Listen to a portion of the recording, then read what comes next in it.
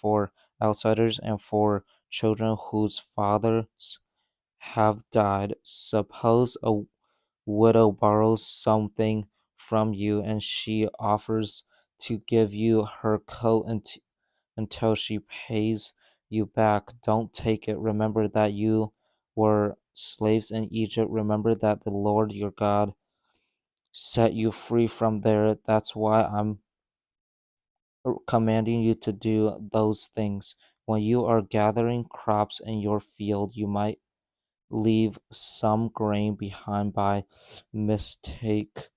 Don't go back to get it. Leave it for outsiders and widows. Leave it for children whose fathers have died. Then the Lord your God will bless you in everything you do. When you knock olives off your trees, don't go back over the branches a second time. Leave what remains for outsiders and widows. Leave it for children and whose fathers have died. When you picked grapes in your vineyard, don't go back over your, the vines a second time. Leave what remains for outsiders and widows.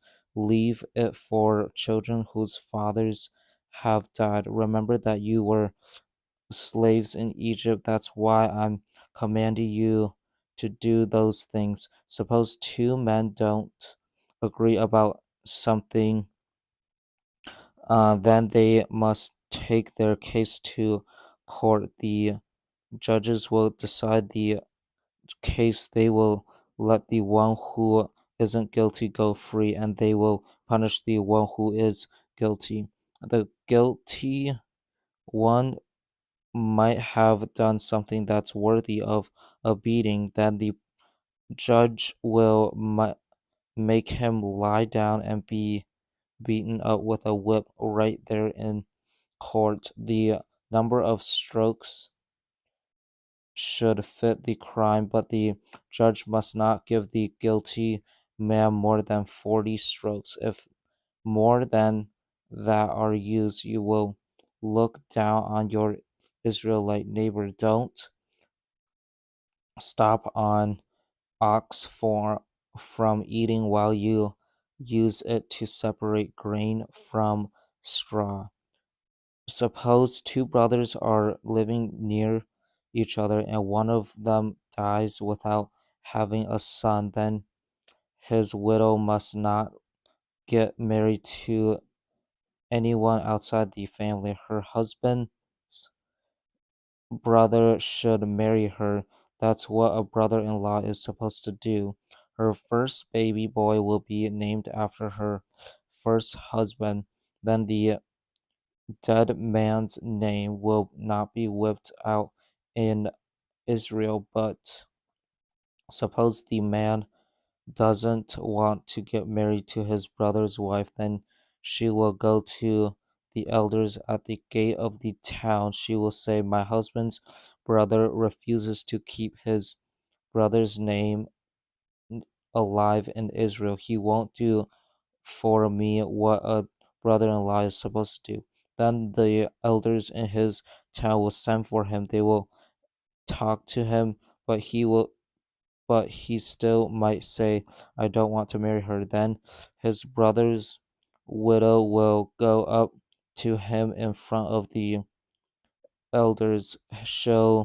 Put she'll pull one of his sandals off his foot. She'll spit in his face, and she'll say, that's what we do to a man who won't build up his brother's family line. That man's family line will be known in Israel as the family of the man whose sandal was pulled off. Suppose two men are fighting, and the wife of one of them comes to save her husband from his attacker. So she reaches out and grabs hold of his sex organs. Then You must cut off her hand. Don't feel sorry for her. Don't have two different scales. You must not have one that weighs things heavier than they really are, and another that weighs them lighter than they are. And don't have two different sets of measures. You must not have one set that measures things larger than they really are, and another that measures them smaller than they are. You must use weights and measures that are honest and exact. Then you will live a long time in the land the Lord your God is giving you. He hates anyone who cheats. Remember what the Amalekites did to you on your way out of Egypt. You were tired and worn out. They met you on your journey. They attacked everyone who was lagging behind. They didn't have any respect for God. The Lord your God will give you peace and rest from all of the enemies who are around you. He'll do it in the land He's giving you to take over as your very own. Then you will wipe out the memory of the Amalekites from the earth. Don't forget to do that. Don't forget to do it. You will remember, you will enter the land the Lord your God is giving you as your own. You will take it over. You will settle down in it. When you do, you get some of the first share of everything your soil produces, but put it in a basket. It's from the land the Lord your God is giving you. Take your gifts and go to the special place He will choose. He will put His name there. Speak to the priest who is in office at that time. Tell him I announce today to the Lord your God that I have come to this land. It's the land He promised with an oath to our fathers to give him. The priest will take the basket from you. He'll set it down in front of the altar of the Lord your God. Then you will speak while the Lord is listening. You will say, my father Jacob was a wanderer from the land of Aram. He went down into Egypt with a few people. He lived there and became the father of a great nation. It had huge numbers of people, but the people of Egypt treated us badly. They made us suffer. They made us work very hard. Then we cry out to the Lord. He is the God of our people who lived long ago. He heard our voice. He saw how much we were suffering. The Egyptians were crushing us. They were making us work very hard. So the Lord reached out His mighty hand and powerful arm and brought us out of Egypt. He did great and wonderful things. He did miraculous signs and wonders. He brought us to this place. He gave us this land. It's a land that has plenty of milk and honey. Now, Lord, I'm bringing you the first share of crops from the soil. After all, you have given them to me. Place the basket in front of the Lord your God.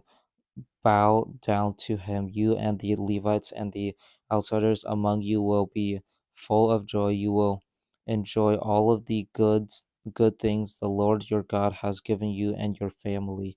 You will be set apart a tenth of everything you produce in the third year. That's the year for giving the tenth to people who have special needs. you will give it to the Levites, outsiders, and widows. You will also give it to children whose fathers have died. Then all of them will have plenty to eat in your towns. Speak to the Lord your God. Say to him, I have taken your sacred share from my house. I have given it to the Levites, outsiders, and widows. I have also given it to children whose fathers have died. I've done everything you commanded me to do. I haven't turned away from your commands. I haven't forgotten any of them. I haven't eaten any part of your sacred share while I was sobbing over someone who had died. I haven't taken any of it from my house while I was unclean, and I haven't offered any of it to the dead.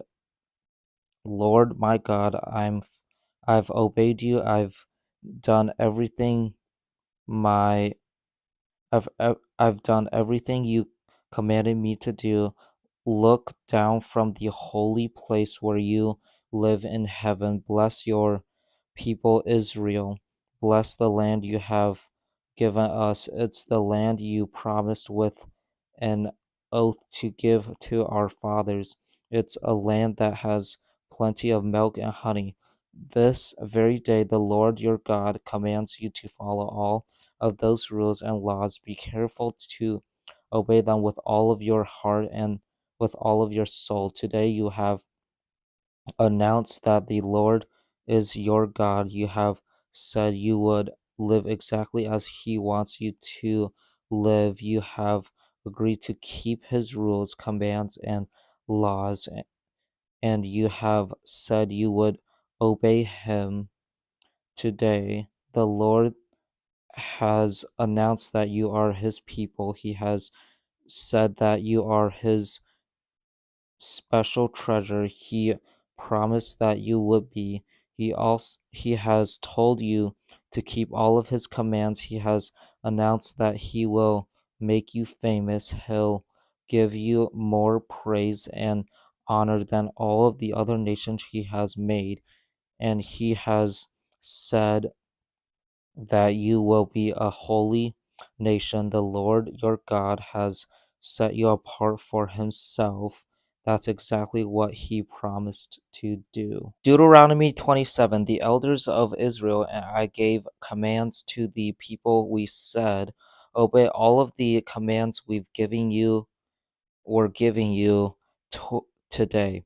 You will go across the Jordan River. You will enter the land the Lord your God is giving you. When you do, set up some large stones, put a coat of plaster on them, write all of the words of this law on them. Do it when you have crossed over into the land the Lord your God is giving you. It's a land that has plenty of milk and honey. The Lord is the God of your fathers. He promised you that you would enter the land. After you have gone across the Jordan, set up those stones on Mount Ebal, put a coat of plaster on them. We're commanding you today to do that. Build an altar there to honor the Lord your God. Make it out of stones. Don't use any iron tool on them. Use stones you find in the fields to build his altar. Then offer burnt offerings on it to the Lord your God. Sacrifice friendship offerings there. Eat them and be filled with joy in the sight of the Lord your God. You must write all the words of this law on the stones you have set up. Write the words very clearly. When the priests who are Levites and I spoke to all of the people of Israel. We said, Israel, be quiet. Listen, not we have now become the people of the Lord your God. Obey them. Allow his commands and rules that we're giving you today. Here are the commands I gave the people that very day. You will go across the Jordan River. When you do, I want 6 tribes to stand on Mount Gerizim to bless the people. Those tribes are Simeon, Levi, Judah, Issachar, Joseph, and Benjamin. I want the other 6 tribes to stand on Mount Ebal to announce some curses. Those tribes are Reuben, Gad, Asher, Zebulun, Dan, and Zephtali. The Levites will speak to all of the people of Israel in a loud voice. They will say, May any man who makes a wooden or metal statue of a god and sets it up in secret be under the Lord's curse. That statue is made by a skilled worker, and the Lord hates it. Then all of the people will say, Amen. May anyone who brings shame on his father or mother be under the Lord's curse. Then all of the people will say, Amen.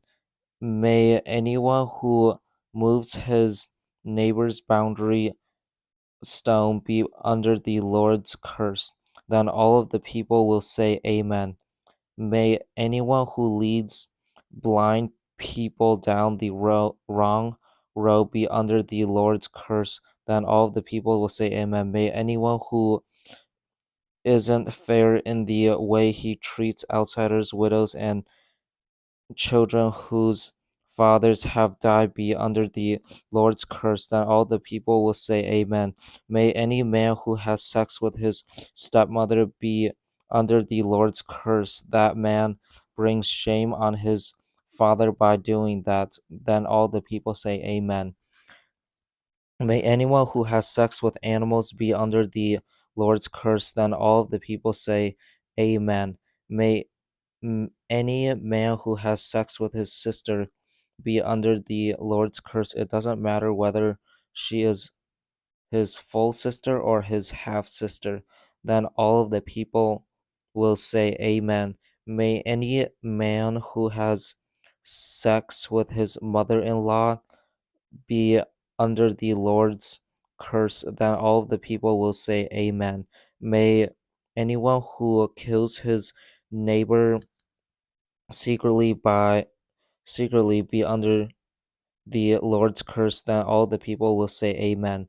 May anyone who accepts money to kill someone who isn't guilty of doing anything wrong be under the Lord's curse. Then all the people will say, Amen. May anyone who doesn't honor the words of this law by obeying them be under the Lord's curse. Then all of the people will say, Amen. Make sure you obey the Lord your God completely. Be careful to follow all of his commands. I'm giving them to you today. If you do those things, the Lord will honor you more than all of the other nations on earth. If you obey the Lord your God, here are the blessings that will come to you and remain with you. You will be blessed in the cities, you will be blessed out in the country. Your children will be blessed, your crops will be blessed, the young animals among your livestock will be blessed. That includes your calves and lambs. Your baskets and bread pans will be blessed. You will be blessed no matter where you go. Enemies will rise up against you, but the Lord will help you win the battle over them. They will come at you from one direction, but they'll run away from you in 7 directions. The Lord your God will bless your barns with plenty of grain and other food. He will bless everything you do. He'll bless you in the land He's giving you. The Lord your God will make you his holy people. He will set you apart for himself. He took an oath and promised to do that. He promised to do it if you would keep his commands and live exactly as he wants you to live. All of the nations on earth will see that you belong to the Lord and they will be afraid of you.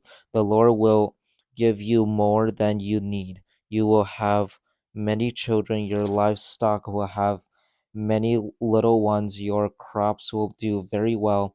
All of that will happen in the land he promised with an oath to your fathers to give you. The Lord will open up the heavens, that's where He stores His riches. He will send rain on your land at just the right time. He'll bless everything you do. You will lend money to many nations, but you won't have to borrow from any of them. The Lord your God will make you leaders, not followers. Pay attention to his commands that I'm giving you today. Be careful to follow them, then you will always be on top. You will never be on the bottom. Don't turn away from any of the commands I'm giving you today. Don't turn to the right or the left. Don't follow other gods. Don't worship them. But suppose you don't obey the Lord your God and you aren't careful to follow all of his commands and rules I'm giving you today, then he will send curses on you. They'll catch up with you. Here are those curses. You will be cursed in the cities. You will be cursed out in the country. Your baskets and bread pans will be cursed. Your children will be cursed. Your crops will be cursed. Your calves and lambs will be cursed. You will be cursed no matter where you go. The Lord will send curses on you. You won't know what's going on, and everything you do, he will be angry with you. You will be destroyed suddenly and completely. That will happen because you did an evil thing when you deserted the Lord.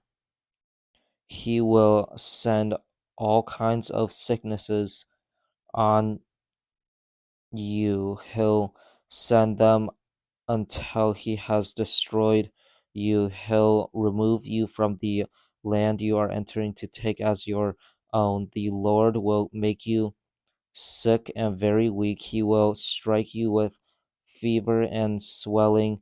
He'll send burning heat.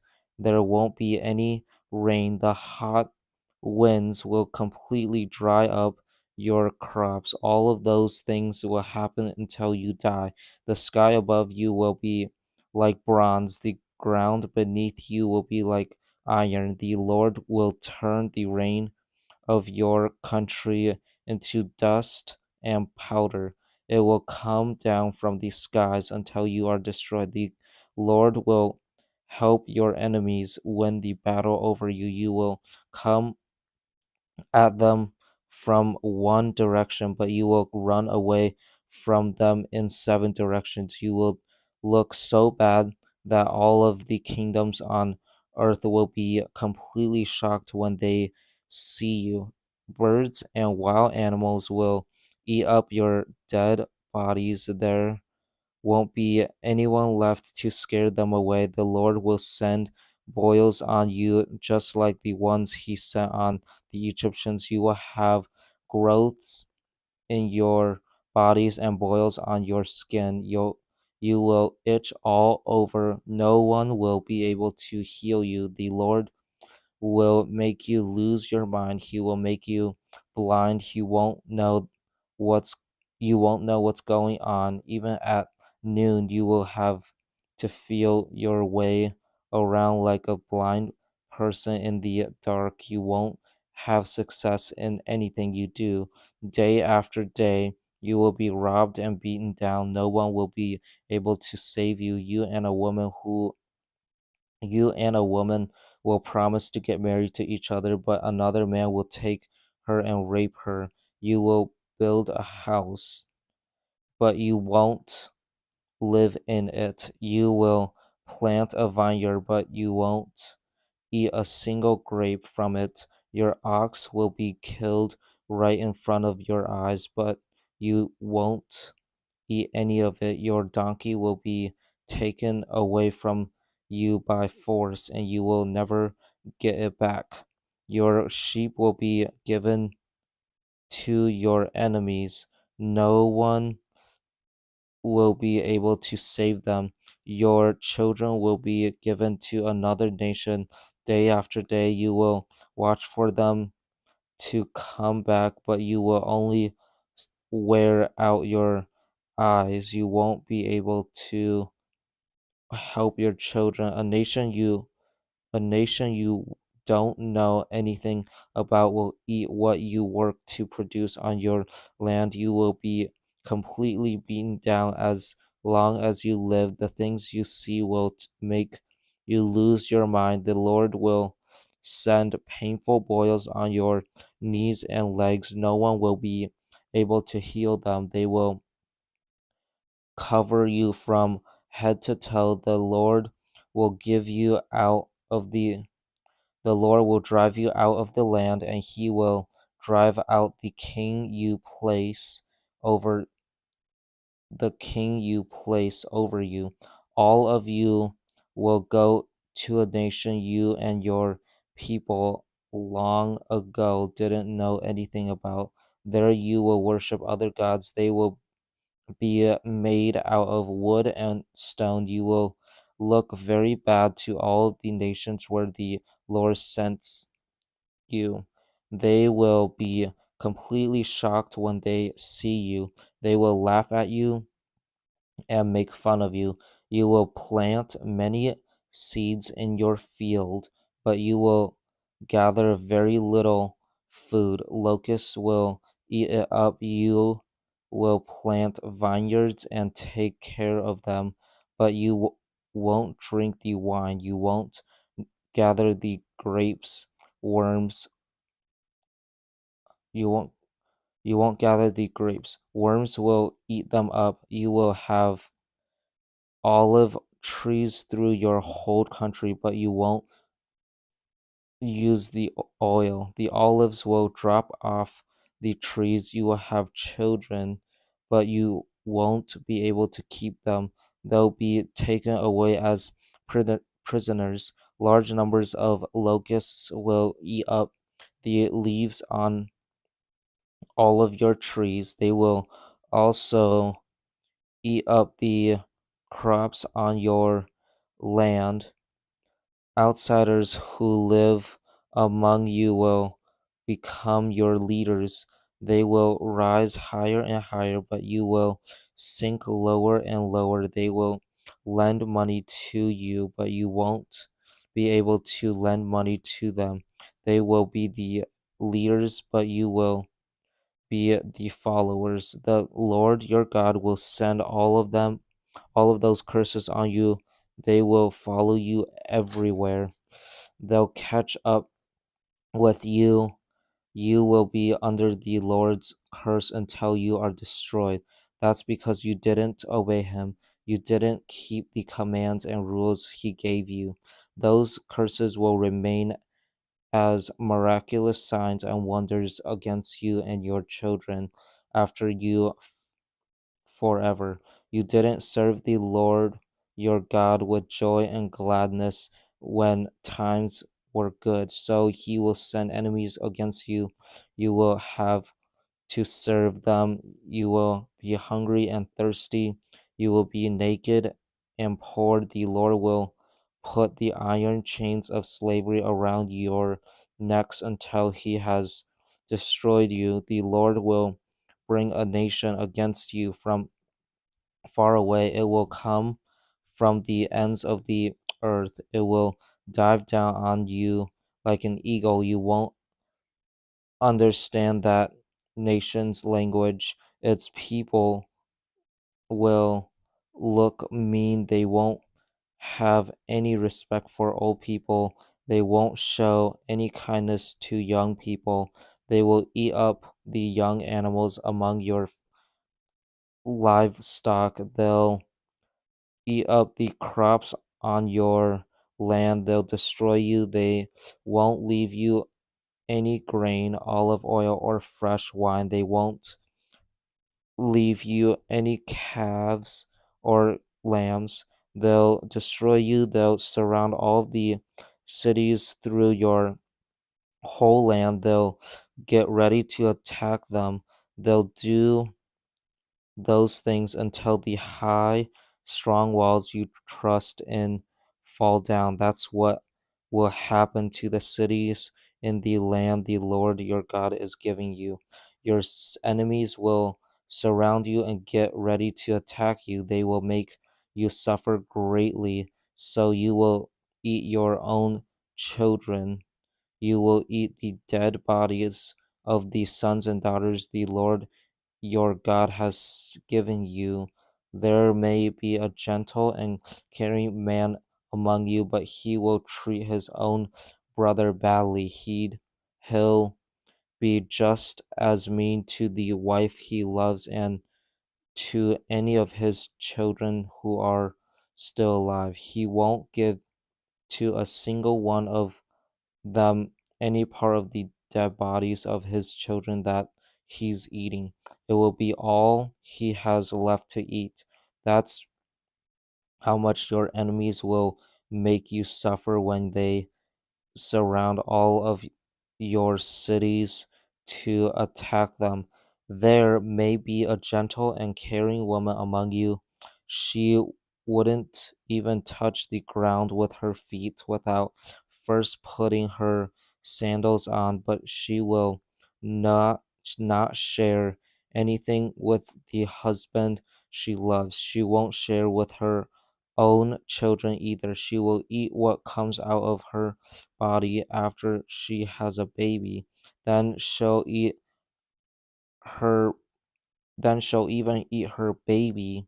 She won't share it with anyone in her family. She'll plan to eat it in secret.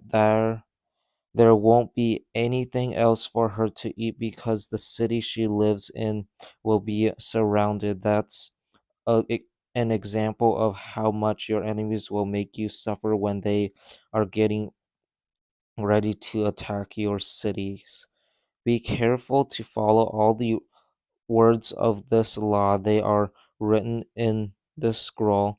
Have respect for the glorious and wonderful name of the Lord your God. If you don't, he will send terrible plagues on you and your children after you. He'll send horrible and lasting lasting ter- lasting troubles.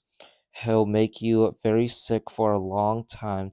He'll bring on you all of the sicknesses you were afraid of getting when you were in Egypt. You won't be able to get rid of them. The Lord will also bring on you all of the other kinds of sickness and trouble I haven't written down in this scroll of the law. You will be destroyed at one time. You were as many as the stars in the sky, but there will only be a few of you left. That's because you didn't obey the Lord your God. It pleased the Lord to give you success and to increase your numbers, but it will please Him just as much to wipe you out and destroy you. You will be removed from the land you are entering to take as your own. Then the Lord will scatter you among all of the nations. He'll spread you around from one end of the earth to the other.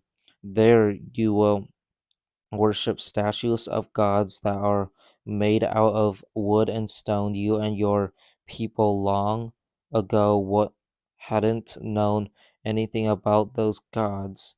Among those nations you won't find any peace. There won't be any place where you can settle down and rest your feet. There, the Lord will give you minds that are filled with worry. He'll give you eyes that are worn out from sobbing. Your hearts won't have any hope. Your lives will always be in danger. You will be filled with fear night and day. You will never be sure you are safe. In the morning, you will say, "We wish it were evening." In the evening, you will say, "We wish it were morning." Your hearts will be filled with fear. The things you see will terrify you. The Lord will send you back to Egypt in ships. He'll send you on a journey I said you should never have to make again. You will offer to sell yourselves to your enemies as slaves in Egypt, but no one will buy you. These are the terms of the covenant the Lord commanded me to make with the people of Israel in Moab. The terms were added to the covenant he had made with them at Mount Horeb. I sent for all the Israelites. Here is what I said to them: with your own eyes you have seen everything the Lord did in Egypt to Pharaoh. You have seen what he did to all of Pharaoh's officials and to his whole land. With your own eyes you saw how the Lord really made them suffer. You saw his miraculous signs and great wonders, but to this very day the Lord hasn't given you a mind that understands. He hasn't given you eyes that see. He hasn't given you ears that hear. He led you through the desert for 40 years. During that time, your clothes didn't wear out. The sandals on your feet didn't wear out either. You didn't eat any bread. You didn't drink any kind of wine. The Lord did all of those things because he wanted you to know that he is the Lord your God. When we got here, Sihon and Og came out to fight against us. Sihon was the king of Heshbon, and Og was the king of Bashan. But we won the battle over them. We took their land. We gave it to the tribes of Reuben and Gad, and half of the tribe of Manasseh as their share. Be careful to obey the terms of this covenant, then you will have success in everything you do. Today, all of you are standing here in the sight of the Lord your God. Your leaders and chief men are here. Your elders and officials are here, so are all of the other men of Israel. Your children and wives are here with you too. So are the outsiders who are living in your camps. They chop your wood and carry your water. All of you are standing here in order to enter into a covenant with the Lord your God. He is making the covenant with you today. He's sealing it with an oath. Today, he wants to show you that you are his people and that he is your God. That's what he promised with an oath to your fathers. He promised it to Abraham, Isaac, and Jacob. I'm making this covenant. I'm sealing it with an oath. I'm not making it only with you who are standing here with us today in the sight of the Lord our God. I'm also making it with those who aren't here today. You yourselves know how we lived in Egypt. You also know how we passed through other countries on the way here. You saw the statues of their gods that were made out of wood, stone, silver, and gold. The Lord hates those statues. Make sure there isn't a man or woman among your families or tribes who turn away from the Lord our God. No one must worship the gods of those nations. Make sure that kind of worship doesn't spread like bitter poison through your whole community. Some people who worship those gods will hear the oath that seals the covenant I'm making, the covenant I'm making. They think they can escape trouble by saying to themselves, "We'll be safe even though we're stubborn and go our own way." But trouble will come on them everywhere in the land. The Lord will never be willing to forgive those people. His burning anger will blaze out against them. All of the curses I've written down in this scroll will fall on them, and the Lord will wipe out their homes, their names from the earth.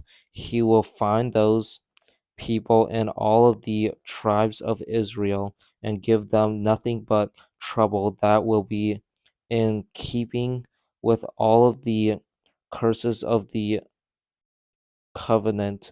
They are written down in this scroll of the law. Even your children's children will see the troubles that have fallen on the land.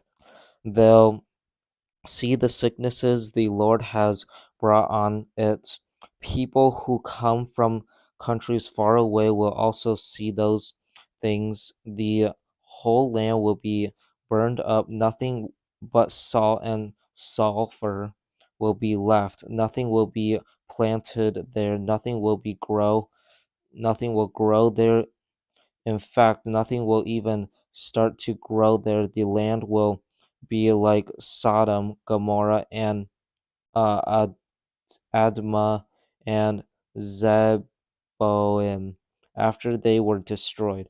The Lord wiped out those cities because he was very angry. All of the nations will ask, "Why has the Lord done this to the land? What could have made him so very angry?" And they will hear the answer. It's because the people who are living there have broken the covenant of the Lord. He's the God of their parents. He made that covenant with them when he brought them out of Egypt. They went off and worshiped other gods. They bowed down to them. They hadn't shown they hadn't known anything about those gods before. The Lord hadn't given those gods to them. So the Lord's anger burned against the land. He brought on it all of the curses that are written down in the scroll. The Lord's anger blazed out against his people, so he pulled them up out of their land. He threw them into another land, and that's where they are now. The Lord our God keeps certain things hidden, but he makes other things known to us and our children forever. He does it so we can obey all of the words of this law. I have told you about all of those blessings and curses. The Lord will bring them on you, then you will think carefully about them. Everywhere the Lord your God scatters you among the nations, you and your children will return to the Lord your God. You will obey him with all of your heart and with all of your soul. That will be in keeping with everything I'm commanding you today. When all of that happens, the Lord your God will bless you with great success again. He will be very kind to you. He'll bring you back from all of the nations where he scattered you. Suppose you have been forced to go away to the farthest land on earth. The Lord your God will bring you back even from there. He will bring you to the land that belonged to your people long ago. He will take it over. He'll make you better off than your people were. He'll increase your numbers more than he increased theirs. The Lord your God will keep your hearts from being stubborn. He'll do the same thing for your children and their children, and then you will love him with all of your heart and with with all your heart and with all your soul, and you will live. The Lord your God will put all of those curses on your enemies. They hate they hated you and hunted you down. You will obey the Lord again. You will follow all of his commands that I'm giving you today. Then the Lord your God will give you great success in everything you do. You will have many children. Your livestock will have many little ones. Your crops will do very well. The Lord will take delight in you again. He'll give you success. That's what he did for your people long ago. But you must obey the Lord your God. You must keep his commands and rules. They are written in this scroll of the law. You must turn to the Lord your God with with all your heart and with all your soul. When what I'm commanding you today is not too hard for you, it isn't beyond your reach. It isn't up in heaven, so you don't have to ask who will go up into heaven to get it, who will announce it to us so we can obey it, and it isn't beyond the ocean, so you don't have to ask who will go across the ocean to get it, who will announce it to us so we can obey it. No, the message isn't far away at all. In fact, it's really near you. It's in your mouth and in your heart so that you can obey it. Today, I'm giving you a choice. You can have life and success, or you can have death and harm. I'm commanding you today to love the Lord your God. I'm commanding you to live exactly as He wants you to live. You must obey His commands, rules, and laws. Then you will live. Your numbers will increase. The Lord your God will bless you in the land you are entering to take as your own. Don't let your hearts turn away from the Lord. Instead, obey Him. Don't let yourselves be drawn away to other gods, and don't bow down to them and worship them. If you do, I announce to you this very day that you will certainly be destroyed. You are about to go across the Jordan River and take over the land, but you won't live there very long. I'm calling for heaven and earth to give witness against you this very day. I'm offering you the choice of life or death. You can choose either blessings or curses, but I want you to choose life. Then you and your children will live, and you will love the Lord your God. You will obey him. You will remain true to him. The Lord is your very life. He will give you many years in the land he took an oath. He promised to give that land to your fathers. He promised it to Abraham, Isaac, and Jacob. Here are the words I spoke to all of the people of Israel. I said, I am now 120 years old. I'm not able to lead you anymore. The Lord has said to me, you will not go across the Jordan River. Lord your God the Lord your God himself will go across ahead of you. He'll destroy the nations that are there in order to make room for you. You will take over their land. Joshua will also go across ahead of you, just as the Lord said he would. The Lord will do to those nations what he did to Sihon and Og. He destroyed those Amorite kings along with their land. The Lord will hand those nations over to you. Then you must do to them everything I've commanded you to do. Be strong and brave. Don't be afraid of them. Don't be terrified because of them. The Lord your God will go with you. He will never leave you. He'll never desert you. Then I sent for Joshua. I spoke to him in front of all the people of Israel. I said, be strong and brave. You must go with these people. They are going into the land the Lord promised with an oath to give to their fathers. You must divide it up among them. They will each receive their share. The Lord Himself will go ahead of you. He will be with you.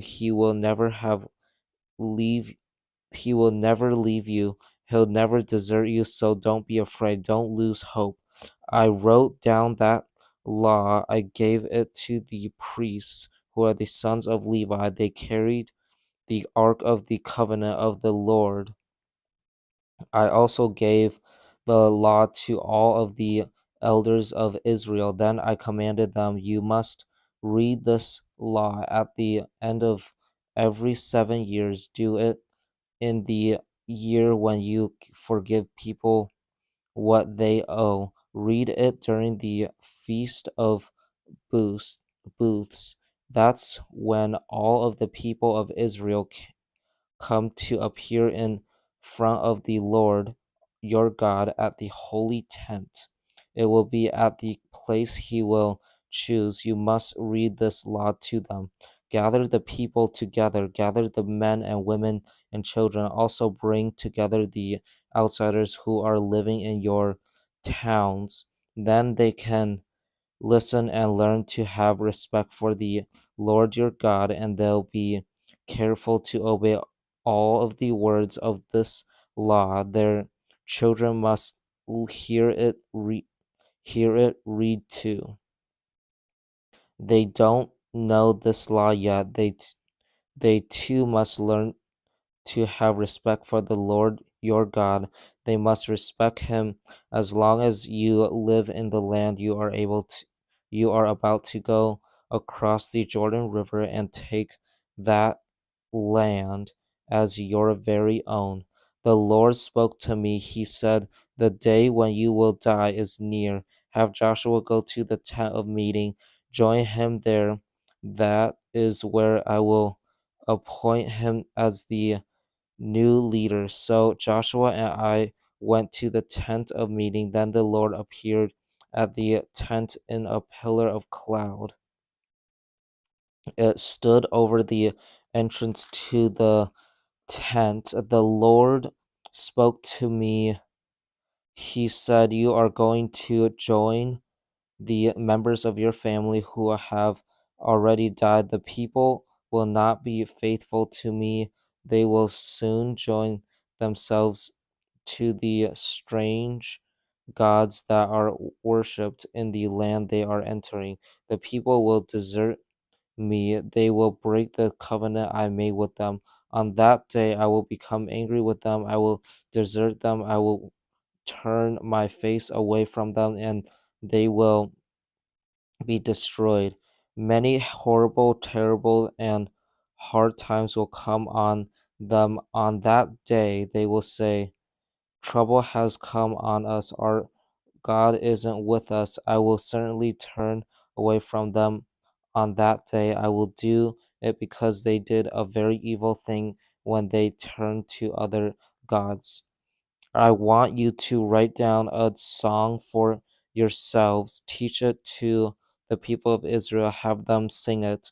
It will be my witness against them. I will bring them into a land that has plenty of milk and honey. Promised the land to them to I promised the land to their fathers. I took an oath when I promised it.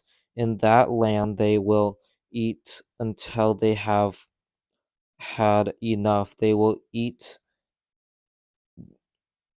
in that land they will eat until they have had enough. They will get fat. When they do, they will turn to other gods and worship them. They will turn their backs on me. They will break they will break my covenant. Many horrible troubles and hard times will come on them. Then the song I am giving you will be a witness against them.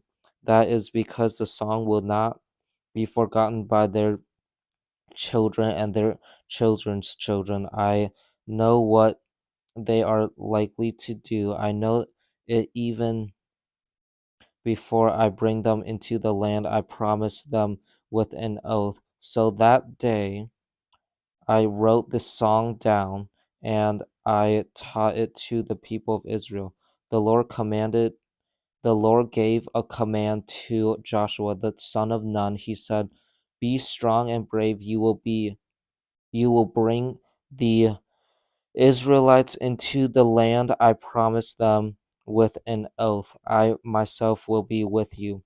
I finished writing the words of that law in a scroll. I wrote them down from beginning to end. Then I gave a command to the Levites who carried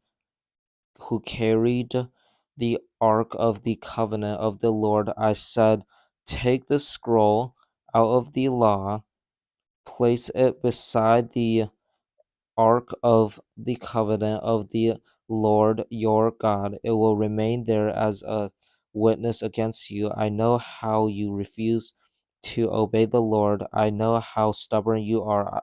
You have refused to obey him while I've been living among you, so you will certainly refuse to obey him after I'm dead.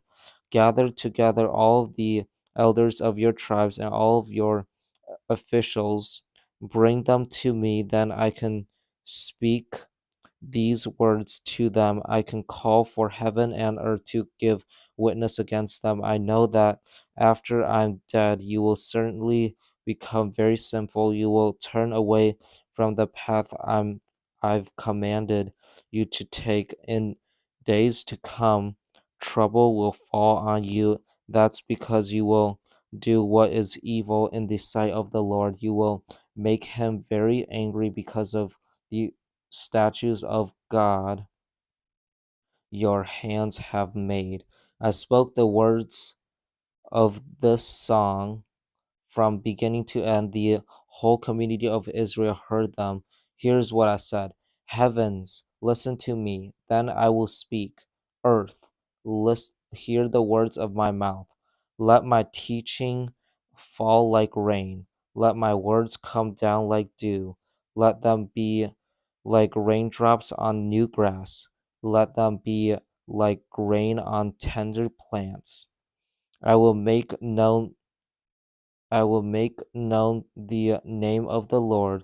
Praise God, how great He is. He is the rock. His works are perfect. All of His ways are right. He is faithful. He doesn't do anything wrong. He is honest and fair. Israel, you have sinned against Him very much. It's too bad for you that you aren't His children anymore.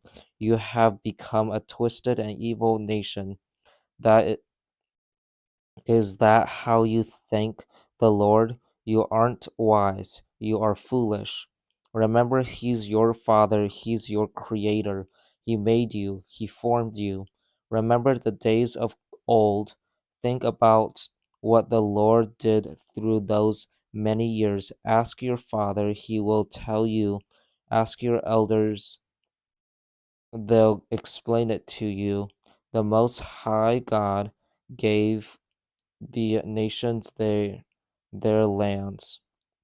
The Most High God gave the nations their lands. He divided up the human race. He set up borders of the nations. He did it based on the number of the sons of Israel.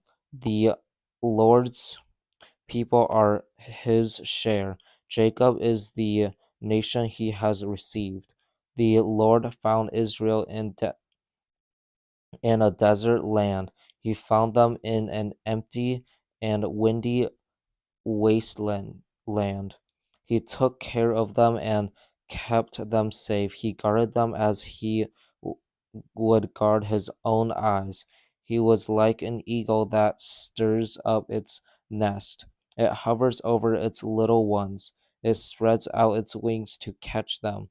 It carries them on its feathers. The Lord was the only one who led Israel. No other God was with them. The Lord made them ride on the highest places in the land. He fed them what grew in the fields. He gave them the sweetest honey. He fed them olive oil from a rocky hillside. He gave them butter and milk from the herds and flocks.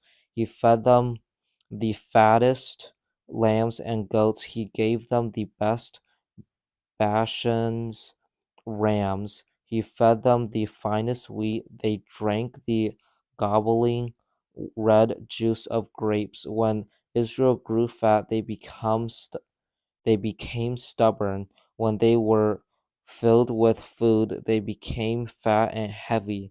They left the God who made them. They turned away from the rock who saved them.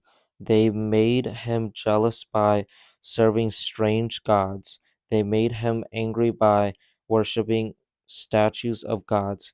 He hated those gods. The people sacrificed to demons, not to God. The demons were gods they hadn't known anything about. Those gods were new to them. Their people long ago didn't worship them. But then they deserted the rock. He was their God. He was their father. They forgot the God who created them. When the Lord saw that, he turned away from them.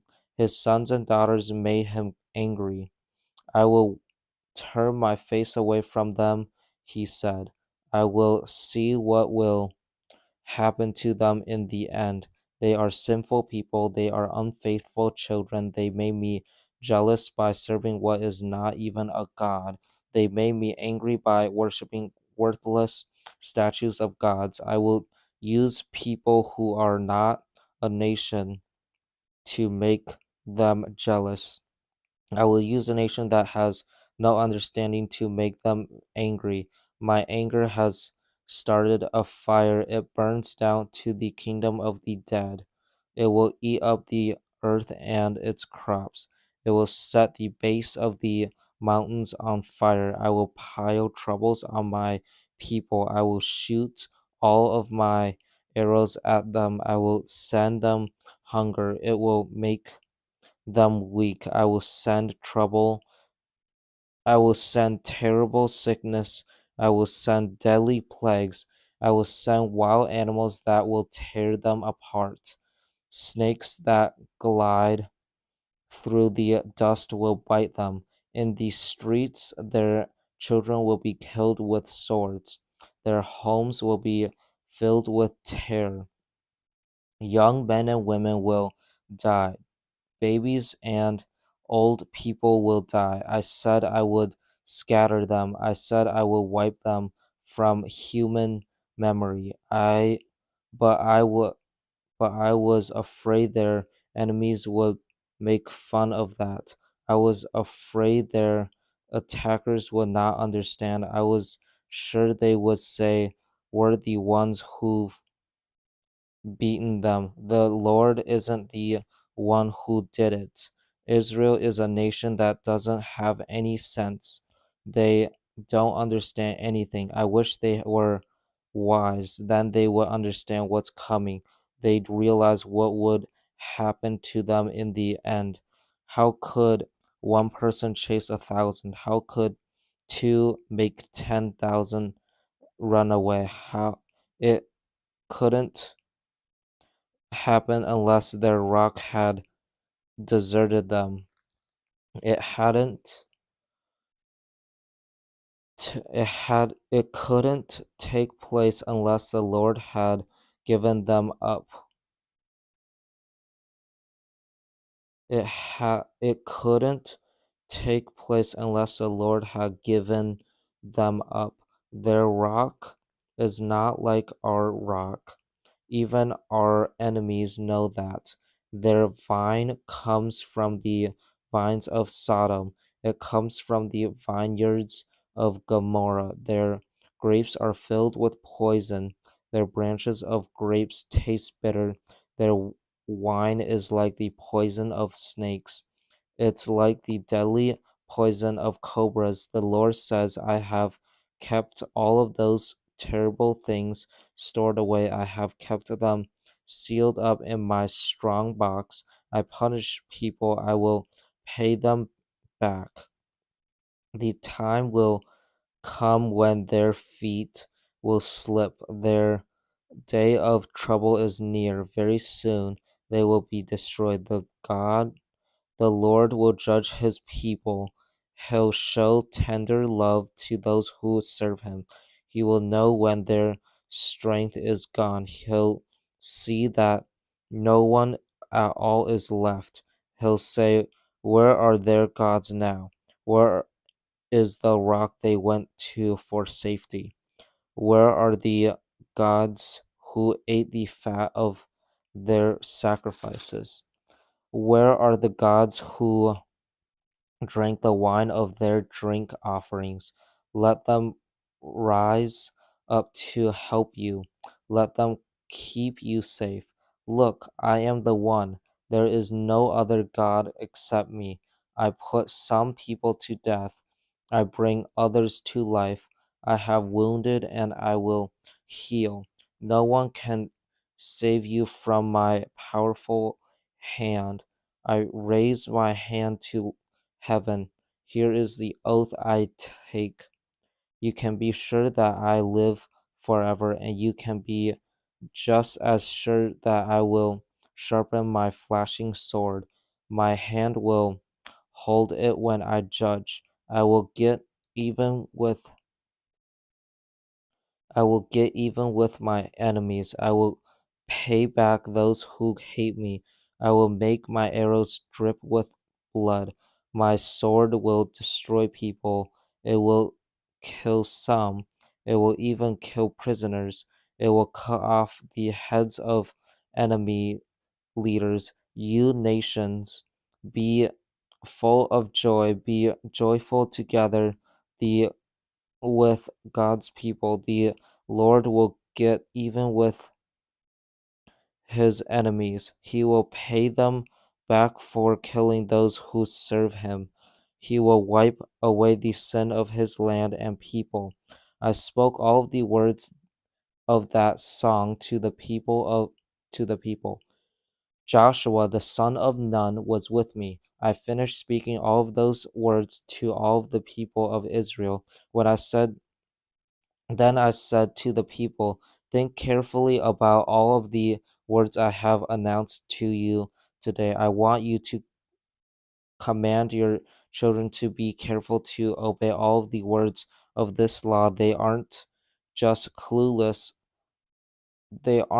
useless words for you, they are your very life. If you obey them, you will live in the land for a long time. It's the land you are going across the Jordan River to take as your own. On that same day, the Lord spoke to me.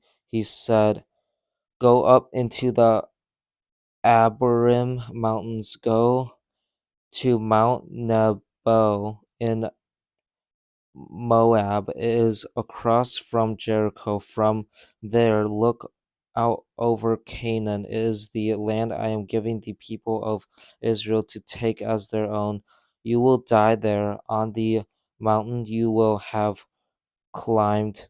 You will join the members of your family who have already died in the same way your brother Aaron died on Mount Hor. He joined the members of his family who had already died. You and Aaron disobeyed me in front of the Israelites. It happened at the waters of Meribah, Kadesh, in the desert of Zin. You did not honor me among the Israelites as the holy God, so you will know the land, but you will see it only from far away. You will not enter the land I am giving to the people of Israel. Here is the blessing that Moses, the man of God, gave to the people of Israel before he died. He said, The Lord came from Mount Sinai like the rising sun. He shone on his people from Mount Seir. He shone on them from Mount Paran. Paran. He came with large numbers of angels. He came from his mountain slopes in the south. Lord, I'm sure you love your people. All of the Israelites are in your hands. At your feet, all of them bow down, and you teach them. They learn the law I give them. It belongs to the community of the people of Jacob. The Lord was king over Israel. When the leaders of the people came together, the tribes of Israel were also there. Here's what Moses said about Reuben. Let Reuben live, don't let him die, but let his people be few. Here's what Moses said about Judah. Lord, listen to Judah cry out. Bring him to his people. By his own power, he stands up for himself. Lord, help him fight against his enemies. Here's what Moses said about Levi. Your Thummim and Urim belong to the man you favored. You put him to the test at Massa. You argue with him at the waters of Meribah. Levi didn't show special favor to anyone. He did not spare his father and mother. He didn't ex- excuse his relatives or his children, but he watched over your word. He guarded your covenant. He teaches your rules to the people of Jacob. He teaches your law to Israel. He offers incense to you. You he sacrifices whole burnt offerings on your altar. Lord, bless all of his Lord, bless all of his skills. Be pleased with everything he does. Destroy those who rise up against him. Strike down his enemies until they can't get up. Here's what Moses said about Benjamin. Let the Lord loves rest safely in him. The Lord guards him all day long. The Lord loves rests in his arms. Here's what Moses said about Joseph. May the Lord bless Joseph's land. May he bless it with dew from the highest mountains. May he bless it with water from the deepest oceans. May he bless it with the best crops the sun can produce. May he bless it with the finest crops the moon can give. May he bless it with the be- best products of the age old mountains. May he bless it with the many crops of the ancient hills. May he bless it with the best gifts that fill the earth. May he bless it with the favor of the one who spoke out of the burning bush. Let all of those blessings rest on the head of Joseph. Let them rest on the head of the one who is prince among his brothers. His glory is like the glory of a bull that was born first to its mother. His horns are like the horns of a wild ox. He will destroy the nations with them. He'll wipe out the nations that are very far away. The 10,000s of men in Ephraim's army are like the bull and the ox, so are the thousands in the army of Manasseh. Here's what Moses said about and Zebulun and Issachar. Zebulun, be filled with joy when you go out. Zachar, Issachar, be joyful in your tents. You will call for all of the other Israelites to go to the mountain. There you will offer proper sacrifices. You will enjoy the many good things your ships bring you. You will enjoy treasures that are hidden in the sand. Here's what Moses said about Gad. May the one who lives Gad, m- may the one who gives Gad more land be praised.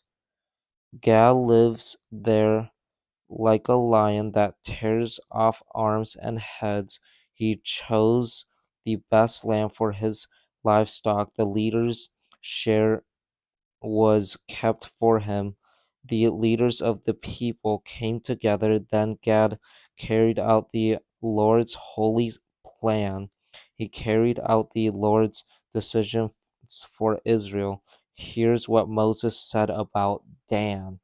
Dan is like a lion's cub that charges out of the land of Bashan. Here's what Moses said about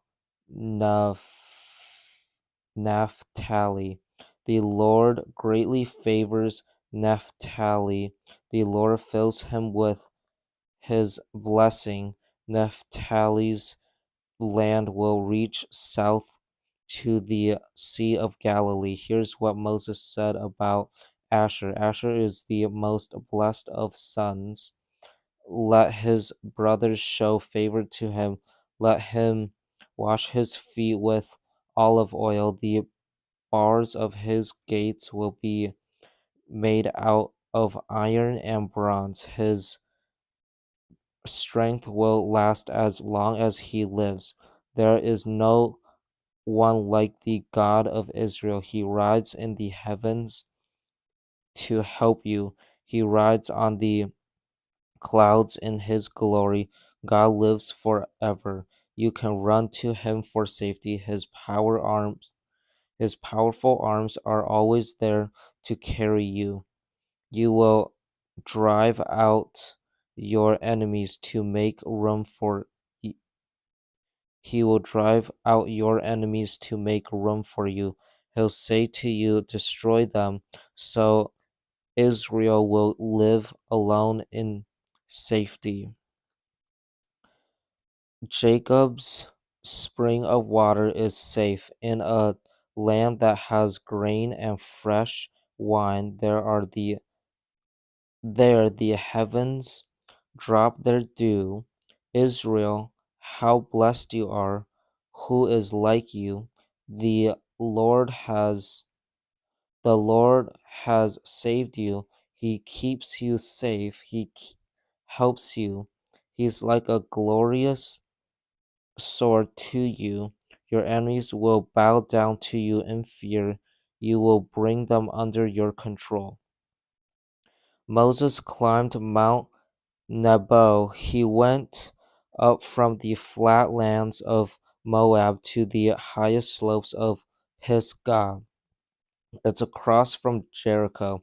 At Pisgah, the Lord showed him the whole land from Gilead all the way to Dan. Moses saw the whole land of Naphtali. He saw the territory of Ephraim and Manasseh. The Lord showed him the whole land of Judah, all the way to the Mediterranean Sea.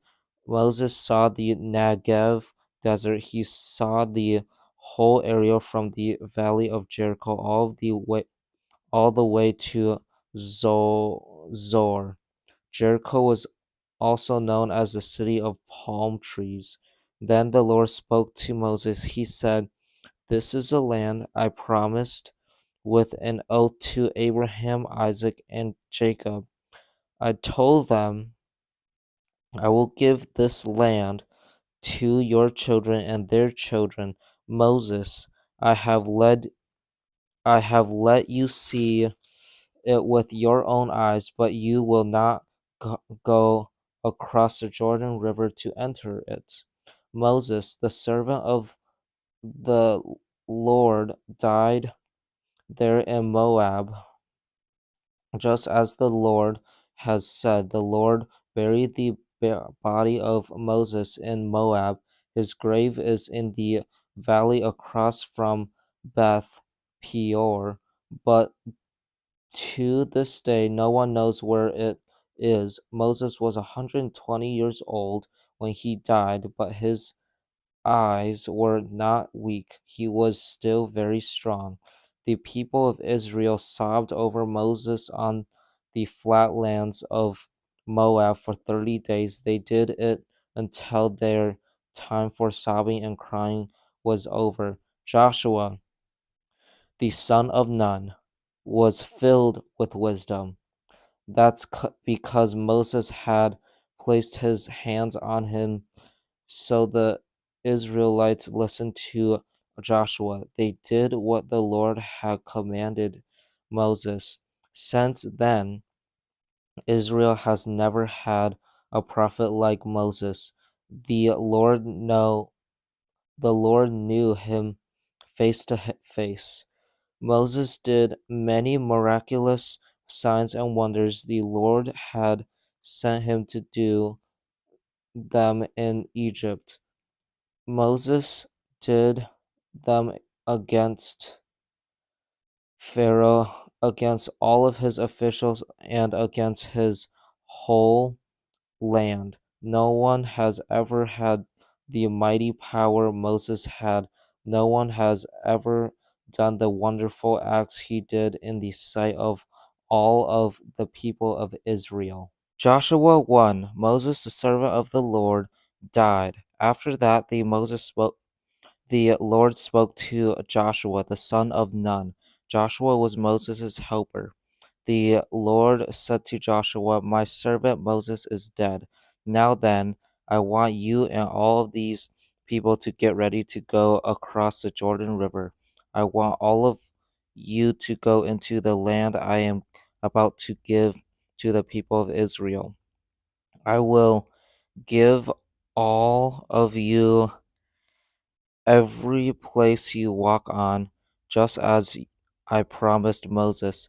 Your territory will reach from the Negev desert all the way to Lebanon.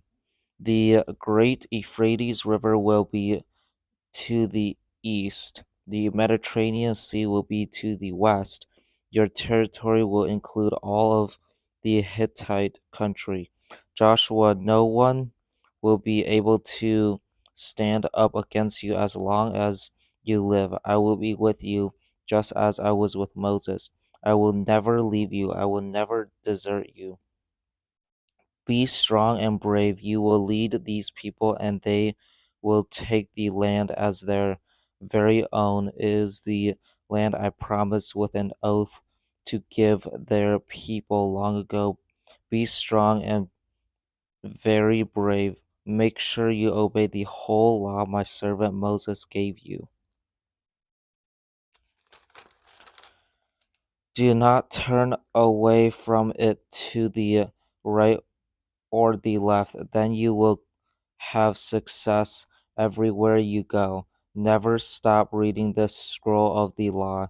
Day and night you must think about what it says. Make sure you do everything that is written in it.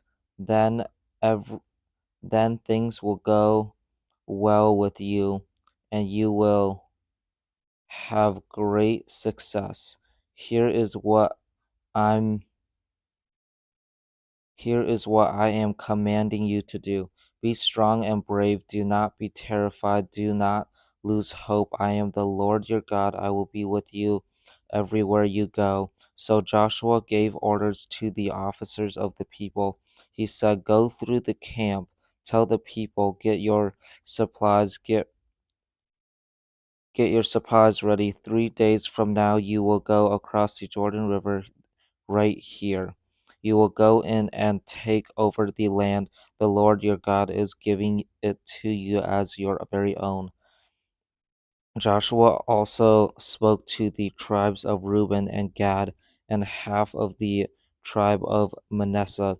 He said to them, remember what Moses, the servant of the Lord, commanded you. He said, the Lord your God is giving you this land. It's a place where you can settle down and live in peace and rest. Your wives, children, and livestock can stay here east of the Jordan River.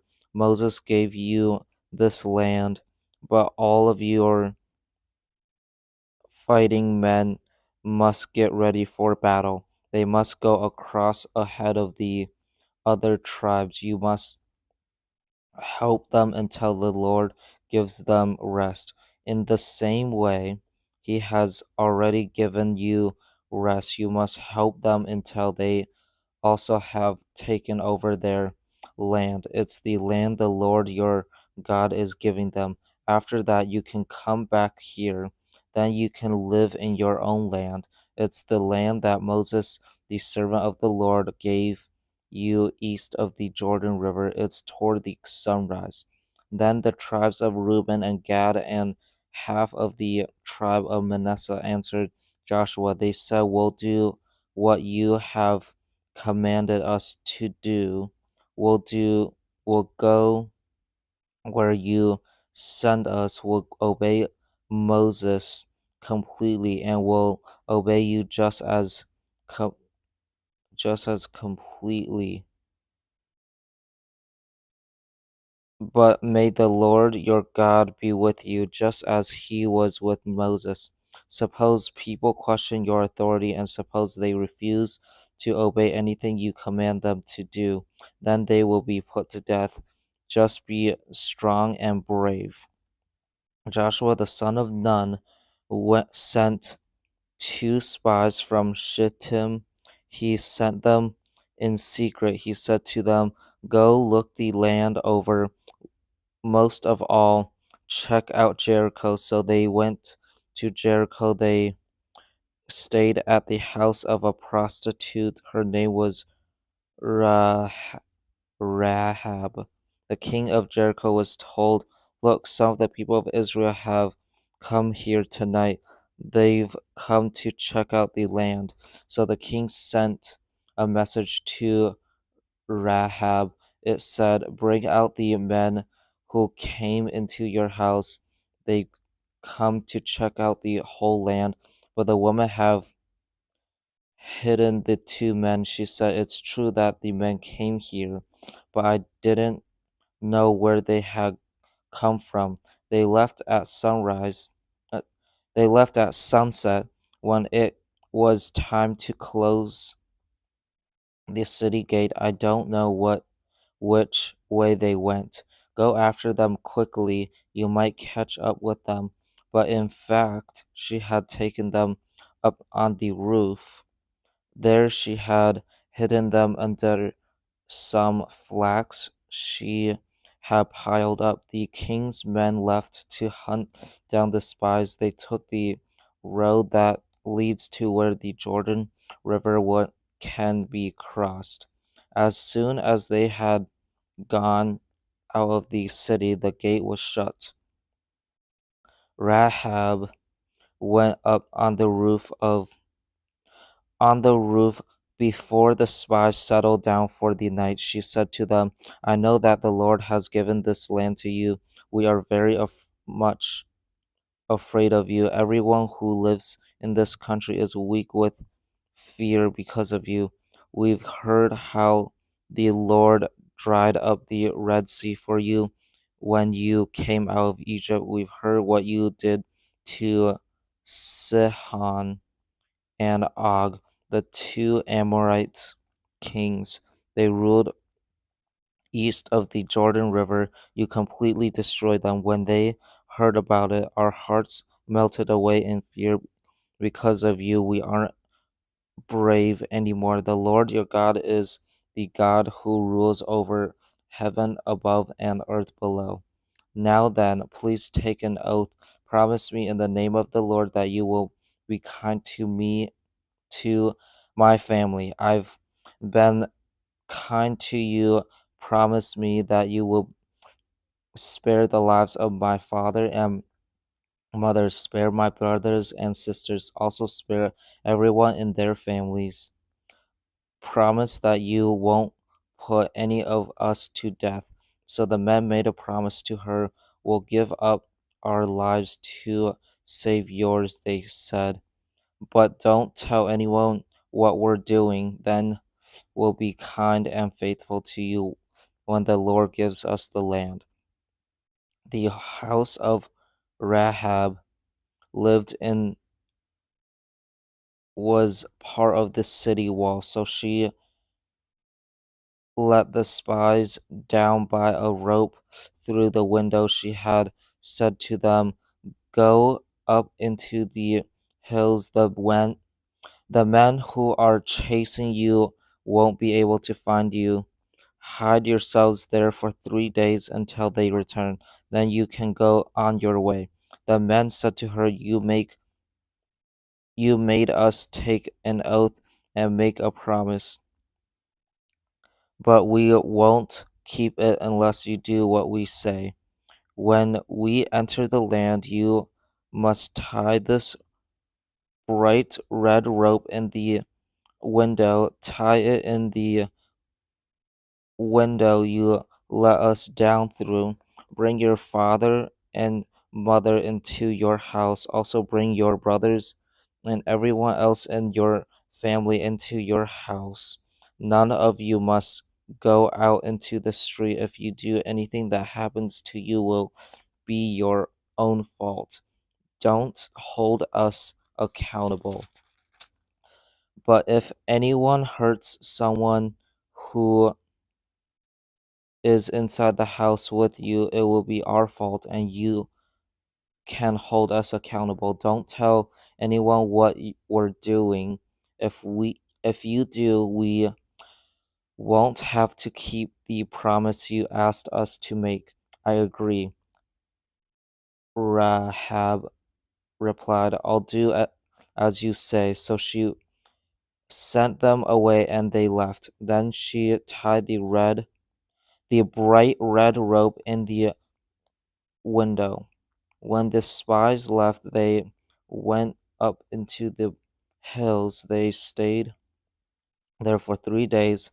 By that time, the men who were chasing them had searched all along the road. They couldn't find them. They returned. Then the spies started back. They went down out of the hills. They went across the Jordan River. They came to Joshua the son of Nun. They told him everything that had happened to them. They said, We're sure the Lord has given the whole land over to us. All of the people there are weak with fear because of us. Early one morning, Joshua and all of the people of Israel started out from Shittim. They went down to the Jordan River. They camped there before they went across it.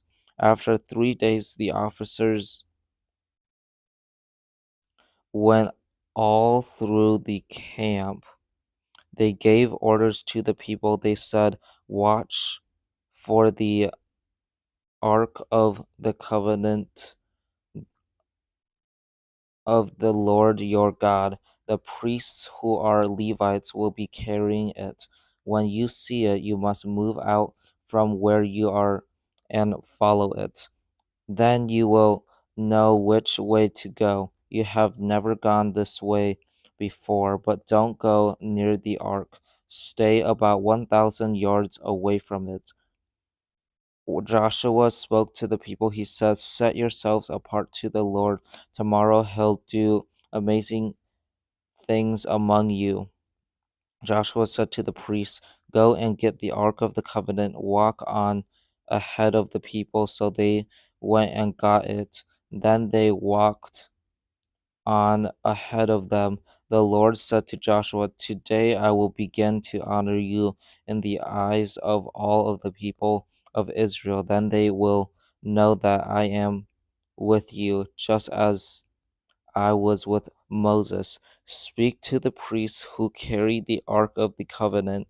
Tell them, when you reach the edge of the Jordan River, go into the water and stand there."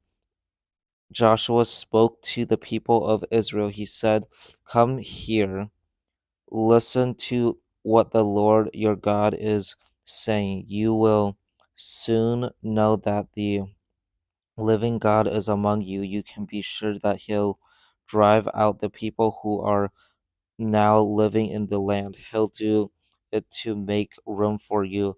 He'll drive out the Canaanites,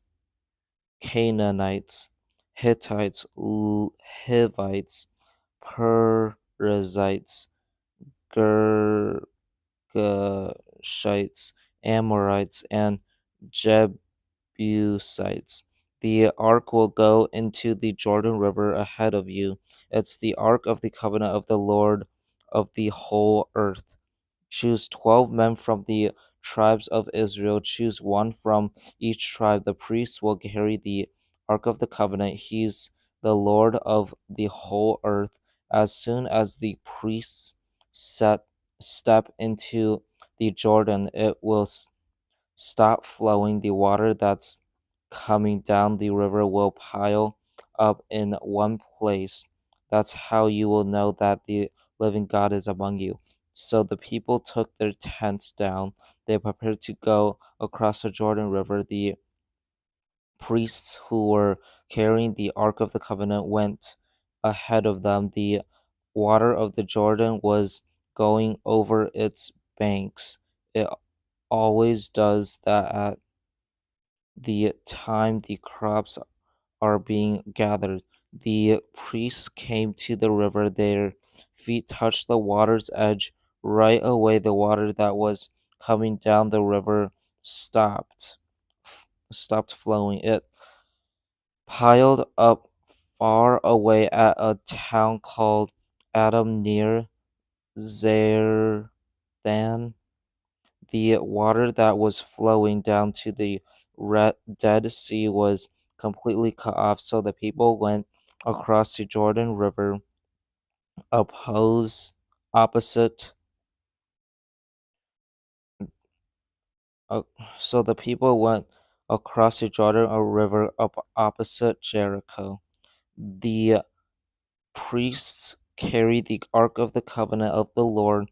They stood firm on dry ground in the middle of the river. They stayed there until the whole nation of Israel had gone across on dry ground. After the whole nation had gone across the Jordan River, the Lord spoke to Joshua. He said, "Choose 12 men from among the people, choose one from each tribe. Tell them to get 12 stones from the middle of the river. Out from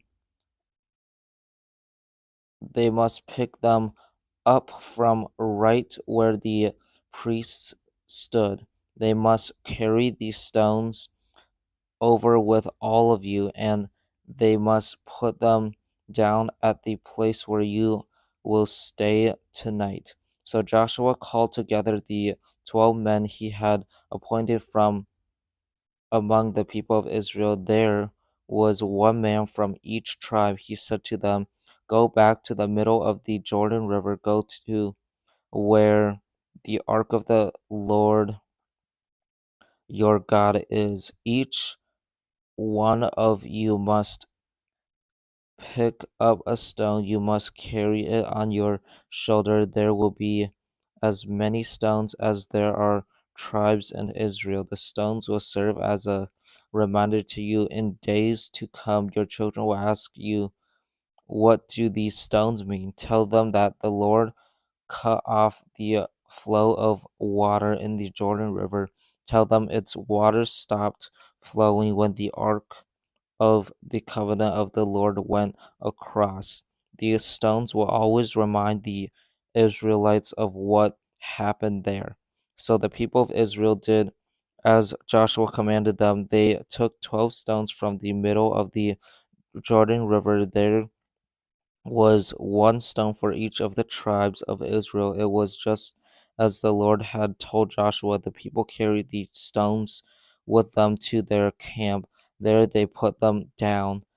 Joshua piled up the 12 stones that had been in the middle of the river. They had been right where the priests who carried the Ark of the Covenant had stood, and they are still there to this very day. The priests who carried the ark remained standing in the middle of the Jordan River. They stayed there until the people had done everything the Lord had commanded Joshua. It was just as Moses had directed Joshua.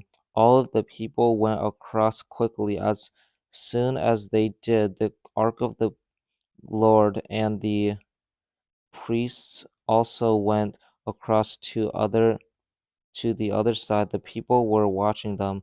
Among the people who went across the river were men from the tribes of Reuben and Gad, and half of the tribe of Manasseh. The men were armed. They went across ahead of the rest of the people of Israel. It was just as Moses had directed them. There were about 40,000 of them. All of them were ready for battle. They went across in front of the ark of the Lord. They went to the flat lands around Jericho. They were prepared to go to war. That day, the Lord honored Joshua in the eyes of all of the people of Israel. They had respect for Joshua as long as he lived. They respect him. They respected him just as much as they respected Moses. Then the Lord spoke to Joshua. He said, "Command the priests to come up out of the Jordan River. They are carrying the ark where the tablets of the covenant are kept." So Joshua gave a command to the priests. He said, out, come up out of the Jordan River." Then the priests came up out of of the river. They were carrying the ark of the covenant of the Lord. As soon as they stepped out on dry ground, the water of the Jordan began to flow again. It went over its banks just as it had done before. The 10th day of the first month, the people went up out of the Jordan River. They camped at Gilgal on the eastern border of Jericho. Joshua set up the 12 stones at Gilgal. They were the ones the people had taken out of the Jordan. Then he spoke to the people of Israel. He said, "In days to come, your children after you will ask their parents, 'What do these stones mean?' Their parents must tell them, 'Israel went across the Jordan River on dry land. The Lord your God dried up the Jordan for you until you had gone across it. He did to the Jordan River the same thing he had done to the Red Sea. He dried up the Red Sea ahead of us until we had gone across it. He did it so that all of the nations on earth would know that he is powerful. He did it so that you would always have respect for the Lord your God. All of the Amorite and Canaanite kings heard that how the Lord had dried up the Jordan River. They heard how he had dried it up for the people of Israel until they had gone across it. The Amorite kings lived west of the Jordan. The kings of Canaan lived along the Mediterranean Sea. When all of those kings heard what the Lord had done, their hearts melted away in fear. They weren't brave enough to face the people of Israel anymore. At that time, the Lord spoke to Joshua. He said, "Make knives out of hard stone, circumcise the men of Israel." So Joshua made knives out of hard stone. Then he circumcised the men of Israel at Gibeath Haraloth. Here is why Je- Joshua circumcised them. All of the men who came out of Egypt had died. They died while they were going through the Sinai desert after they had left Egypt. They were the men who were old enough to serve in the army. All of the men who came out had been circumcised, but all of the men who were born in the desert during the journey from Egypt hadn't been circumcised. The people of Israel had moved around in the desert for 40 years. By the end of that time, all of the men who were old enough to serve in the army when they left Egypt had died. That's because they hadn't obeyed the Lord. The Lord had taken an oath. He had told them they wouldn't see the land. It's the land he had promised with an oath to their people to give us. It's a land that had plenty of milk and honey. Because they hadn't obeyed him, he raised up their sons to take their place. They were the ones Joshua circumcised. They hadn't been circumcised yet. That's because no one had circumcised them during the journey. So Joshua circumcised all of those men. The whole nation remained in the camp until the men were healed. Then the Lord spoke to Joshua. He said, "Today I have taken away from you the shame of being laughed at by Egypt." That's why the place where the men were circumcised has been called Gilgal to this very day. The people of Israel celebrated the Passover feast. They observed it on the evening of the 14th day of the month. They did it while they were camped at Gilgal on the flatlands around Jericho. The day after the Passover, they ate some of the food that was grown in the land.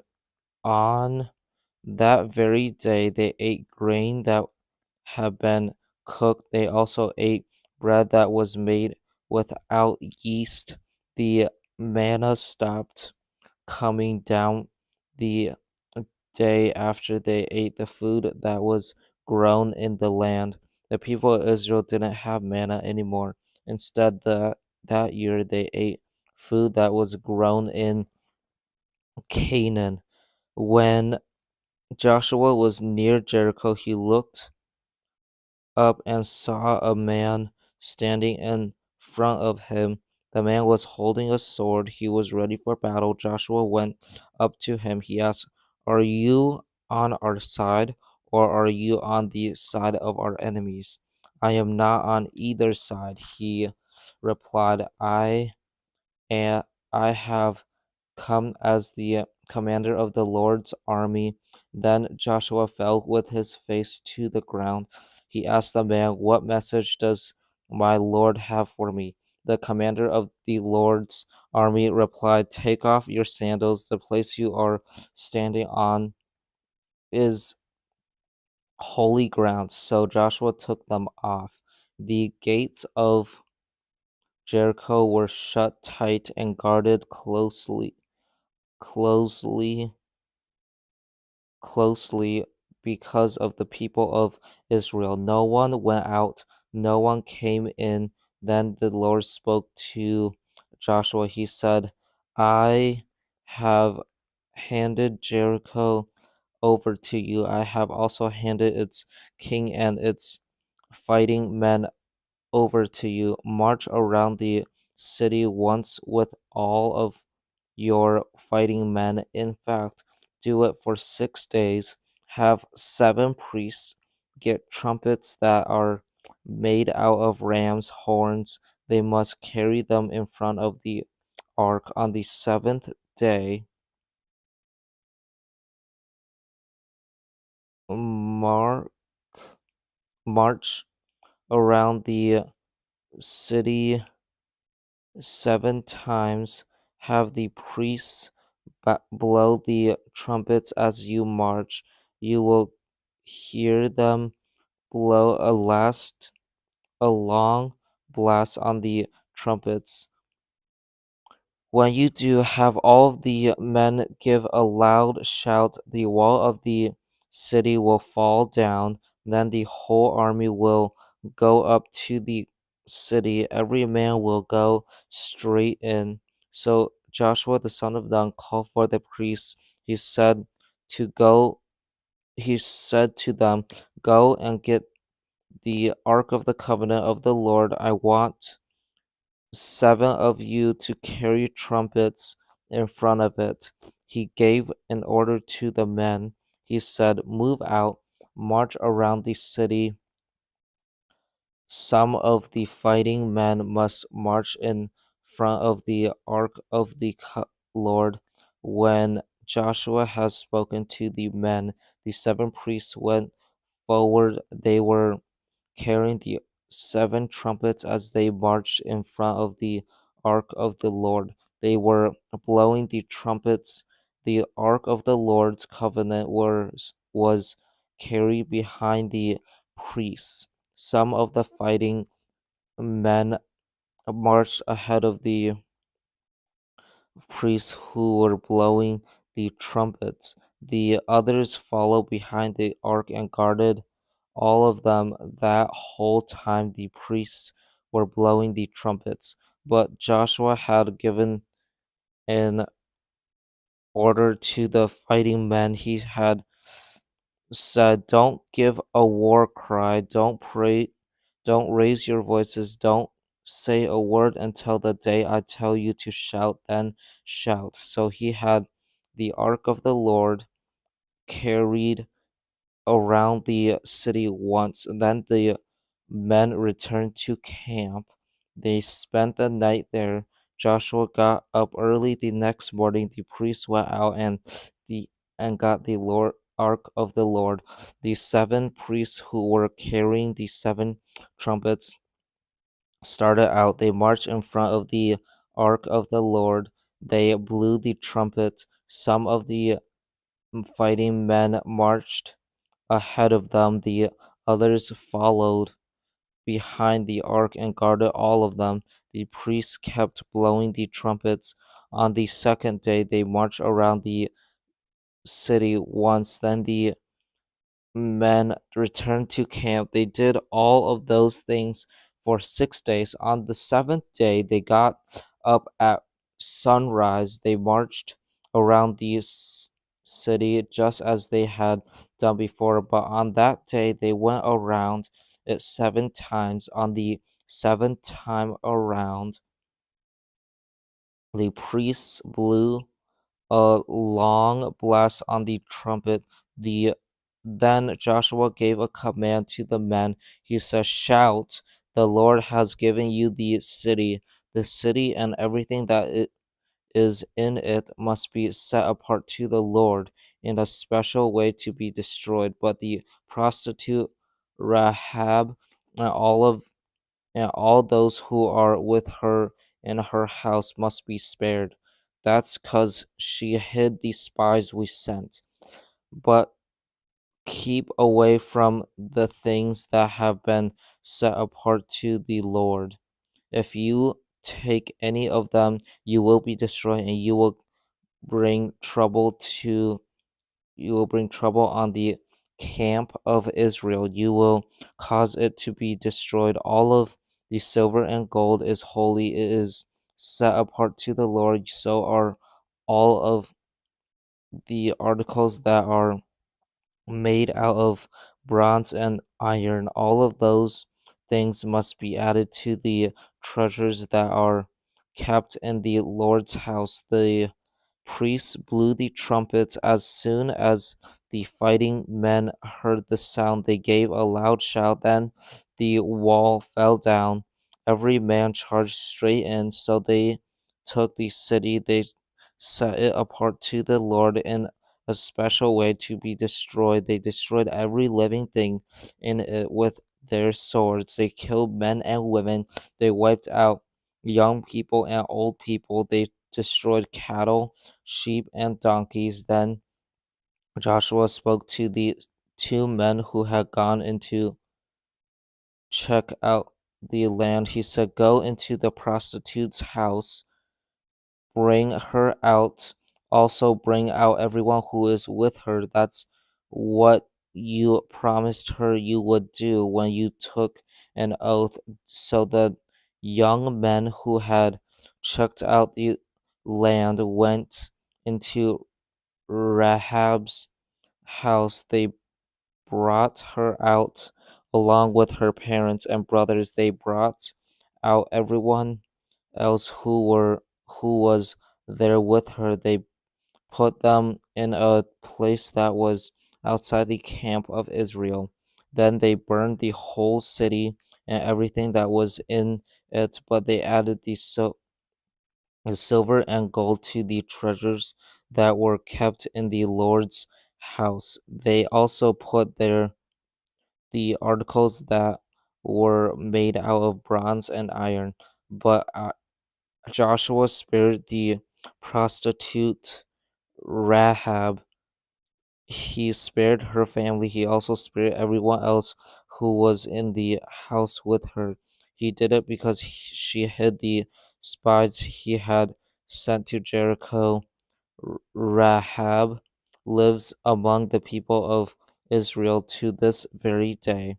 At that time, Joshua took an oath and called down a curse. He said, "May the man who tries to rebuild this city of Jericho be under the Lord's curse. If he lays its fountains, if he lays its foundations, it will cost the life of his oldest son. If he sets up its gates, it will cost the life of his youngest son." So the Lord was with Joshua, and Joshua became famous everywhere in the land. But the people of Israel weren't faithful to the Lord. They didn't do what they were told to do with the things that had been set apart to him in a special way to be destroyed. Ach- Achan had taken some of those things, so the Lord's anger burned against Israel. Achan was the son of Carmi. Carmi was the son of Zimri, and Zimri was the oldest. Zimri and Zimri was the son of Zerah. They were from the tribe of Judah. Joshua sent men from Jericho to Ai. Ai is near Beth Aven, east of Bethel. Joshua told the men, "Go up and check out the area around Ai." So the men went up and checked it out.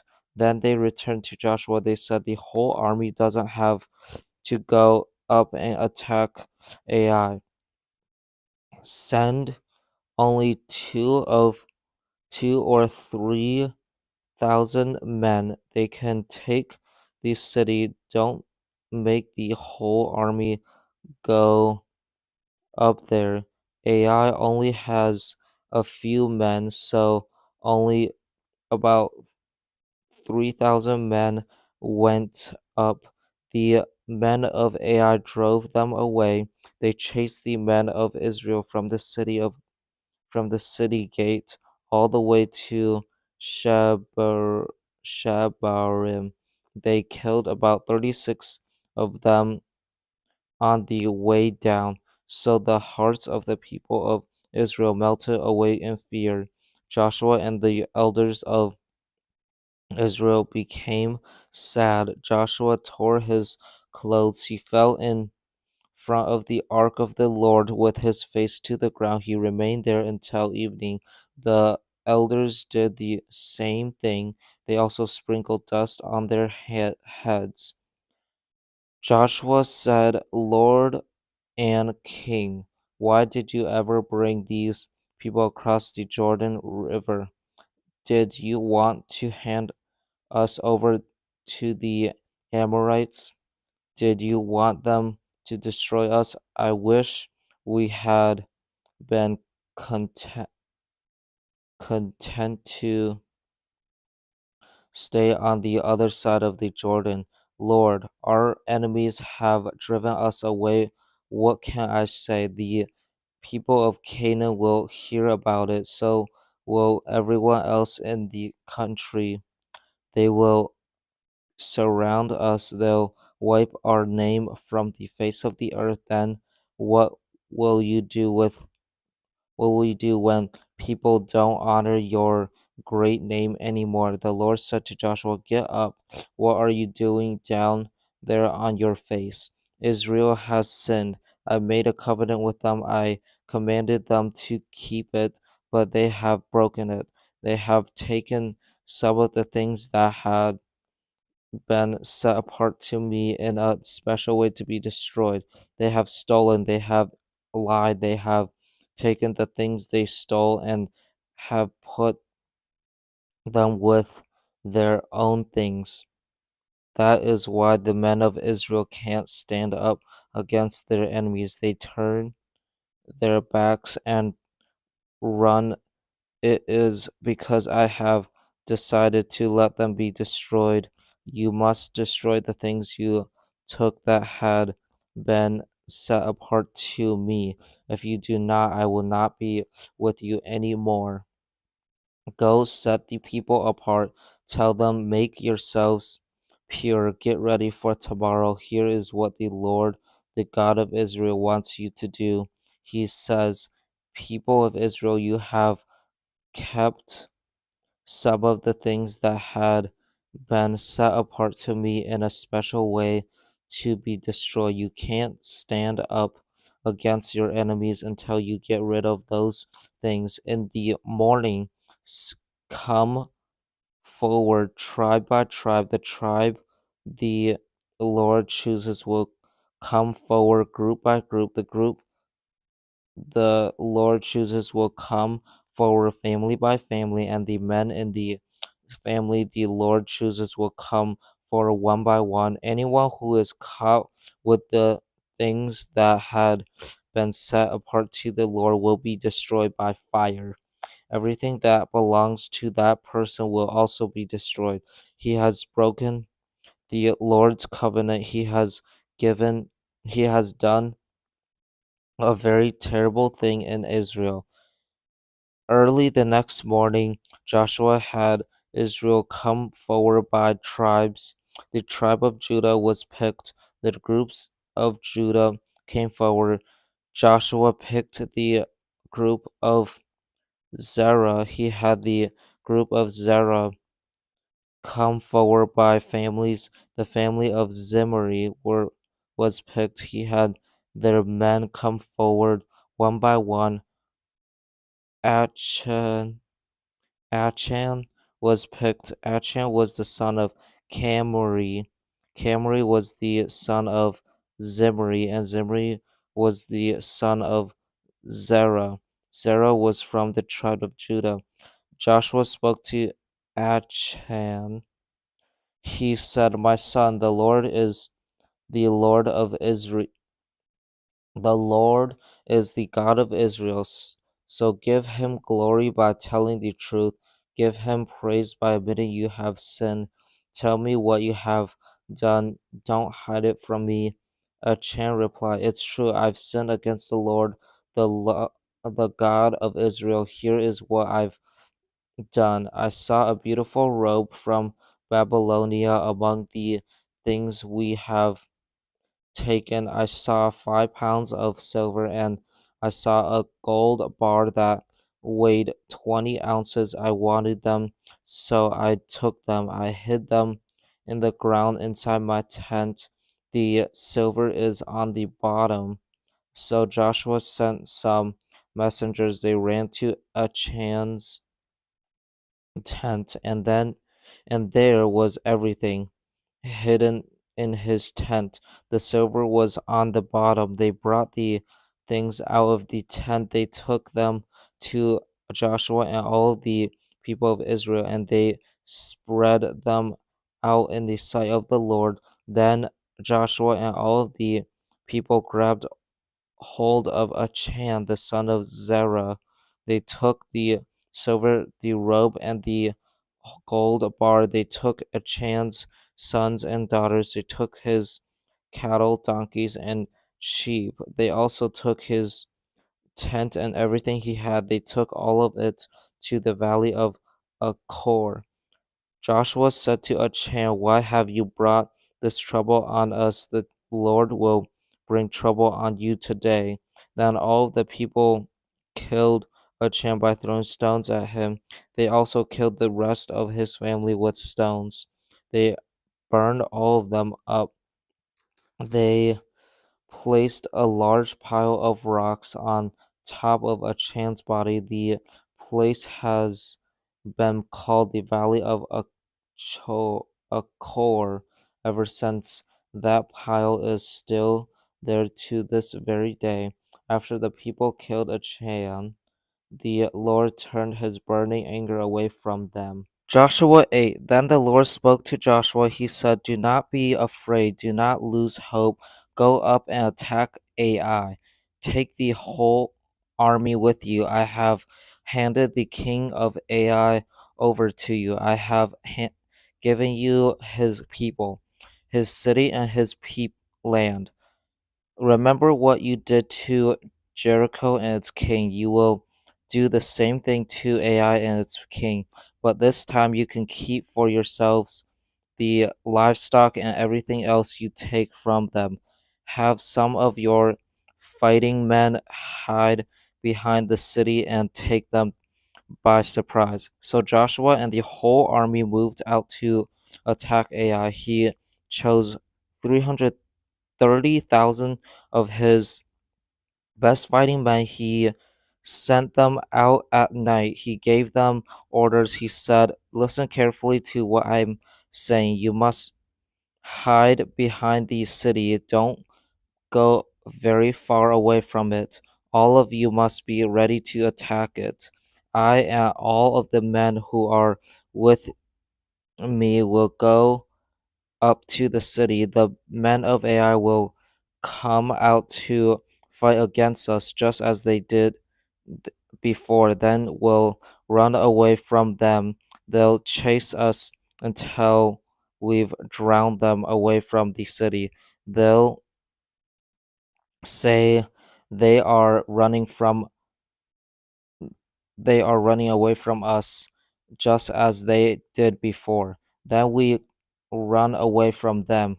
Come out of your hiding place, take over the city. The Lord your God will hand it over to you. When you have taken it, set it on fire. But do what the Lord has commanded. Make sure you obey my orders." Then Joshua sent them away. They went to the place where they had planned to hide. They hid in a place west of Ai. It was between Bethel and Ai, but Joshua spent that night with his men. Early the next morning, Joshua brought his men together. He and the leaders of Israel marched in front of them to Ai. The whole army that was with him marched up to the city. They stopped in front of it. They set up camp north of Ai. There was a valley between them and the city. Joshua had chosen about 5,000 soldiers. He had ordered them to hide in a place west of Ai. It was between Bethel and Ai. The men took up their battle positions. All of the men who were in the camp that was north of the city took up their positions. So did those who were supposed to hide west of the city. That night, Joshua went into the valley. The king of Ai saw what the army of Israel was doing. So he and all of his men hurried out of the city early in the morning. They marched out to meet Israel in battle. They went to a place that looked out over the Araba Valley. The king didn't know that some of Israel's fighting men were hiding behind the city. Joshua and all of his men led the men of Ai drive them back. The men of Israel ran away toward the desert. All of the men of Ai were called out to chase them. They chased Joshua, so they were drawn away from the city. Not even one man remained in Ai or Bethel. Went away. All of them went out to chase Israel. When they did, they left the city wide open. Then the Lord spoke to Joshua. He said, "Point the javelin that is in your hand at Ai. I will hand the city over to you." So Joshua pointed his javelin at Ai. As soon as he did, the men who were hiding behind the city got up quickly. They came out of their places and rushed forward.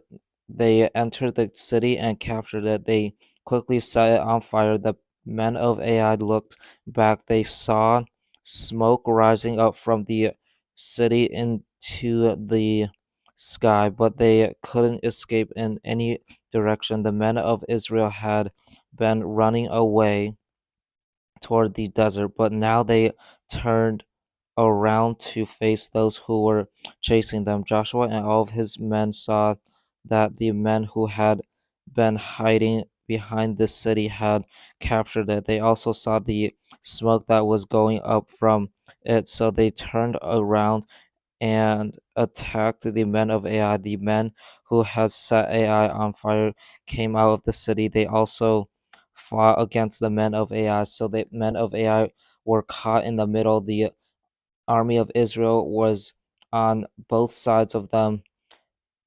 Israel struck them down. They didn't let anyone remain alive or get away. But they took the king of Ai alive. They brought him to Joshua. Israel finished killing all of the men of Ai. They destroyed them in the fields and in the desert where they had chased them. They struck every one of them down with their swords. Then all of the men of Ai returned to Ai, and they killed those who were left in it. The number of men and women they killed that day was 12,000. They put to death all of the people of Ai. Joshua kept the javelin that was in his hand appointed at Ai. He didn't lower his hand until he and his men had totally destroyed everyone who lived there. But this time, Israel kept for themselves the livestock and everything else they had taken from the city. The Lord had directed Joshua to them do it to do.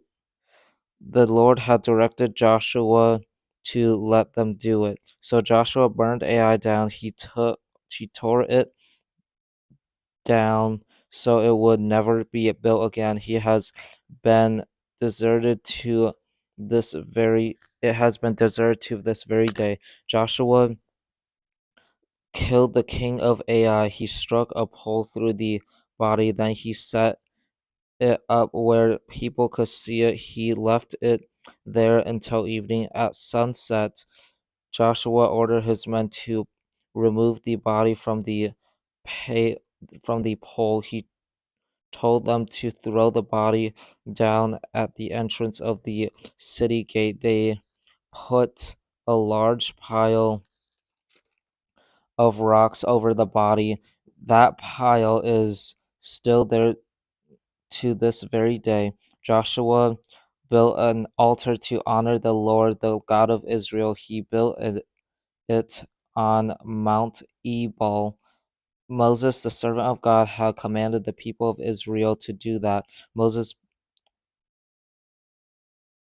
Joshua built the altar in keeping with what is written in the scroll of the law of Moses. He built an altar out of stones that iron tools had never touched. Then the people offer on the altar burnt offerings to the Lord. They also sacrificed friendship offerings on it.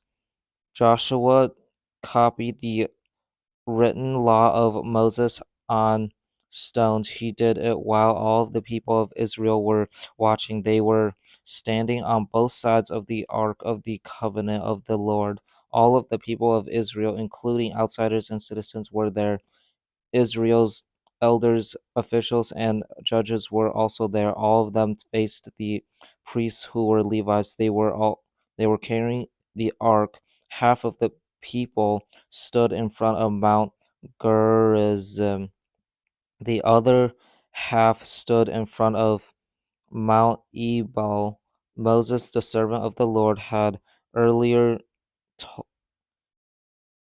Moses, the servant of the Lord, had earlier told them to do it. It was when he had given direction to bless people of Israel. Then Joshua read all the words of the law out loud. He read the blessings and the curses. He read them in keeping with what is written in the scroll of the law.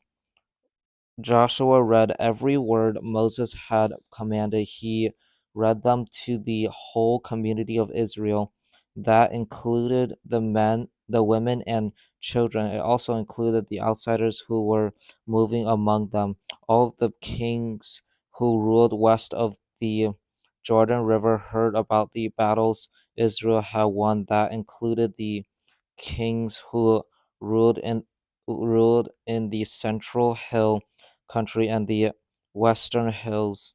It also included those who ruled along the entire coast of the Mediterranean Sea all the way to Lebanon.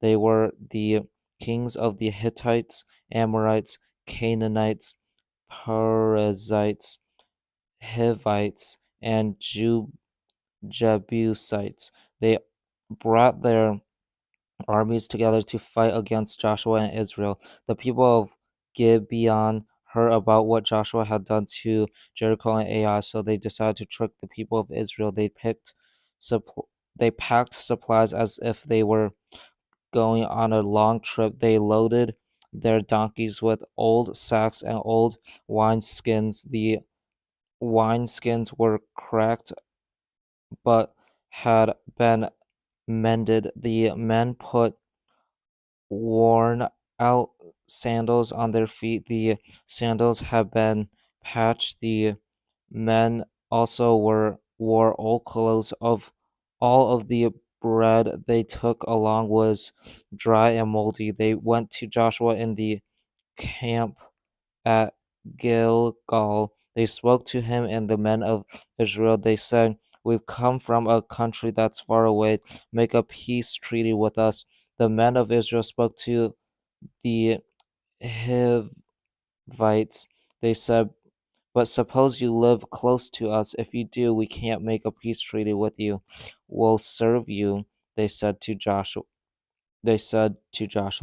But Joshua asked, "Who are you? Where do you come from?" They answered, "We've come from a country that's far away. We've come because the Lord your God is famous. We've heard reports about him. We've heard about everything he did in Egypt. We've heard about everything he did to Sihon and Og. They were the two kings of the Amorites. They ruled east of the Jordan River. Sihon was the king of Heshbon. Og was the king of Bashan. He ruled in Ashtaroth. Our elders, and all of the people who are living in our country spoke to us. They said, "Take supplies from your Take supplies for your trip. Go and meet the people of Israel. Say to them, we'll serve you. Make a peace treaty with us. Look at our bread. It was warm when we packed it. We packed it at home on the day we left to come and see you. But look at how dry and moldy it is now. When we filled these wineskins, they were new, but look at how cracked they are now, and our clothes and sandals are worn because we've traveled so far." The men of Israel looked over the supplies those men had brought, but they didn't ask the Lord what they should do. Mo- Joshua made a peace treaty with the men who had come. He agreed to let them live. The leaders of the community took an oath to show that they agreed with the treaty. The people of Israel made a peace treaty with the people of Gibeon, but 3 days later they heard that the people of Gibeon lived close to them, so the people of Israel started out to go to the cities of those men. On the third day they came to Gibeon, Kipharah, Beeroth, and Kiriath Jearim, but they didn't attack those cities. That's because the leaders of the community had taken an oath and made a peace treaty with them. They had taken the oath in the name of the Lord, the God of Israel. The whole community told the leaders they weren't happy with them, but all of the leaders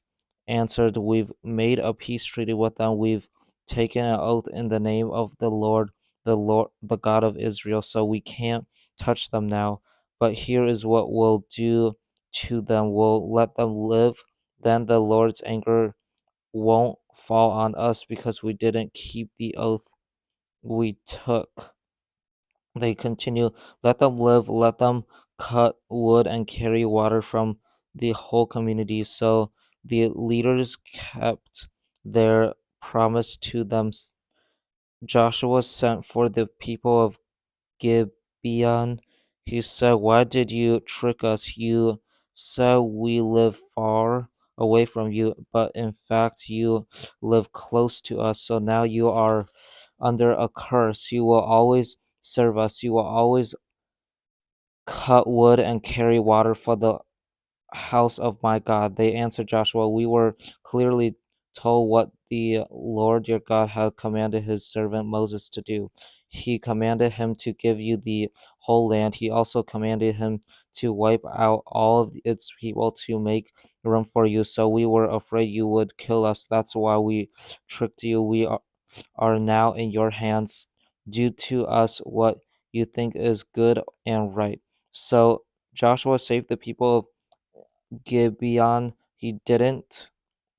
Let Israel he didn't let the people of Israel kill them. That day he made them cut wood and carry water. They had to serve the community of Israel. They also had to serve at the altar of the Lord at the place where he was choose to put it. And they still serve the people of Israel to this very day. Idani Adani Zedek was the king of Jerusalem. He heard that Joshua had taken Ai. He found out that the city had been set apart to the Lord a very in a special way to be destroyed. He heard that Joshua had done to Ai and its king the same thing he had done to Jericho and its king. Adoni Zedek heard that the people of Gibeon had made a peace treaty with Israel. He also found out that they were living among the people of Israel. The things he heard alarmed him and his people very much. That's because Gibeon was an important city. It was like one of the royal cities. It was larger than Ai. All of its men were good soldiers. So Adoni Zedek, the king of Jerusalem, made an appeal to Hoham, the king of Hebron. He appealed to Piram, the king of Jarm, Jarmuth. He appealed to Japhia, the king of Lachish. He also made an appeal to Debir, Debir, the king of Eglon. Come up and help me attack Gibeon, he said. Its people have made peace treaty with Joshua. Its people have made peace with Joshua and the people of Israel. The kings of Jerusalem, be he the kings of Jerusalem, Hebron, Jermeth, Lachish, and Eglon gathered their armies together. Those five Amorite kings moved all of their troops into position to fight against Gibeon. Then they attacked it.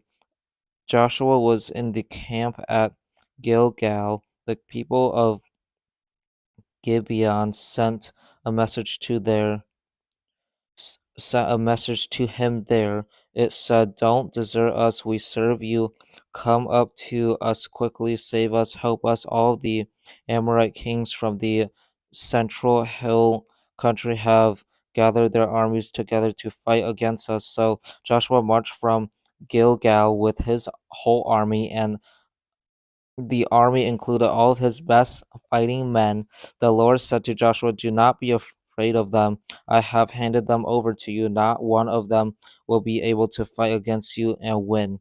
Joshua marched all night from Gilgal. He took the Amorite armies by surprise. The Lord threw them into a panic as Israel marched toward them. Then Israel won a great battle over them at Gibeon. They chased them along the road that goes up to Beth Horon.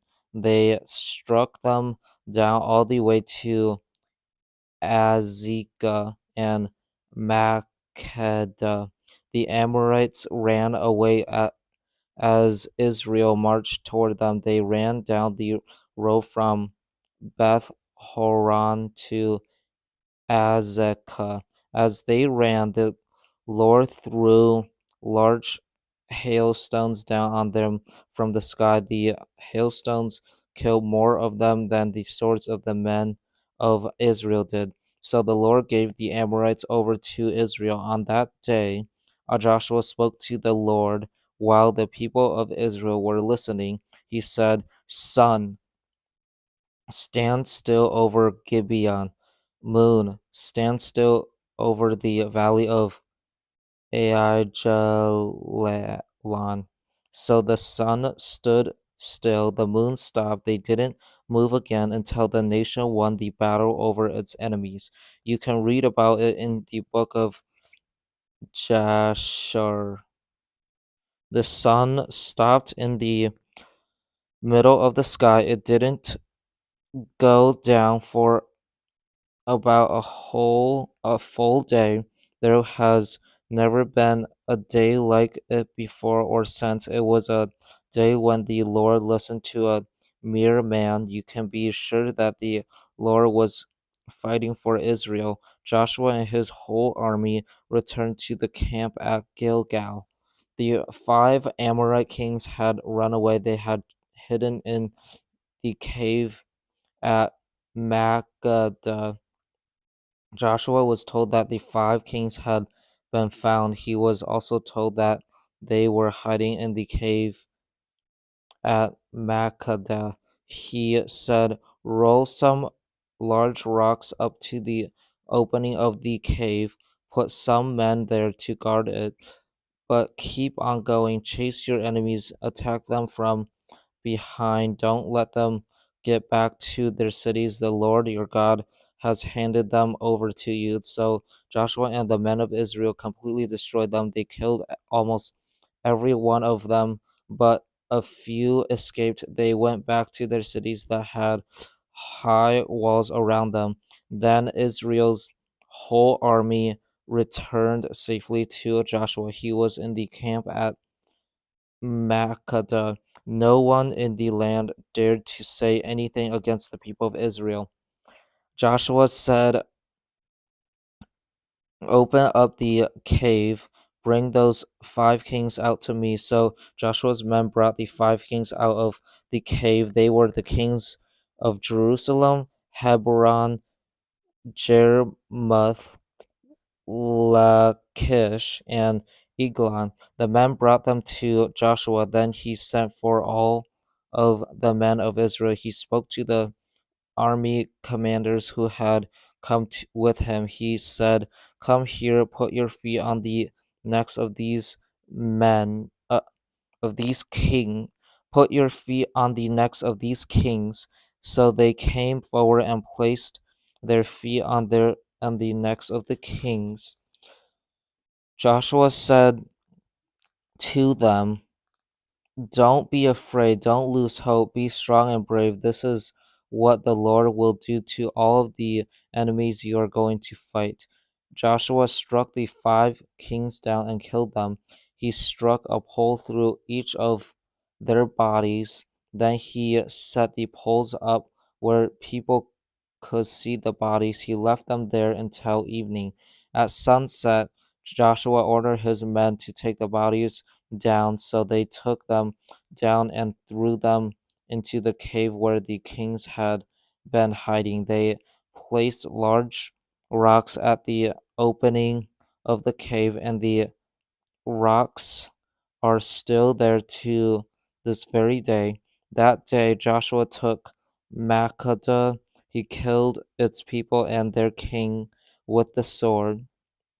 He totally destroyed everyone in it. He didn't leave anyone alive. He did to the king of Makkah the same thing he had done to the king of Jericho. Joshua moved on from Makkah to Libnah. Israel's whole army went with him. They attacked Libnah. The Lord also handed that city and its king over to Israel. Joshua destroyed the city. He and his men killed everyone in it with their swords. He didn't leave anyone alive there. He did to its king the same thing he had done to the king of Jericho. Joshua moved on from Libnah to Lachish. Israel's whole army went with him. The men took up their battle. The men took up their battle positions. Then Joshua attacked Lachish. The Lord handed it over to Israel. Joshua took the city on the second day of the battle. He destroyed the city. He and his men killed everyone in it with their swords. He had done the same thing to Libnah. While all of that was happening, Horam had come up to help Lachish, La, Lachish, and he was the king of Gezer. But Joshua won the battle over him and his army. No one was left alive. Joshua moved on from Lachish to Eglon. Israel's whole army went with him. They took up their battle positions. Then they attacked Eglon. They captured it that same day. They totally destroyed everyone in it with their swords. They had done the same thing to Lachish. Joshua went up from Eglon to Hebron. Israel's whole army went with him. Then they attacked Hebron. They took the city. They destroyed it and its villages. They killed all of its people and their king with their swords. They didn't leave anyone alive. They totally destroyed the city and everyone in it. They had done the same thing at Eglon.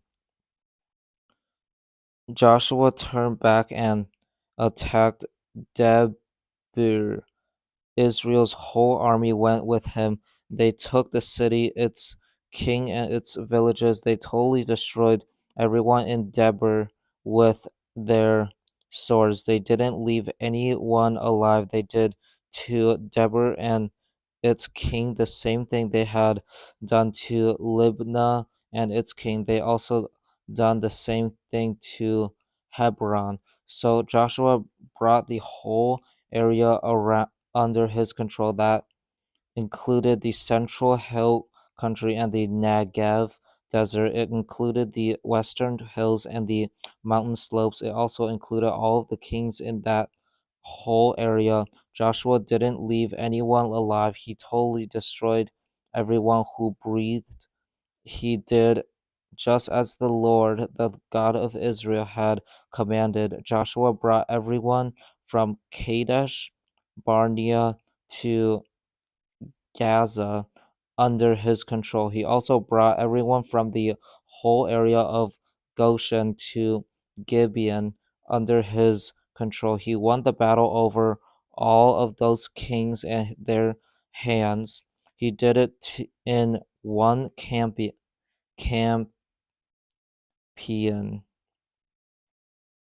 That's because the Lord, the God of Israel, fought for Israel. Then Joshua returned to the camp at Gilgal. Israel's whole army went with him. Jabin was the king of Hazor. He heard about the battles of Israel had won, so he sent a message to Jobab. Jobab was the king of Madon. Jabin sent the same message to the kings of Shimron and Akshaph. He also sent it to a lot of other kings. Some ruled in the mountains in the north, some ruled in the Araba valley south of King Ken Nereth. Others ruled in the western hills. Still others ruled in Naphoth Dor in the west. Jabin sent the same message to the people of East Canaan and West Canaan. He sent it to the Amorites, Hittites, Per- Perizzites, and Jebusites. They lived in the central hill country. He also sent it to the Hivites, who lived below Mount Hermon in the area of Mizpah. Those kings marched out with all of their troops. They had a large number of horses and chariots. It was a huge army. The fighting men were as many as the grains of sand on the seashore. All of those kings gathered their armies together to fight against Israel. They set up camp together at the waters of Merom. The Lord spoke to Joshua, he said, "Do not be afraid of them. By this time tomorrow, I will hand all of them over to Israel. All of them will be killed. You must cut the legs of their horses. You must burn up their chariots." So Joshua and his whole army attacked them. Suddenly, they fought. Joshua and his whole army attacked them suddenly. They fought against them at the waters of Merom. The Lord handed them over to Israel. Israel won the battle over them. They hunted them down all the way to Greater Sidon. They chased them to Mis Misrephoth Maim. They chased them to the valley of Mizpah in the east. Not one of them was left alive. Joshua did to them what the Lord had directed him to do. He cut the legs of their horses, he burned up their chariots. At that time, Joshua turned back. He turned Hazor. He, he killed its king with his sword. Hazor was the most important city in all of those kingdoms. The army of Israel killed everyone in Hazor with their swords. Its people have been set apart to the Lord in a special way to be destroyed. Israel's army didn't spare anything that breathed. Then Joshua burned up the city. Joshua took all of those royal cities and their kings. He and his men killed everyone in those cities with their swords. He totally destroyed them. He did just as Moses, the servant of the Lord, had commanded. Many cities were built on top of earlier cities that had been destroyed. Israel didn't burn up any of those except Hazor. Joshua burned it up. The army of Israel kept for themselves the livestock and everything else they took from those cities. They killed all of the people with their swords. They completely destroyed them. They didn't spare anyone who breathed. The Lord had commanded his servant Moses to do all of those things. Moses had passed that command on to Joshua. Joshua carried it out. He did everything the Lord had commanded Moses. So Joshua took the whole land. He took the central hill country and the whole Negev desert. He took the whole area of Goshen. He took the western hills. He took the Araba valley. He took the mountains of Israel and the hills around them. He took the area that begins at Mount Halak, which rises toward Seir. The area ends at Baal Gad in the valley of Leba, Lebanon below Mount Hermon. Joshua captured the kings who ruled over that whole land, that he struck them down and killed them. He fought battles against all of those kings for a long time. Only the Hivites who lived in Gibeon made a peace treaty with the people of Israel. Not no other city made a treaty with them. So Israel capture all of those cities in battle. The Lord himself made the hearts of their people stubborn. He made them go to war against Israel so he could totally destroy them. He wanted to wipe them out. He didn't show them any mercy. The Lord had commanded Moses to destroy the people of Canaan.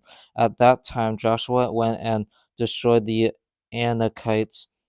They lived all through the hill country of Judah and Israel. They lived in Hebron, Debir, and Anab.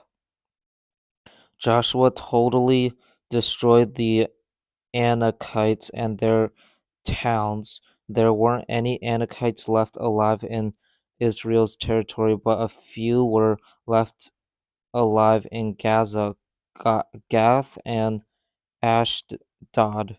So Joshua took the whole land just as the Lord had directed Moses. Joshua gave the land to Israel as their very own. He divided it up and gave each tribe its share.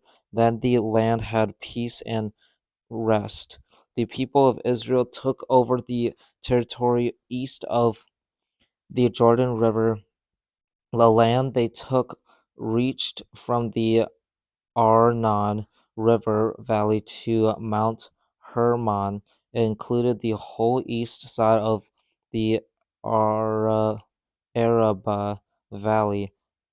Israel won the battle over the kings of that whole territory. Here are the lands Israel took from the kings they won the battle over. They took the land of Sihon. He was the king of the Amorites. He ruled in Heshbon. The land he ruled over begins at Aroer. Aroer is on the rim of the Arnon River Valley. He ruled from the middle of the valley to the Jabbok River. The Jabbok is the border of Ammon. Sihon's territory included half of Gilead. He also ruled over the east side of the Araba Valley. That land begins at the Sea of Galilee. It goes to the Dead Sea and over to Beth Jeshimoth. Then it goes south below the slopes of Pisgah. Israel also took the territory of Og. He was the king of Bashan. He was one of the last of the Rephaites. He ruled in Ashtaroth and Edrei. He ruled over Mount Hermon, Saalekah, and the whole land of Bashan. He ruled all the way to the border of Gashur and Makkah. He ruled over half of Gilead. His land reaches the border of Sihon. Sihon was the king of Heshbon. Moses was the servant of the Lord. Moses and the people of Israel won the battles over those two kings. He gave their land to the tribes of Reuben and Gad and half of the tribe of Manasseh. He gave it to them as their share. Joshua and the people of Israel won the battle over the kings who ruled west of the Jordan River. The lands of the kings reached from Baal Gad in the valley of Lebanon to Mount Halak, which rises toward Seir. Joshua gave their hands to the tribes of Israel as their very own. He divided them up and gave each tribe its share. Those lands included the central hill country,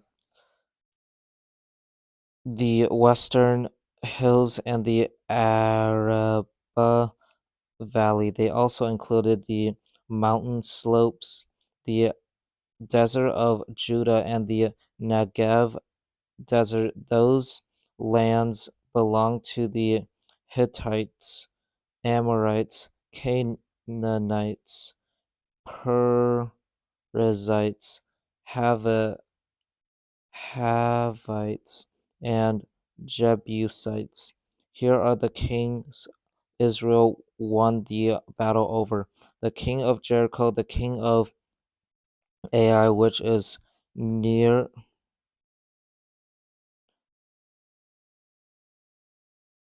the king of Jericho, the king of Ai, which is near Bethel, the king of Jerusalem, the king of Geran, or the king of Hebron, the king of Jermuth, the king of Lachish, the king of Eglon, the king of Jezer, the king of Debir, the king of Jeder, the king of O what Horma, the king of Arad, the king of Libnah, the king of Adullam, the king of Makkedah, the king of Bethel, the king of Tabua, the king of Hefer, the king of Aphek, the king of Lasharon, the king of Madon, the king of Hazor, the king of Shimron, Marah, the king of Akshaph, the king of Tanakh, the king of Megiddo, the king of Kadesh, the king of Jokneam in Carmel, the king of Dor in Naphath Dor, the king of Goim in Gilgal, the king of Zirzah. The total numbers of kings was 31. Joshua was now very old. The Lord said to him, "You are very old, and there are still very large areas of land that have not been taken over yet. Here is the land that remains to be taken. It includes all the areas of Philistia and Gusher, Gesher. Those areas began at the Shihor River in the eastern part of Egypt. They go to the territory of Ekron in the north. All of that land is considered as belonging to the people of Canaan. The land that remains to be taken over includes the territory of the 5 rulers of Philistia. They ruled over Gaza, Ashdod, Ashkelon, Gath, and Ekron.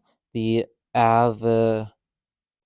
Avites live south of them. The rest of the land of Canaan that remains to be taken over reaches from Ara all the way to Ephek. Ara belongs to the people of Sidon. The land that remains to be taken over includes the area where the Amorites lived. It includes the area where the people of Byblos live. It also includes all of the Lebanon to the east. It reaches from Baal Gad below Mount Hermon to Lebo Hamath. I myself will drive out all of the people who live in the mountain areas. Those areas reach from Lebanon to Mis- Misrifoth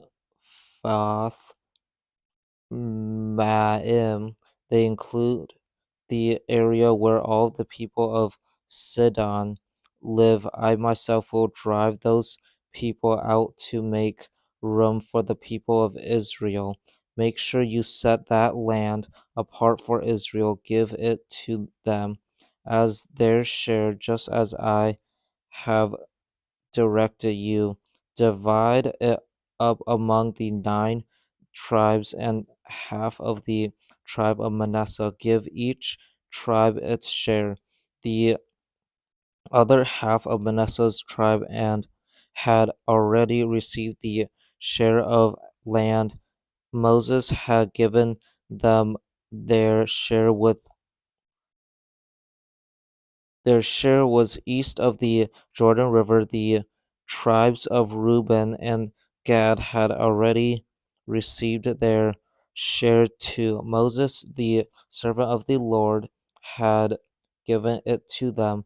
That land starts at Aroer on the rim of the Arnon River Valley. It includes the town in the middle of the valley. It includes the high flatlands of Medeba all the way to Dibon. It also includes all of the towns of Sihon, the king of the Amorites. He had ruled in Heshbon. That area reaches to the border of Ammon. It also includes Gilead. It includes the territory of Gusher and Makkah. It includes Mount Hermon and the whole land of Bashan all the way to Saleka.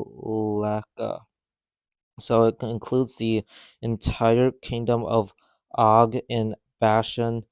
Og had ruled in Ashtaroth and Edrei. He was the king. He was the one of the last of the Ephrathites. Moses had won the battle over Sihon and Og. He had taken over their land, but the people of Israel didn't drive out the people of Gusher and Makkah, so they continued to live among the people of Israel to this very day. Moses hadn't given any share of the land to the tribe of Levi. That's because the offerings that are made with fire are their share. Those offerings are made to the Lord, the God of Israel. Moses gave the Levites what he had promised them. Here is what Moses had given to the tribe of Reuben, family group by family group. Their territory starts at Aroer on the rim of the Arnon River Valley. It includes the town in the middle of the valley. It includes all of the high flatlands that are near Medeba. It includes Meshban and all of its towns on those flatlands. Those towns include Dibon, Bamoth, Baal, Beth Baal Meon, Jahaz, Kedemoth, and Mephaath. They include Kiriathaim, Sibma, and Zereth Shahar on the hill in the valley. They also include Beth Peor, Beth Jeshimoth, and the slopes of Pisgah. All of those towns are on the high flatlands. The territory includes the whole kingdom of Sihon, the king of the Amorites. He had ruled in Heshbon. Moses had won the battle over him and over the chiefs of Midian. Those chiefs were Evi, Rakim, Zur, Hur, and Reba. They were princes who helped Sihon fight against Israel. They lived in that country. The people of Israel killed them, killed many of them in battle. They also killed Balaam with a sword. He was the son of Beor. Balaam used magic to find out what was going to happen. The border of the tribe of Reuben was the bank of the Jordan River. All of those towns and their villages were given to the tribe of Reuben as their own. Each family group received its share.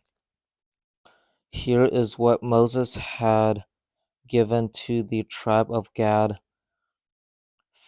family group by family group. Their territory includes Jazer and all of the towns of Gilead. It includes half of the country of Ammon, all the way to Aroer, which was near Rabbah. Their territory reaches from Heshbon to Ramath, Mizpah, and Bet Betonim. It reaches from Mahanaim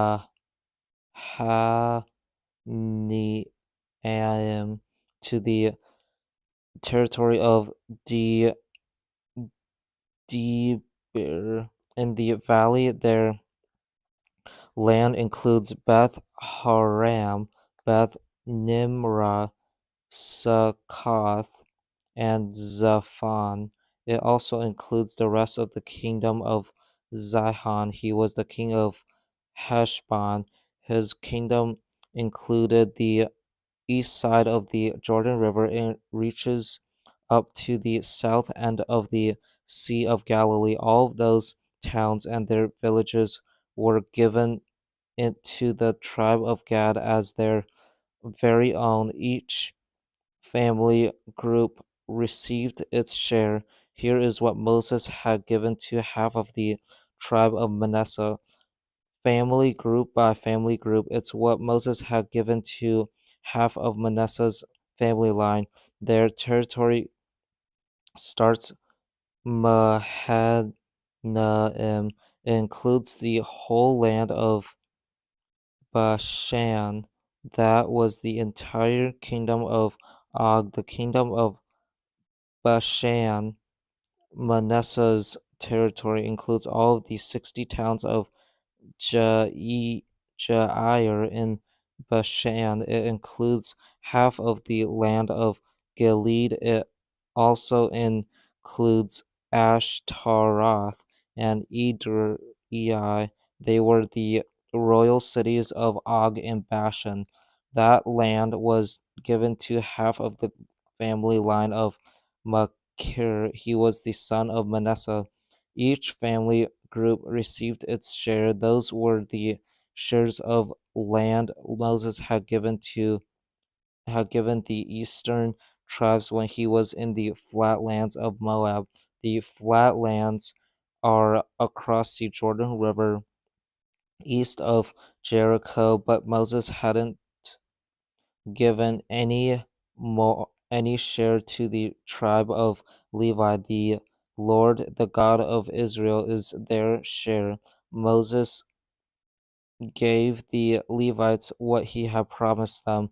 The rest of the tribes of Israel received their shares of land in Canaan. The priest Eleazar and Joshua the son of Nun decided what each of the tribes should receive. The leaders of the tribes helped them make those decisions. The shares of 9 tribes and half of the tribe of Manasseh were decided by using lots. That's what the Lord had commanded through Moses. Moses had given 2 tribes and the other half of the tribe of Manasseh their shares east of the Jordan River, but Moses had not given the Levites a share among the other tribes.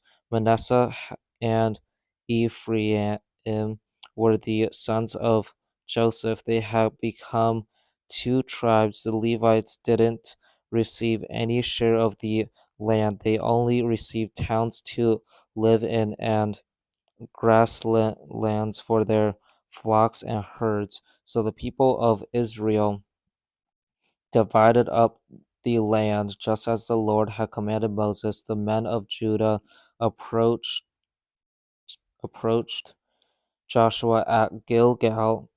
Caleb, the son of Jephunneh the Kenizzite, spoke to Joshua. He said, "You know what the Lord spoke to Moses, the man of God. He spoke to him at Kadesh Barnea about you and me.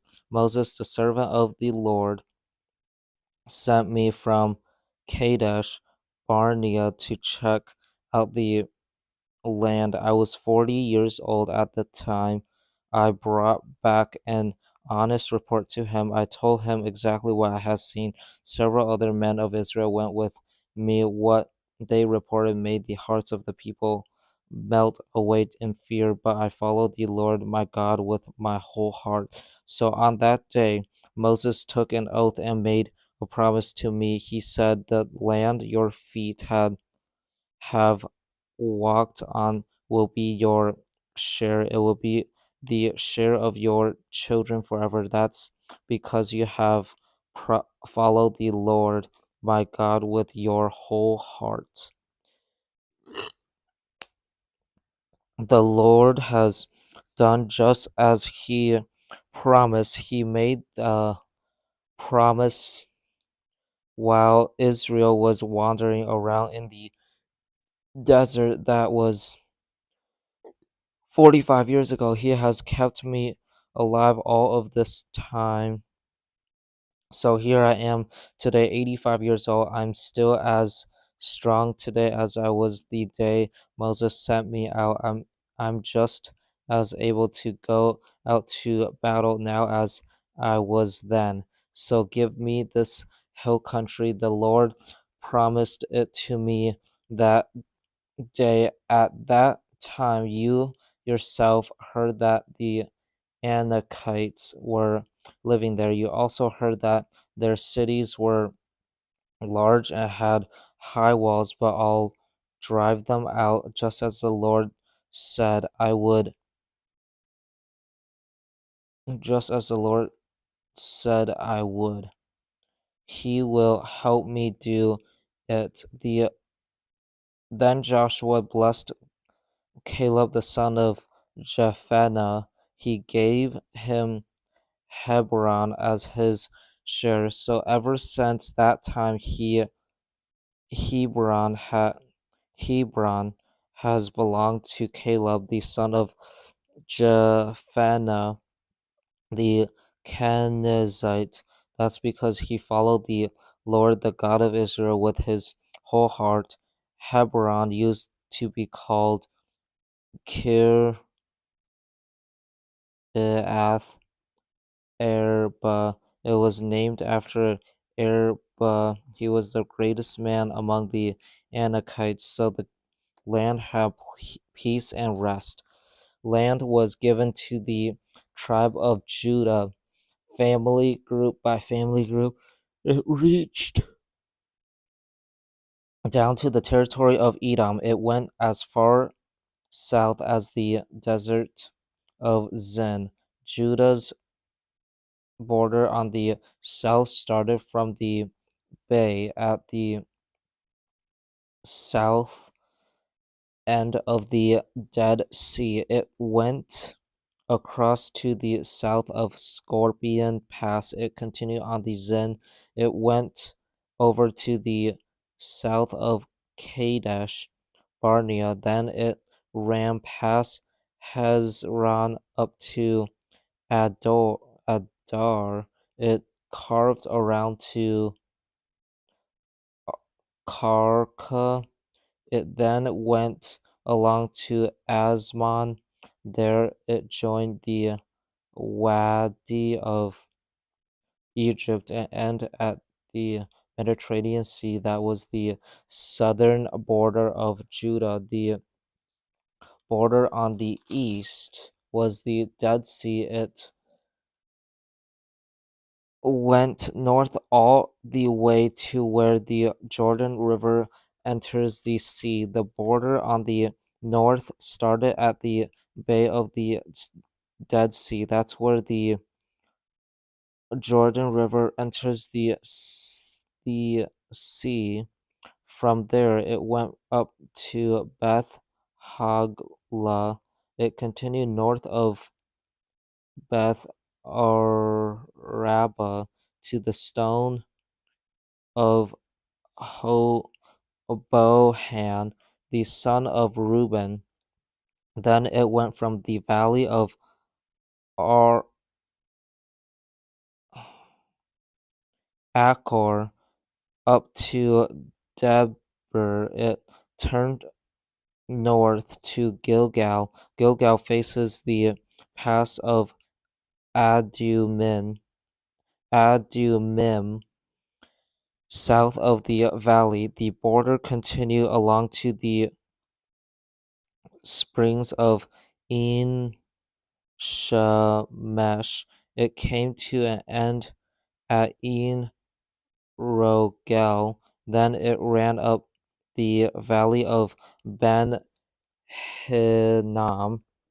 It went along the south slope of Jerusalem. Here there it climbed to the top of the hill that is west of the Hinnom Valley. The hill is also at the north end of the valley of Rephaim.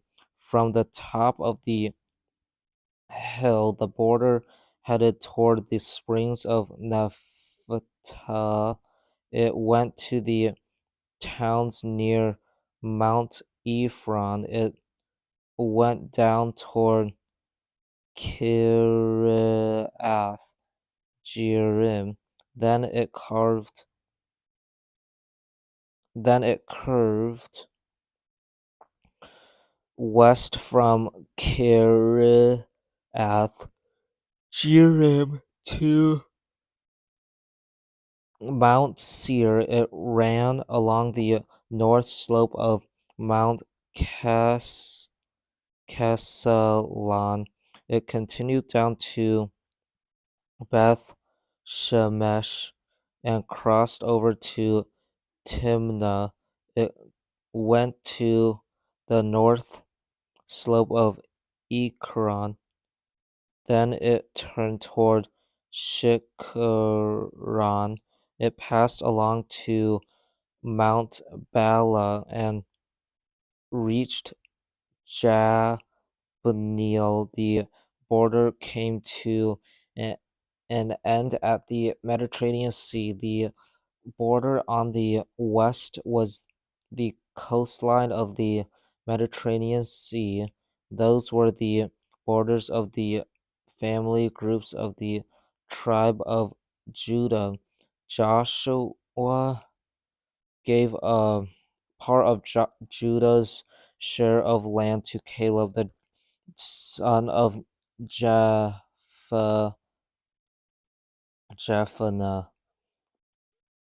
That was in keeping with the Lord's command to Joshua. The share Caleb received was the city of Hebron. It was also called Kiriath Arba. Enoch came from the family line of Arba.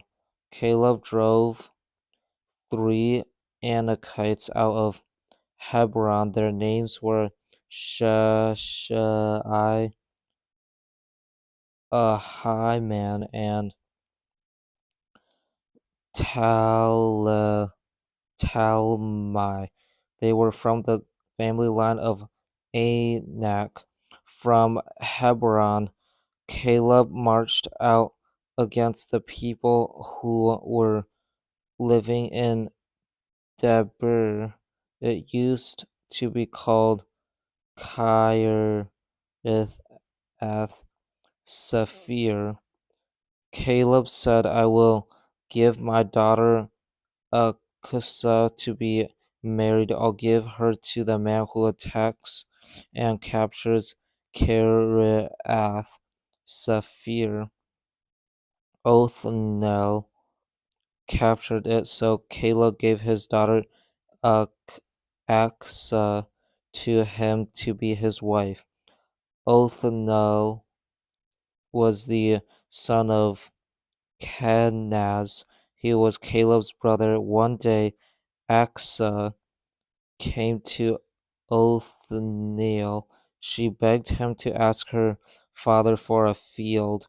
When she got off her donkey, Caleb spoke to her. He asked, "What can I do for you?" She replied, "Do me a special favor. You have given me some land in the Negev desert. Give me springs of water also." So Caleb gave her the upper and lower springs. Here is the share of land that was given to the tribe of Judah, family group by family group. The towns furthest south that were given to Judah were in the Negev desert. They were near the border of Edom. Here is a list of these towns: Kabazeel, Eder, Jagur, Kaina, Dimana, Adada, Kadesh, Hazor, Ithnan, Ziph, Telem, Bealoth, Hazor, Hadatah, Hazor, Amam, Shema, Molada, Hazar, Gad, Hash, ha, Heshmon, Beth Palit, Hazar Shual, Beer Sheba, Beziothea, Bala,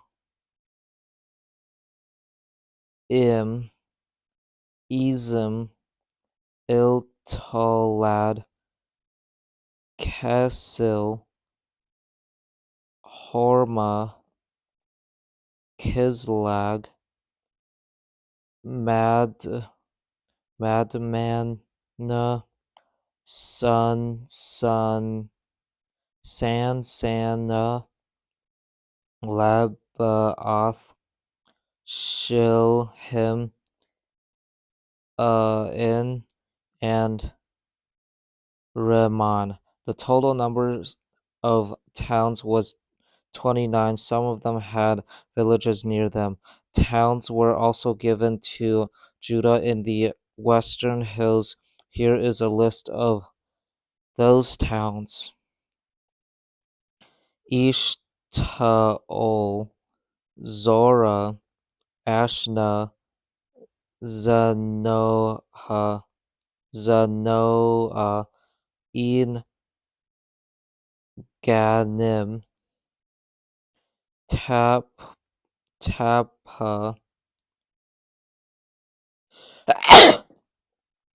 Enam, Azekah, Sharaim, Adathaim, and Gadara. Gadara is also called Gadarathaim. The total number of towns was 14. Some of them have villages near them.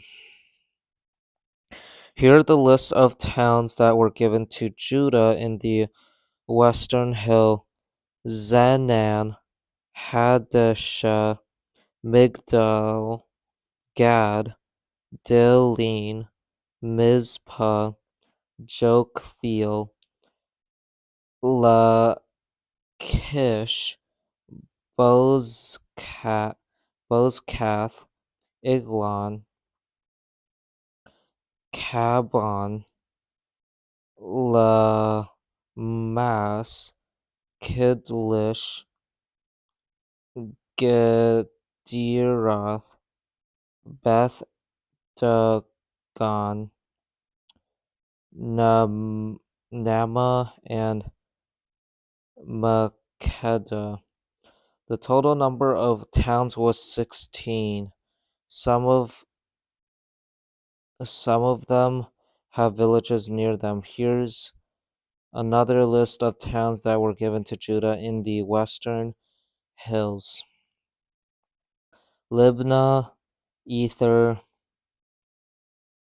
Eshan, Ashan, Iphata, Ashna, Nezib, Nezib, Kela, Kela, Akazib, and Marisha. The total number of towns was 9. Some of them have villages near them. Judah was also given Ekron and the settlements and villages that were around it. West of Ekron, Judah was given all of the settlements and villages that were near Ashdod. Judah was the Judah was given Ashdod and the settlements and villages that were around it, and Judah was given Gaza and its settlements and villages.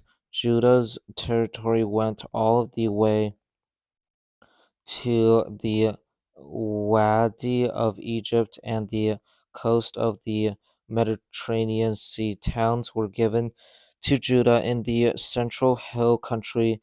Here is a list of those towns: Shamir, Jatir, Soko, Dana, Debir, Anab, Ashtama, Anim, Goshen, Holon, and Gillah. The total number of towns was 11. Some of them have villages near them. Here's another list of towns that were given to Judah in the central hill country: Arab, Dama, Ashan, Janim, Beth Tapah, Aphekah,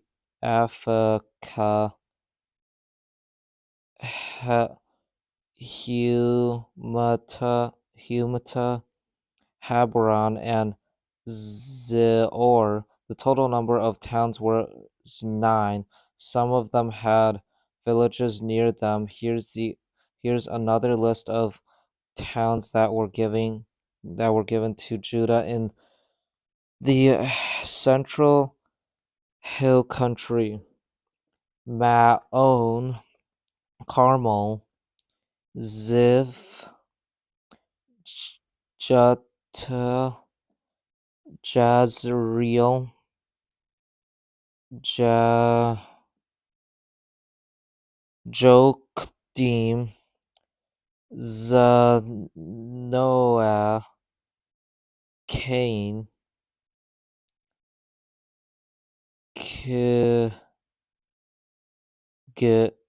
Gibeah, and Timnah. The total number of towns was 10. Some of them have villages near them. Here's another list of towns that were given to Judah in the central hill country: Halhol, Beth Zur, Gador, Marath, Beth Anath, and El-Tekon. The total number of towns was 6. Some of them have villages near them. Here's another list of towns that were given to Judah in the central hill country: Kiriath Jearim and Rabbah. The total number of towns was two. They had villages near them. Towns were also given to Juba, Judah in the desert. Here is a list of those towns: Beth Araba, Midden, Sakaka, Nibshan, the city of Salt, and En Gedi. The total number of towns was six. Some of them had villages near them. Judah couldn't drive out the Jebusites who were living in Jerusalem, so they lived there with the people of Judah to this very day. The land that was given to the tribes to the two tribes in the family line of Joseph began at the Jordan River near Jericho. Their border started east of the springs of Jericho. It went up from there through the desert into hill country of Bethel. Bethel is also called Luz. From Bethel, it crossed over to Ataroth. That's where the Arkites live. Then it went west down to the territory of Japhlethites. It went all the way to the area of Lower Beth Horon. It went on to Gezer. It came to an end at the Mediterranean Sea. The tribes of Manasseh and Ephraim were from the family line of Joseph. They received that land as their share. Here is the territory that was given to the tribe of Ephraim, family group by family group. The border of their share of land started at Ataroth Adar in the east. It went to Upper Beth Horon. It continued toward the Mediterranean Sea from Michmetheth on the north. It curved toward the east. It went to Tanath Shilah. It passed by Tanath Shiloh to Jannah on the east. Then it went down from Jannah to Ataroth and Nara. It touched Jericho and came to an end at the Jordan River from Tapua. The border went west to the Kana Valley.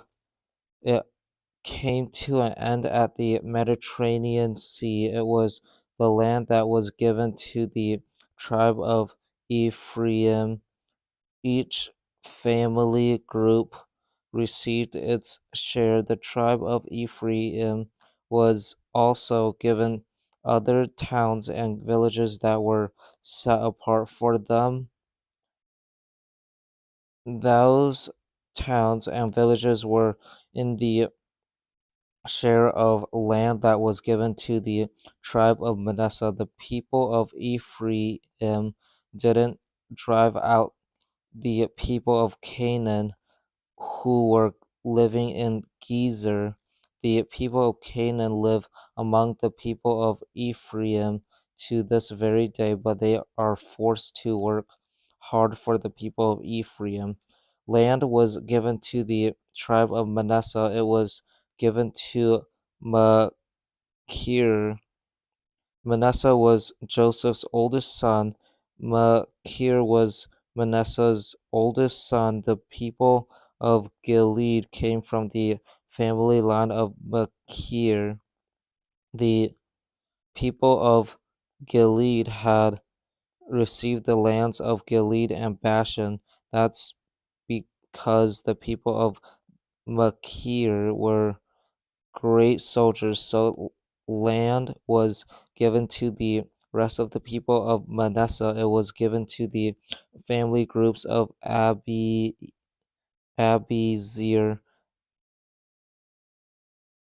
Helek, Asriel, Shechem, Epher, and Shemida. They were the other men in the family line of Manasseh, the son of Joseph. Those were their names by their family groups. Machir was the son of Manasseh. Gilead was the son of Machir. Hephir was the son of Gilead, and La and Zelophehad was the son of Lephir. Zelophehad didn't have any sons, he only had daughters. Their names were Mela, Noah, Hagla, Milcah, and Tirzah.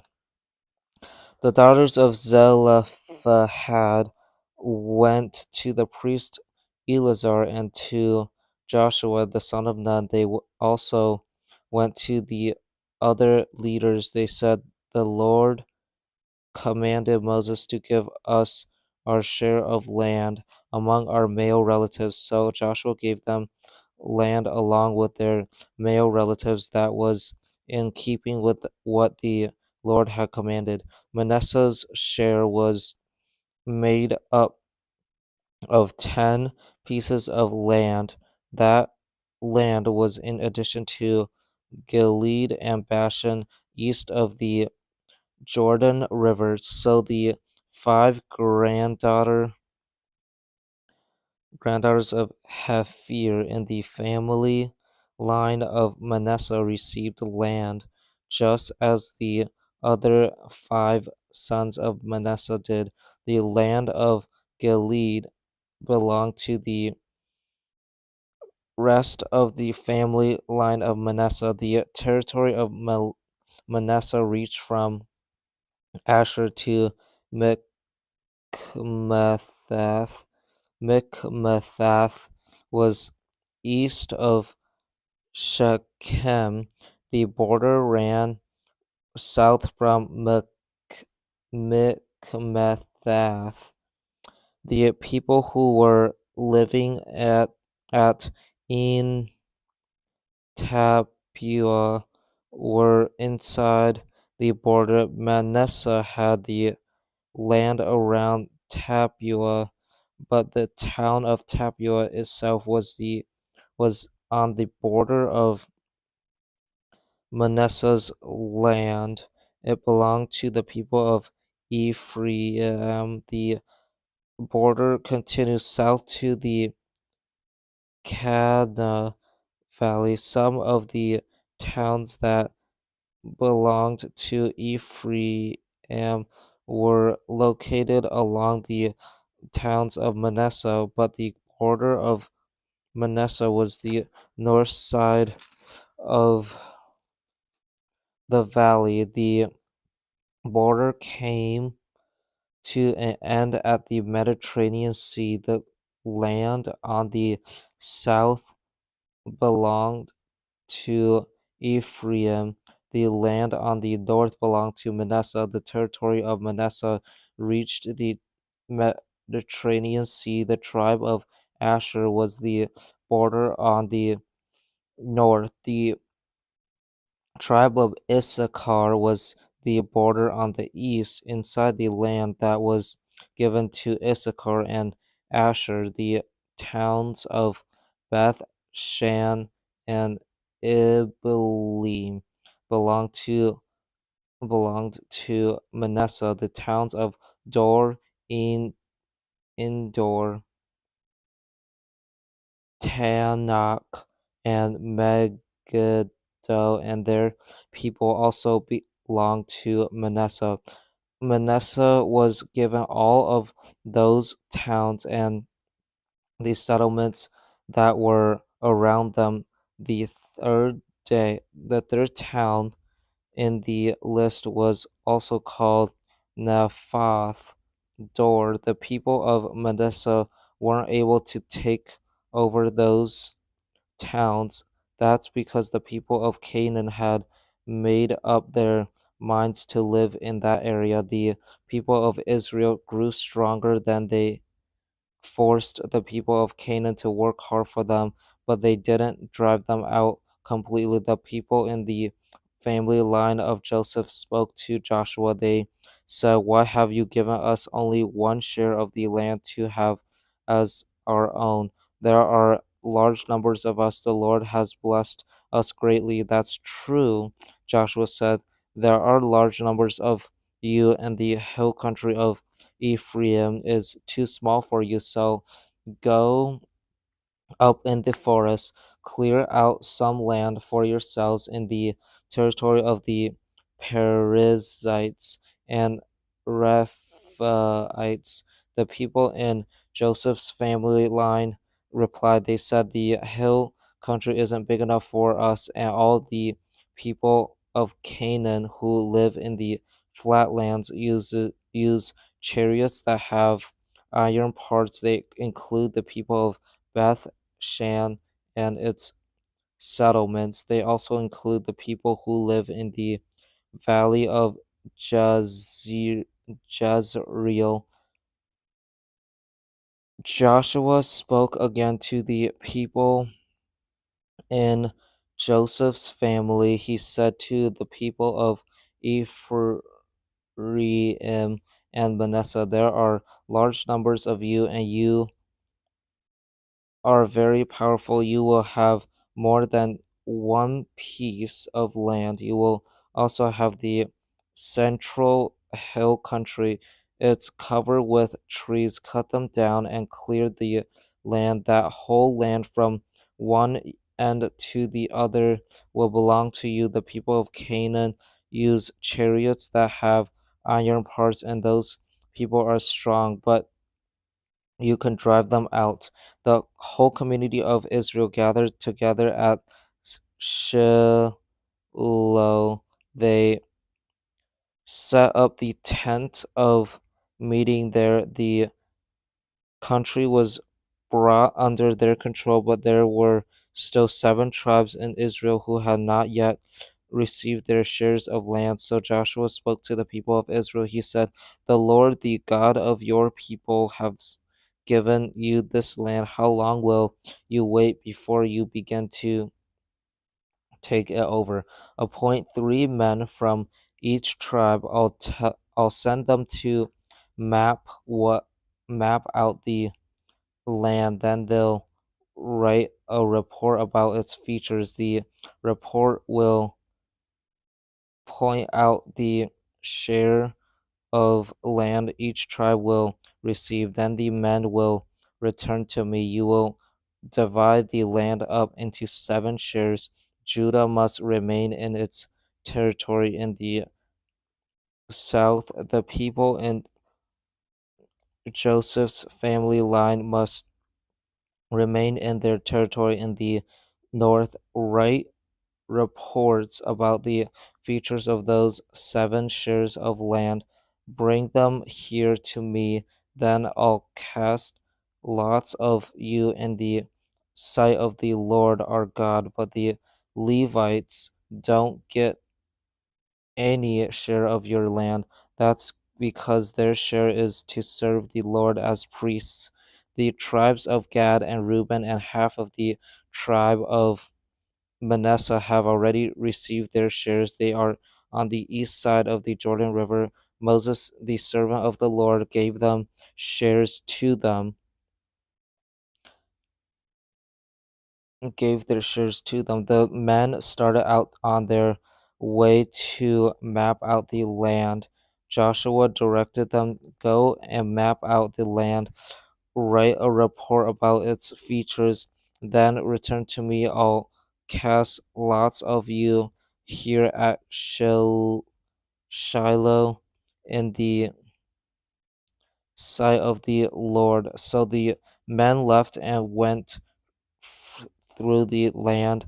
They wrote a report about its features on a scroll. It showed how they divided up the land into 7 shares. It listed the towns that were in each share.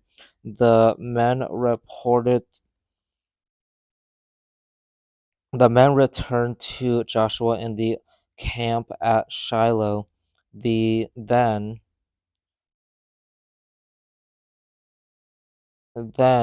Joshua cast lots for them in Shiloh in the sight of the Lord. There he gave out a share of land to each of the remaining tribes in Israel. The first lot that was drawn out for the tribe of Benjamin, family group by family group, the territory they were given was located between the tribe of the people of Judah and the people of Joseph. Here are the borders of Benjamin's territory. On the north side, their border started on the Jordan River. It went past the north slope of Jericho. Then it headed west into the central hill country. It came to an end at the desert of Beth Aven. From there, it crossed to the south slope of Bethel. Then it went down to Ataroth Adar on the hill south of Lower Beth Horon. From the hill that faces Beth Horon on the south, the border turned south along the west side of the hill. It came to an end of Kiriath Jear- Jearim. That town began to That town belongs to the people of Judah. That was the border on the west. The border on the south side started at the west edge of Kiriath Jearim. It came to an end at the springs of Nephthah. It went down to the foot of the hill that faces the valley of Ben Hinnom. The hill is north of the valley of Rephaim. The border continued down the Hinnom Valley. It went along the south slope of Jerusalem. And here are the people of Jebus live. Oh, where the people of Jebus live. It continued on to En Rogel. Then it curved north. It went to En Shemesh. It continued on to Jeliloth. Jeliloth faces the pass of Adumim. The border ran down to the stone of Bohan, the son of Reuben. It continued to the north slope of Beth Araba. It went on down into the Araba Valley. From there, it went to the north slope of Beth Hogla. It came to an end at the north bay of the Dead Sea. That's where the Jordan River flows into the Dead Sea. That was the border on the south. The Jordan River formed the border on the east side. Those were the borders that marked out on all sides the land the family groups of Benjamin received as their share. Here is a list of towns that were given to the tribe of Benjamin. Family group by family group: Jericho, Beth, Hogla, Emek,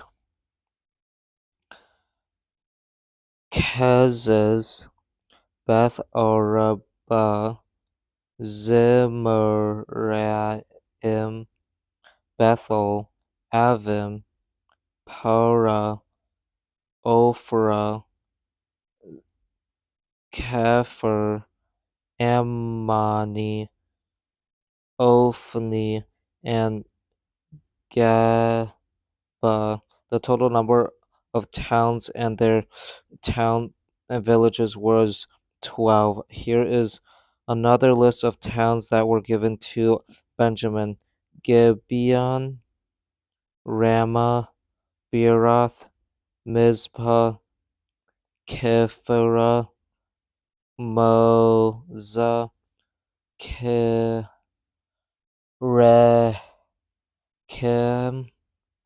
Irpeel, Zarala, Zarala, Zela, Hayilef, Jerusalem, Je- Jebeah, and Kiriath. The total number of towns and their villages was 14. That was the share of land the family groups of Benjamin received. The second lot that was drawn out was from the tribe of Simeon, family group by family group. The share of land they were given was in the territory of Judah. Here is what Simeon's share included: Beersheba, Molada, Hazar, Shual, Bala, Ezim, Talad, Ethel, Hormah, Ziklag, Beth Markobath, Hazar, Susa, Beth Lebaoth, and Sharahan. The total number of towns was 13. Some of them had villages near them. Here's another list of towns that were given to Simeon: Ain, Rimmon, Ether, and Ashan. The total number of towns was 4. Some of them had villages near them. The towns and all of the villages that were around them reached all the way to Ramah in the Negev desert. That was the share of land the tribe of Simeon received, family group by family group. Of Simeon's share of land was taken from Judah's share. That's because Judah had more land than they needed, so the people of Simeon received their share of land inside the territory of Judah. The third lot was the third lot that was drawn out was for the tribe of Zebulun. Family group by family group, here are the borders of Zebulun's territory. The border of their share of land went as far as Sarid. It ran west to Marala and touched Dabesheth. It reached to the valley near Jok Jokneam. It turned east from Sarid toward the sunrise. It went to the territory of Kisloth Tabor. It went on to Debaroth and up to Japhia. Then it continued east to Gath, Hefer, and Eth Kazan. It came to end at Rimmon and turned toward Nia. There the border went around on the north to Hanathan. It came to an end at the valley of Ifta El. Zebulun's territory included Kattath, Nahalal, Shimron, Idlah, and Bethlehem. The total number of towns was 12. Some of them had villages near them. Those villages and their villages were Zebulun's share family group by family group. The fourth lot that was drawn out was for the tribe of Issachar, family group by family group. Here's what Issachar's share included: Jezreel and Jezreel, Casaloth, Shunem, Hapharaim, Raim, Shihon, and Harath, Rabbith, Kishon, Ebez, Rameth, En Ganim, En Haddah, and Beth Pazzaz. The border touched Tabor, Shahazamah, and Beth Shemesh,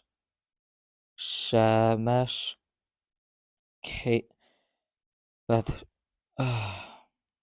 It came to an end at the Jordan River. The total number of towns was 16. Some of them had villages near them.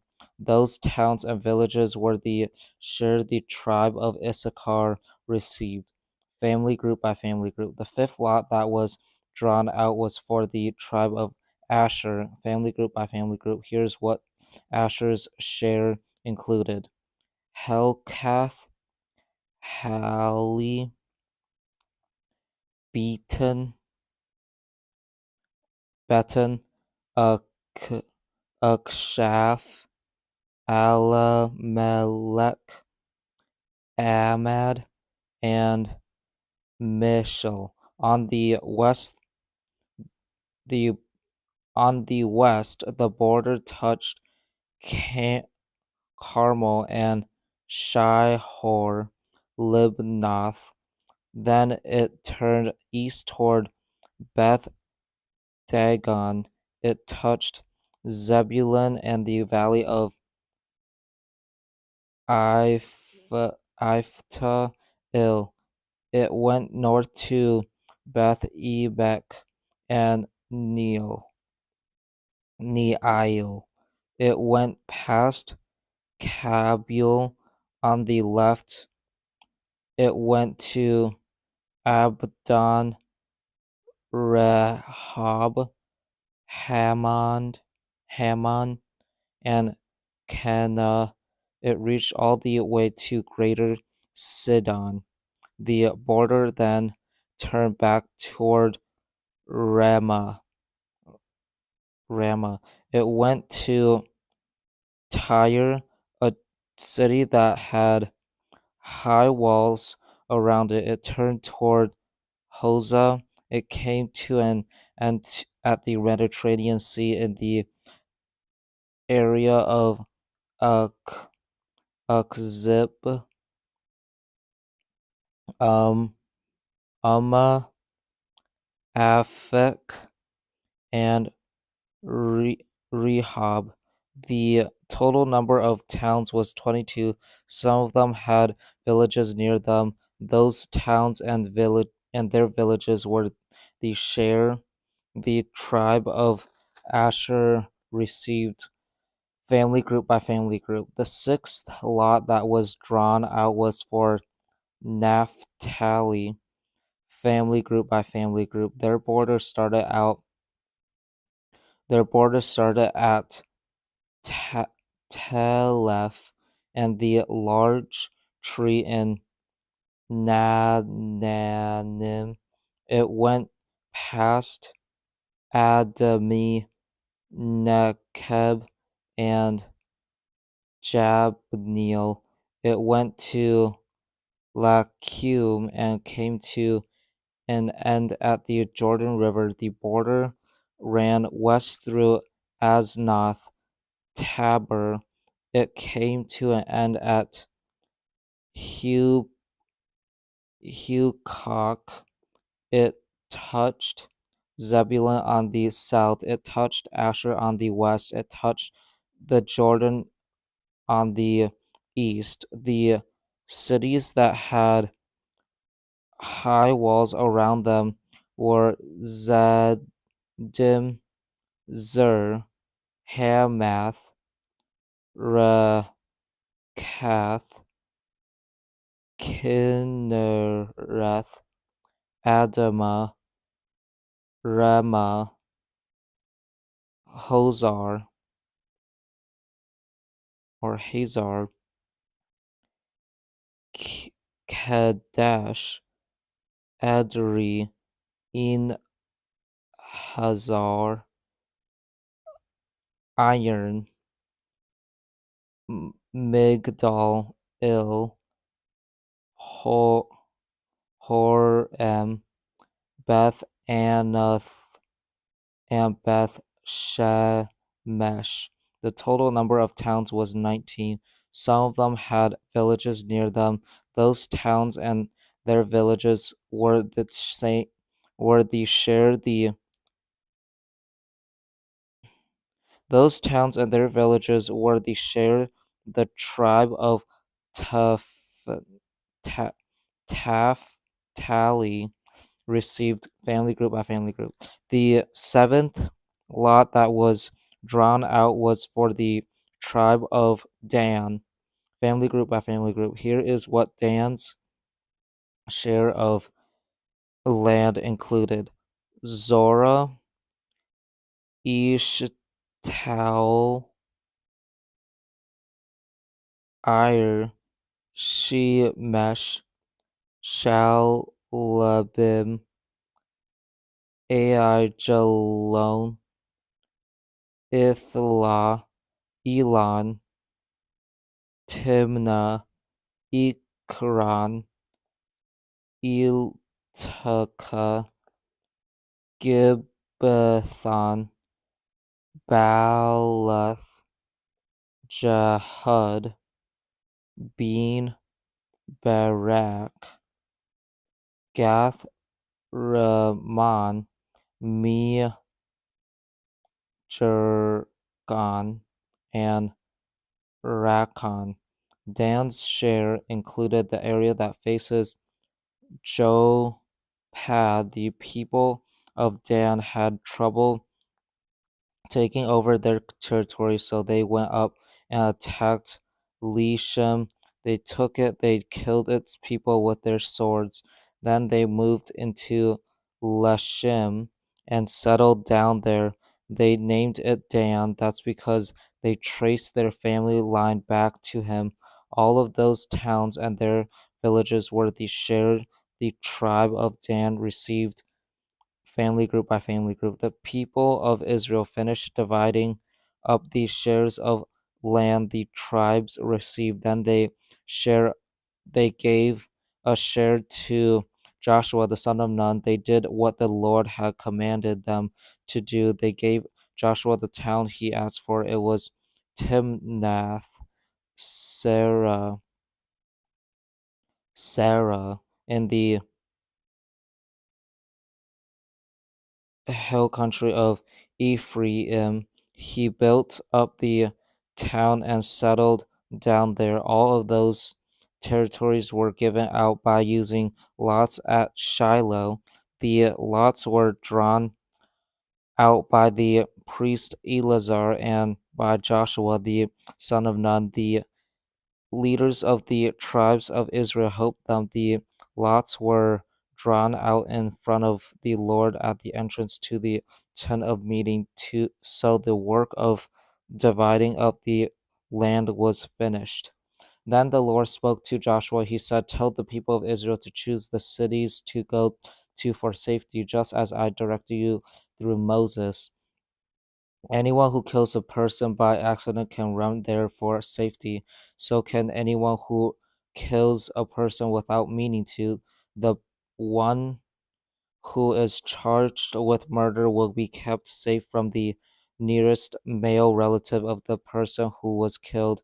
Suppose the one who is charged runs for the safety to one of those cities, then he must stand in the entrance of the city gate. He must state his case in front of the elders of that city. They must let him come into their city. They must give him a place to live there. Suppose the nearest male relative of the person who was killed comes after him, then the elders must not hand him over to that relative. That's because he didn't mean to kill his neighbor.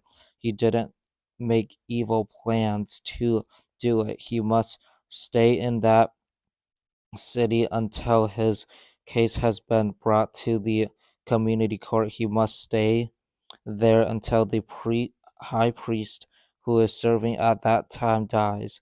Then he can go back to his own home. He can return to the town he ran away from. So the people of Israel set apart Kadesh in Galilee. It's in the hill country of Naphtali. They set apart Shechem. It's in the hill country of Ephraim. They set apart Kiriath Arba. It's the it's in the hill country of Judah. Kiriath Arba is also called Habron on the east side of the Jordan River near Jericho. They chose Bezer. It's in the desert on the high flatlands. It's in the territory of the tribe of Reuben. They choose Ramoth in Gilead. It's in the territory of the tribe of Gad. They chose Golan in the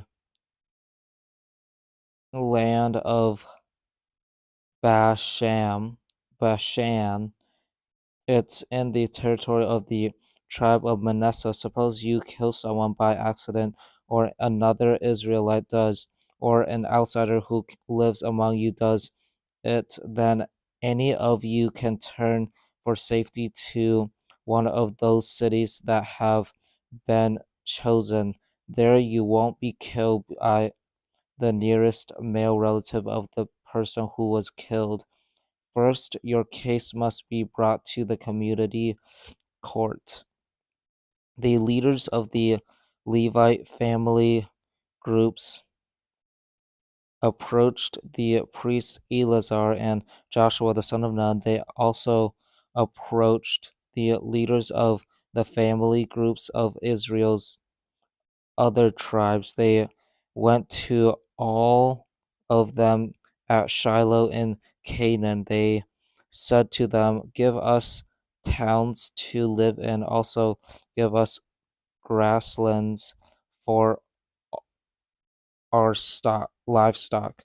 That's what the Lord commanded through Moses. So the people of Israel gave the Levites towns and grasslands out of their own shares of land. They did what the Lord had commanded. Here are the towns the Levites were given. The first lot that was drawn out was for the people of Kohath, family group by family group. Some of the Levites came from the family line of the priest Aaron. They were given 13 towns from the tribes of Judah, Simeon, and Benjamin. The rest of Kohath's family groups were given 10 towns from the family groups of the tribes of Ephraim and Dan, and half of the tribe of Manasseh. The family groups of Gershon were given 13 towns from the family groups of the tribes of Issachar, Asher, and Naphtali, and half of the tribe of Manasseh. That part of Manasseh was in the land of Bashan. The family groups of Merari received 12 towns from the tribes of Reuben, Gad, and Zebulun. Each family group received its share, so the people of Israel gave those towns and their grasslands to the Levites. They did what the Lord had commanded through Moses. They gave some towns from the territories of the tribes of Judah and Simeon to the members of the family line of Aaron. The towns were given to the family groups of Kohath. They were Levites. The first lot that was drawn out for them, here are the towns the family groups of Kohath were given. The people of Israel gave them Kiriath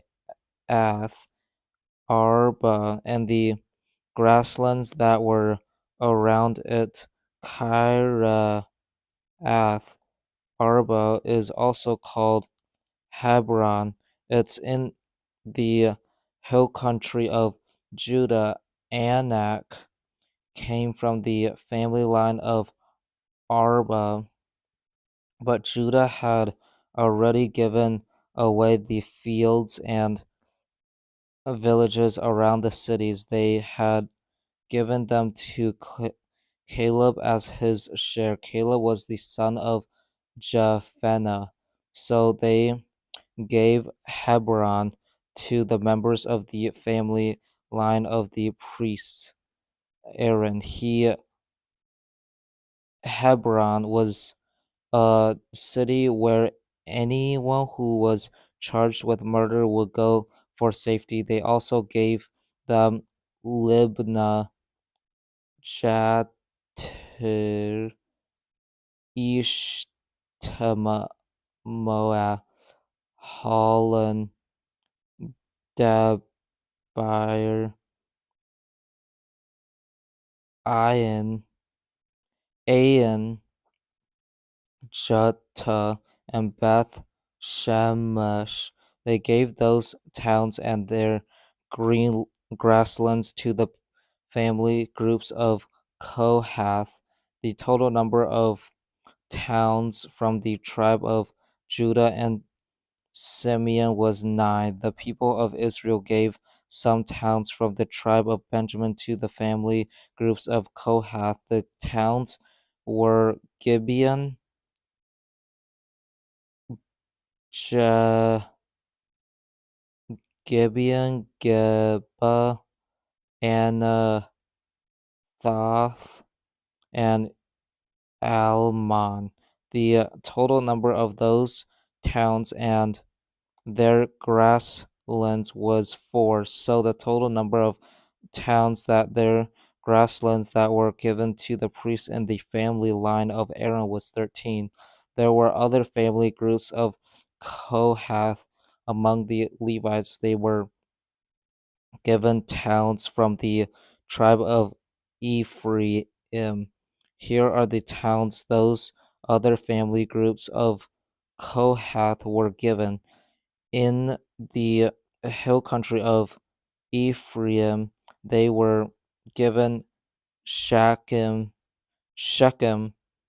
It was a city where anyone who was charged with murder would go for safety. They were also given Gezer, Kibzaim, and Beth Horon.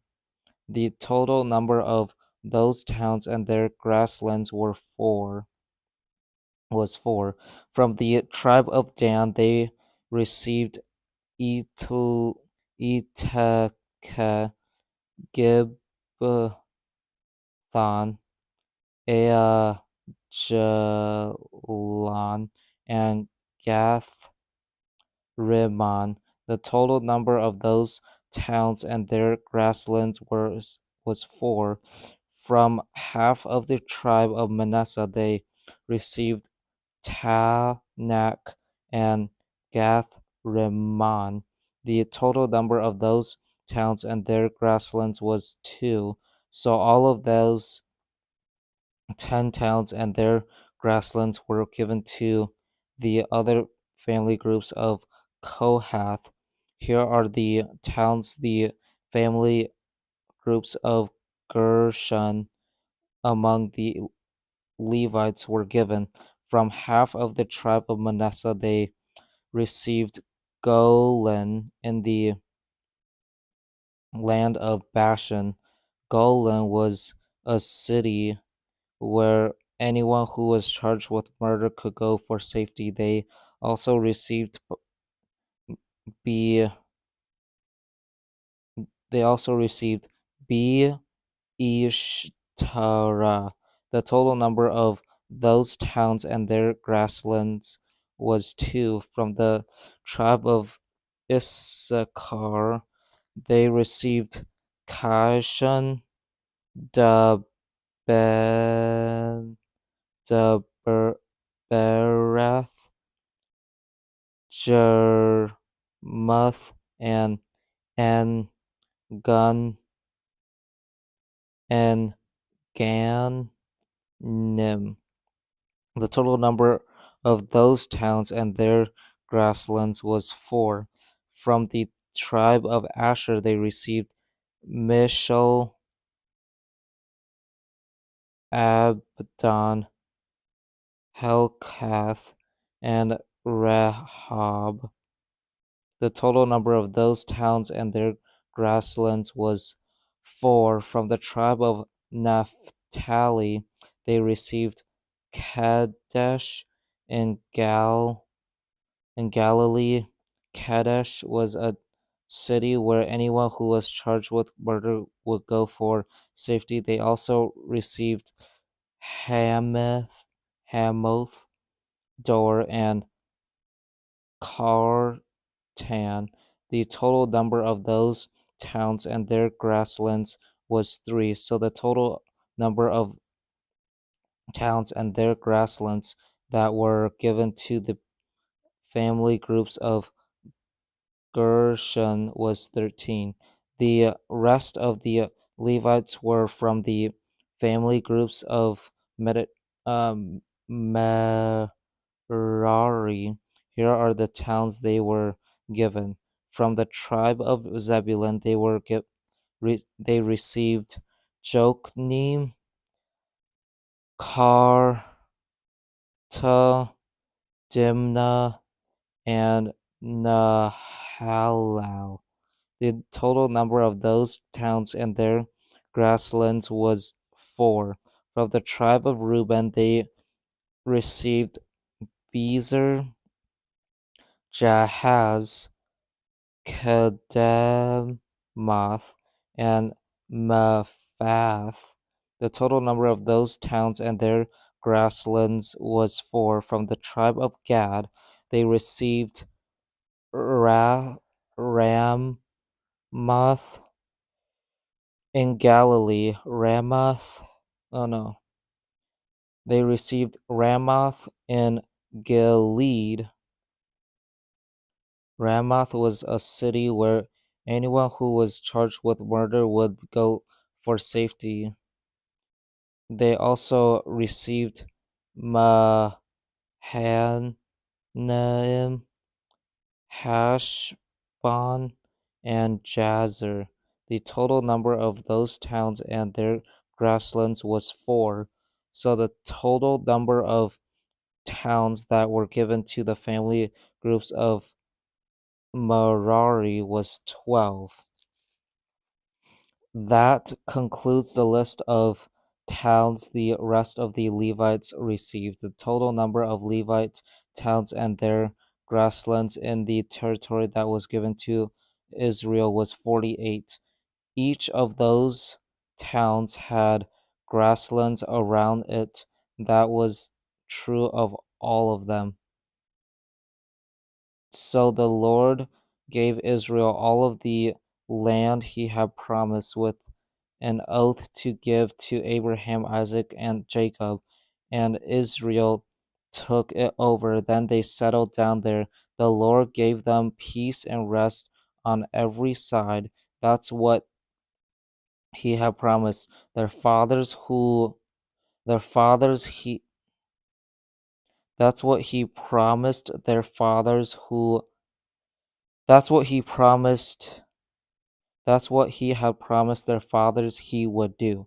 Not one of their enemies was able to fight against Israel and win. The Lord handed all of their enemies over to them. The Lord kept all of the good promises he had made to the people of Israel. Every one of them came true. Joshua sent for the tribes of Reuben and Gad and half of the tribe of Manasseh. He said to them, "You have done everything that Moses, the servant of the Lord, commanded. You have also obeyed everything I commanded. For a long time now, you haven't deserted the other Israelites. Instead, you have done what the Lord your God sent you to do. You have obeyed him to this very day. Now, the Lord your God has given the other tribes peace and rest. That's what he promised to do. So return to your homes. They are in the land that Moses, the servant of God, of the Lord, gave you. It's on the east side of the Jordan River. Be very careful to obey the law that Moses, the servant of the Lord, gave you. He commanded you to love the Lord your God. He told you to live exactly as the Lord wants you to. He told you to obey the Lord's commands. He told you to remain true to the Lord, and he told you to serve the Lord with all your heart and with all your soul. Joshua gave the eastern tribes his blessing, then he sent them home, so they went. Moses had given land in Bashan to half of the tribe of Manasseh. Joshua had given land to the other half of the tribe along with the other tribes on the west side of the Jordan River. When Joshua sent them home, he blessed them. He said, "Return to your homes, take your great wealth with you, return with your large herds of livestock. Take your silver, gold, and bronze and iron with you. Return with all of your clothes. Divide up the things you have taken from your enemies, share them with your people. So the tribes of Reuben and Gad and half of the tribe of Manasseh went home. They left the other people of Israel at Shiloh in Canaan. They returned to Gilead. Gilead. That was their own land. They had gotten it in keeping with the Lord's command through Moses. The tribes of Reuben and Gad and half of the tribe of Manasseh came to Galilee. It was near the Jordan River in the land of Canaan. They built a large altar there by the Jordan. The rest of the people of Israel heard that they had built the altar. They heard that they had built it on the border of Canaan at Galilee. It was near the Jordan River on the west side. So the whole community of Israel gathered together at Shiloh. They decided to go to war against the eastern tribes. The people of Israel sent the priest Phinehas to the land of Gilead. Phinehas was the son of Eleazar. They sent him to the tribes of Reuben and Gad and half of the tribe of Manasseh.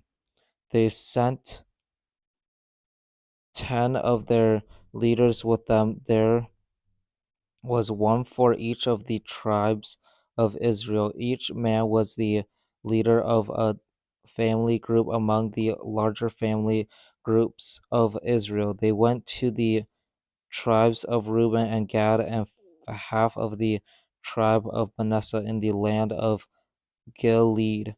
They said to them, "We're speaking for the Lord's whole community.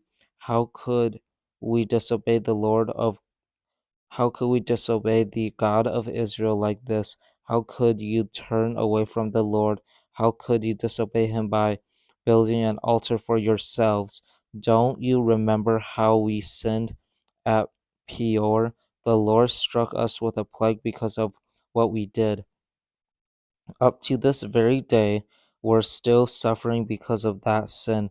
Are you turning away from the Lord now? Suppose you disobey the Lord today. If you do, he'll be angry with the whole community of Israel tomorrow. If your own land isn't clean, come over to the Lord's land. It's where his holy tent stands. Share our land with us, but don't disobey the Lord. Don't turn against us by building an altar for yourselves. Don't build any altar other than the altar of the Lord our God. Remember Achan, the son of Zerah. Achan wasn't faithful to the Lord. He took the things that had been set apart to the Lord in a special way to be destroyed. Didn't the Lord's anger come on the whole community of Israel? And Achan wasn't the only one who died because of his sin. Then the tribes of Reuben and Gad and half of the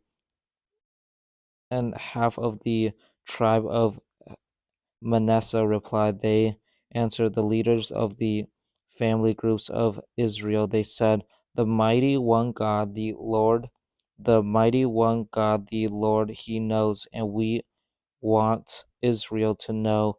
Have have we oppressed? Have we opposed the Lord? Have we refused to obey him? If we have, don't spare us today. Have we built our own altars so we can turn away from the Lord? Have we built it to offer burnt offerings and grain offerings on it? Have we built it to sacrifice friendship offerings on it? If we have, may the Lord Himself hold us accountable. No, we built it because we were afraid someday your children might speak to our children. We were afraid they might say, "What do you have to do with the Lord? What do you have to do with the Lord of Israel, with the God of Israel? The Lord have made the Jordan River a border between us and you. You people of Reuben, you people of Gad, you don't have anything to do with the Lord. If your children say that, they might cause our children to stop worshiping the Lord. That's why we said to ourselves, let's get ready and build an altar, but let's not build it to offer burnt offerings or sacrifices on it. So just the opposite is true. The altar will be a witness between us and you. It will be a witness between our children and yours after us. It will also be a witness that we will worship the Lord at His sacred tent. We'll worship Him there with our burnt offerings, sacrifices, and friendship offerings. Then in days to come, your children won't be able to say to ours, "You won't have anything to do with the Lord." So we said to ourselves, suppose they say that to us sometime, or suppose they say it to our children after us, then we'll answer, look at this altar. It's exactly what the Lord's altar It's exactly like the Lord's altar. Our people built it. They didn't build it to offer burnt offerings and sacrifices on it. Instead, they built it to be a witness between us and you. We would never refuse to obey the Lord. We would never turn away from Him now. We won't We wouldn't build an altar to offer burnt offerings, grain offerings, and sacrifices on it. We wouldn't use any altar other than the altar of the Lord our God. That altar stands in front of His holy tent. The priest Phinehas heard what the tribes of Reuben, Gad, and Manasseh had to say. The leaders of the family groups of the community of Israel heard it too. All of them were pleased with what they heard.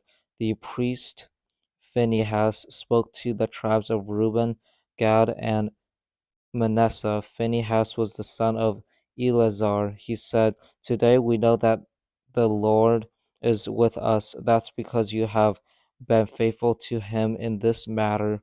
Now you have saved the people of Israel from the Lord's anger against them." Then the priest Phinehas in the in the then the priest Phinehas, the son of Eleazar, returned to Canaan, so did the leaders.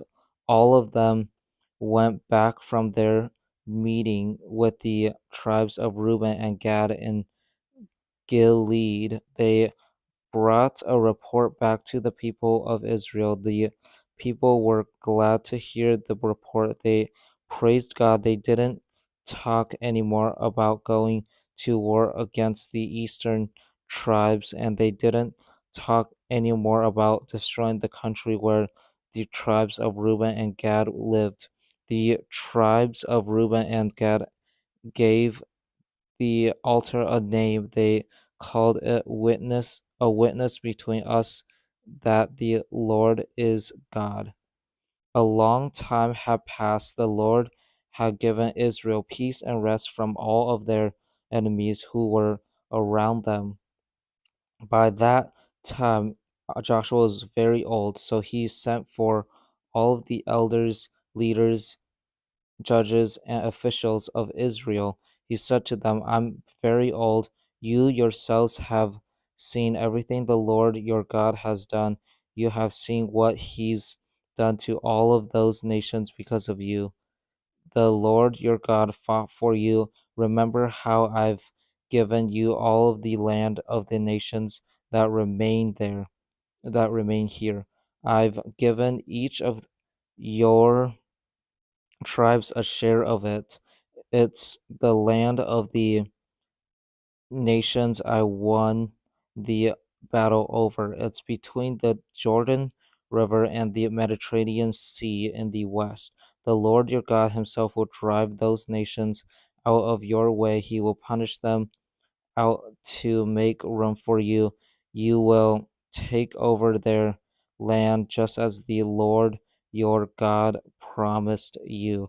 Be strong, be very strong, be careful to obey everything that is written in the scroll of the law of Moses. Don't turn away from it to the right or the left. Don't have anything to do with the nations that remain among you. Don't use the names of their gods for any reason at all. Don't take oaths and make promises in their names. You must not serve them. You must not bow down to them. You must remain true to the Lord your God just as you have done until now. The Lord has driven out great and powerful nations to make room for you. To this very day, no one has been able to fight against you and win. One of you can chase 1,000 away. That's because the Lord your God fights for you, promise he just as he promised he would. So be very careful to love the Lord your God. But suppose you turn away from him, you mix with the people who are left alive in the nations that remain among you. Later, you and they get married to each other and you do other kinds of things with them, then you can be sure of what the Lord your God will do. He won't drive out those nations to make room for you anymore. Instead, they will become traps and snares for you. They will be like whips on your backs. They will be like thorns in your eyes. All of that will continue until you are destroyed. It will continue until you are removed from this good land. It's the land the Lord your God has given you. Now I'm about to die, just as everyone else on earth does. The Lord your God has kept all of the good promises he gave you. Every one of them has come true. Not one has failed to come true. And you know with all of with all your heart and soul. Every good promise of the Lord your God has come true. So you know that the Lord will bring on you all of the evil things he has warned you about. He'll do it until he has destroyed you. He'll do it until he has removed you from this good land. It's the land he has given you. Suppose you break the covenant the Lord your God made with you. He commanded you to obey it, but suppose you go and serve other gods and you bow down to them, then the Lord's anger will burn against you. You will quickly be destroyed. You will be removed from the good land he has given you. Joshua gathered all of Israel's tribes together at Shechem. He sent for the elders, leaders, judges, and officials of Israel. They came and stood there in the sight of God. Joshua spoke to all the people. He said, "The Lord is the God of Israel." He says, "Long ago, your people lived east of the Euphrates River. They worshipped other gods there. Your people included Terah. He was the father of Abraham and Nahor. I took your father Abraham from the land that is east of the Euphrates. I led him all through Canaan. I gave him many children and grandchildren. I gave him Isaac to Isaac. I gave Jacob and Esau. I gave the hill country of Seir to Esau. But Jacob and his children went down to Egypt. Then I sent Moses and Aaron and made the people of Egypt suffer because of the plagues I sent on them, but I brought you out of Egypt. I brought you per, when I brought your parents out, they came to the Red Sea. The people of Egypt chased them with chariots and with men on horses. They chased them all the way to the sea, but your people carried out to me for help. So I put darkness between you and the people of Egypt. I swept them into the sea. It completely covered them. Your own eyes saw what I did to them. After that, you lived in the desert for a long time. I brought you to the land of the Amorites. They lived east of the Jordan River. They fought against you, but I handed them over to you. I destroyed them to make room for you. Then you took over their land. Balak, the son of Zippor, prepared to fight against Israel. Balak was the king of Moab. He sent for Balaam. He wanted him to put a curse on you. Balaam was the son of Beor, but I would not listen to Balaam's curses. So he blessed you again and again, and I saved you from his power. Then you went across the Jordan River. You came to Jericho. Its people fought against you. So the Amorites, Perizzites, Canaanites, Hittites, Girgashites, Hivites, and Jebusites, but I handed them over to you. I sent hornets above, I sent hornets ahead of you. They drove your enemies out to make room for you. That included the two Amorite kings. You did not do that with your own swords and bows, so I gave you a land you had never farmed. I gave you cities have never you have not built. You are now living in them, and you are eating the fruits of vineyards and olive trees you did not plant. So have respect for the Lord, serve him, be completely faithful to him. Throw away the gods your people worshipped east of the Euphrates River and in Egypt. Serve the Lord. But suppose you don't want to serve him, then choose for yourselves right now whom you will serve. You will choose the gods your people serve east of the Euphrates River, or you can choose the gods the Amorites serve. After all, you are living in their land. But as for me and my family, you will serve the Lord. We will serve the Lord. Then the people answered Joshua. They said, we would never desert the Lord. We will never serve other gods. The Lord our God himself brought us and our parents out of Egypt. He brought us out of the land where we were slaves. With our own eyes, we saw those great miraculous signs he did. He kept us safe on our entire journey. He kept us safe as we traveled through all the nations. He drove them out to make room for us. That included the Amorites. They also lived in the land, we too will serve the Lord. That's because He is our God.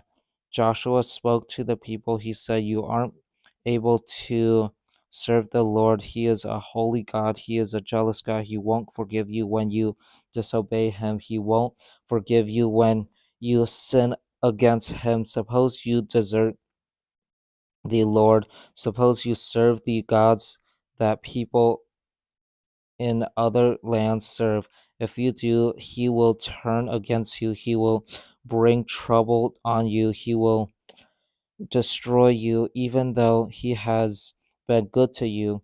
But the people spoke to Joshua. They said, No, we will serve the Lord. Then Joshua said, You are witness against yourselves. You have said that you have chosen to serve the Lord. Yes, we are witnesses, they replied. Now then, said Joshua, throw away the gods that are among you. People from other lands serve those gods. Give yourselves completely to the Lord, the God of Israel. Then the people spoke to Joshua. They said, We will serve the Lord our God. We will obey him. On that day, Joshua made a covenant for the people there at Shechem. He wrote down rules and laws for them. He recorded those things in the scroll of the law of God. Then he got a large stone. He set it up in Shechem under the oak tree. It was near the place that had been set apart for the Lord. Look, he said to all of the people, this stone will be a witness against us. It has heard all of the words the Lord has spoken to us. Suppose you aren't true to your God, then the stone will be a witness against you. Joshua sent the people away. He sent all of them to their own shares of land. Then Joshua, the servant of the Lord, died. He was the son of Nun. He was 110 years old when he died. His people buried his body at Timnath Serah on his own property. It's north of Mount Gash in the hill country of Ephraim. Israel served the Lord as long as Joshua lived. They also served him as long as the elders lived. Those were the elders who lived longer than Joshua did. They had seen for themselves everything the Lord had done for Israel. The people of Israel had brought Joseph's bones up from Egypt. They buried his bones at Shechem in the piece of land Jacob had bought. He had bought it from the sons of Homar. He had paid 100 pieces of silver for it. Homar was the father of Shechem. That piece of land became the share that belonged to Joseph's children after him. Aaron's son Eleazar died. His body was buried at Gibeah in the hill country of Ephraim. Gibeah had been given to Eleazar's son Phinehas. Judges 1. Joshua died. After that, the people of Israel spoke to the Lord. They asked him, Who will go up first and fight for us against the people of Canaan? The Lord answered, The tribe of Judah will go. I have handed the land over to them. Then the men of Judah spoke to their fellow Israelites, the men of Simeon. They said, Come up with us, come into the territory Joshua gave us. Help us fight against the people of Canaan. Then we'll go with you into your territory. So the men of Simeon went with them. When the the men of Judah attacked, the Lord helped them. He handed the Canaanites and Perizzites over to them.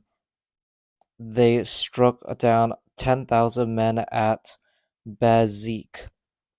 Judah found Adoni Bezek there. They fought against him. They struck down the Canaanites and Perizzites, but Adoni Bezek ran away. Judah chased him and caught him. Then they cut off his thumbs and big toes. Doni Bezek said, I cut off the thumbs and big toes of 70 kings. I made them pick up scraps under my table. Now God has paid me back for what I did to them. The men of Judah brought Adoni Bezek to Jerusalem. That's where he died. The men of Judah attacked Jerusalem and took it. They set the city on fire. They killed its people with their swords. After that, the men of Judah went down to fight against the people of Canaan who were alive, who were living in the central hill country. They also fought against those who were living in the Negev desert and the western hills. Then the men of Judah marched out against the Canaanites who were living in Hebron. The men Hebron. The men of Judah won the battle over Sheshai, a, a high man, and Talmai. Hebron used to be called Kiriath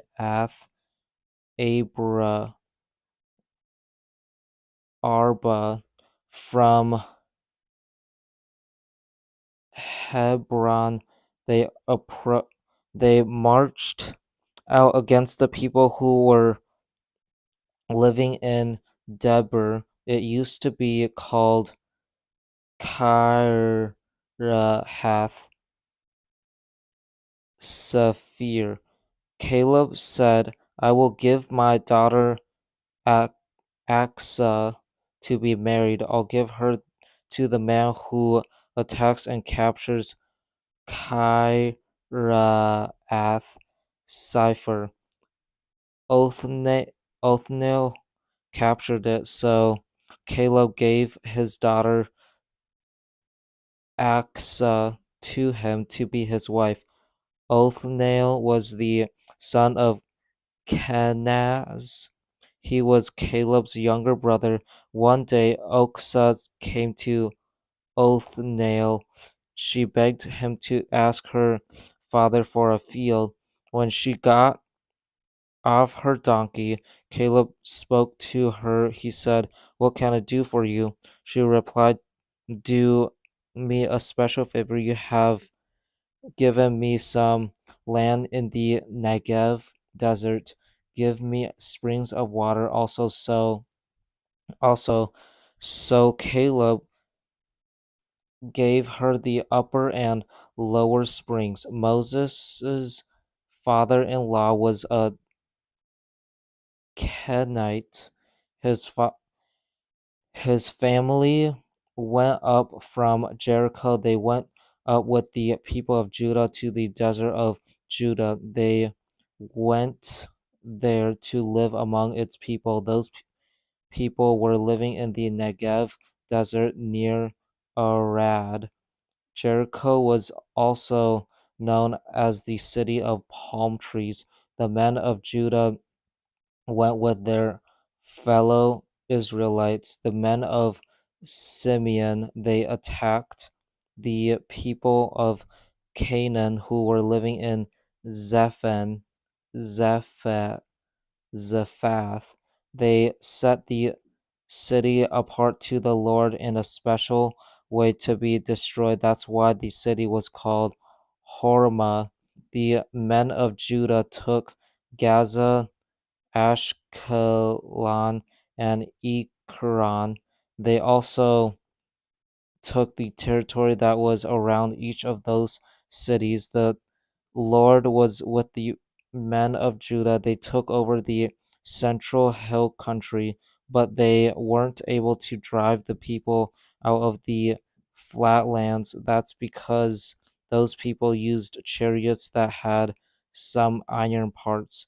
Moses had promised to give Hebron to Caleb, so Hebron was given to Caleb. He drove these three sons of Anak out of it out of it.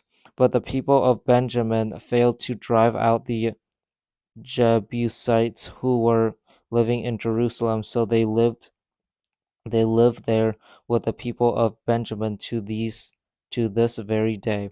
The men of Joseph attacked Bethel. The Lord was with them.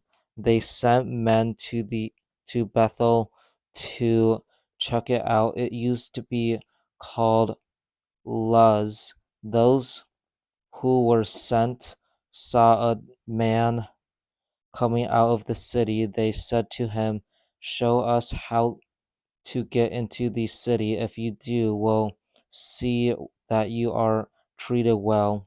So he showed them how to get in. The men of Joseph killed the people in the city with their swords, but they spared the man from Bethel. They also spared his whole family. Then he went to the land of the Hittites.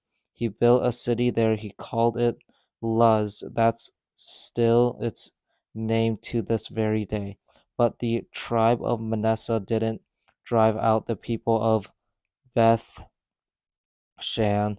They didn't drive out the people of Tanakh, Dor, Ibleam,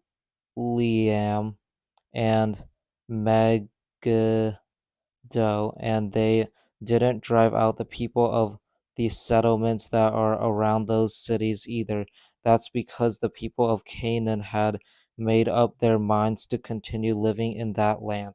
Later, Israel became stronger than they forced the people of Canaan to work hard for them, but Israel never drove them out completely. The tribe of Ephraim didn't drive out the Canaanites who were living in Gezer, so they continued to live there among them. The tribe of Zebulun didn't drive out the Canaanites who were living in Kitron and Nahalal, so they remained among them. But Zebulun forced the Canaanites to work hard for them. The tribe of Asher didn't drive out the people who were living in Akko and Sidon. They didn't drive out the people of uh, Halad, Akazib, Helba, Aphek, and Rahab. So the people of Asher lived among the Canaanites who were in the land. The tribe of Naphtali didn't drive out the people who were living in Beth Shemesh and Beth Anath. So the people of Naphtali lived among the Canaanites who were in the land. The people of Beth Shemesh and Beth Anath were forced to work hard for them. The Amorites made the people of Dan stay in the central hill country. They didn't let them come down into the flatlands. The Amorites made up their minds to stay in Mount Hears. They also stayed in Aijalon and Shalbim. But the power of the tribes of Joseph grew. Then the Amorites were forced to work hard for them. The border of the Amorites started at Scorpion Pass. It went to Selah and even past it. The angel of the Lord went up from Gilgal to Bochim. There he spoke to the people of Israel. Out I brought you up out of Egypt, he said. I led you into this land. It is the land I promised with an oath to give to Abraham, Isaac, and Jacob. I said, I will never break the covenant I made with you. So you must not make a covenant with the people of this land. Instead, you must tear down their altars, but you have disobeyed me. Why did you do it? I have something to tell you. I will not drive those people out to make room for you. They will be like thorns in your sides. Their gods will be a trap to you. The angel of the Lord spoke those things to all the people of Israel. Then the people began to sob out loud. So that place was called Bochim.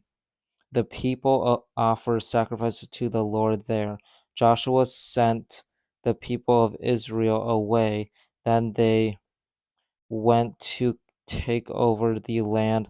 All of them went to their own shares of land. The people served the Lord as long as Joshua lived. They also served him as long as the elders lived. Those were the elders who lived longer than Joshua did. They had seen all of the great things the Lord had done for Israel. Joshua, the servant of the Lord, died. He was the son of Nun. He was 110 years old when he died. His people buried his body on his own property at Timnath Hears. It's north of Mount Gash in the hill country of Ephraim. All of the people of Joshua's time joined the members of their families who had already died. Then those born first, who were born after them, grew up. They didn't know the Lord. They didn't know what He had done for Israel. The people of Israel did what was evil in the sight of the Lord. They served the gods that were named after Baal. They deserted the Lord, the God of their people. He had brought them out of Egypt, but now the people of Israel followed other gods and worshiped them.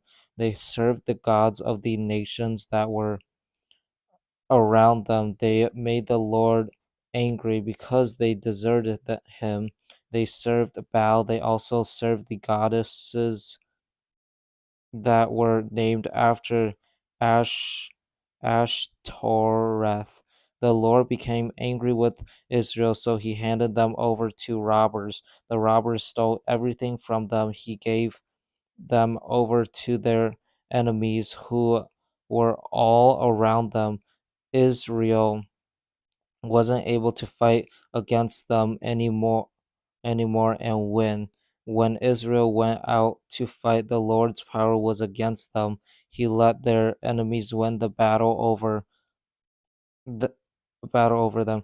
The Lord had warned them with an oath that it would happen, and now they were suffering terribly. Then the Lord gave them leaders. The leaders saved them from the power of those robbers, but the people wouldn't listen to their leaders. They weren't faithful to the Lord. They joined themselves to other gods and worshiped them. They didn't obey the Lord's commands as their people before them had done. They quickly turned away from the path their people had taken. When the Lord gave them a leader, he was with that leader. He saved the people from the power of their enemies. He did it as long as the leader lived. He was very sorry for the people. They groaned because of what their enemies did to them. The enemies beat them down, they treated them badly, but when the leader died, the people returned to their evil ways. The things they did were even more sinful than the things their people before them had done. They follow other gods, they serve them, they worship them, they refuse to give up their evil practices. They wouldn't change their stubborn ways. So the Lord's anger burned against the people of Israel. He said, "This nation has broken my covenant. I made it with the people of long ago, but this nation has not listened to me." Joshua left some nations in the land when he died. I will not drive those nations out to make room for you anymore. I will use them to put Israel to the test. I will see whether Israel will live the way I want them to.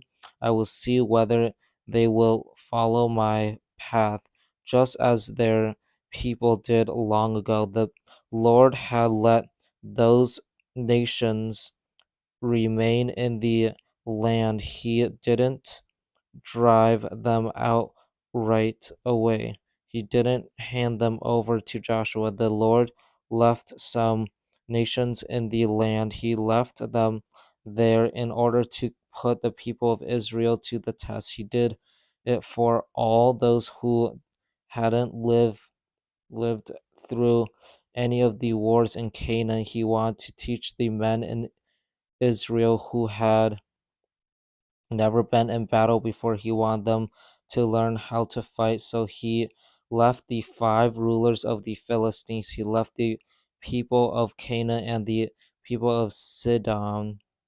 He left the Hivites who were living in the Lebanon mountains. They lived in the area that was between Mount Baal Hermon and Lebo Hamath. The Lord left those nations where they were in order the Lord left those nations where they were in order to put Israel to the test. He wanted to see whether they would obey his commands. He had given those commands through Moses to their people of long ago. So the people of Israel lived among the Canaanites, Hittites, Amorites, Perizzites, Hivites, and Jebusites. They got married to the daughters of those people. They gave their own daughters to the sons of those people, and they served the gods of those people. The people of Israel did what was evil in the sight of the Lord. They forgot the Lord their God. They served the gods that were named after Baal. They also served the goddesses that were named after Asherah. So the Lord's anger burned against Israel. He gave them over to the power of Cushan Ner Cushan Rishathaim. He was the king of Aram Naharaim. For 8 years Israel was under his rule. They cried out to the Lord. Then he gave them a man to save them. His name was Oth- Othniel, the son of Kenaz. He was Caleb's younger brother. The Spirit of the Lord came on Othniel, so he became Israel's leader. He went to war. The Lord handed Cushan Rishathaim, the king of Aram, over to him. Othniel overpowered him, so the land was at peace for 40 years. Then Othniel, the son of Kenaz, died. Once again, the people of Israel did what was evil in the sight of the Lord, because they did that. The Lord gave Eglon power over Israel. Eglon was the king of Moab. He got the Ammonites and Amalekites to join him. All of them came and attacked Israel. They took over Jericho. Jericho was also known as the city of palm trees. For 18 years, the people of Israel were under the rule of Eglon, the king of Moab. Again, the people of Israel cried out to the Lord. Then he gave them a man to save them. His name was Ehud, the son of Gera. Ehud was left-handed. He was from the tribe of Benjamin. The people of Israel sent Ehud to Eglon, the king of Moab. They sent him to give the king what he required them to bring him. Ehud had made a sword that had two edges. It was about a foot and a half long. He tied it to his right leg under his clothes. Eglon, the king of Moab, was a very fat man. Ehud gave him the gift he had brought. After that, he sent away those who had carried it. At that place where some statues of God stood near Gilgal, Ehud turned back. He said, King Eglon, I have a secret message for you. The king said, I want everyone to be quiet, and all of his attendants left him. Then Ehud approached him. King Eglon eating al- was sitting alone in the upstairs room of his summer palace. Ehud said, I have a message from God for you. So the king got up from his seat. Then Ehud reached out his left hand. He pulled out the sword that was tied to his right leg. He stuck it into the king's stomach, even the handle sank in after the blade. The blade came right out of the king's back. Ehud didn't pull the sword out, and the fat closed over it. Ehud went out to the porch. He shut the doors of the upstairs room behind him. Then he locked them. After he had gone, the servants came. They found the doors of the upstairs room locked. They said, Eglon must be going to the toilet in the inside room of the house. They waited for a long time. They waited so long they became worried, but the king still didn't open the doors of the room. So they took a key and unlocked them. They saw their king. He had fallen to the floor. He was dead. While Eglon's servants had been waiting, Ehud had gotten away. He passed by the statues of gods and escaped to Seir. There, in the hill country of Ephraim, he blew a trumpet. Then he led the people of Israel down from the hill. Follow me, Ehud ordered. The Lord has handed your enemy Moab over to you. So they followed him down. They took over the only places where people could go across the Jordan River to get to Moab. They didn't let anyone go across. At that time, they struck down about 10,000 men of Moab. All of those men were strong and powerful, but not even one escaped. That day, Moab was brought under the rule of Israel. So the land was at peace for 80 years. After Ehud, Shamgar became the next leader. He was the son of Anath. He struck down 600 Philistines with a large pointed stick that was used to drive oxen. He saved Israel too. After Ehud died, the people of Israel once again did what was evil in the sight of the Lord, so the Lord gave them over to the power of Jabin. He was a king in Canaan. He ruled in Hazor. The commander of his army was Sisera. Sisera lived in ha- Harosha- Harosheth Hagoim. Jabin used 900 chariots that had some iron parts. He treated the people of Israel very badly for 20 years, so they cried out to the Lord for help. Deborah was a prophet. She was the wife of Lapidoth. She was leading Israel at that time. Under the palm tree of Deborah, she served the people as their judge. That place was between Ramah and Bethel. In the hill country of Ephraim, the people of Israel came to her there.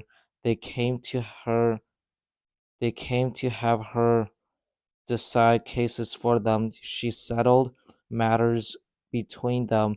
Deborah sent for Barak. He was the son of Abinoam. Barak was from Kadesh, Kadesh in the land of Naphtali. Deborah said to Barak, "The Lord, the God of Israel, is giving you a command." He says, "Go take 10,000 men from the tribes of Naphtali and Zebulun with you, then lead the way to Mount Tabor. I will draw Sisera into a trap. He is the commander of Jabin's army. I will bring him his chariots and his troops to the Kishon River. There I will hand him over to you." Barak said to her, "If you go with me, I'll go. But if you don't go with me, I won't go." "All right," Deborah said, "I'll go with you, but because of the way you are doing this, you won't receive any honor. The Lord will hand Sisera over to a woman." So Deborah went to Kadesh with Barak. There he sent for Zebulun and Naphtali, and 10,000 men followed him. Deborah also went with him. Heber the Kenite had left the other Kenites. They came from the family line of Hobab. He was the brother-in-law of Moses. Heber set up his tent by the large tree in Zananim near Kadesh. Kadesh. Sisera was told that Barak, the son of Abinoam, had gone up to Mount Tabor. So Sisera gathered together his 900 chariots that had some iron parts. He also gathered all of his men together. He brought them from Hor, Har, Harosheth, ha, Hagoim to the Kishon River. Then Deborah said to Barak, "Go today, the Lord will hand Sisera over to you. Isn't hasn't the Lord gone ahead of you?" So Barak went down Mount Tabor. His 10,000 men followed him. As Barak's men marched out, the Lord drove Sisera away from the field of battle. He scattered all of Sisera's chariots. Barak's men struck down Sisera's army with their swords. Sisera left his chariot behind. He ran away on foot. But Barak chased Sisera's chariots and army. He chased them all the way to Harosheth Hagoim. All of Sisera's army, Sisera's men were killed with swords.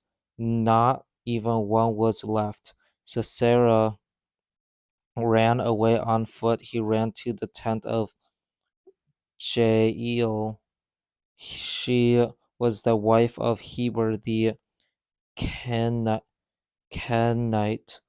Sisera ran there because Heber's family was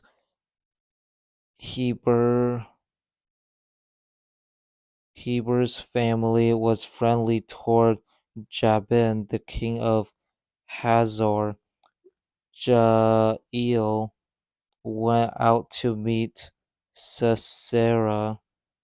"Come in, sir," she said. "Come right in. Don't be afraid." So he entered her tent. Then she covered him up. "I'm thirsty," he said. "Please give me some water." So Jael opened a bottle of milk. The bottle was made out of animal skin. She gave him a drink of milk. Then he covered him up again. "Stand in the doorway of the tent," he told her. "Someone might come by and ask you, 'Is anyone here?' If that happens, say no." But Hebert's Hebert's wife Jael picked up a tent stake and a hammer. She went quietly over to Sisera. He was lying there, fast asleep. He was very tired. She drove the stake through his head right into the ground, so he died. Barak came by because he was chasing Sisera. Jael went out to meet him. "Come right in," she said. I'll show you the man you are looking for." So he went in with her. Sisera was lying there with the stake through his head. He was dead. On that day, God brought Jabin under Israel's control. He was a king in Canaan. Israel's power grew stronger and stronger against Jabin, a king in Canaan. They became so strong that they destroyed him. On that day, Deborah and Barak sang a song. Barak was the son of Abinoam. Here is what Deborah and Barak sung. The princes in Israel led the way. The people followed them just because they wanted to. Praise the Lord. Kings, hear this. Rulers, listen. I will sing to the Lord. I will sing. I will make music to the Lord. He is the God of Israel. Lord, you went out from Mount Seir. You marched out from the land of Edom. The earth shook, the heavens poured, the clouds poured down their water. The mountains shook because of the Lord. He was at Mount Sinai. They shook because of the Lord. He is the God of Israel. The roads were deserted, so travelers used the windy, winding paths that happened in the days of Shamgar, the son of Anath. It happened in the days of Jael. Life in the villages of Israel stopped. It stopped until I, Deborah, came. I came as a mother in Israel. The people chose new gods. Then war came to the city gates, but no shields or spears were seen anywhere. There weren't any among 40,000 men in Israel. My heart is with the princes in Israel. It's with the people who follow them just because they wanted to. Praise the Lord. Some of you ride on white donkeys, some of you sit on your saddle blankets, some of you walk along the road. Think about the voices of the singers at the watering places. They say they sing about the right things the Lord does. They sing about the right things his warriors in Israel do. The people of the Lord went down to the city gates. Wake up, Deborah. Wake up, they said. Wake up. Begin to sing. Barak, get up, son of Abinoam, capture your prisoners. Then the people who were left came down to the nobles. The people of the Lord came to me against the powerful our enemy. Some came from the part of Ephraim, where some Amalekites lived. Benjamin was with the people who followed Ephraim. Captains came down from Machir. Those who ruled like commanders came down from Zebulun. The princes of Issachar were with Deborah. The men of Issachar were with Barak. They rushed behind him into the valley in the territories of Reuben. Men looked deeply in their hearts. Why did they stay among the campfires? Why did they stay to hear shepherds whistling for the flocks? In the territories of Reuben, men looked deeply into their hearts. Gilead stayed east of the Jordan River. Why did Dan stay near the ships? The men of Asher remained on the coast of the Mediterranean Sea. They stayed in their safe harbors. The people of Zebulun put their very lives in danger. So did Naphtali on the hills in the open country. Kings came and fought. The kings of Canaan fought at Tanakh by the streams of Megiddo, but they didn't carry any silver away. They didn't take anything at all. From the heavens the stars fought. From the sky they fought against Sisera. The Kishon River swept them away. The Kishon is a very old river. My spirit march on, be strong. The hoofs of the horses pounded like thunder. The powerful horses of our enemies galloped away. Let Meroz be cursed, said the angel of the Lord. Let bitter curses fall on its people. They did not come to help the Lord. They did not come to help him against our powerful enemies. May Jael be the most blessed woman of all. May the wife of the Kenite Heber be blessed. May she be the most blessed woman of all those who live in tents. All of those who live in tents.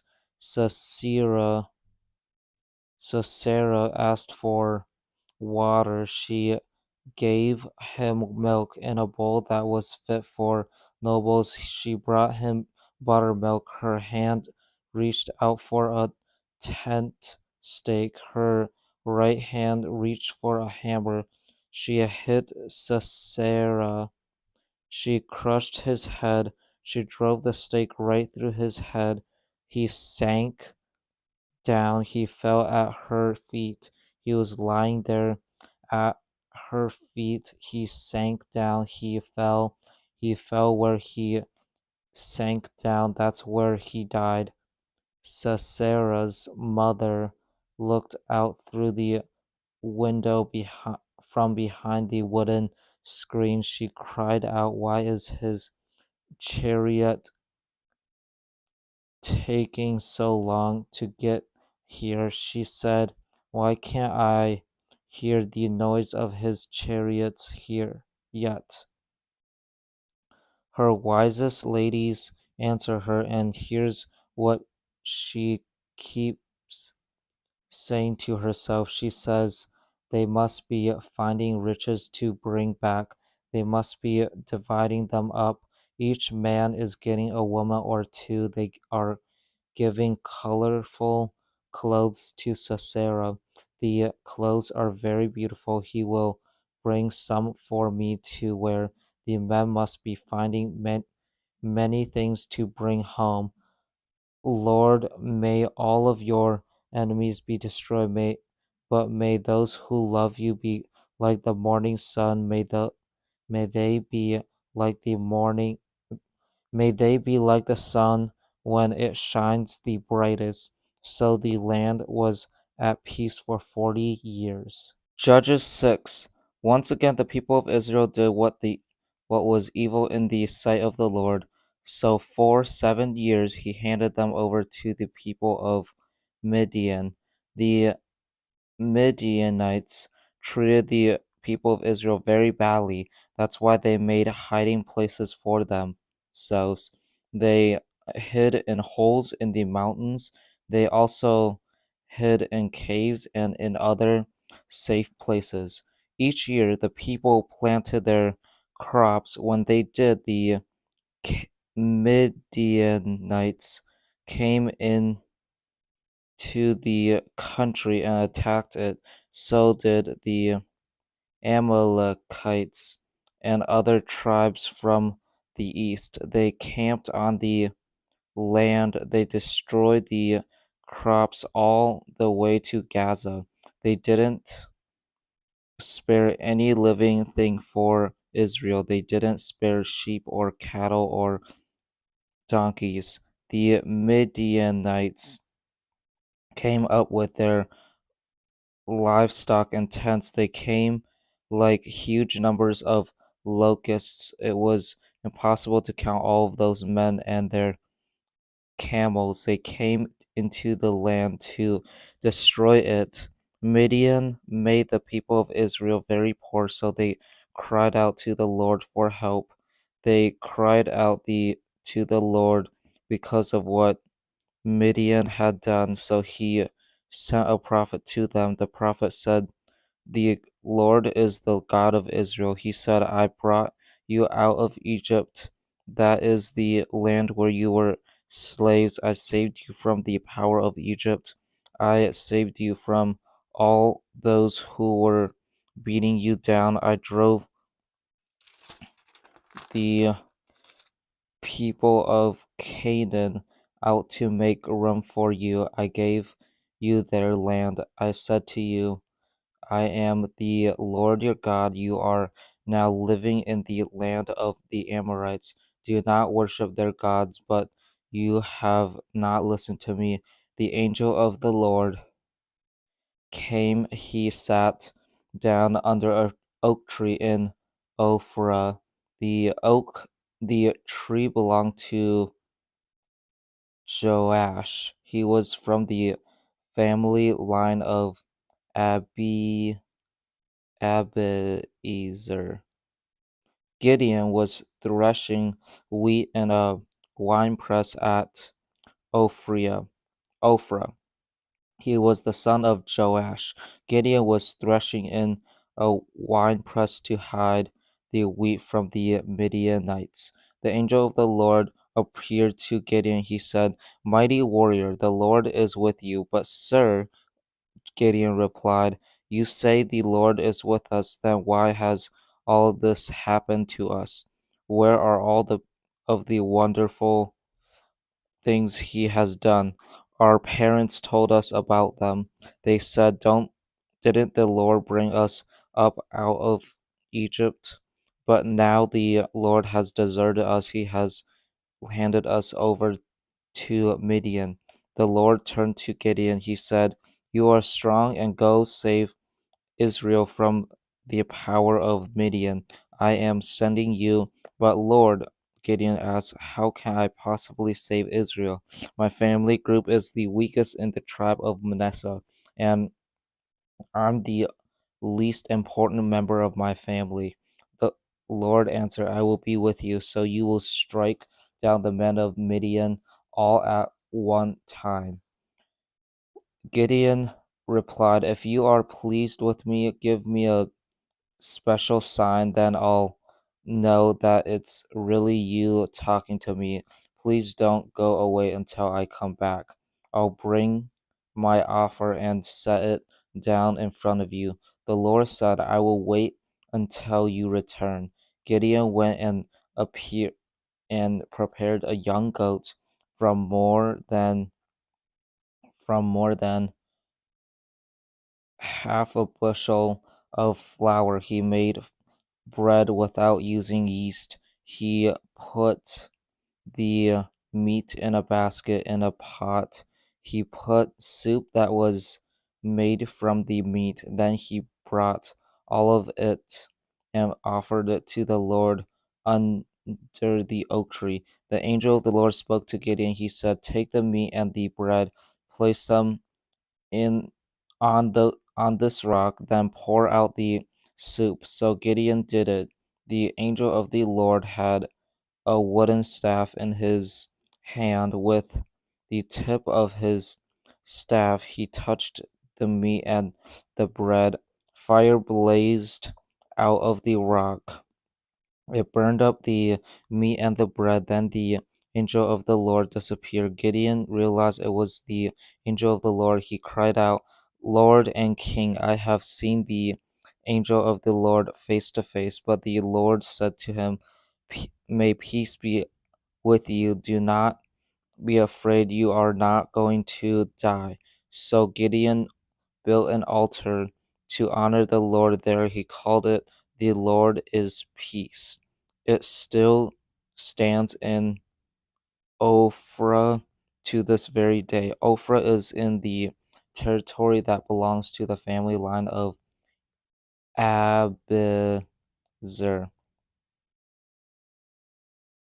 That same night the Lord spoke to Gideon. He said, Get up, get the second bull from your father's herd, get the one that is 7 years old, tear down the altar your father built in honor of Baal, cut down the pole that is beside beside it. The pole is used to worship the goddess Asherah. Then build the right kind of altar. Build it in honor of the Lord your God. Build it on top of this hill. Then use the wood from the Asherah pole you cut down, sacrificed the second bull as a burnt offering. So Gideon went and got 10 of his servants. He did just as the Lord had told him, but he was afraid of his family. He was also afraid of the men in the town, so he did everything at night instead of during the day. In the morning, the men in the town got up. They saw that Baal's altar had been torn down, the Asherah pole that was beside it had been cut down, and the second bull had been sacrificed on the new altar that had been built. They asked each other, "Who did this?" They looked into the matter carefully. Someone told them, "Gideon, the son of Joash, did it." The men in the town spoke to Joash. They ordered him, "Bring your son out here. He must die. He has torn down Baal's altar. He has cut down the Asherah pole that was beside it." But Joash replied to the angry crowd that was around him. He said, "Are you going to stand up for Baal? Are you trying to save him? Those who stand up for him will be put to death by morning. Is Baal really a god? If he is, he can stand up for himself when someone tears down his altar." That's why Gideon was called Jerub-Baal that day. He said, "Let Baal take his stand against him." Gideon had torn down Baal's altar. All of the Midianites and Amalekites gathered their armies together. Other tribes from the east joined them. All of them went across the Jordan River. They camped in the valley of Jezreel. Then the Spirit of the Lord came on Gideon. So Gideon blew the trumpet to send for the men of Abiezer. He told them to follow him. He sent messengers all through Manasseh. He called for the men of Manasseh to fight. He also sent messengers to the men of Asher, Zebulun, and Naphtali. So all of those men went up to join the others. Gideon said to God, "You promised you would use me to save Israel. Please do something for me. I'll put a piece of wool on the threshing floor. Suppose dew is only on the wool tomorrow morning, and suppose the ground all around it is dry. Then I will know that you will use me to save Israel. I'll know that your promise will come true." And that's what happened. Gideon got up early the next morning. Gideon got up early the next day. He squeezed the dew out of the wool. The water filled a bowl.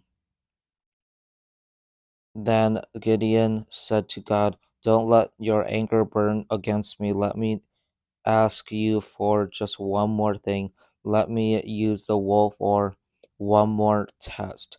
This time, make the wool dry and cover the ground with dew." So that night, God did it. Only the wool was dry, the ground all around it was covered with dew. Early in the morning, Jer- Jerub Baal and all of his men camped at the spring of Herod. Jerub-Baal was another name for Gideon. The camp of Midian was north of Gideon's camp. It was in the valley near the hill of Moreh. The Lord spoke to Gideon. He said, I want to hand Midian over to you, too you have too many men for me to do that. I do not want Israel to brag that their strength has saved them. So here's what I want you to do, to announce to your men. Tell them those who tremble with fear can turn back. They can leave Mount Gilead. So 22,000 men left, but 10,000 remained. The Lord spoke to Gideon. He said, there are still too many men so take them down to the water. I will sort them out for you there. If I say this one will go with you, he will go. But if I say that one will not go with you, he will not go. So Gideon took the men down to the water. There the Lord spoke to him. He said, some men will drink the way dogs do. They will lap up the water with their tongues. Separate them from those who get down on their knees to drink. 3 men lapped up the water. They brought it up to their mouths with their hands. All the rest got down on their knees to drink. That the Lord spoke to Gideon. He said, with the help of the 300 men who lapped up the water, I will save you. I will hand the Midianites over to you. Let all of the other men go home. The, so Gideon sent the rest of the men of Israel to their tents, but he kept the 300 men. They took over the supplies and trumpets the others had left. The Midianites had set up their camp in the valley below where Gideon was. During that night, the Lord spoke to Gideon. He said, get up, go down against the camp. I am going to hand it over to you. Well, what if you are afraid to attack? Then go down to the camp with your servant Purah. Listen to what they are saying. After that, you will not be afraid to attack the camp. So Gideon and his servant Purah went down to the edge of the camp. The Midianites had settled in the valley, so had the Amalekites and all of the other tribes from the east. There were so many of them that they looked like huge numbers of locusts, like the grains of sand on the seashore. Their camels couldn't be counted. Gideon arrived just as a man was telling a friend about his dream. I had a dream, he was saying. A round loaf of barley bread came rolling into the camp of Midian. It hit a tent with great force. The tent turned over and fell down flat. His friend replied, that can only be the sword of Gideon, the son of Joash. Gideon is from Israel. God has handed the Midianites over to him. He has given him the whole camp. Gideon heard the man explain what the dream meant. Then Gideon worshiped God. He returned to the camp of Israel. He called out, get up, the Lord has handed the Midianites over to you. Gideon separated the 300 men into 3 companies. He put a trumpet and an empty jar into the hands of each man, and he put a torch inside each jar. Watch me, he told them. Do what I do. I'll go to the edge of the enemy camp, then do exactly as I do, and I and everyone who is with me will blow our trumpets. Then blow your trumpets from your positions all around the camp and shout the battle cry. For the Lord and for Gideon. Gideon and the 100 men who were with him reached the edge of the enemy camp. It was about 10 o'clock at night. It was just after the guard had been changed. Gideon and his men blew their trumpets. They broke the jars that were in their hands. The three companies blew their trumpets. They smashed their jars. They held their torches in their left hands. They held in their right hands the trumpets they were going to blow. Then they shouted the battle cry, a sword for the Lord and for Gideon. Each man stayed in his position around the camp, but all of the Midianites ran away in fear. They were crying out as they ran. When the 300 trumpets were blown, the Lord caused all of the men in the enemy camp to start fighting each other. They attacked each other with their swords. The army ran away to Beth Shittah toward Zerah. They ran all the way to the border of Abel Meholah near Tabbatha. The men of Israel from the tribes of Naphtali, Asher, and all of Manasseh were called out. They chased the Midianites. Gideon sent messengers through the entire hill country of Ephraim. They said, come on down against the Midianites, take control of the waters of the Jordan River before they get there. Do it all the way to Beth Era. So all of the men of Ephraim were called out. They took control of the water of the Jordan all the way to Beth Bera. They also captured Oreb and Zeb. Those men were two of the Midianite leaders. The men of Ephraim killed Oreb at the rock of Oreb. They killed Zeb at the winepress of Zeb. They chased the Midianites and they brought the heads of Oreb and Zeb to Gideon. He was by the Jordan River.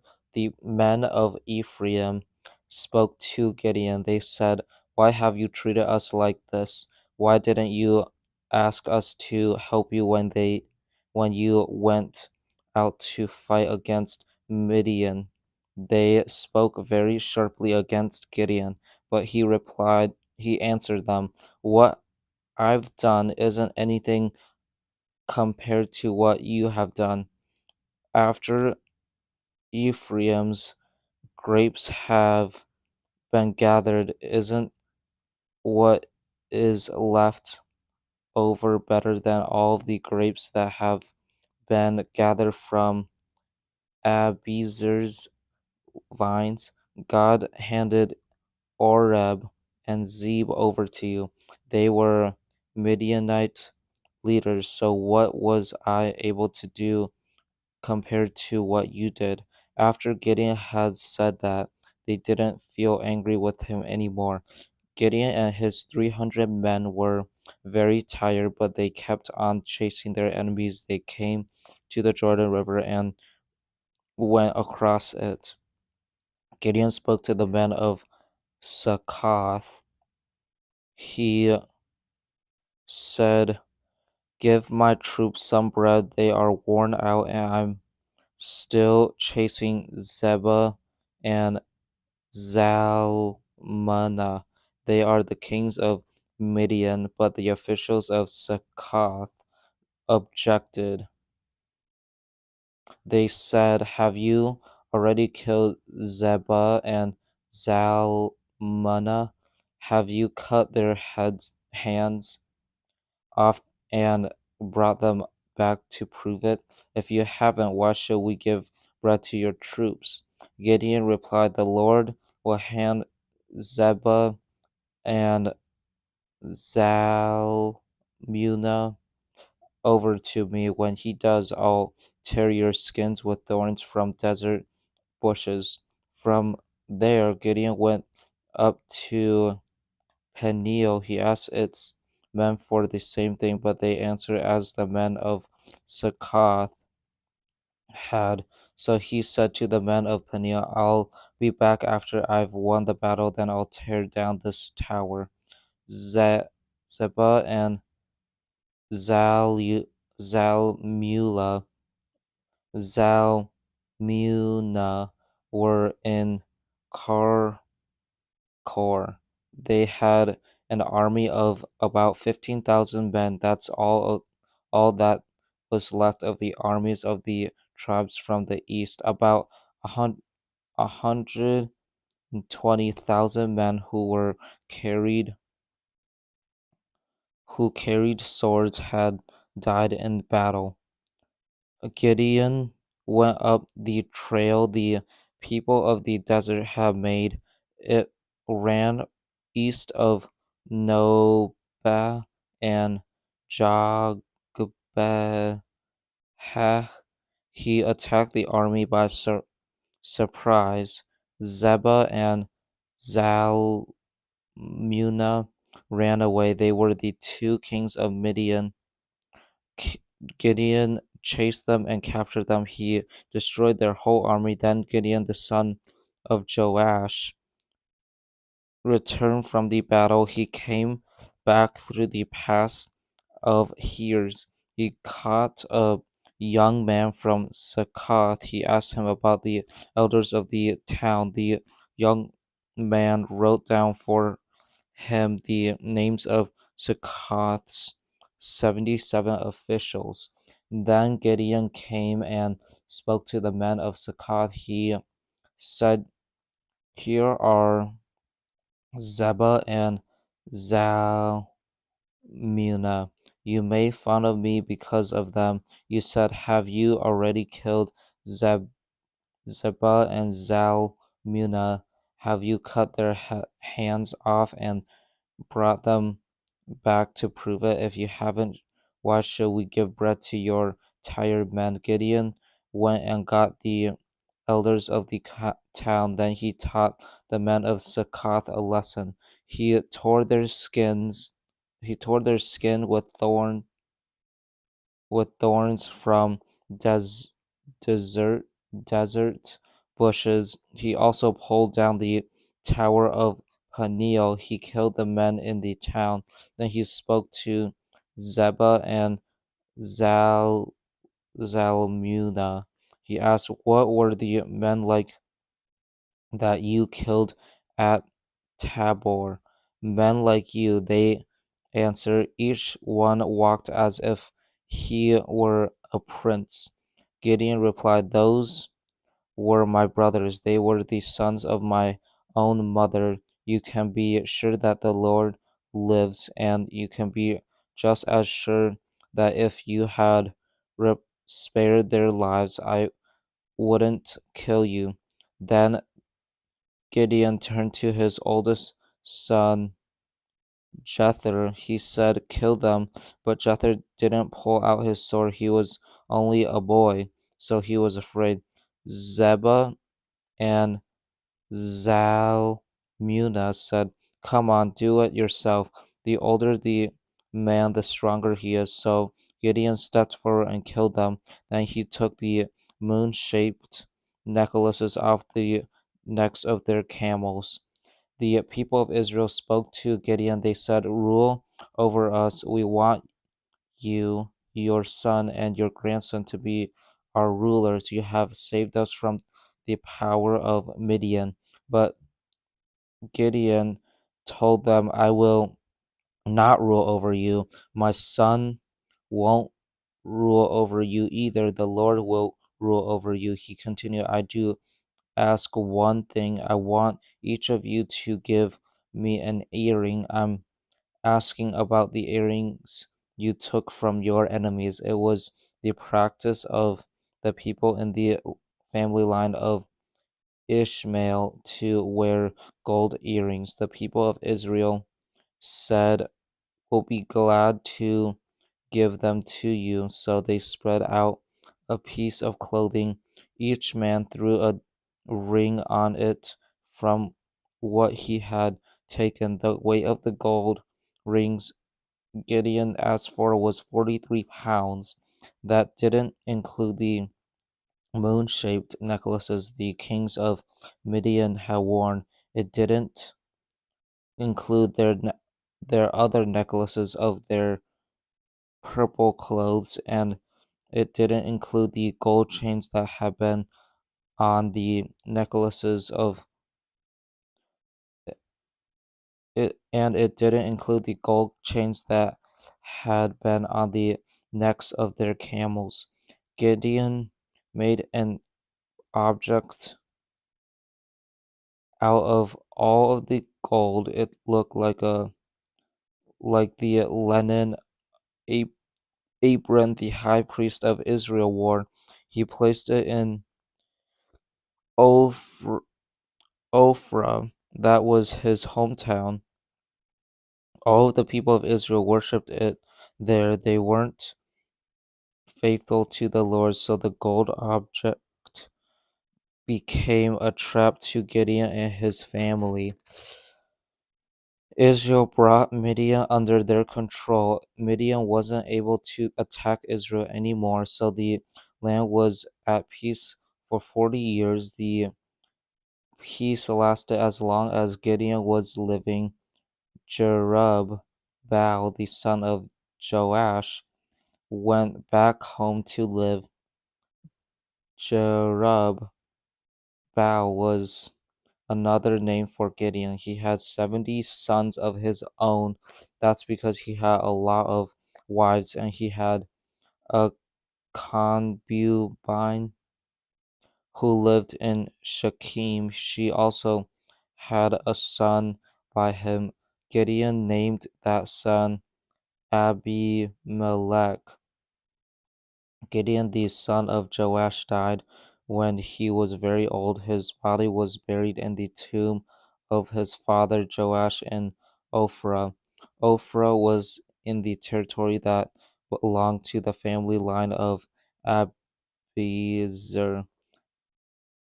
As soon as Gideon had died, the people of Israel joined themselves to the gods that were named after Baal. Israel hasn't faith wasn't faithful to the Lord. They worshipped Baal Berith as their god. They forgot what the Lord their God had done for them. He has saved them from the power of their enemies who were all around them. Jerub Baal had done many good things for the people of Israel, but they weren't kind to his family. Jerub Baal was another name for Gideon. Abimelech was a son of Jerub-baal. He went to his mother's brothers in Shechem. He spoke to them and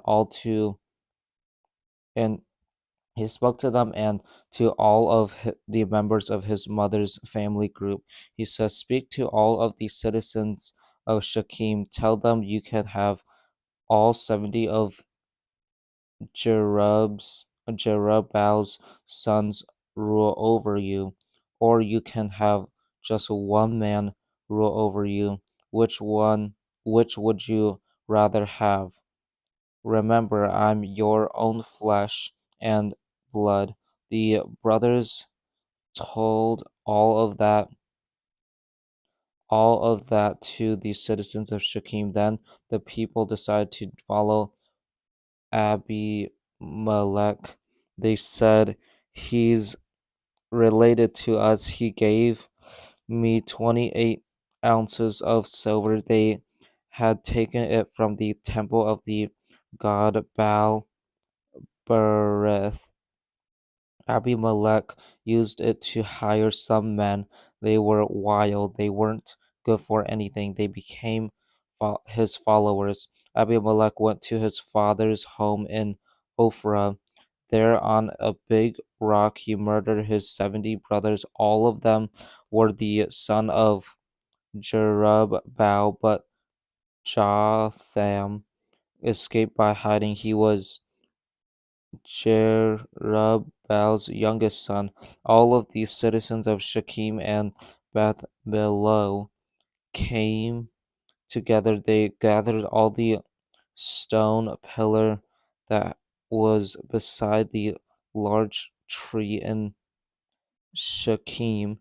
They wanted to crown Abimelech as their king. Jotham was told about it, so he climbed up on top of Mount Gerizim. He shouted out to them, "Citizens of Shechem, listen to me. Then God will listen to you." One day the trees went out to anoint a king for themselves. They said to an olive tree, "Be our king." But the olive tree answered, "Should I give up my olive oil? It's used to honor gods and people alike. Should I give that up just to rule over the trees?" Next, the trees spoke to a fig tree. They said, "Come and be our king." But the fig tree replied, "Should I give up my fruit? It's so good and sweet. Should I give that up just to rule over the trees?" Then the trees spoke to a vine. They said, "Come and be our king." But the vine answered, "Should I give up my wine? It cheers up gods and people alike. Should I give that up just to rule over the trees?" Finally, all of the trees spoke to a bush that had thorns. They said, "Come and be our God, be our king." The bush spoke to the trees. It said, "Do you really want to anoint me as king over you? If you do, come and rest in my shade. But if you don't, I will destroy you. Fire will come out of me and burn up the cedar trees of Lebanon." Did you act in an honest way when you made Abimelech your king? Did you really do the right thing? Have you been fair to Jerub, Jerubbaal and his family? Have you given him the honor he's worthy of? Remember that my father fought for you. He put his life in danger for you. He saved you from the power of Midian. But today you have turned against my father's family. You have murdered his 70 sons on a big rock. Abimelech is only the son of my father's female slave, but you have made him king over the citizens of Shechem. You have done that because he is related to you. Have you, citizens of Shechem and Beth Millo, acted in an honest way toward Jerubbaal? Have you done the right thing to his family today? If you have, may you be happy with Abimelech, and may he be happy with you. But if you haven't, let fire come down from Abimelech and burn you up, and let fire come out from you and burn Abimelech up. Then Jotham ran away. He escaped to Beer. He lived there because he was afraid of his brother Abimelech. Abimelech ruled over Israel for 3 years. Then God sent an evil spirit to cause trouble between Abimelech and the cities and the citizens of Shechem. They turned against Abimelech. They decided not to follow him anymore. God made that happen because of what Abimelech had done to Jerubbaal's 70 sons. He had spilled their blood. God wanted to pay back their brother Abimelech for doing that. He also wanted to pay back the citizens of Shechem. They had helped Abimelech murder his brothers. The citizens of Shechem opposed Abimelech, so they hid from men on the on top of the hills. Wanted them to attack rob they want them to attack and rob everyone who passed by. Abimelech was told about it. Gal and his rel- relatives moved into Shechem. He was the son of Ebed, the citizens of Shechem, but the citizens of Shechem put their trust in Gal. The people of Shechem went out into the fields. They gathered the grapes. They pressed the juice out of them by stomping on them. Then they held a feast in the temple of their God. While they were eating and drinking, they called down curses on Abimelech. Then Gal, the son of Ebed, spoke up. Who is Abimelech? He said, and who is Shechem? Why should we be under Abimelech's rule? Isn't he Jerubbal's son? Isn't Zebul his helper? It would be better to serve the men of Hamor. He was the father of Shechem, so why should we serve Abimelech? I wish these people were under my command, then I would get rid of him. I would say to him, call out your whole army. Zebul was the governor of Shechem. He heard about what Gal, the son of Ebed, had said, so he burned with anger. Zebul sent messengers to Abimelech secretly. They said, Gal, the son of Ebed, has come to Shechem. His relatives have come with him. They are stirring up the city against you. So come with your men during the night, hide the fields, and wait. In the morning at sunrise, attack the city. Gal and his men will come out against you. Then do what you can.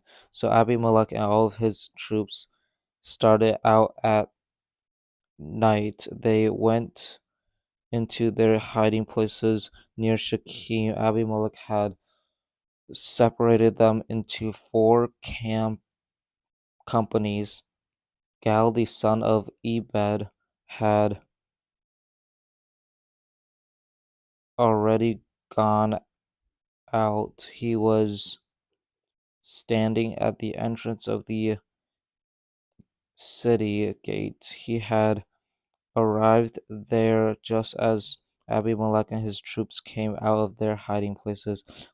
Gal saw them. He said to Zebul, look, people are coming down from the tops of the mountains. Zebul replied, you are wrong. Those aren't people, they are just the shadows of the mountains. But Gal spoke up again. He said, look, people are coming down from the center of the land. Another company is coming from the direction of the fortune for fortune fortune teller's tree. Then Zebul said to Gal, where is your big talk now? You said, who is Abimelech?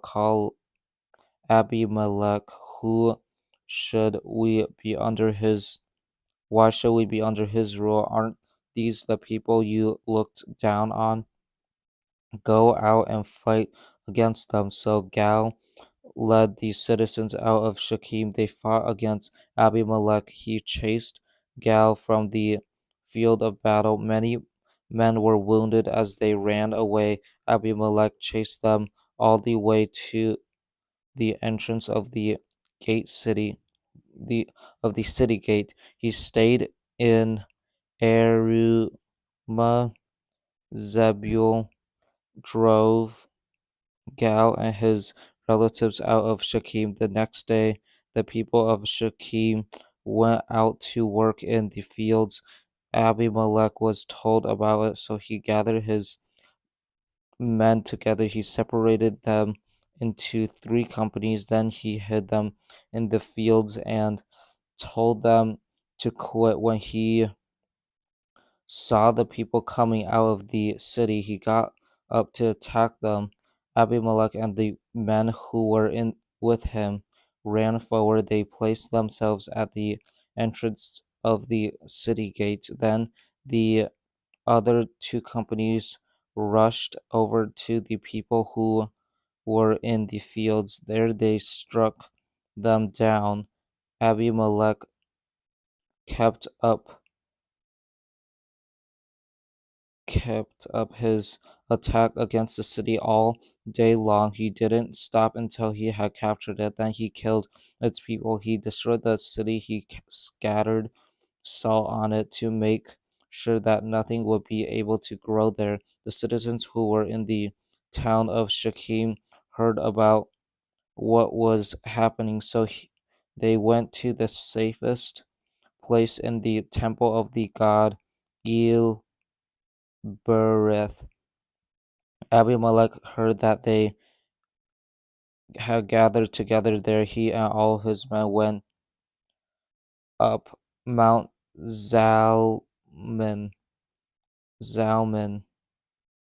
He got an axe and cut off some branches. He carried them on his shoulders. He ordered the men who were with him to do the same thing. Quick, he said, do what you have seen me do. So all the men cut branches and followed Abimelech. They piled them against the place where the people had gone for safety. Then they set the place on fire. When the people inside with the people inside. There were about 1,000 men and women in the tower of Shechem. All of them died. Next, Abimelech went to uh, the Bez. He surrounded it. Then he attacked it and captured it.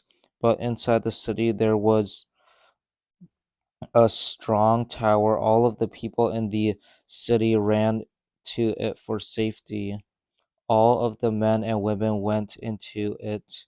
They locked themselves in. They climbed up on the roof of the tower. Abimelech went to the tower and attacked it. He approached the entrance to the tower to set it on fire, but a woman dropped a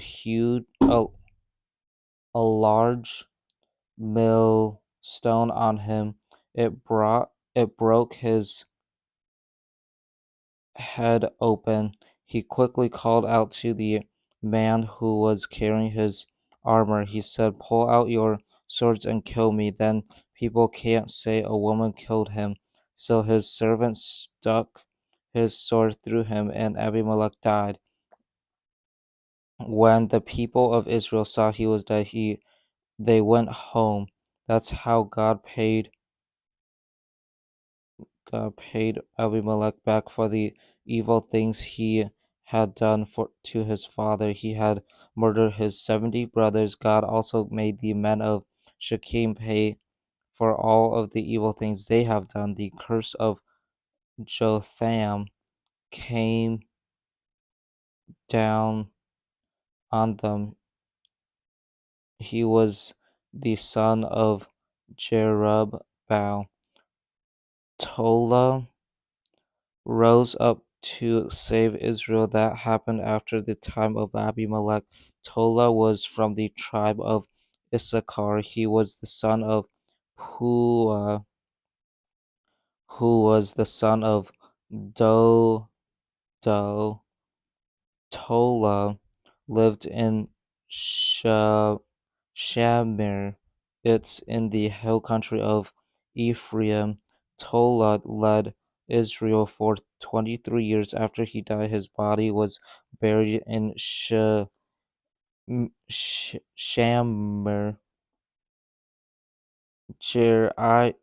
Jair became the leader after Tola. Jair was from the land of Gilead. He led Israel for 22 years. He had 30 sons. They rode on 30 donkeys. They controlled 30 countries in Gilead. Those towns are called Havoth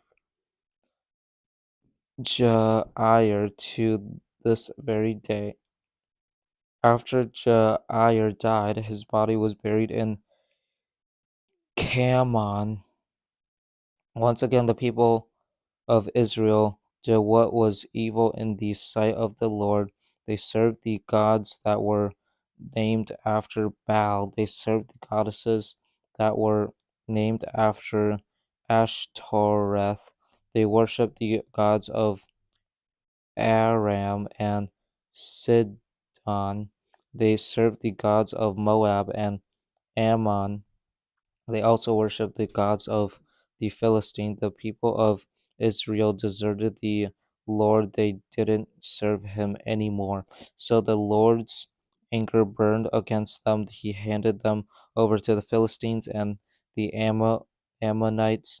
That year they broke Israel's power completely. They treated the people of Israel badly for 18 years. Those people lived east of the Jordan River. They lived in Gilead, that was the land of Amorites. The Ammonites also went across the Jordan. They crossed over to fight against Judah, Benjamin, and the people of Ephraim. Israel was suffering terribly. Then the people of Israel cried out to the Lord. They said, "We have sinned against you. We have deserted our God. We have served the gods that are named after Baal." The Lord replied, "The Egyptians and Amorites beat you down, so the Ammonites and Philistines. So did the Amorites and Philistines, and so did the Amalekites and the people of Sidon, and Maon. Each time you cried out to me for help, and I saved you from their power, but you have deserted me. You have served other gods, so I will not save you anymore. Go and cry out to the gods you have chosen. Let them save you when you get into trouble." But the people of Israel replied to the Lord. They said, "We have sinned. Do to us what you think is best, but please save us now." Then they got rid of the strange gods that were among them. They served the Lord, and he couldn't stand to see Israel suffer anymore. The Ammonites were called together to fight. They camped in the land of Gilead. Then the men of Israel gathered together. They camped at the city of Mizpah. The leaders of Gilead spoke to each other. They said, "Who will lead the attack against Ammonites? That man will be the ruler of all of the people who live in Gilead." Jephthah, Jephthah, Jephthah was a mighty warrior. He was from the land of Gilead. His father's name was Gilead. Jephthah's mother was a prostitute. Gilead's wife also had sons by him. When they had grown up, they drove Jephthah away. "You aren't going to get any share of our family's property," they said. "You are the son of another woman." So Jephthah ran away from his brothers. He settled in the land of Tob. A group of men who weren't good for anything gathered around him there, and they followed him. Sometime later, the Ammonites went to war against Israel, so the elders of Gilead went to get Jeph- Jephthah from the land of Tob. "Come with us," they said. "Be our commander, then we can fight against the Ammonites." Jephthah said to them, "Didn't you hate me? Didn't you drive me away from my father's house? Why are you coming to me only when you are in trouble?" The elders of Gilead replied to him, "You are right," they said. "That's why we're turning to you now. Come with us and fight against the Ammonites. Then you will be our leader. You will rule over everyone who lives in Gilead." Jephthah said, "Suppose you take me back to fight against the Ammonites, and suppose the Lord gives them over to me, then will I really be your leader?" The elders of Gilead replied, "The Lord is our witness. We'll certainly do as you say." So Jephthah went with the elders of Gilead, and the people made him their leader and commander. He went to Mizpah. There he repeated to the Lord everything he had said. Then Jephthah sent messengers to the king of Ammon. They asked, "What do you have against us? Why have you attacked our country?" The king of Ammon answered Jephthah's messengers. He said, Israel came up out of Egypt. At that time they took my land away. They took all of the land that was between the Arnon River and the Jacob, Ja- Jabbok River. It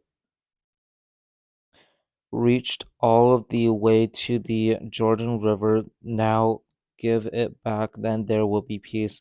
Jephthah sent messengers to the king of Ammon.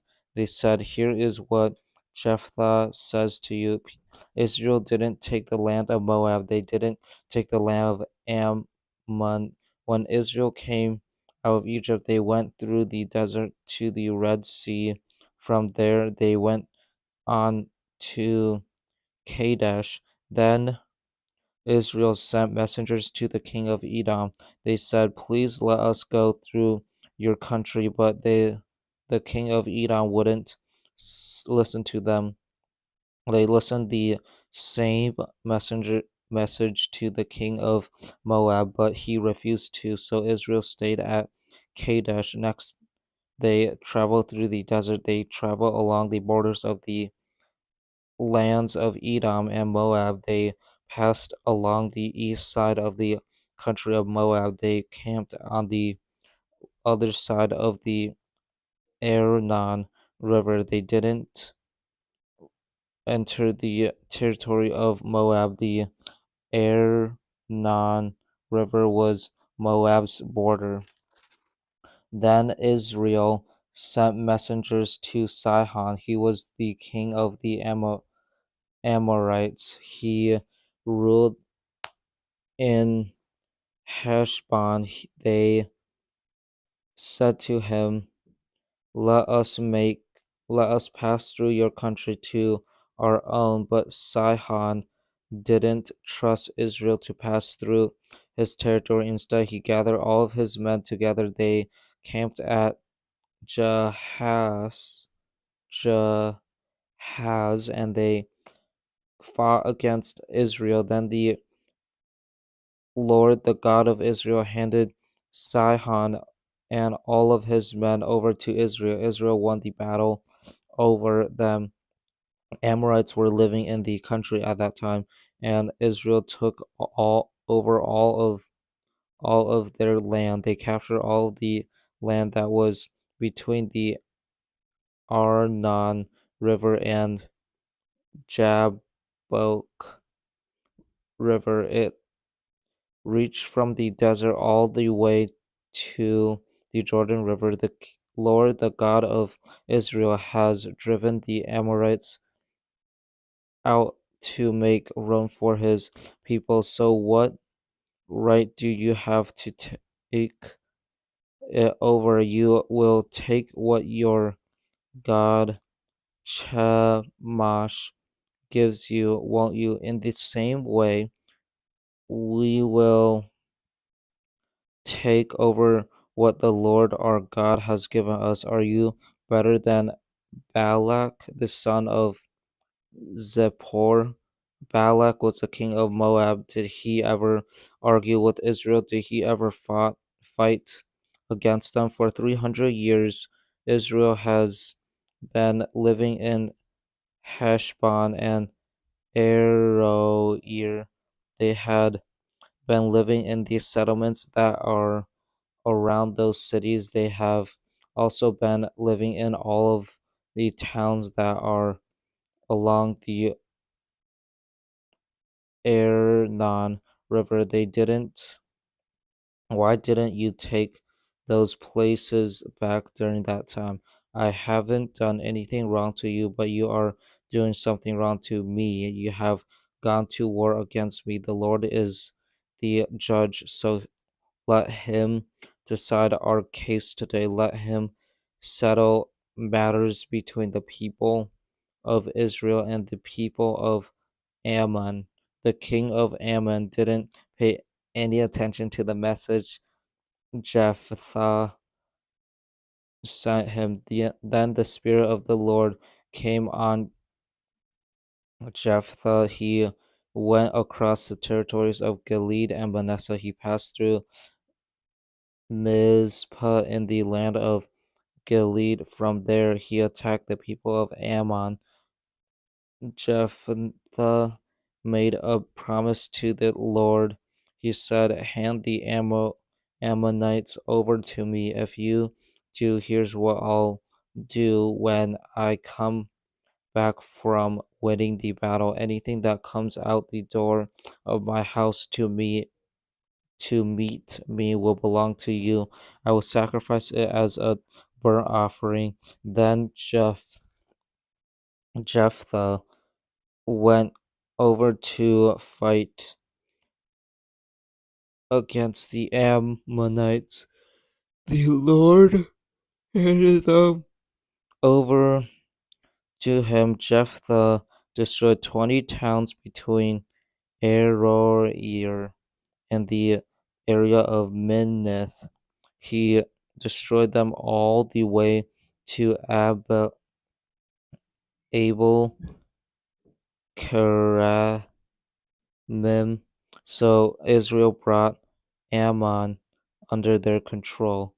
Jephthah returned to his home in Mizpah, and guess who came out to meet him? It was his daughter. She was dancing to the music of tab tambourines.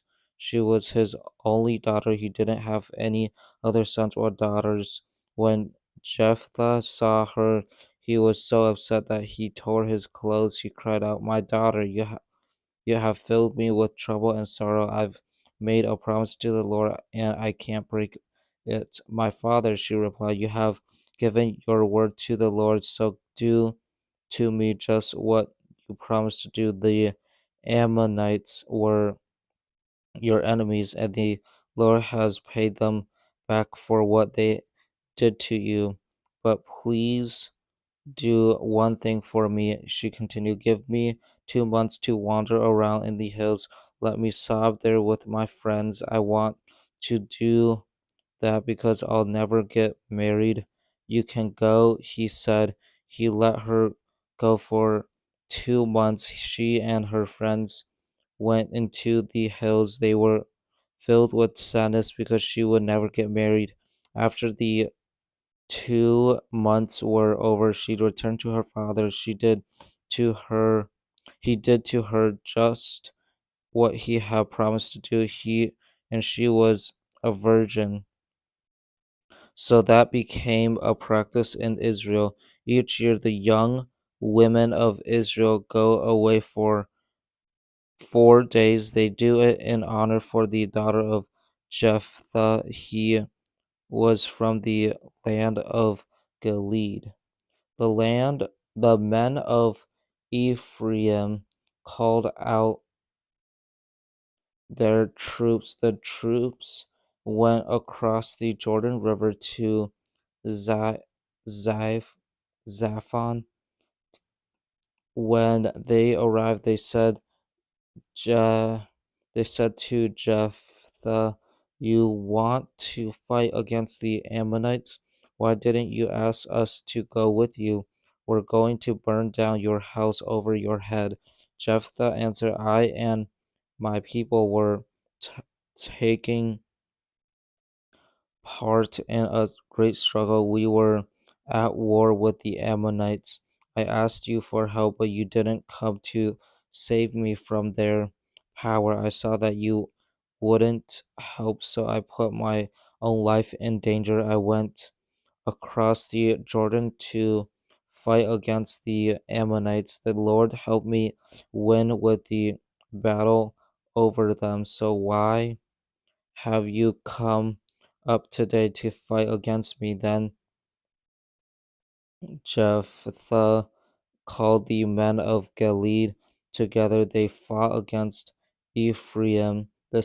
Men of Gilead struck them down. The people of Ephraim had said, "You people of Gilead are nothing but des- desert deserters, nothing but deserters from Ephraim and Manasseh." The men of Gilead captured the places where people go across the Jordan River to get the Ephraim. Some men of Ephraim weren't killed in the battle. When they arrived at the river, they would say, "Let us go across." Then the men of Gilead would ask each one, "Are you from Ephraim?" Suppose he replied, "No." Then they would say, "All right, say Shabbathleth." If he said Shabbath, Shabbaleth, the way he said the word a, would give him away. He wouldn't say it correctly, so they would grab a ho- grab hold of him. Then they killed him at one of the places where people go across the Jordan River. At that time, 42,000 men of Ephraim were killed. Je- Jephthah led Israel for 6 years. Then he died. His body was buried in a town in Gilead. Jephthah was from the land of Gilead. After Jephthah, Ibzan from Bethlehem led Israel. He had 30 sons and 30 daughters. He gave his daughters to be married to men who were outside his family group. He brought in 30 young women to be married to his sons. Those women also came from outside his family group. Is Ibzan led Israel for 7 years. Then he died. His body was buried in Bethlehem. After Ibzan, Elon led Israel. He was from the tribe of Zebulun. Elon led Israel for 10 years. Then he died. His body was buried in Aijalon. It was in the land of Zebulun. After Elon, Abdon led Israel. Abdon was the son of Hillel. Abdon was from Pirathon. He had 40 sons and 40 and 30 he had 40 sons and 30 grandsons. They rode on 70 donkeys. He led Israel for 8 years. Then he died. His body was buried at Pirathon in Ephraim. Pirathon was in the hill country of the Amalekites. Abdon was the son of Hillel. Once again, the people of Israel did what was evil in the sight of the Lord. So the Lord handed them over to the Philistines for 40 years. A certain man from Zorah was named Manoah. He was from the tribe of Dan. Manoah had a wife who wasn't able to have children. The angel of the Lord appeared to Manoah's wife. He said, "You are not able to have children, but you are going to become pregnant. You will have a baby boy. Make sure you do not drink any kind of wine. Also, make sure you do not eat anything that is unclean. You will become pregnant. You will have a son. He must not use a razor on his head. He must not cut his hair. That is because the boy will be a Nazarite. He will be set apart to God from the day he is born. He will begin to save Israel from the power of the Philistines." Then the woman went to her husband. She told him, "A man of God came to me. He looked like an angel of God. His appearance was so amazing that it filled me with great wonder. I didn't ask him where he came from, and he didn't tell me his name, but he said to me, 'You will become pregnant, you will have a son, so do not drink any kind of wine, do not eat anything that is unclean. That is because the boy will be a Nazarite. He will belong to the Lord. He will belong to God in a special way from the day he is born until the day he dies.'" Then Manoah prayed to the Lord. He said, "Lord, I beg you to let the man of God you sent to us come again. He told us we would have a son. We want the Son of God to teach us how to bring up the boy." God heard Manoah, and the angel of the Lord came again to the woman. He came while she was out in the field, but her husband Manoah wasn't with her. The woman hurried to her husband. She told him, He's here. The man who appeared to me the other day is here." Manoah got up and followed his wife. Then he came to the man. He spoke to him. He said, "Are you the one who talked to my wife?" "I am," he replied. So Manoah asked him, "What will happen when your words come true? What rules should we follow for the boy's life and work?" The angel of the Lord answered him. He said, "Your wife must do everything I have told her to do. She must not eat anything that comes from grapevines. She must not drink any kind of wine. She must not eat anything that is unclean. She must do everything I have commanded her to do." Manoah spoke to the woman. Manoah spoke to the angel of the Lord. He said, "We would like you to stay and eat. We want to prepare a young goat for you." The angel of the Lord replied, "Even if I stay, I will not eat any of your food. But if you still want to prepare a burnt offering, you must offer it to the Lord."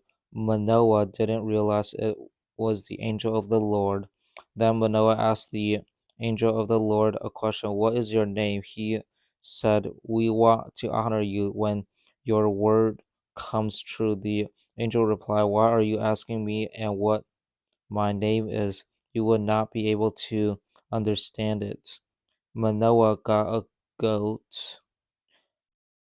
Manoah got a young goat. He brought it together with the grain offering. He sacrificed it on a rock to the Lord. Then the Lord did an amazing thing. It happened while Manoah and his wife were watching. A flame blazed up from the tower toward heaven. The angel of the Lord rose up in the flame.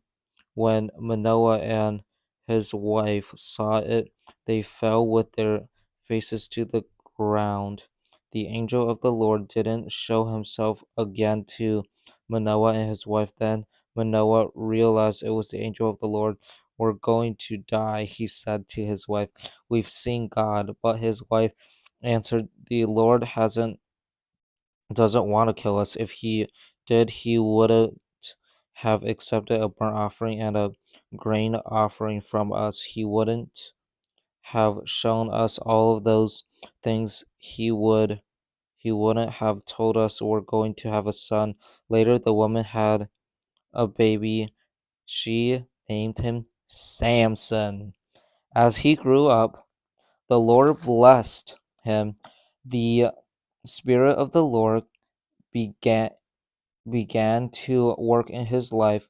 It's, it happened while he was in Man, Mahana Dan. It's between Zorah and Ashtahol.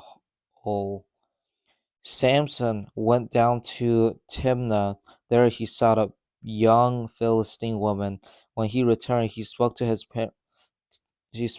father and mother. He said, "I've seen a Philistine woman in Timnah. Get her for me. I want her to be my wife." His father and mother replied, "Can't we find a wife for you among your relatives? Isn't there one among any of our people? Do you have to go to the Philistines to get a wife? They aren't God's people. They haven't even been circumcised." But Samson said to his father, "Get her for me. She's the right one for me." The Samson's parents didn't know that the Lord wanted things to happen that way. He was working out his plans against the Philistine. That's because the Philistines were ruling over Israel at the time.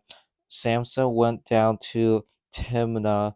His father and mother went with him. They approached the vineyards of Timnah. Suddenly, a young lion came roaring toward Samson. The Spirit of the Lord came on Samson with power. He tore the lion apart with his bare hands.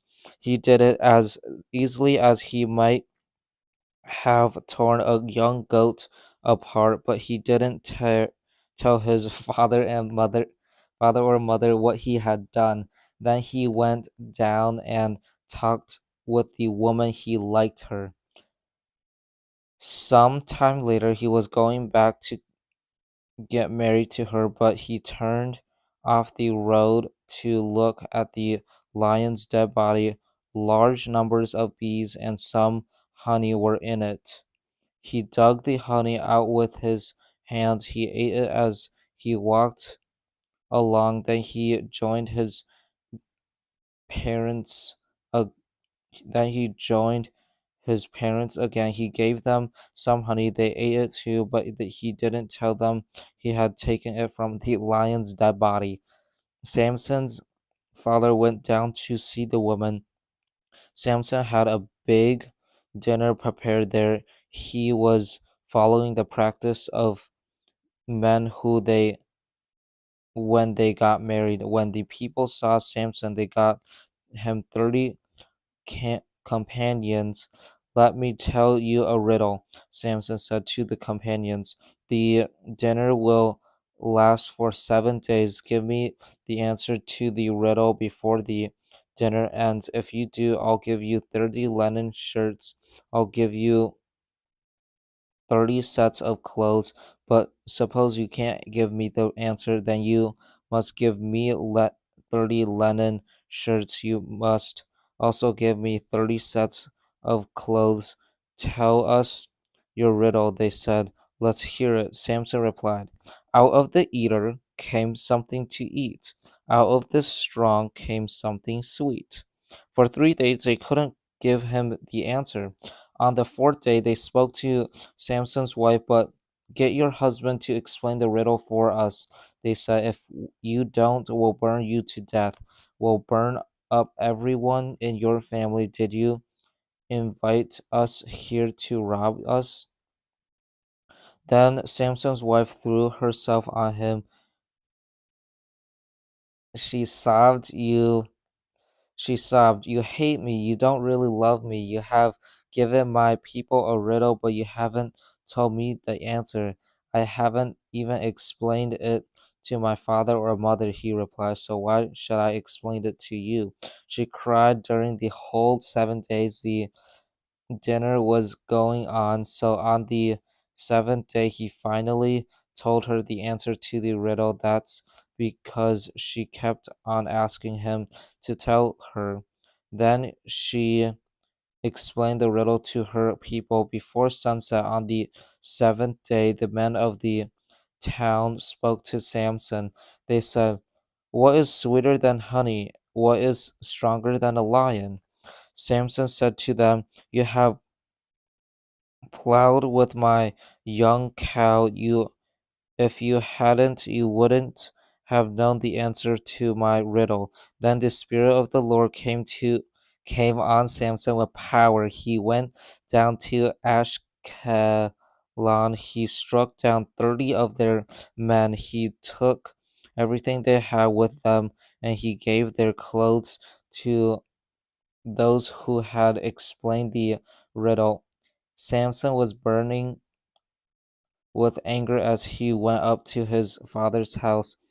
Samson's wife was given to someone else. She was given to a friend of Samson. The friend had helped him at his wedding. Later on, Samson went to visit his wife. He took a young goat with him. He went at the time the wheat was being gathered. He said, "I'm going to my wife's room," but her father wouldn't let him go in. Her father said, "I was sure you really hated her, so I gave her to your friend. Isn't her younger sister more beautiful? Take her instead." Samson said to them, "This time I have a right to get even with the Philistines. I'm going to hurt them badly." So he went out and caught 300 foxes. He tied them in pair by their tails. Then he tied a torch to each pair of tails. He lit the torches. He let the foxes loose in the fields of grain that belonged to the Philistines. He burned up the grain that had been cut and stacked. He burned up the grain that was still growing. He also burned up the vineyards and olive trees. The Philistines asked, "Who did this?" They were told, "Samson did. He's the son-in-law of the man from Timnah." Samson did it because his wife was given to his friend. So the Philistines went up and burned the woman and her family to death. Samson said to them, "Is that how you act? Then I won't stop until I pay you back." He struck them down with heavy blows. He killed many of them. Then he went down and stayed in a cave. It was in the rock of Etam. The Philistines went up and camped in Judah. They spread out near Lehi. The men of Judah asked them, "Why have you come to fight us?" "We've come to take Samson as our prisoner," they answered. "We want to do to him what he did to us." Then 3,000 men from Judah went to get Samson. They went down to the cave that was in the rock of Etam. They said to Samson, "Don't you realize the Philistines are ruling over us? What have you done to us?" Samson answered, "I only did to them what they did to me." The men of Judah said to him, "We've come to tie you up. We're going to hand you over to the Philistines." Samson said, "Take an oath and promise me you won't kill me your you won't kill me yourselves." "We agree," they answered. "We'll only tie you up and hand you over to them. We won't kill you." So they tied him up with two new ropes. They led him up from the rock. Samson approached Lehi Lehi, the Philistines came toward him, shouting. Then the Spirit of the Lord came on Samson with power. The ropes on his arms became like burned thread. They dropped off his hands. He found a fresh jawbone of a donkey. He grabbed hold of it and struck down 1,000 men. Then Samson said, by using a donkey's jaw, I've made them look like donkeys. By using a donkey's jawbone, I've struck down 1,000 men. Samson finished speaking, then he threw the jawbone away. That's why the place was called Ramath Lehi. Samson was very thirsty, so he cried out to the Lord. He said, you have helped me win this battle, this great battle. Do I have to die of thirst now? Must I follow into the power of people who haven't even been circumcised? They aren't your people. Then God opened up the hollow place in Lehi. Water came out of it. When Samson drank the water, his strength returned. He felt as good as new. The spring was called En Hakor. It's still there in Lehi. Samson led Israel for 20 years. In those days, the Philistines were in the land. One day, Samson went to Gaza. There he saw a prostitute. He went in to spend the night with her. The people of Gaza were told Samson is here, so they surrendered the place. They hid and waited for him at the city gate all night long.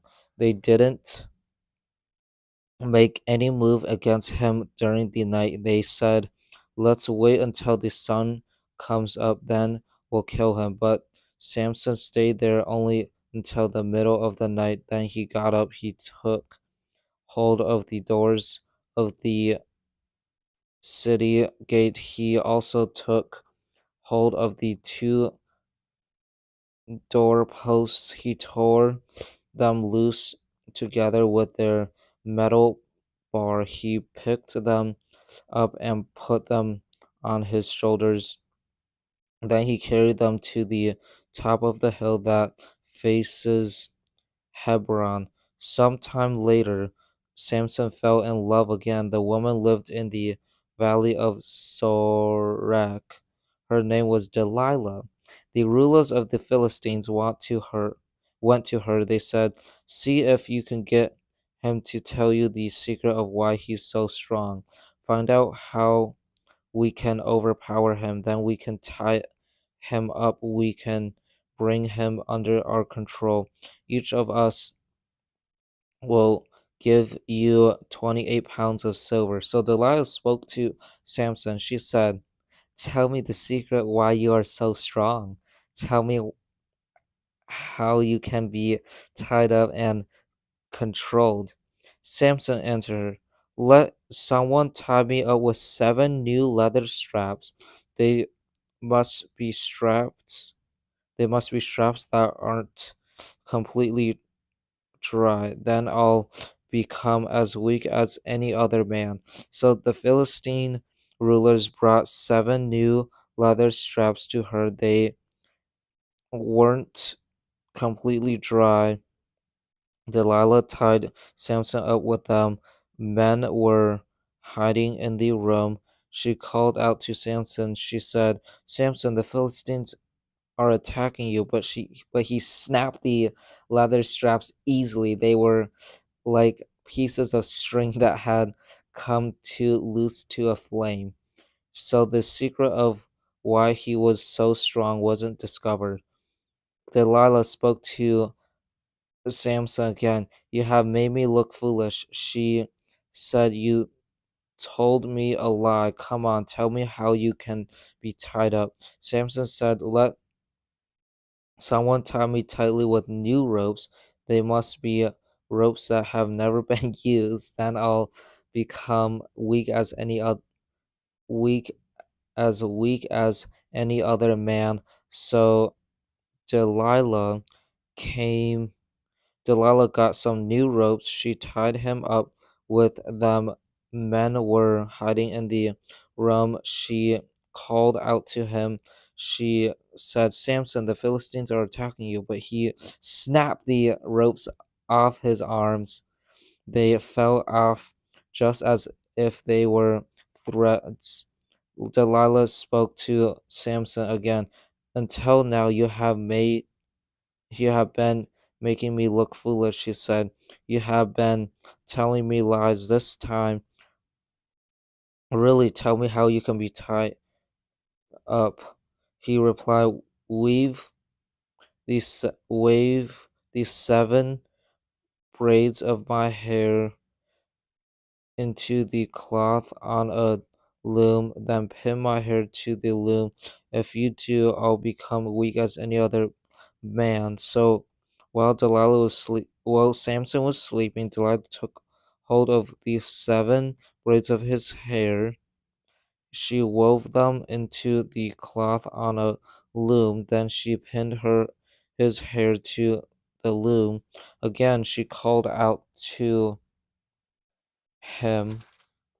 She said, Samson, the Philistines are attacking you. He woke up from his sleep. He pulled up the pin and the loom together with the cloth. Then she said to him, How can you say I love you? You won't even share your secret with me. This is the 3rd time you have made me look foolish, and you still haven't told me the secret of why you are so strong. She continued to pester him. Day after day she nagged him until he was sick and tired of it. So he told her everything. I've never used a razor on my head. He said, I've never cut my hair. That's because I've been a Nazarite since the day I was born. A Nazarite is set apart to God. If you shave my head, I won't be strong anymore. Become weak as I'll become as weak as any other man. Delilah realized he had told her everything, so she sent a message to the Philistine rulers. She said, Come back one more time. He has told me everything. So the rulers returned. They brought the silver with them. Delilah got Samson to go to sleep on her lap. Then she called for a man to shave off the 7 braids of his hair. That's how she began to bring him under her control, and he wasn't strong enough. She called out, Samson, the Philistines are attacking you. He woke up from his sleep. He thought, I'll go out just as I did before. I'll shake myself free. But he didn't know that the Lord had left him. Then the Philistines grabbed hold of him. They poked his eyes out. They took him down to Gaza. They put bronze chains around him. Then they made him grind grain in the prison. His head had been shaved, but the hair on it began to grow again. The rulers of the Philistines gathered together. They were going to offer a great sacrifice to their god Dagon. They were going to celebrate. They said, Our God has handed our enemy Samson over to us. When the people saw Samson, they praised their God. They said, Our God has handed our enemy over to us. Our enemy has destroyed our land. He has killed large numbers of our people. After they had drank a lot of wine, they shouted, Bring Samson out. Let him put on a show for us. So they called Samson out of the prison. He put on a show for them. They had him stand near the temple pillars. Then he spoke to the servant who was holding his hand. He said, Put me where I can feel the pillars. I'm talking about the ones that hold the temple up. I want to lean against them. The temple was crowded with men and women. All of the Philistine rulers were there. About 3,000 men and women were on the roof. They were watching Samson put they're watching Samson put on a show. Then he prayed to the Lord. He said, Lord and King, show me that you still have concern for me. God, please make me strong just one more time. Let me pay the Philistines back for what they did to my two eyes. Let me do it with with only one blow. Then Samson reached toward the pillars that were in the middle of the temple. They held the temple up. He put his right hand on one of them. He put his left hand on the other. He leaned hard against them. Samson said, let me die together with the Philistines. Then he pushed with all his might. The temple came down on the rulers. It fell on all of the people who were in it. So Samson killed many more Philistines when he died than he did while he lived. Then his brothers went down to get him, so that his father's whole family, all of them, brought Samson's body back home. They buried his body in the tomb of his father, Manoah. It's between Zorah and Ashtaol. Ashtaol. Samson had led Israel for 20 years. A man named Micah lived in the hill country of Ephraim. He said to his mother, someone took 28 pounds of silver from you. I heard you call down a curse because of it.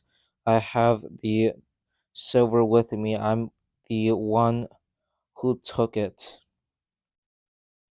Then his mother, my son, may the Lord bless you.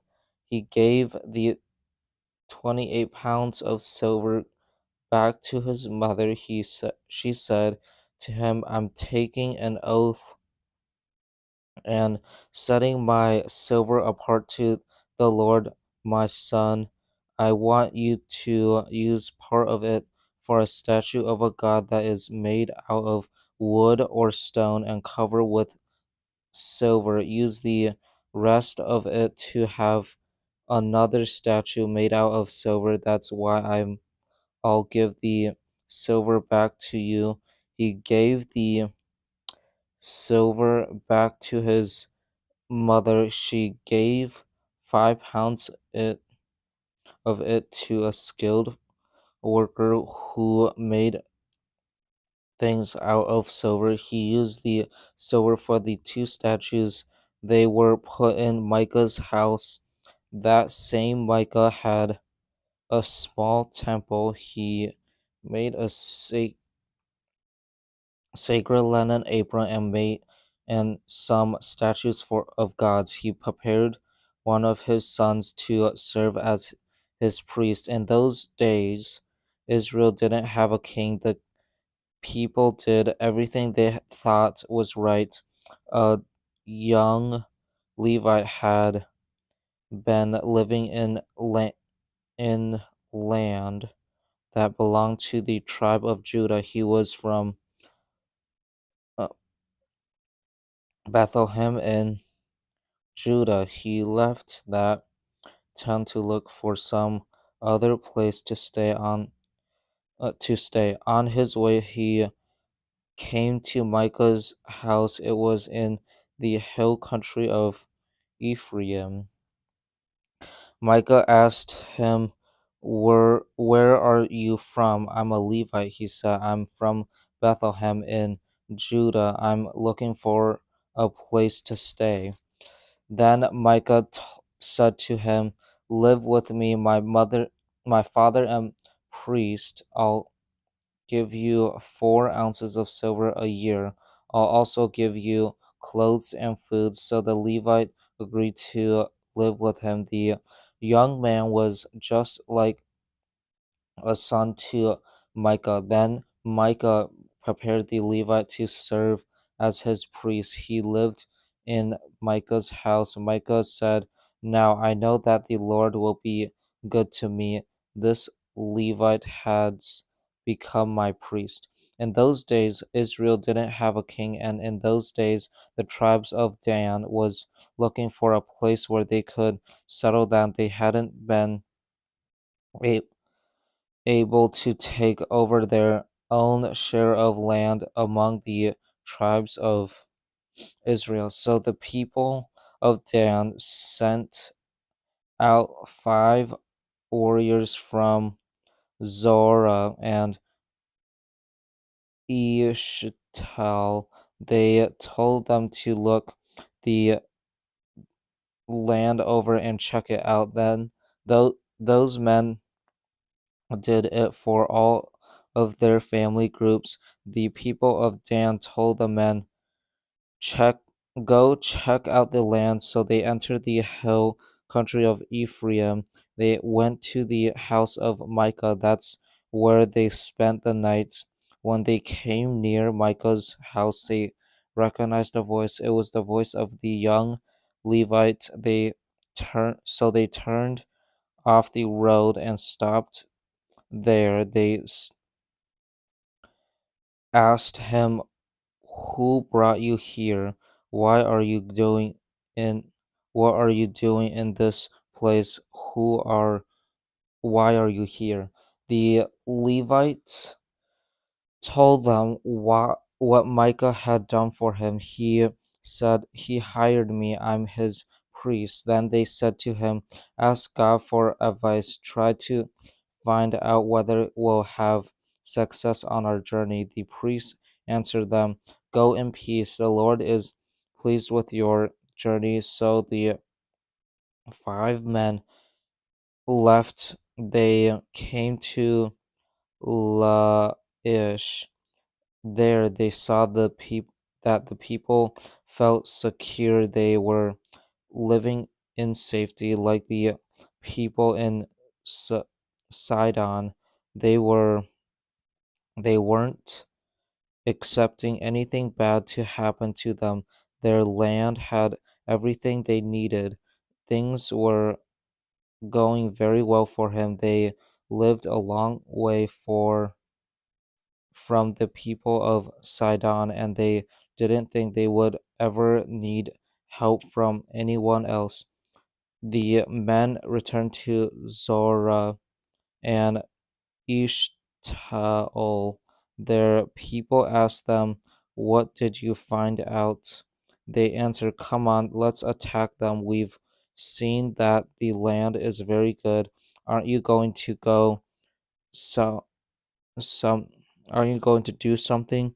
Don't wait any longer. Go there and take it over. When you get there, you will find people who aren't expecting anything bad to happen to them. Their land has plenty of room. God has handed it over to you. It's a land that has everything you will ever need." So 600 men from the tribe of Dan started out from Zorah and Eshtaol. They were prepared for battle. On their way, they set up camp. Their camp was near Kiriath Jearim in Judah. Be- that's why the place is called Mahana, down to this very day. It's west of Kiriath Jearim. From there, they went to the hill country of Ephraim. They came to Micah's house. Then the 5 men who had looked over the land of Laish spoke to the other members of their tribe. They said, "Don't you know that One of these houses has a sacred linen apron in it. Some statues of family gods are there. It also has two statues of other gods in it. One of them is made out of wood or stone, the other one is made out of silver. Now you know what to do. They turned off the road and stopped there. They went to the house of the young Levite. He was at Micah's place. They greeted the young man. The 600 men from Dan stood at the entrance of the gate. They were prepared for battle. The 5 men who had looked over the land went inside. They took the two statues. They also took the family gods and the linen apron. During that time, the priest stood at the entrance of the gate. The 600 men stood there with him. They were prepared for battle. When those men went into Micah's house and took all of the all of those things, the priest spoke to them. He asked, What are you doing?" They answered him, "Be quiet, don't say a word, come with us, be our father and priest. You can serve a whole tribe and family group in Israel as our priest. Isn't that better than serving just one man's family?" The priest was glad. He took the linen apron and the family gods. He also took the statue of a god that was made out of wood or stone. Then he left with the people. They put their little children and their livestock in front of them. They also put everything else they owned in front of them, and they turned and went on their way. The men who lived near Micah were called together. Then they left and caught up with the people of Dan.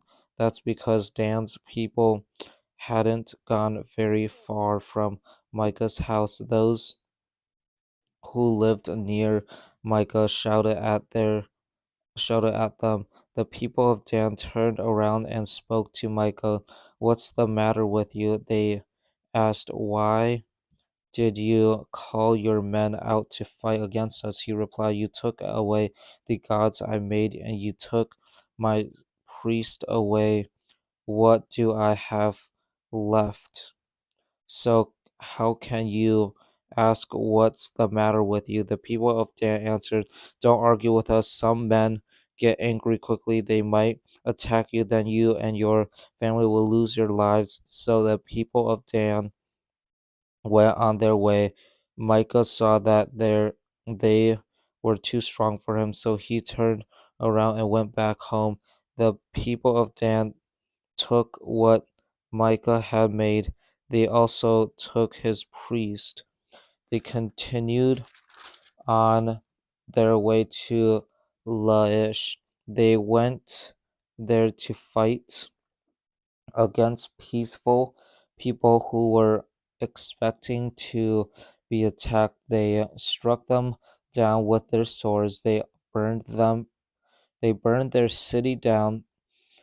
No one could save them. They lived a long way from Sidon, and they didn't think they would ever need help from anyone else. Their city was located in a valley near Beth Rahab. The people of Dan rebuilt the city. They settled down there. They named it Dan. That's because they traced their family line back to Dan. He was a son of Israel. The city used to be called Laish. There, the people of Dan set up the statues of gods from for themselves. Jonathan and his sons were priests for the tribe of Dan. Jonathan was the son of Gershom, the son of Moses. Jonathan and his sons were priests until the time When the land was captured, they continued to use the statues Micah had made. They used them during the whole time the house of God was in Shiloh. In those days, Israel didn't have a king.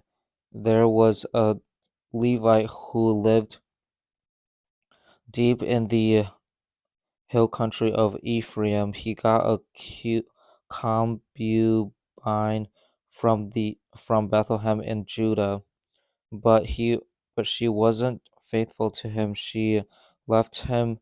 She went back to her father's house in Bethlehem in Judah. She stayed there for 4 months. Then her husband went to see her. He tried to talk her into coming back with him. He had his servant and he had his servant and 2 donkeys with him. She took her husband into her father's house. When her father saw him, he gladly welcomed him. His father-in-law, the woman's father, begged him to stay, so he remained with him for 3 days. He ate, drank, and slept there. On the fourth day, they got up early. The Levite prepared to leave, but the woman's father spoke to his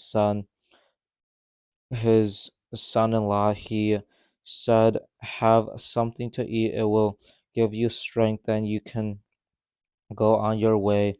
So the two of them sat down. They ate and drank together. After that, the woman's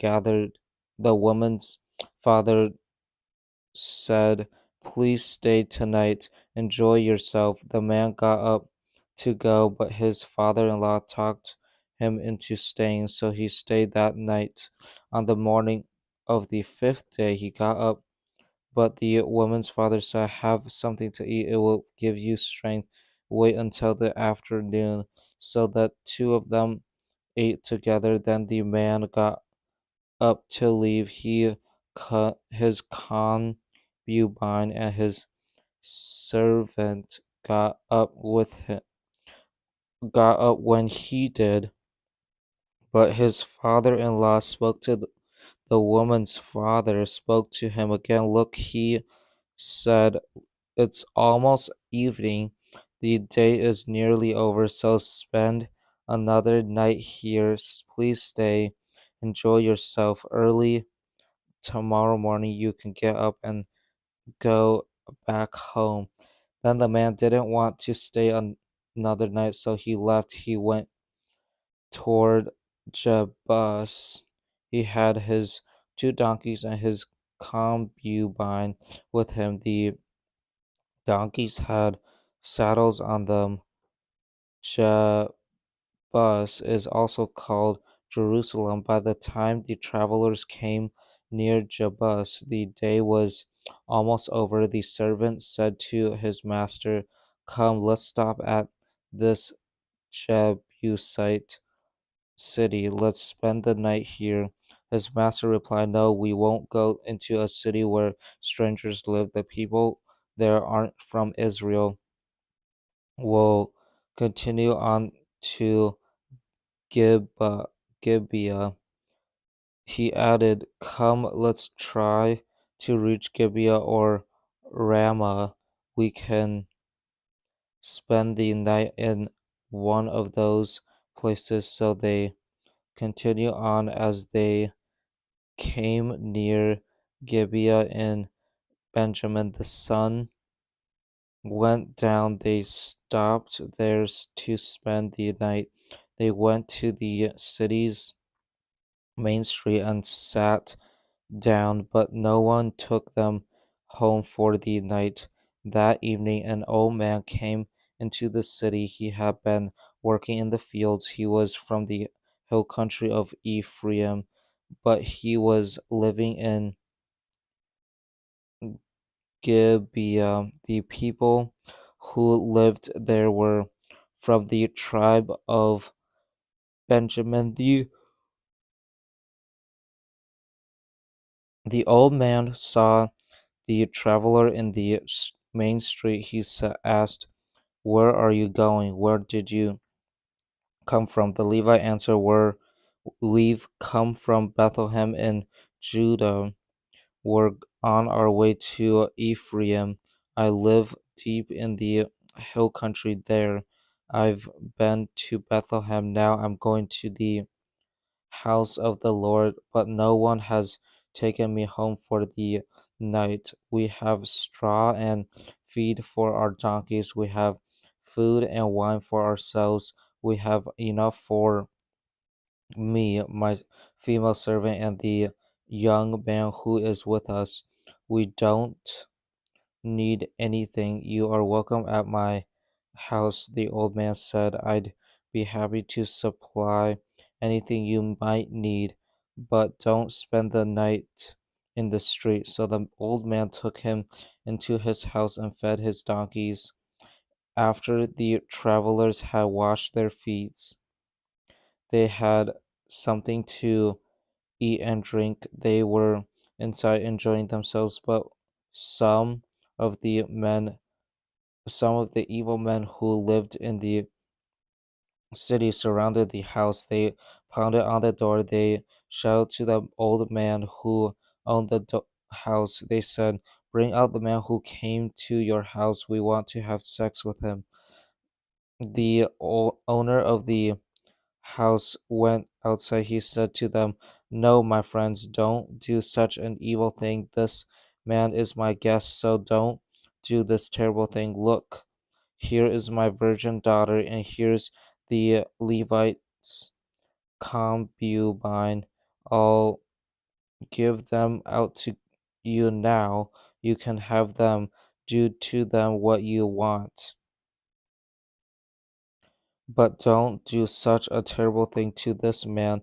The men wouldn't listen to him, so the Levite sent his concubine out up to them. They forced her to have sex with them.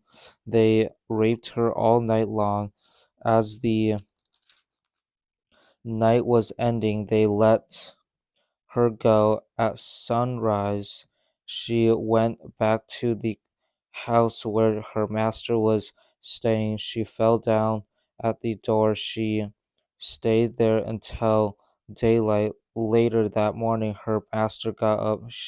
He opened the door of the house. He stepped out and continued on his way, but his concubine was lying there. She had fallen on the doorway of the house. Her hands were reaching out toward the door. He said to her, Get up, let's go. But there wasn't any answer. Then he put her dead body on his donkey and he started out for home. When he reached home, he got a knife. He cut up his concubine. He cut her into 12 pieces. He sent them into all of the ter- territories of Israel.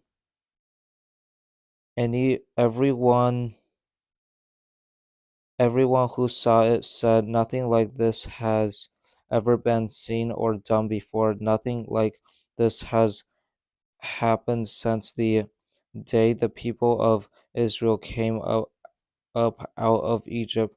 Think about it. Consider it. Tell us what to do. Then the people of Israel came out. They came from the whole land between Dan and Beersheba. They also came from the land of Gilead. All of them gathered together in the sight of the Lord at Mizpah. The leaders of all of the tribes of Israel came. They took their places among the people of God who were gathered together. There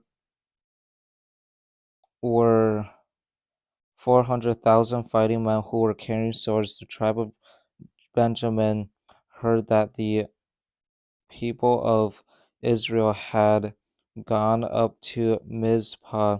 The people of Israel said, Tell us how that awful thing happened. So the Levite spoke. was the husband of the woman who had been murdered. He said, I and my concubine went to Gil- Gibeah in Benjamin. We spent the night there. During the night, the men of Gibeah came after me. They surrounded the house. They were planning to kill me. They raped my concubine and she died. I took my concubine and cut her into pieces. I sent one piece to each part of Israel's territory. I did it because they had done a terrible thing in Israel. All of you men of Israel, speak up now. Give your decision. All of the men got up together. They said, none of us will go home. None of us will return to his house. Here is what we'll do to Gi- Gibeah.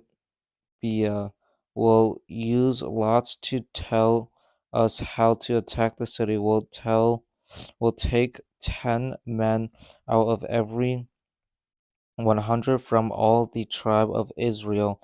We'll take 100 from every 1,000. We'll take 1,000 from every 10,000. The men we take will get supplies for the army. Then the army will go to Gibeah in Benjamin. They'll give Gibeah exactly what they should get because of the evil thing they did in Israel. So all of the men of Israel came together to fight against the city. The tribes of Israel sent men through the whole tribe of Benjamin. They said, what about this awful crime that was committed among you? Hand over those evil men of Gibeah. We'll put them to death. In that way, we'll get rid of those evil people. The people of Benjamin wouldn't listen to the other people of Israel. They came together at Gibeah from their towns. They came to fight against the other people of Israel. Right away, the people of Benjamin gathered together 26,000 men from their towns. They were carrying swords. The men were added to the 700 who had been chosen from those who were living in Gibeah. Among all of those men, there were 700 who were left handed. Each of them could sling a stone at a hare and not miss. Israel gathered 400,000 men together. They were carrying swords. All of them were fighting men. That number didn't include the tribe of Benjamin. The people of Israel went up to Bethel. That there they spoke to God. They asked him, who will go up first and fight for us against the people of Benjamin? The Lord answered, the tribe of Judah will go first. The next morning, the people of Israel got up. They set up camp near Gibeah. The men of Israel went out to fight against the men of Benjamin. They took up their battle positions against them at Gibeah. The men of Benjamin came out of Gibeah. They killed 22,000 men of Israel on the field of battle that day, but the men of Israel cheered each other on. Began they again took up their positions in the places where they had been the first day. The men of Israel went and sobbed in the sight of the Lord until evening. They spoke to the Lord. They said, "Should we go up again to fight against the men of Benjamin? They are our fellow Israelites." The Lord answered, "Go up and fight against them." The men of Israel came near the men of Benjamin on the second day. The men of Benjamin came out from Gibeah to oppose them. That time they killed 18,000 more men of Israel. All of the men who died had been carrying swords. Then all of the people of Israel went up to Bethel. They sat there and sobbed in the sight of the Lord. They didn't eat anything that day until evening. Then they brought burnt offerings and friendship offerings to the Lord. Again, the people of Israel spoke to the Lord. In those days, the ark of the covenant of God was there. Phinehas was serving as priest at the ark. He was the son of Eleazar. Eleazar was the son of Aaron. The people of Israel asked, "Should we go up again to fight against the men of Benjamin? They are our they are our fellow Israelites." The Lord answered, "Go tomorrow. I will hand them over to you." Then Israel hid some men and had them wait all around Gibeah. They went up to fight against the men of Benjamin on the third day. They took up their positions against Gibeah just as they had done before. The men of Benjamin came out to fight against them. They were drawn away from the city. They began to wound wound and kill the men of Israel just as they had done before. About 30 men fell in battle. They fell in the open fields and on the roads. One of the fields led to Bethel, the other led to Gibeah. The men of Benjamin said, "We're winning the battle over them just as we did before." But the men of Israel said, "Let's pull back, let's draw them away from the land, from the city to the road." All of the men of Israel moved away from their places. They took up new battle positions at Baal Tamar.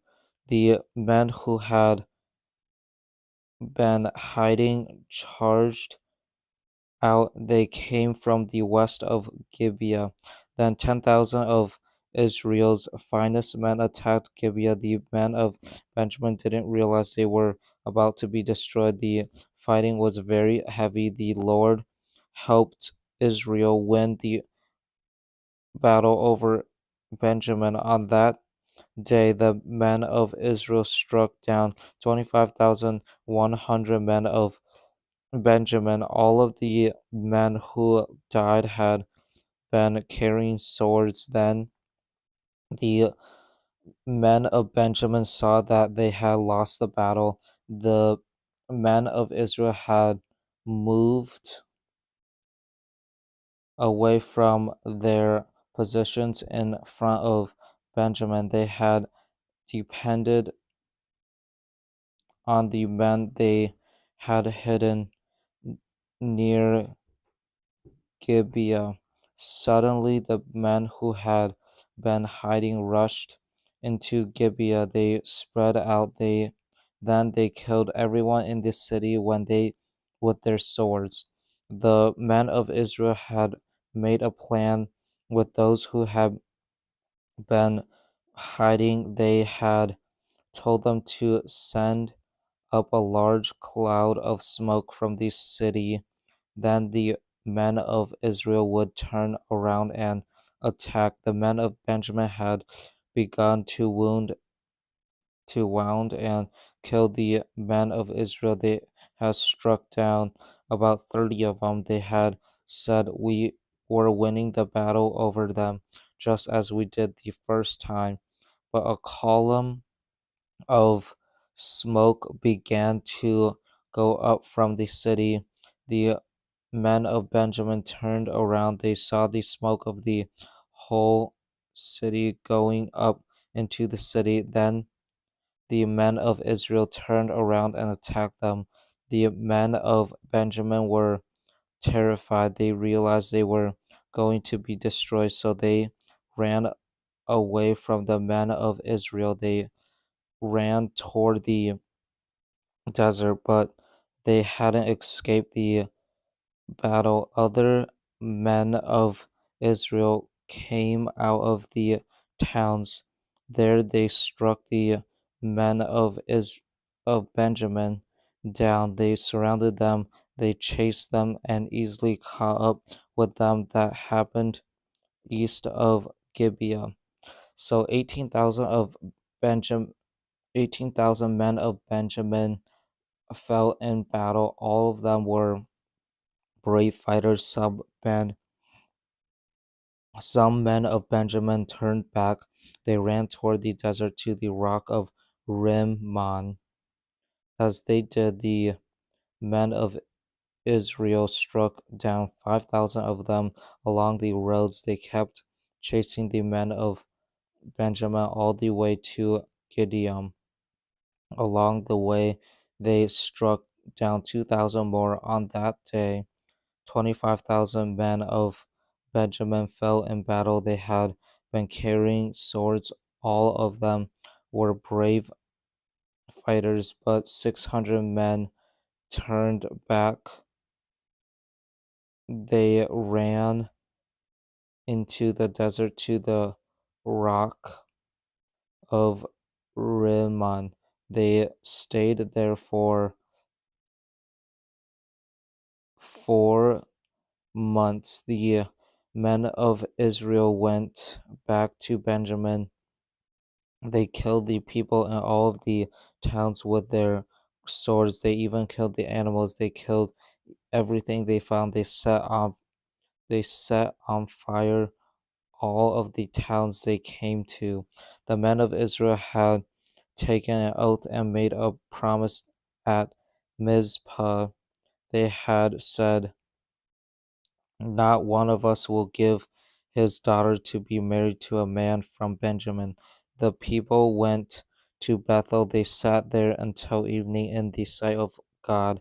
They sobbed loudly and bitterly, "Lord, you are the God of Israel." They cried, "Why has this happened to Israel? Why is one tribe missing from Israel today?"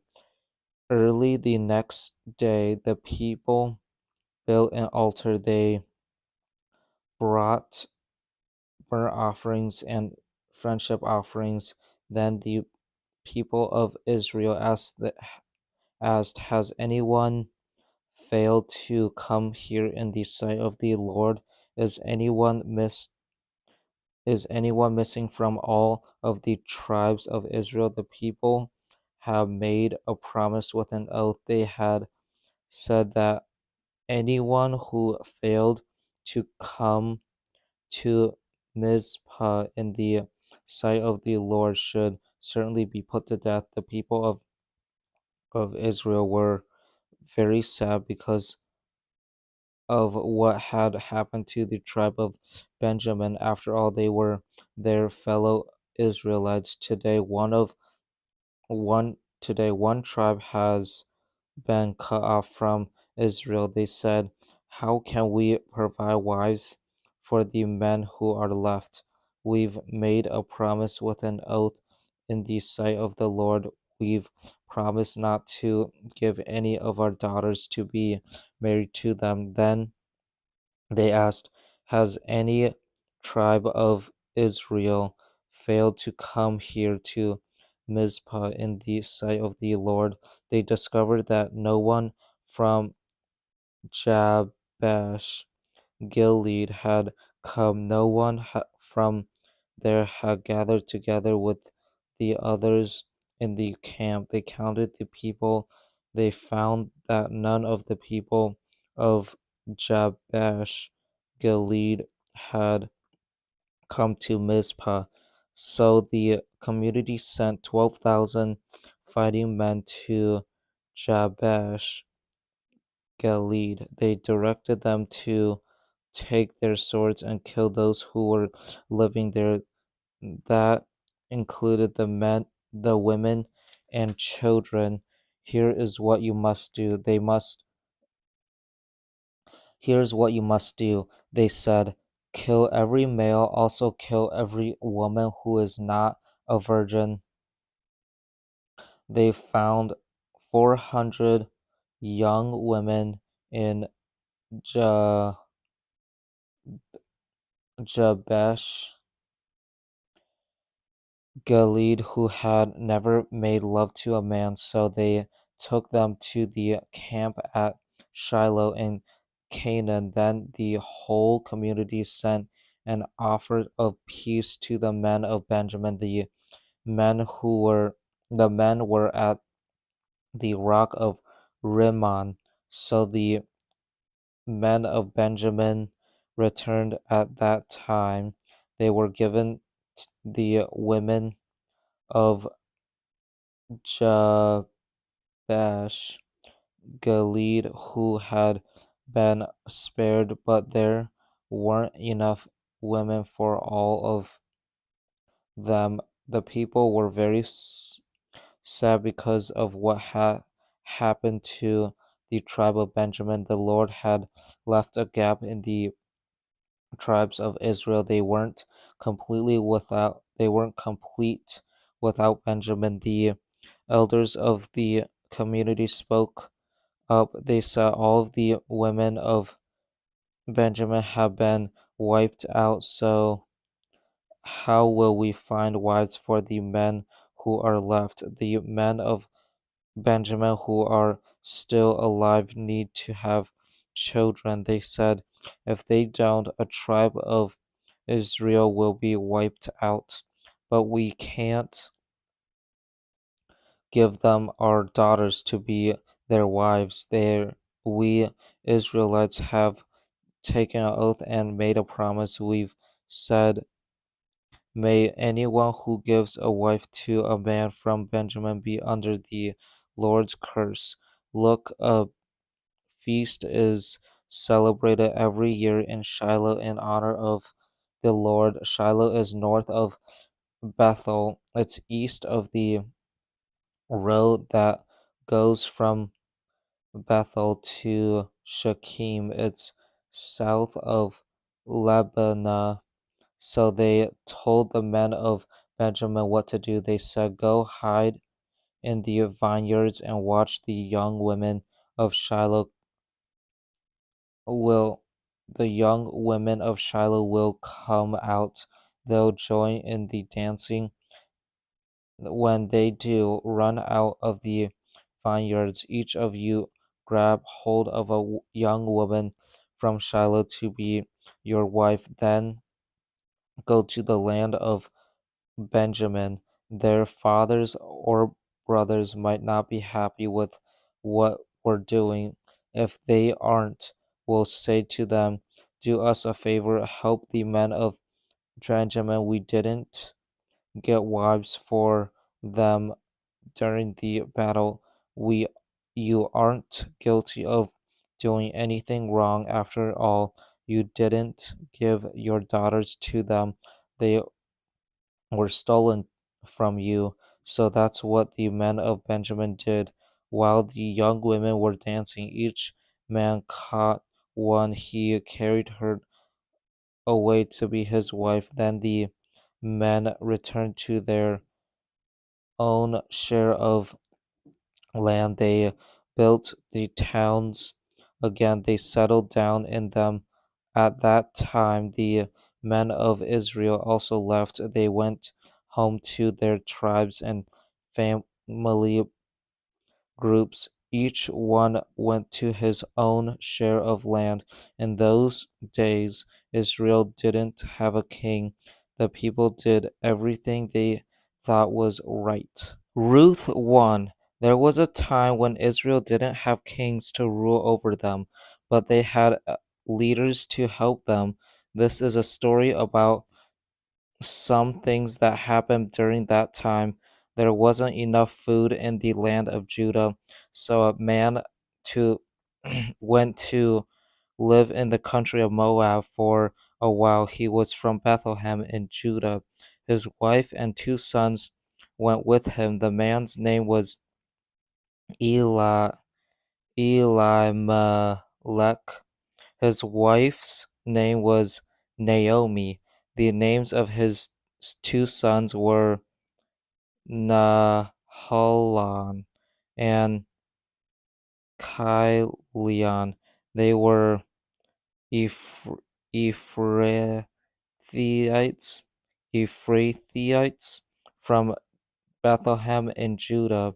They went to Moab and lived there. Naomi's husband Elimelech died, so she was left with her two sons.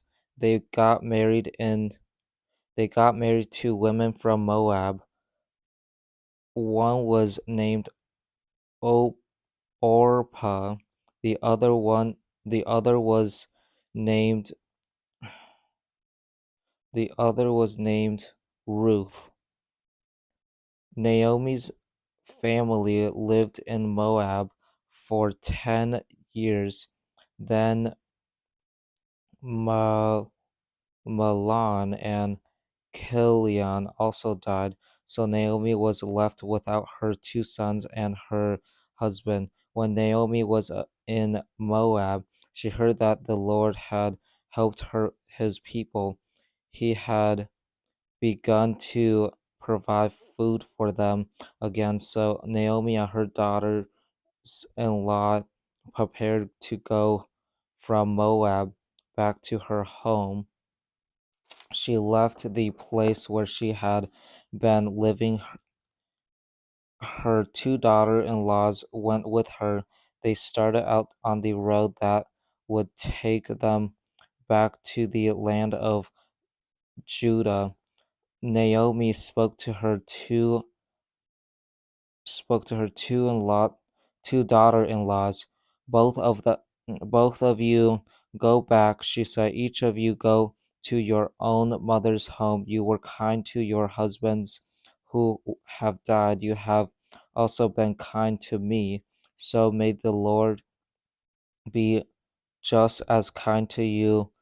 May he help each of you find a secure place in the home of an another husband.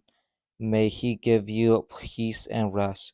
Then she kissed them good-bye. They broke down and sobbed loudly. They said to her, get we'll go back to your people with you.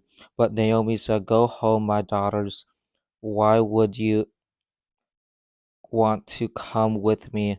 Am I going to have any more sons who could become your husbands? Go home, my daughters. I'm too old to have another husband. Suppose I thought was still there was still some hope for me. Suppose I got married to a man tonight and later I had sons by him. Would you wait until they grew up?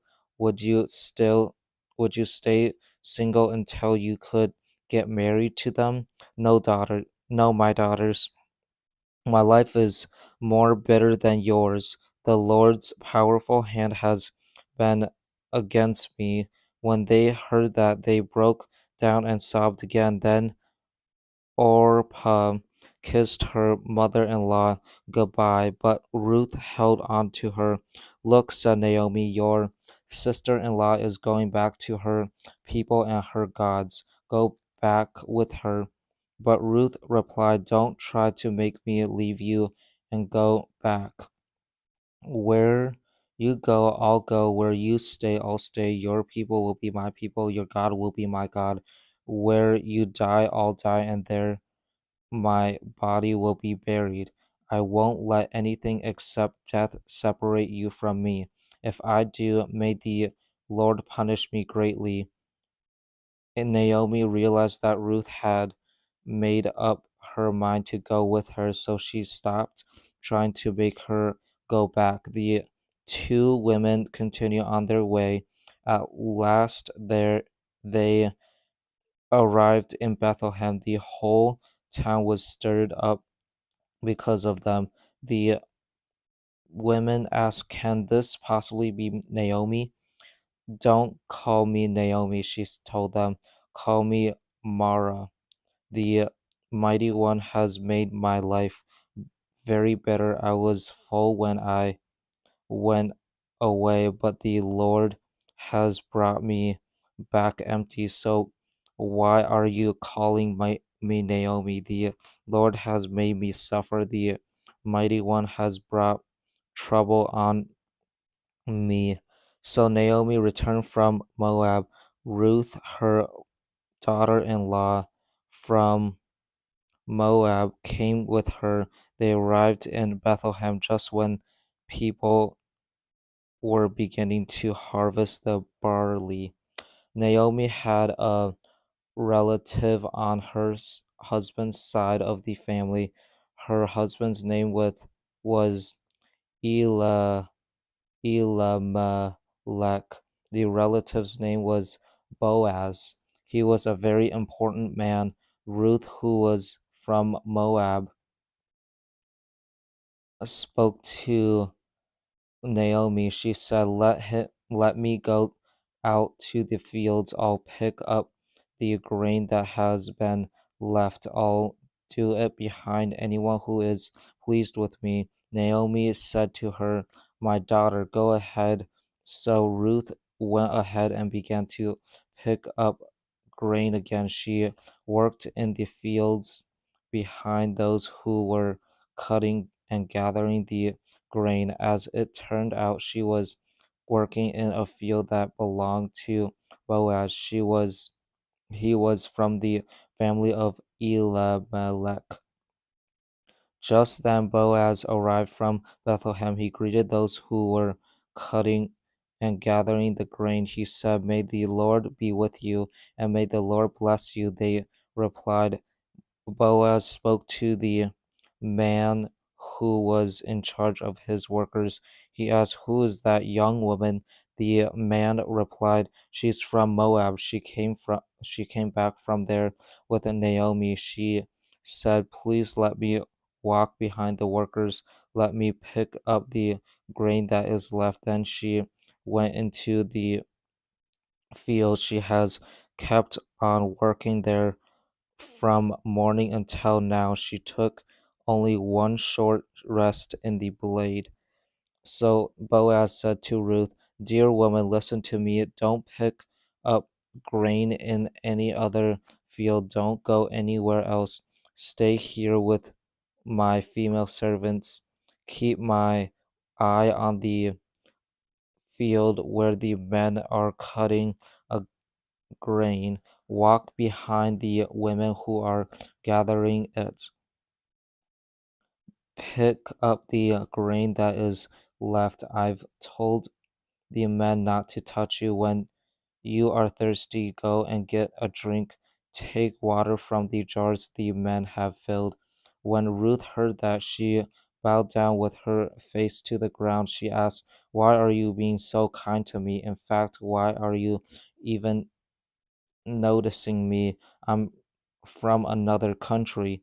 Boaz replied, "I've been told all about you. I've heard about everything you have done for your mother-in-law fa- since your husband died. I know that you left your mother and father. I know that you left your country. You came to live with your people you didn't know before. May the Lord reward you for what you have done. May the God of Israel bless you richly. You have come to him to find safety under his care. Sir, I hope you will continue to be kind to me, Ruth said. You have comforted me, you have spoken kindly to me, and I'm not even as important as one of your female servants. When it was time to eat, Boaz spoke to Ruth again. Come over here, he said. Have some bread, dip it in the wine vinegar. She sat down worker with the workers. Then Boaz offered her some grain that had been cooked. She ate all she wanted. She even had some left over. Ruth got up to pick up more grain. Then Boaz gave orders to his men. He said, "Suppose she takes some stock, stock stacks, stalks, stalks from stalks from what the women have tied up. If she does, don't make her look bad. Instead, pull some stalks out for her. Leave them for her to pick up. Don't let her, don't tell her she shouldn't do it." So Ruth picked up grain in the field until evening. Then she separated the bare, barley from the straw. It mounted to more than half a bushel. She carried it back to the town. To town, her mother-in-law saw how much she had gathered. Ruth also brought out the food that was left over from the lunch Boaz had given her. She gave it to Naomi. Her mother in law asked her, "Where did you pick up grain today? Where did you work? May the man who noticed you be blessed." Then Ruth told her about the man whose field she had worked for. "The name of the man I worked with today is Boaz," she said. "May the Lord bless him." Naomi said to her daughter-in-law, "The Lord is still being kind to those who are living and those who are dead." She continued, "That man is a close relative of ours. He's one of our family protectors." Then Ruth, who was from Moab, said, "He told me more. He even said, 'Stay with my workers until they have finished bringing all of my grain." Naomi replied to her daughter-in-law Ruth. She said, "That will be good for you, my daughter. Go with his female servants. You might be harmed if you go to someone else's field." So Ruth stayed close to the female servants of Boaz as she picked up grain. She worked until the time when all of the barley and wheat had been harvested, and she lived with her mother-in-law. One day, Ruth's mother-in-law Naomi spoke to her. She said, "My daughter, shouldn't I try to find a secure place for you? Shouldn't you have peace and rest? Shouldn't I find a home where things will go well with you? You have been with the female servants of Boaz. He's a relative of ours. Tonight he'll be separating the straw from his bare, barley on the threshing floor. So wash yourself, put on some perfume, and put on your best clothes. Then go down to the threshing floor. But don't let Boaz know you are there. Wait until he has finished eating and drinking. Notice where he lies down. Then go over and uncover his feet. Lie down there. He'll tell you what to do. I'll do everything you say. Ruth answered. So she went down to the threshing floor. She did everything her mother in law had told her to do. When Boaz had finished eating and drinking, he was in a good mood. He went over to lie down at the far end of the grain pile. Then Ruth approached quietly. She uncovered his feet and lied down there. In the middle of the night, something surprised Boaz and woke him up. He turned and found a woman lying there at his feet. "Who are you?" he said. "I'm Ruth," she said. "You are my family protector, so take good care of me by making me your wife." "Dear woman, may the Lord bless you," he replied. "You are showing even more kindness now than you did earlier. You didn't run after the younger men, whether they are rich or poor. Dear woman, don't be afraid. I'll do for you everything you ask. All of the people of my town know that you are a noble woman. It's true that I'm a relative of yours, but that's a family protector who is more who is more closely related to you than I am. So stay here for the night. In the morning, if he wants to help you, good, let him help you. If he doesn't want to, then I'll do it. You can be sure that the Lord lives, and you can be just as sure that I'll help you. Lie down here until morning." So she stayed at his feet until morning, but she got up before anyone could recognize Boaz. Boaz thought, "No one must know that a woman came to the threshing floor." He said to Ruth, "Bring me the coat you have around you. Hold it around." So she did. He poured more than 50 pounds of barley into it and helped her pick it, pick it up. Then he went back to town.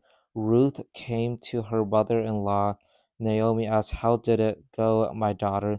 Then Ruth told her everything Boaz had done for her. She said, "He gave me all of this barley."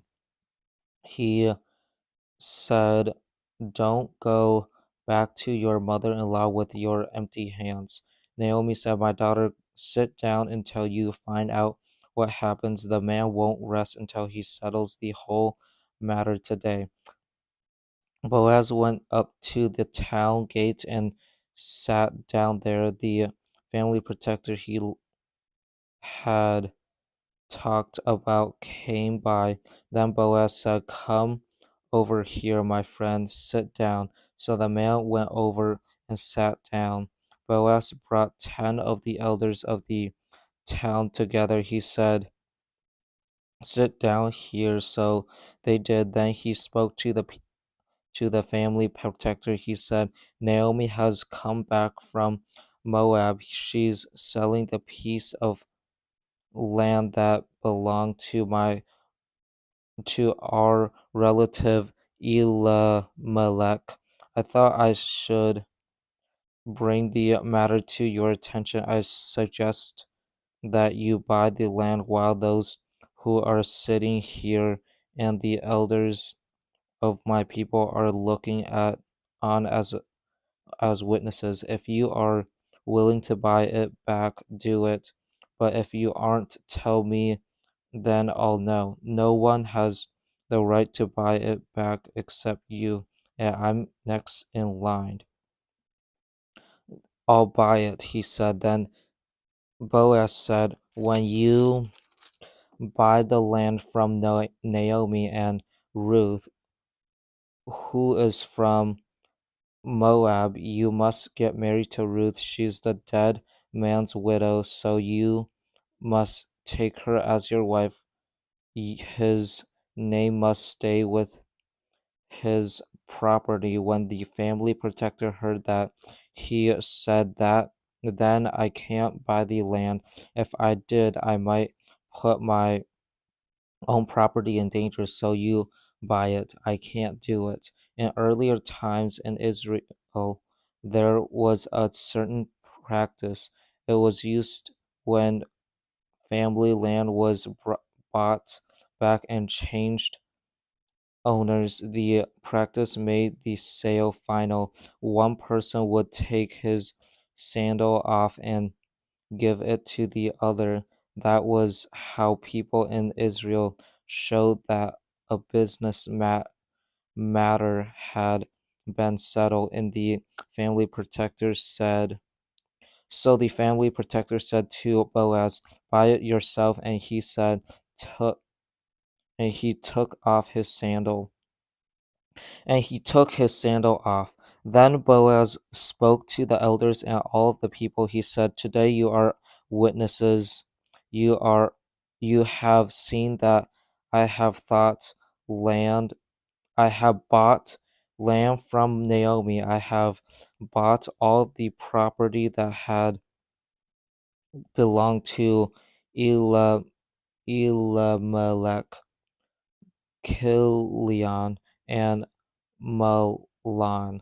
I've also taken Ruth, who is from Moab, to become my wife. She is Mahlon's widow. I've decided to get married to her, so the dead man's name will stay with his property. Now his name won't disappear from his family line. It won't disappear from the town records. Today you are witnesses."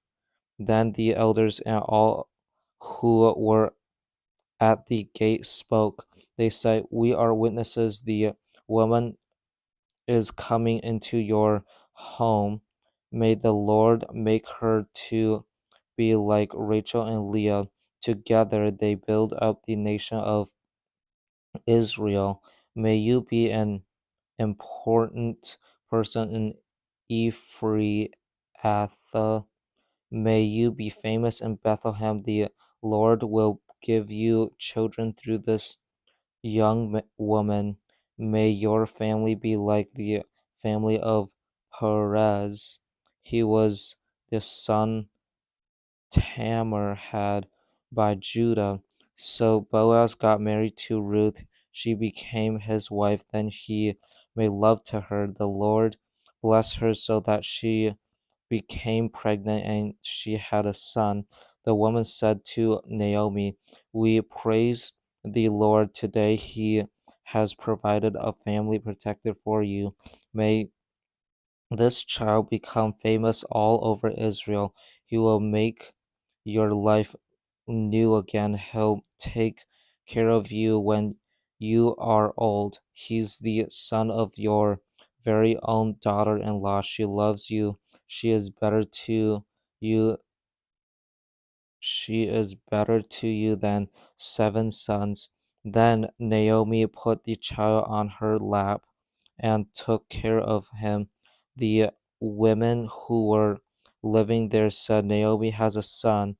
They named him Obed. He was the father of Jesse. Jesse was the father of David. Here is the family line of Perez. Perez was the father of Hezron. Hezron was the father of Ram. Ram was the father of Amminadab. Amminadab was the father of Na Naheshon.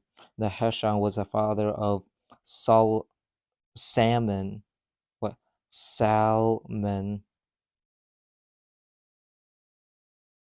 Salmon.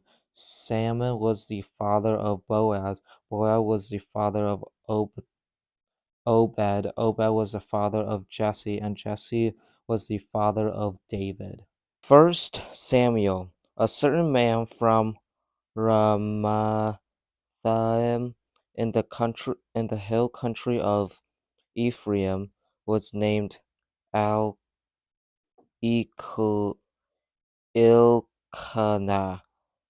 He was the son of Jeroham. Jeroham was the son of Elihu. Elihu was the son of Tohu. Tohu was the son of Zoph. Elkanah belonged to the family line of Zoph. Elkanah lived in the territory of Ephraim. Elkanah had two wives. One was named Hannah, the other was named Peninnah. Peninnah had children, but Hannah didn't. Year after year, Elkanah went up from his town to Shiloh. He went there to worship and sacrifice to the Lord who rules over all. Hophni and Phinehas served as priests of the Lord at Shiloh. They were the two sons of Eli. Every time the day came for El- Elkanah to offer a sacrifice, he would give a share of the meat to his wife Peninnah. He would also give a share to each of her sons and daughters, but he would give 2 shares of meat to Hannah. That's because he loved her. He also gave her 2 shares because the Lord had kept her from having children. Peninnah teased Hannah to make her angry. She did it because the Lord had kept Hannah from having children. Peninnah teased Hannah year after year.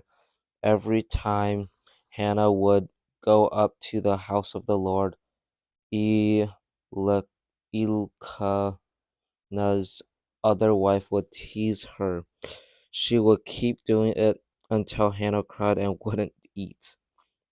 Her husband Elkanah would speak to her. He would say, Hannah, why are you crying? Why don't you eat? Why are you so angry and unhappy? Don't I mean more to you than 10 sons? One time, when they had finished eating and drinking in Shiloh, Hannah stood up. The priest Eli was sitting on a chair by the doorpost of the Lord of the Lord's house. Hannah was very bitter. She sobbed and sobbed. She prayed to the Lord. She made a promise to him. She said, Lord, you rule over all. Please see how I'm suffering. Show concern for me. Don't forget about me. Please give me a son. If you do, I'll give him back to you. Then he will serve you all the days of his life. He'll never use a razor on his head. He'll never cut his hair. As Hannah kept on praying to the Lord, Eli watched her lips. She She was praying in her heart. Her lips were moving, but she wasn't making a sound. Eli thought Hannah was drunk. He said to her, How long will you keep on getting drunk? Get rid of my get rid of your wine. That's not true, sir, Hannah replied. I'm a woman who is deeply troubled. I haven't been drinking wine or beer. I was telling the Lord of all my troubles, don't think of me as an evil woman. I've been praying here because I'm very sad. My pain is so great. Eli re- answered, Go in peace. May the Lord of Israel give you what you have asked him for. She said, May you be pleased with me. Then she left and had something to eat. Her face wasn't sad anymore. Early the next morning, Elkanah and his family got up. They worshiped the Lord. Then they went back to their home in Ramah. Elkanah made love to his wife Hannah, and the Lord showed concern for her. After some time, Hannah became pregnant. She had a baby boy. She said, I asked the Lord for him, so she named him Samuel. Elkanah went up to Shiloh to offer the yearly sacrifice to the Lord. He also went there to keep a promise he had made. His whole family went with him, but Hannah didn't go. She said to her husband, when the body doesn't need me to nurse him anymore, I'll take him to the Lord's house. I'll give him to the Lord there. He'll stay there for the rest of his life. Her husband Elkanah told her, do what you think is best. Stay here at home until it Samuel doesn't need you to nurse him anymore. May the Lord make his promise to you come true. So Hannah stayed home. She nursed her son until he didn't need her milk anymore. When the boy didn't need her to nurse him anymore, she took him with her to Shiloh. She took him there even though he was still very young. She brought him to the Lord's house. She brought along a bull that was 3 years old. She brought more than half a bushel of flour. She also brought a bottle of wine. The bottle was made out of animal skin. After the bull was killed, Elkanah and Hannah brought the boy to Eli. Hannah said to Eli, Sir, I'm the woman who stood here beside you praying to the Lord, and that's just as sure as you are alive. I prayed for this child. The Lord has given me what I asked him for, so now I'm giving him to the Lord. As long as he lives, he'll be given to the Lord, and all of them worship the Lord there. Then Hannah prayed. She said, the Lord has filled my heart with joy. He has made me strong. I can laugh at my enemies. I'm so glad he saved me. There isn't anyone holy like the Lord. There isn't anyone except him. There isn't any rock like our God. Don't keep talking so proudly. Don't let your mouth say such proud things. The Lord is a God who knows everything. He judges everything people do. The bows of great heroes and broken are broken, but those who trip and fall are made strong. Those who used to be full have to work for food. Those who used to be hungry aren't hungry anymore. The woman who couldn't have children has seven of them now, but the woman who has had many children is sad now because hers have died. The Lord causes people to die. He also gives people life. He brings people down to the grave. He also brings people up. The Lord makes people poor. He also makes people rich. He brings people down. He also lifts people up. He raises poor people up from the trash pile. He lifts needy people out of the ashes. He lets them sit with princes. He gives them places of honor. The foundations of the earth belongs to the Lord. On them he has set the world. He guards the path of those who are faithful to him. But evil people will die silent in their dark graves. People don't win just because they are wrong. Those who oppose the Lord will be totally destroyed. He will thunder against them from heaven. He will judge the earth from one end to the other. He will give power to his king. He will give honor to his anointed one. Then Elkanah went home to Ramah, but the boy Samuel served the Lord under the direction of the priest Eli. Eli's sons were evil men. They didn't know the Lord. When anyone came to offer a sacrifice, here is what the priest would do. While the meat was being boiled, the servant of the priest would come with a large fork in his hand. He would stick it into the pan or pot or small or large kettle. Then the priest would take for himself everything the fork brought up.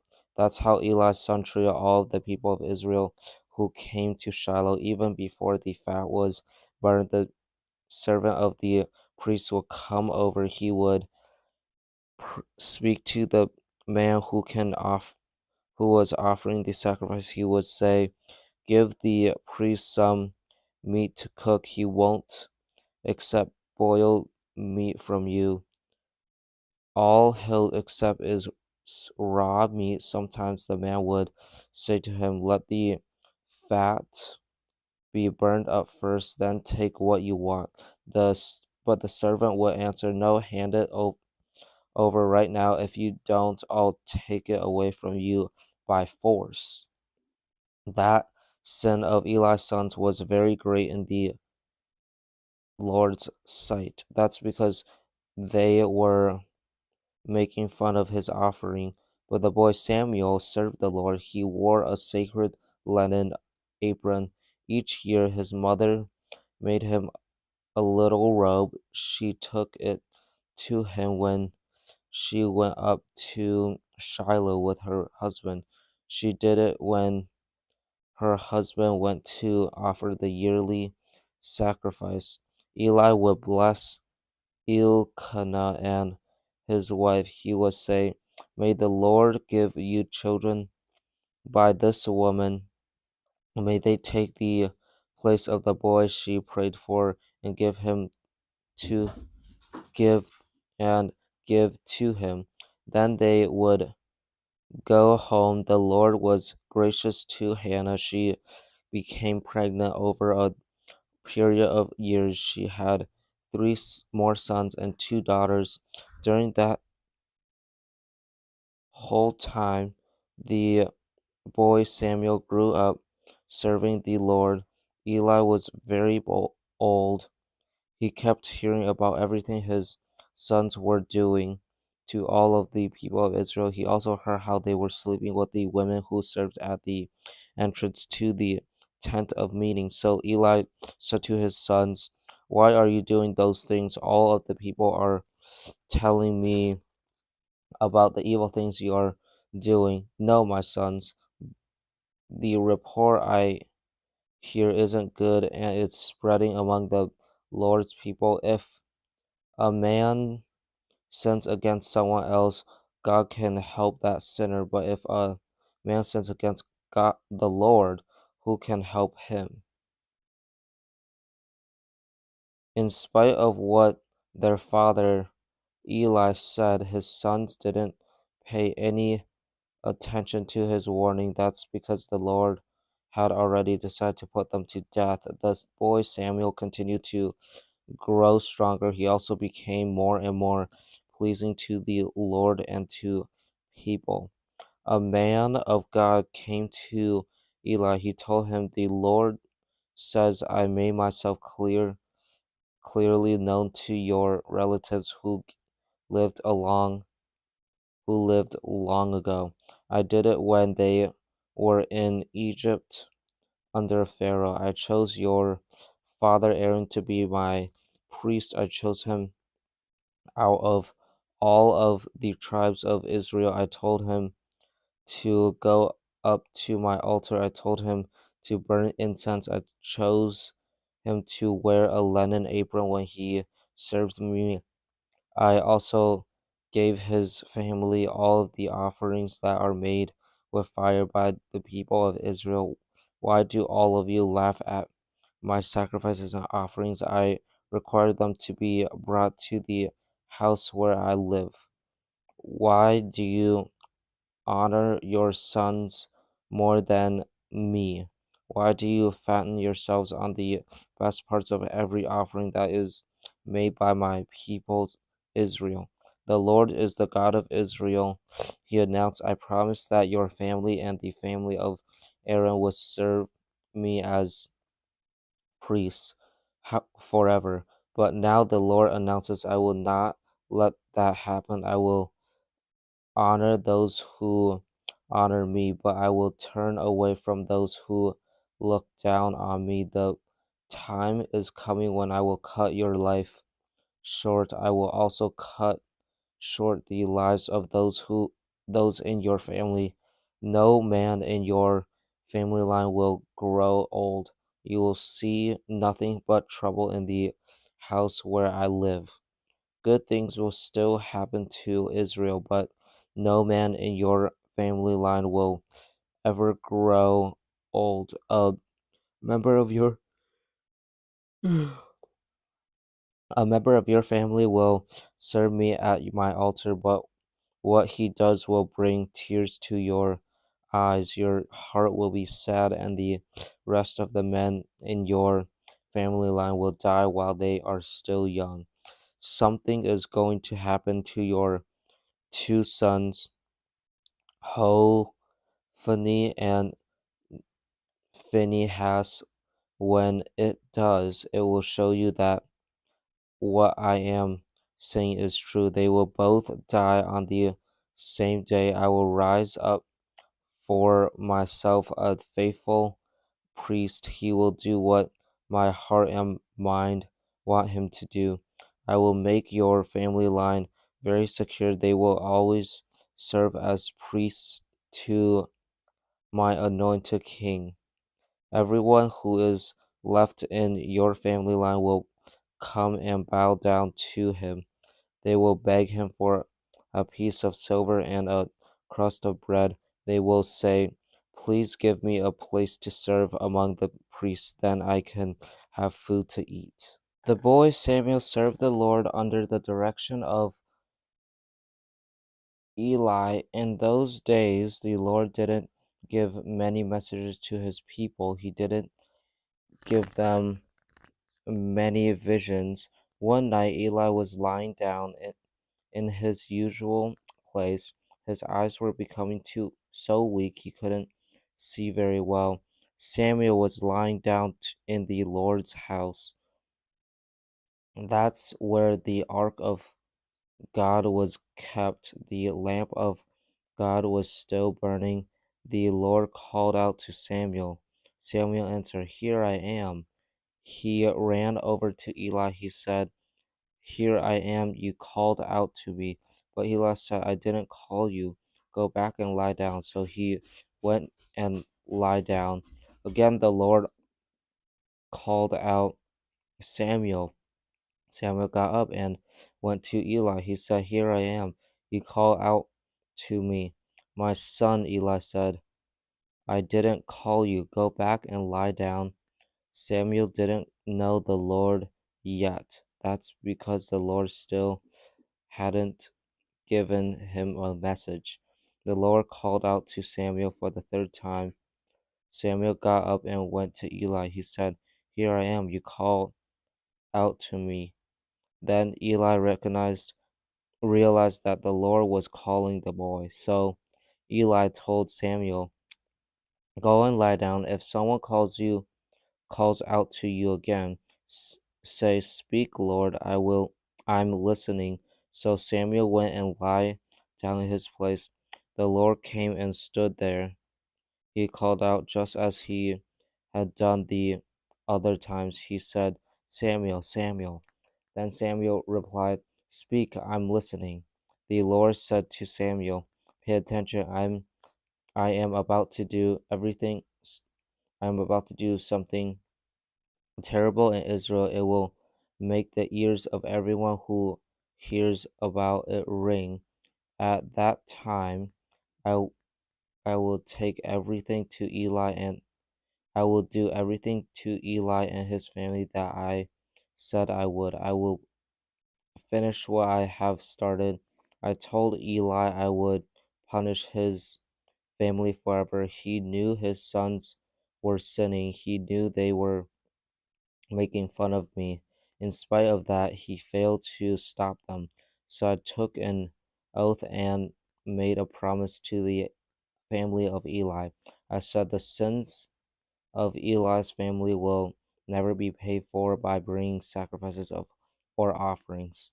Samuel lay down until morning. Then he opened the doors of the Lord's house. He was afraid to tell Eli about the visions he had received. But Eli called out to him. He said, Samuel, my son. Samuel answered, Here I am. What did the Lord say to you? Eli asked. Don't hide from me anything he told you. If you do, may God punish you greatly. So Samuel told him everything. He didn't hide anything from him. Then Samuel said, He is the Lord. He is the Lord. Let him do what he thinks is best. As Samuel grew up, the Lord was with him. He made everything Samuel said came true. So all of the people of Israel recognized that Samuel really was a prophet of the Lord.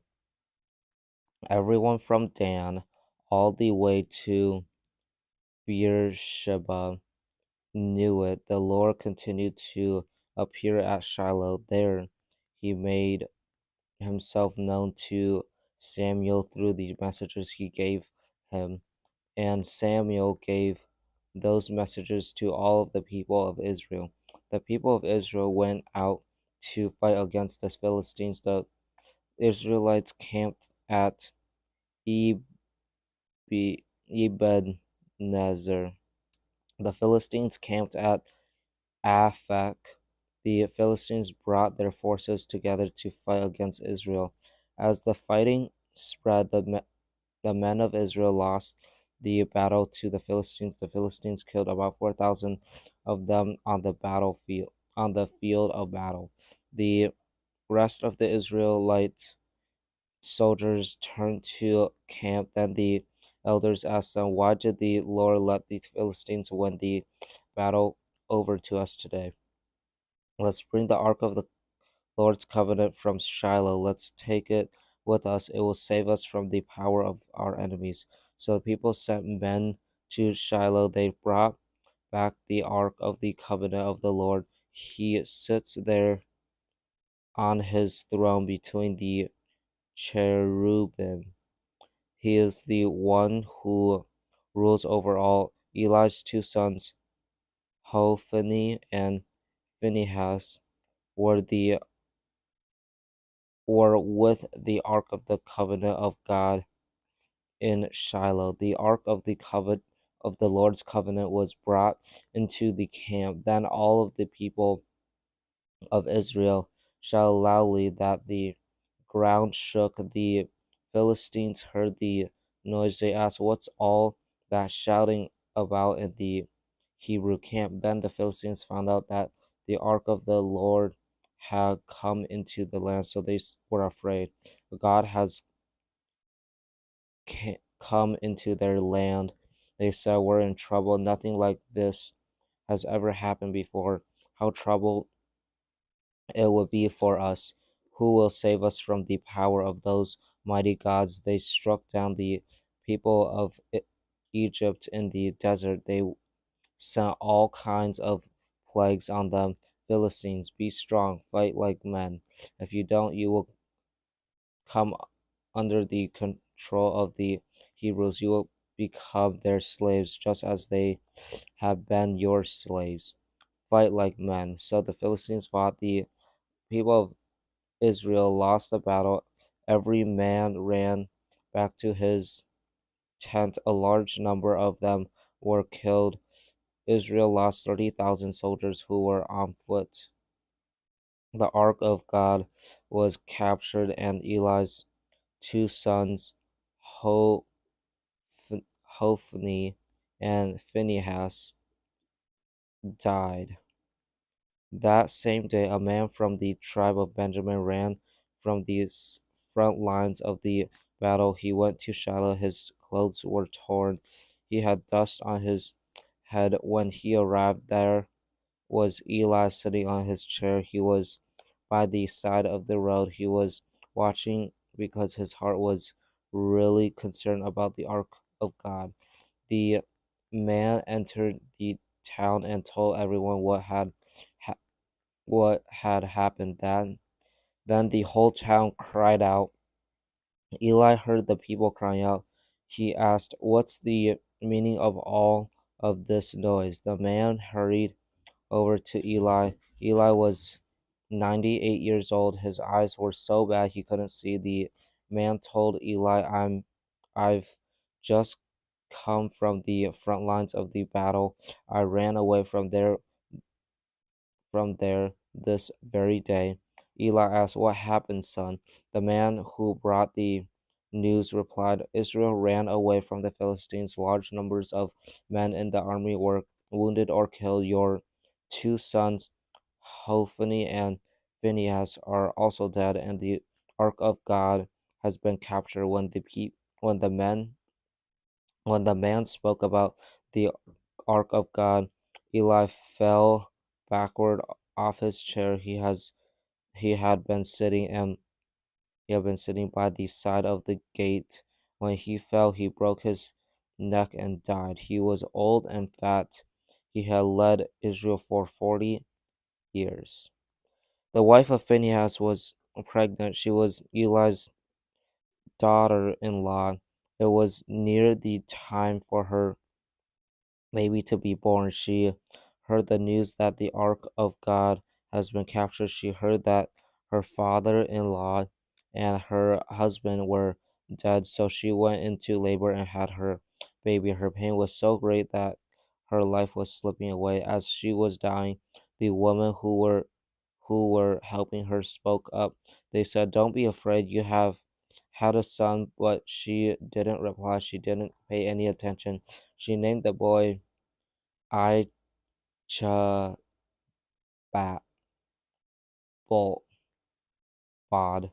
Ichabod. She said, "The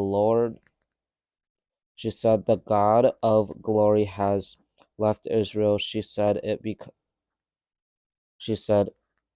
because the ark of God has been captured. She also said it because her father-in-law and her husband had died. She said the God of glory has left Israel.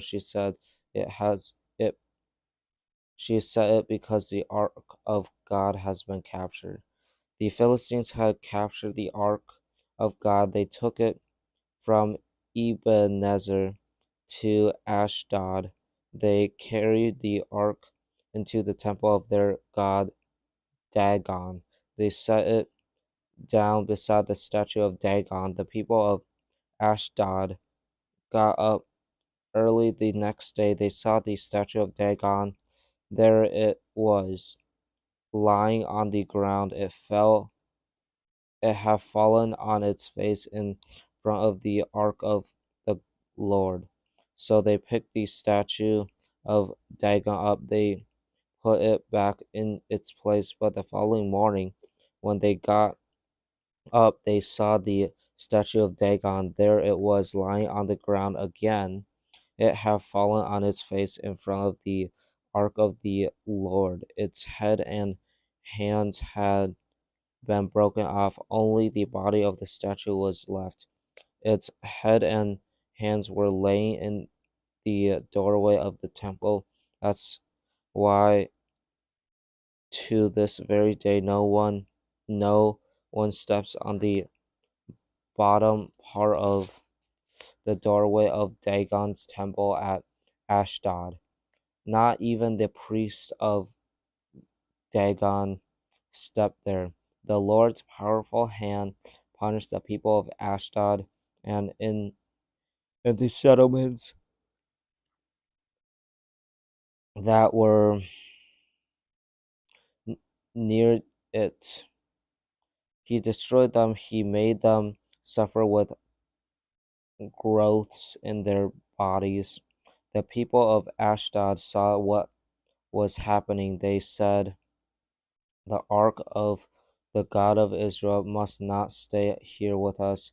His powerful hand is punishing us and our god Dagon." So they called all of the rulers of the Philistines together. They asked them, "What shall we do with the ark of the God of Israel.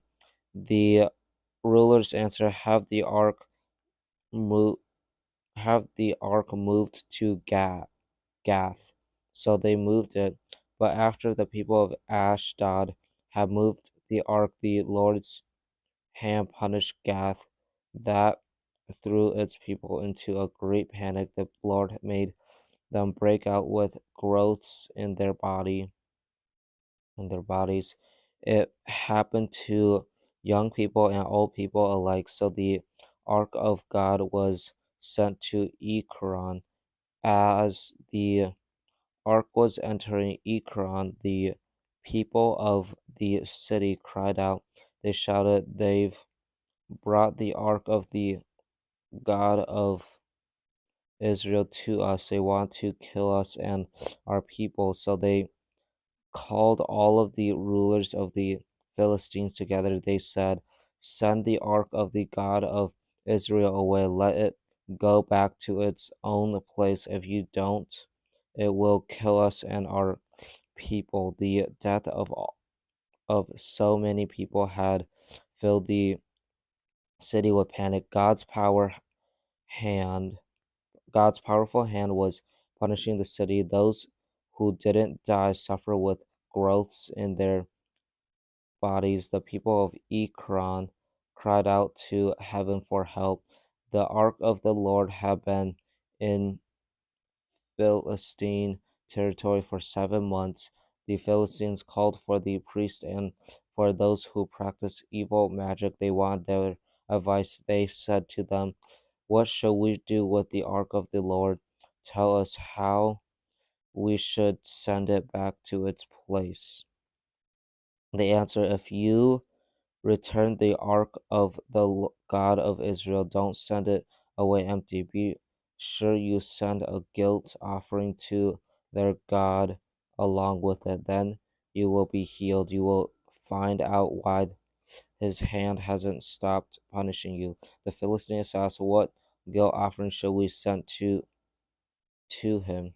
Their advisors replied, "There are 5 Philistine rulers, so send 5 gold medals of the growths that are in your bodies. Also, send 5 gold models of rats. Do it because the same plague has struck you and your rulers alike. Make models of the growths and all of the rats that are destroying the country. Pay honor to Israel's God. Perhaps his hand will stop punishing you. Maybe it will stop punishing your gods and your land. Why are you stubborn as Pharaoh and the people of Egypt were? God was very hard on them. Only then did they send the people of Israel out. Only then did they let them go on their way. Now then, get a new cart ready. Get 2 cows that have just had calves. Be sure the cows have never pulled a cart before. Tie the cart to them, but take their calves away and put them in a pen. Then put the ark of the Lord on the cart, but the metal models in a chest beside the cart. Put the gold models in a chest beside the ark. Send them back to the Lord as a guilt offering. Send the cart on its way, but keep an eye on the cart. See if it goes up toward Bethel Shemesh to See if it goes up toward Beth Shemesh to its own territory. If it does, then it's the Lord who has brought this terrible, this horrible, terrible, this horrible trouble on us. But if it doesn't, then we'll know it wasn't his hand that struck us. We'll know it happened to us by chance. So that's what they did. They took the two cows and tied the cart to them.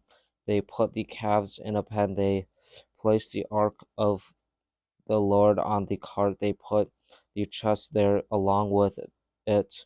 The chest held the gold medals models of the rats and of the groths. Then the cows went straight up toward Beth Shemesh. They stayed on the road. They were mowing all the way. They didn't turn to the right or the left. The Philistine rulers followed them all the way to the border of Beth Shemesh. The people of Beth Shemesh were working in the valley. They were gathering their wheat crop. They looked up and saw the ark. When they saw it, they were filled with joy. The cart came to the field of Joshua of Beth Shemesh. It stopped there beside a large rock. The people chopped up the wood the cart was made out of. They sacrificed the cows as a burnt offering to the Lord. Some Levites had taken the Ark of the Covenant off the cart. Ark of the Lord off the cart. They had also taken off the chest that held the gold models. They placed them on the large rock. On that day, the people of Beth Shemesh offer burnt offerings to the Lord. They also made sacrifices to him. The five Philistine rulers saw everything that happened. On that same day, they returned to Ekron. The Philistines sent gold models of growths as a guilt offering to the Lord. There was on each of Ashdod, Gaza, Ashkelon, Gath, and Iran. They also sent 5 gold models of rats. There was one of each of the Philistine towns that belonged to the 5 rulers. Each of those towns had high walls around it. The towns also had country villages around them. The Levites set the ark of of the Lord on a large rock to this very day. The rock gives witness to what happened there. It's the field of Joshua of Beth Shemesh. But some of the people of Beth Shemesh looked into the ark of the Lord, so he struck them down. He put 70 of them to death. The rest of the people were filled with sorrow. That's because the Lord had killed so many of them. The people of Beth Shemesh said, "The Lord is a holy God. Who can stand in front of him? Where can the ark go up to from here?" Then messengers were sent to the people of Kiriath Jearim. They re- they said the Philistines have returned the ark of the Lord. Come down and take it up to your place. So the men of Kiriath Jearim came and got the ark of the Lord. They took it up to Abinadab's house on the hill. They set his son Eleazar apart to guard the ark.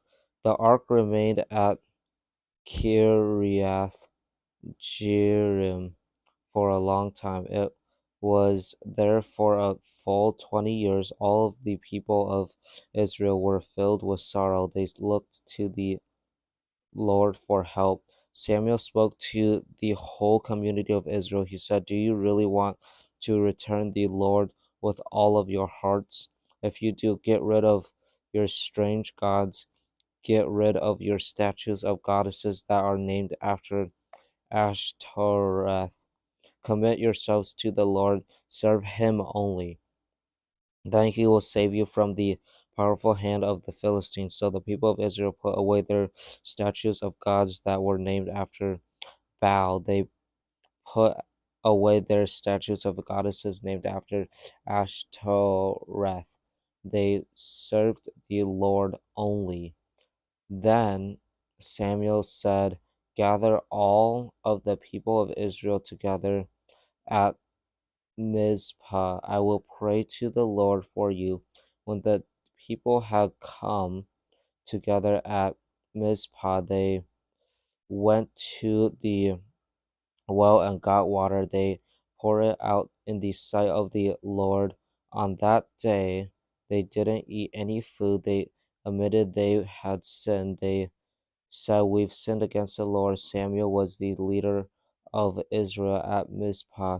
The Philistines heard that Israel had gathered together at Mizpah, so the Philistines' rulers came up to attack them. When the people of Israel heard about it, they were afraid. They said to Samuel, don't stop crying out to the Lord our God to help us. Keep praying that he'll save us from the powerful hand of the Philistines. Then Samuel got a very young lamb. He sacrificed it as a whole burnt offering to the Lord. He cried out to the Lord to help Israel, and the Lord answered his prayer. The Philistines came near to attack Israel. At that time, Samuel was sacrificing the burnt offering, but that day the Lord thundered loudly against the Philistines. He threw them into such a panic that the Israelites were able to chase them away. The men of Israel rushed out of Mizpah. They chased the Philistines all the way to a point below Beth Kar. They killed them all the way. They killed them all along the way. Then Samuel got a big stone. He set it up between Mizpah and Shen. He named it Ebenezer. He said, the Lord has helped us every step of the way. So Samuel brought the Philistines under Israel's control. The Philistines didn't attack their territory again. The Lord used his powerful hand against the Philistines as long as Samuel lived. The Philistines had captured many towns between Ekron and Gath, but they had to give all of them back. Israel took back the territories near those towns from the powerful hand of the Philistines. During that time, Israel and the Amorites were friendly toward each other. Samuel continued to lead Israel all of the days of his life.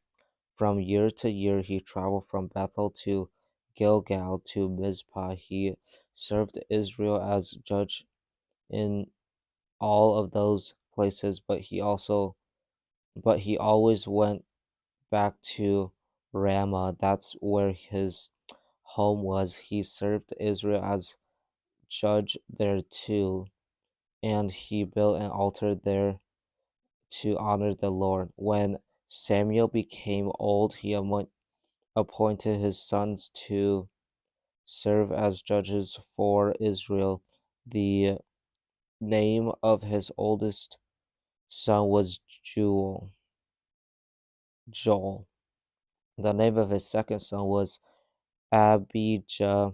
They served as judges at Beersheba, but his sons didn't live as he did. They were only interested in making money. They accepted money from people who wanted special favors. They made things that were wrong appeared to be right. So all of the elders of Israel gathered together. They came to Samuel at Ramah. They said to him, "You are old, your sons don't live as you do.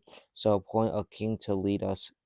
We want a king just like the kings all of the other nations have." Samuel wasn't pleased when they said, "Give us a king to lead us." So he prayed to God. He prayed to the Lord. The Lord told them, "Listen to everything the people are saying to you. You are not the one who they had turned their backs on. I am the one they do not want as their king. They are doing just as they have always done. They have deserted me and served other gods. They have done that from the time I brought them out of Egypt until this very day. Now they are deserting you too. Let them have what they want. Give them a strong warning. Let them know what the king who rules over them will do." Samuel told the people who were asking him for a king, everything the Lord has said. Samuel said, "Here's what the king who rules over you will do. He will take your sons, he'll make them serve with his serve with his chariots and horses. They will run in front of his chariots. He'll choose some of your sons to be commanders of thousands of men. Some will be commanders of fifties. Others will have to plow his fields and gather his crops. Still others will have to make weapons for war and parts for his chariots. He'll also take your daughters. Some will have to make perfume. Others will be forced to cook and bake. He will take away your best fields and vineyards and olive groves. He'll give them to his tenant attendants. He will take a tenth of your grain and a tenth of your grapes. He'll give it to his officials and attendants. He will also take your male and female servants. He'll take your best cattle and donkeys. He'll use all of them any way he wants. He will take a tenth of your sheep and goats. You yourselves will become his slaves. Then that time, when that time comes, you will cry out for help because of the king you have chosen. But the Lord won't answer you at that time." In spite of what Samuel said, the people refused to listen to him. "No," they said, "we want a king to rule over us. Then we'll be like all of the other nations. We'll have a king to lead us. We'll go out at the head of our armies and fight our battles." Samuel heard everything the people said. He told the Lord about it. The Lord answered, "Listen to them, give them a king." Then Samuel said to the men of Israel, "Each of you go back to your own town." There was a man named Kish from the tribe of Benjamin. Kish was a very important person. He was the son of Abiel, the son of Zeror. Zeror was the son of Bechorath, the son of Apha, Aphia from the tribe of Benjamin. Kish had a son named Saul. Saul was a handsome young man. There wasn't anyone like him among the people of Israel. He was a head taller than any of them. The donkeys that belonged to Saul's father Kish were lost. So Kish spoke to his son Saul. He said, "Go and look for the donkeys. Take one of the servants with you." Saul and his servants went through the hill country of Ephraim. They also went through the area around Shalisha, but they didn't find the donkeys, so they went on into the area of Shalim. But the donkeys weren't there either. Then Saul went through the territory of Benjamin, but they still didn't find the donkeys. When Saul and the servants who was with him reached the area of Zuph, Saul spoke to him. He said, "Come on, let's go back. If we don't, my father will stop thinking about the donkeys and start worrying about us." But the servant replied, there's a man of God here in Ramah.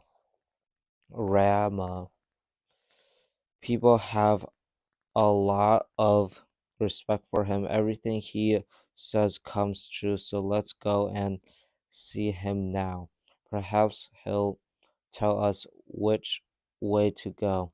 Saul said to his servants, "If we go to see the man, what can we give him? There isn't any food in our sacks. We don't have a gift from the man of God, so what can we give him?" The servant answered Saul again. "Look," he said, "I've got a tenth of an ounce of silver. I'll give it to the man of God, then maybe he'll tell us which way to go." In Israel, in Israel, prophets used to be called seers. So if a man wanted to ask God for advice, he would say, "Come on, let's go to the seer." Saul said to his servant, "That's a good idea. Come on, let's go and ask the seer." So they started out for the town where the man of God lived. They were going up the hill toward the town. Along the way, they met some young women who were coming out to get water from the well. Saul and his servant asked him, "Is the seer here?" "Yes, he is," they answered. "In fact, he's just up ahead of you, so hurry along. He has just come to our town today. The people are going to offer a sacrifice at the high place where they worship. As soon as you enter the town, you will find him. He'll be there until he goes up to the high place to eat. The people won't start eating until he gets there.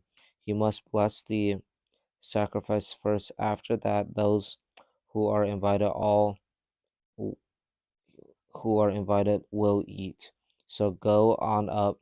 You should find him there just about now." They went up to the town. As they were entering it, they saw Samuel. He was coming toward them. He was on his way up to the high place. "The Lord has spoken to Samuel the day before Saul came. He said He has said, 'About this time tomorrow I will send you a man. He is from the land of Benjamin. Announce him to be the leader of my people Israel. He will save them from the powerful hand of the Philistines. I have seen how much my people are suffering. Their cry for help has reached me.'" When Samuel saw a man coming toward him, the Lord spoke to Samuel again. He said, "He is the man I told you about. His name is Saul. He will govern my people." Saul approached Samuel at the gate of the town. He asked Samuel, "Can you please show me the house where the seer is staying?" "I am the seer," Samuel replied. "Go on up to the high place ahead of me. I want you and your servant to eat with me tomorrow today. Tomorrow morning I'll tell you what's on your mind.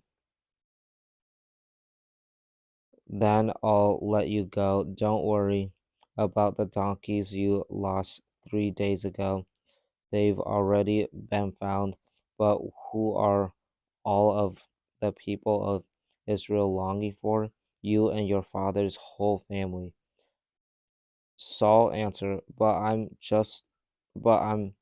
from the tribe of Benjamin. It's the smallest tribe in Israel, and my family group is the least important in the whole tribe of Benjamin. So why are you saying that to me? Then Samuel brought Saul and his servant into the room where they would be eating. He seated them at the head table. About 30 people have been invited. Samuel said to the cook, "Bring the piece of meat I gave you. It's the one I told you to put to one side." So the cook went and got a choice piece of thigh. He set it in front of Saul. Samuel said, "Here is what has been kept for you. Eat it. It was put to one side for you for this special occasion. We've saved it for you ever since I invited the guests." And Saul ate with Samuel that day. They came down from the high place to the town. After that, Samuel talked with Saul on the roof of Saul's house. The next day they got up at about the time the sun was rising. Samuel called out to Saul on the roof. He said, "Get ready, then I'll send you on your way." So Saul got ready, and he and Samuel went outside together. As they were on their way down to the edge of town, Samuel spoke to Saul. He said, "Tell the servant to go ahead of us." So the servant went on ahead. Then Samuel continued, "Stay here a while. I'll give you a message from God." Then Samuel took a bottle of olive oil. He poured it on Saul's head and kissed him. He said, "The Lord has anointed you to be the leader of his people. When you leave me today, you will meet two men. They will be near Rachel's tomb at Zelzah on the border of Benjamin. They'll say to you, 'The donkeys you have been looking for has been found. Now your father has stopped thinking about them. Instead, he's worried about you. He's asking, 'What can I do to find my son?' You will go on from Zelzah until you come to the large tree at Tabor. Three men will meet you there. They'll be on their way up to Bethel to worship God. One of them will be carrying three young goats. Another will be carrying 3 loaves of bread. A third will be carrying a bottle of wine. It will be a bottle that is made out of animal skin. The men will greet you. They'll offer you 2 loaves of bread. You will accept the loaves from them.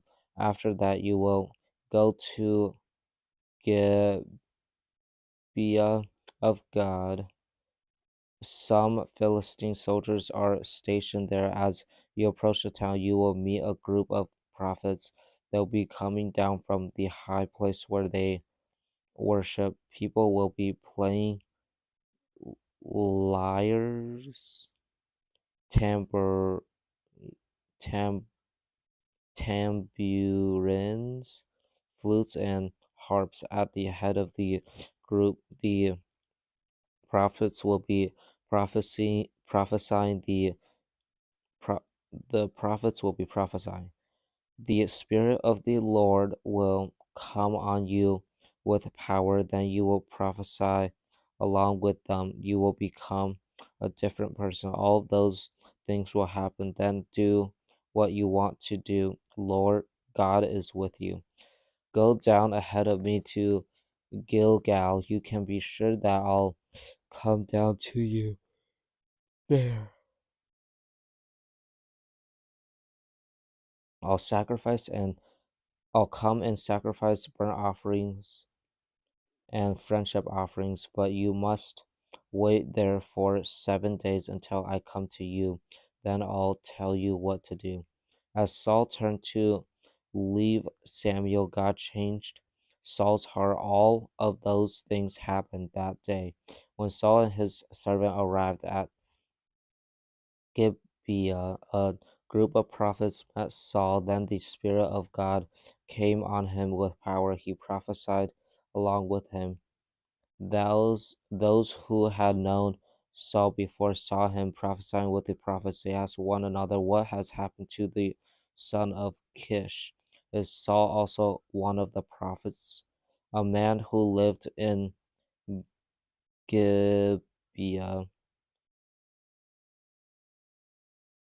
answered, "Yes, he is. In fact, he's their leader. That's why people say, 'Is Saul as also one of the prophets?'" After Saul stopped prophesying, he went to the high place to worship. Later, Saul's uncle spoke to him and his servant. He asked, "Where have you been looking for the donkeys?" He said, "But we couldn't find them, so we went to Samuel." Saul's uncle said, Tell me what Samuel said to you."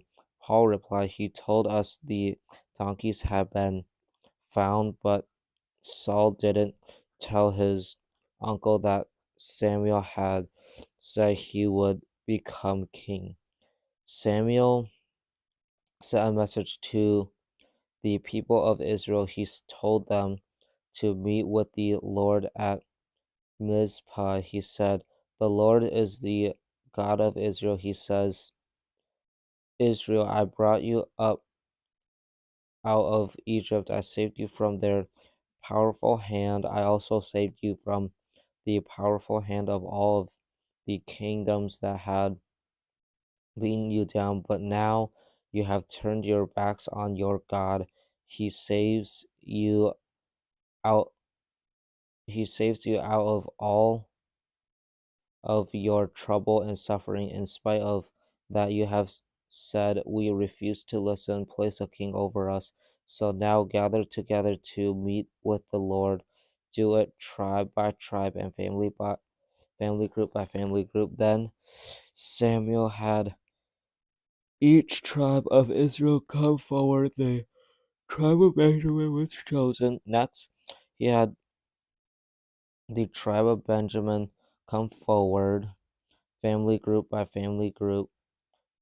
Matri's group was chosen. Finally, Saul the son of Kish was chosen, but the people looked over him. They realized he wasn't there. They needed more help from the Lord, so they asked him, "Has the man come here yet?" The Lord said, "Yes, he has hidden himself among the supplies." So they ran over there and brought him out. When he stood up, the people saw that he was a head taller than any of them. Samuel spoke to all of the people. He said, "Look at the man the Lord has chosen. There isn't anyone like him among all of the people." Then the people shouted, "May the king live a long time." Samuel explained to the people what the king who ruled over them should do. He wrote it down on a scroll. He placed it in front of the Lord in the holy tent. Then he sent the people away. He sent each of them to their own homes.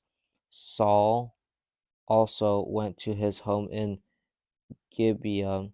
Some brave men was whose hearts God had touched went with Saul, but some evil people who wanted to stir up trouble said, "How can this fellow save us?" They looked down on him. They didn't bring him any gifts, but Saul kept quiet about it. Nahash was the king of Ammon, he and his army went up to Jabesh Gilead. They surrounded it and got ready to attack it. All the men of Jabesh spoke to Nahash. They said, "Make a peace treaty with us, then we'll be under your control." Nahash, the king of Ammon, replied, "I will make a peace treaty with you, but I'll do it only on one condition. You must let me put out the right eye of every one of you. Put out the right eye of every one of you. I want to bring shame on the whole nation of Israel." The elders of Jabesh said to him, "Give us 7 days to report back to you. All will send messengers all through Israel. If no one comes to save us, we'll hand ourselves over to you." The messengers came to Gibeah of Saul.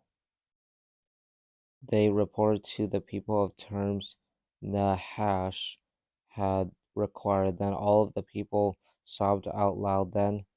Just then, Saul was coming in from the fields. He was walking behind his oxen. He asked, "What's wrong with the people? Why are they sobbing?" He was told what the men of Jabesh had said. When Saul heard their words, the Spirit of God came on him with power. He burned with anger. He got a pair of oxen and cut them cut them into pieces. He sent the pieces by messengers all through Israel. They announced, "You must follow Saul and Samuel. If you don't, this is what will happen to your oxen." The terror of the Lord fell on the people, so all of them came together with one purpose in mind. Saul brought his army together at Bezek. There were 300,000 men from Israel and 30,000 from Judah.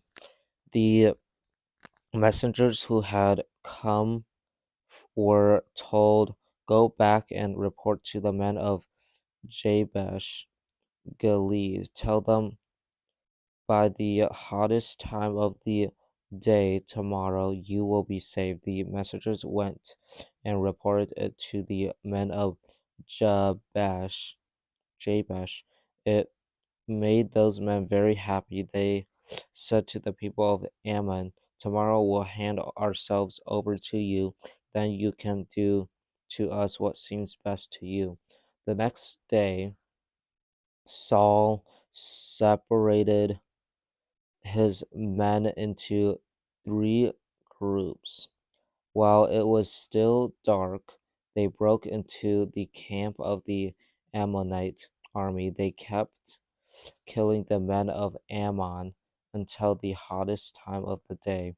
Those who got away alive were scattered. Those there weren't two of them left together anymore. The people said to Samuel, who asked, "Is Saul going to rule over us? Bring those people to us. We'll put them to death." But Saul said, We won't put anyone to death today. After all, this is the day the Lord has saved Israel. Then Samuel said to the people, "Come on, let's go to Gilgal. There we'll agree to have Saul as our king." So all the people went to Gilgal. There with the Lord as witness, they agreed to have Saul as their king. There they sacrificed friendship offerings to the Lord, and there Saul and all of the people of Israel celebrated with great joy. Saul spoke to all of the people of Israel. He said, "I've done everything you asked me to do. I've placed a king over you. Now you have a king as your leader, but I'm old. My hair is gray. My sons or here with you. I've been your leader from the time I was young until this very day. Here I stand, bring charges against me if you can. The Lord is a witness, and so is his anointed king. Whose ox have I taken? Whose donkey have I taken? Have I cheated anyone? Have I beaten anyone down? Have I accepted money from anyone who wanted special offer favors? If I've done any of those things, I'll make it right. You haven't cheated us. They replied, you haven't beaten us down. You haven't taken anything from anyone. Samuel said to them, the Lord is a witness against you this very day, and so is his anointed king. They are witnesses that I haven't taken anything from any of you. The Lord is a witness, they said. Then Samuel said to the people, the Lord appointed Moses and Aaron. He brought up out of Egypt your people who lived long ago. Now then, stand here. I'm going to remind you of all of the good things the Lord has done for you and your people. He is a witness. After Jacob's family entered Egypt, they cried out to the Lord for help. The Lord sent Moses and Aaron. They brought your people out of Egypt. They settled them in this land, but the people forgot the Lord their God, over to the so he gave them over to the powerful hand of Sisera. Sisera was the commander of the army of Hazor. The Lord also gave the people of Israel over to the powerful hand of the Philistines and the kings of Moab. All of those nations fought against Israel. So the people cried out to the Lord. They said, we have sinned. We've deserted the Lord. We've served the gods that are named after Baal. We've served the goddesses that are named after Ashtoreth. But save us now from the powerful hands of our enemies. Then we will serve you. The Lord sent Gideon, Bar, Barak, Jephthah, and me. He saved you from the hands of your enemies who were all around you. So you lived in safety. But then you saw that Nahash, the king of Ammon, was about to attack you. So you said to me, no, we want a king to rule over us. You said it, even though the Lord our God was your king. Now here is the king you have chosen. He's the one you asked for. The Lord has placed a king over you, but you must have respect for the Lord. You must serve him and obey him. You must not say no to his commands. Both you and the king who rules over you must follow the Lord your God. If you do, that's good. But you must not disobey him. You must not say no to his commands. If you do, his powerful hand will punish you. That's what happens to your people who lived before you. So stand still. Watch the great thing the Lord is about to do right here in front of you. It's time to gather in the wheat, isn't it? I'll call out to the Lord to send thunder and rain. Then you will realize what an evil thing you did in the sight of the Lord. You shouldn't have asked for a king. Samuel called out to the Lord. Then that same day, the Lord sent thunder and rain. So all of the people had great respect for the Lord and for Samuel. They said to Samuel, "Pray to the Lord our God for Pray to the Lord your God for us. Pray that we won't die because we asked for a king." That was an evil thing to do. We added it to all of our other sins. Don't be afraid. Samuel replied, It's true that you have done all of those evil things, but don't turn away from the Lord. Serve him with all of your heart. Don't turn away and worship statues of gods. They are useless. They can't do you any good. They can't save you either. They are completely useless, but the Lord will be true to his great name. He won't turn his back on his people. That's because he was pleased to make you his own people. I would never sin against the Lord by failing to pray for you all, teach you to live in a way that is good and right. But be sure to have respect for the Lord, serve him faithfully, do it with all of your heart. Think about the great things he has done for you, but don't be stubborn. Don't continue to do what is evil. If you do, both you and your king will be swept away. Saul was 30 years old when he became king. He ruled over Israel for 42 years. He chose 3,000 of Israel's men, 2,000 of them were with him at Michmash and in the hill country of Bethel. 1,000 were with Jonathan at Gibeah in the land of Benjamin. Saul sent the rest back to their homes. Some Philistine soldiers were stationed at Geba. Jonathan attacked them. The other Philistines heard about it. Saul announced, Let the Hebrew people hear about what has happened. He had trumpets blown all through the land. So all the people of Israel heard the news. They were told Saul has attacked the Philistine army camp at Geba. Geba. He has made Israel smell very bad.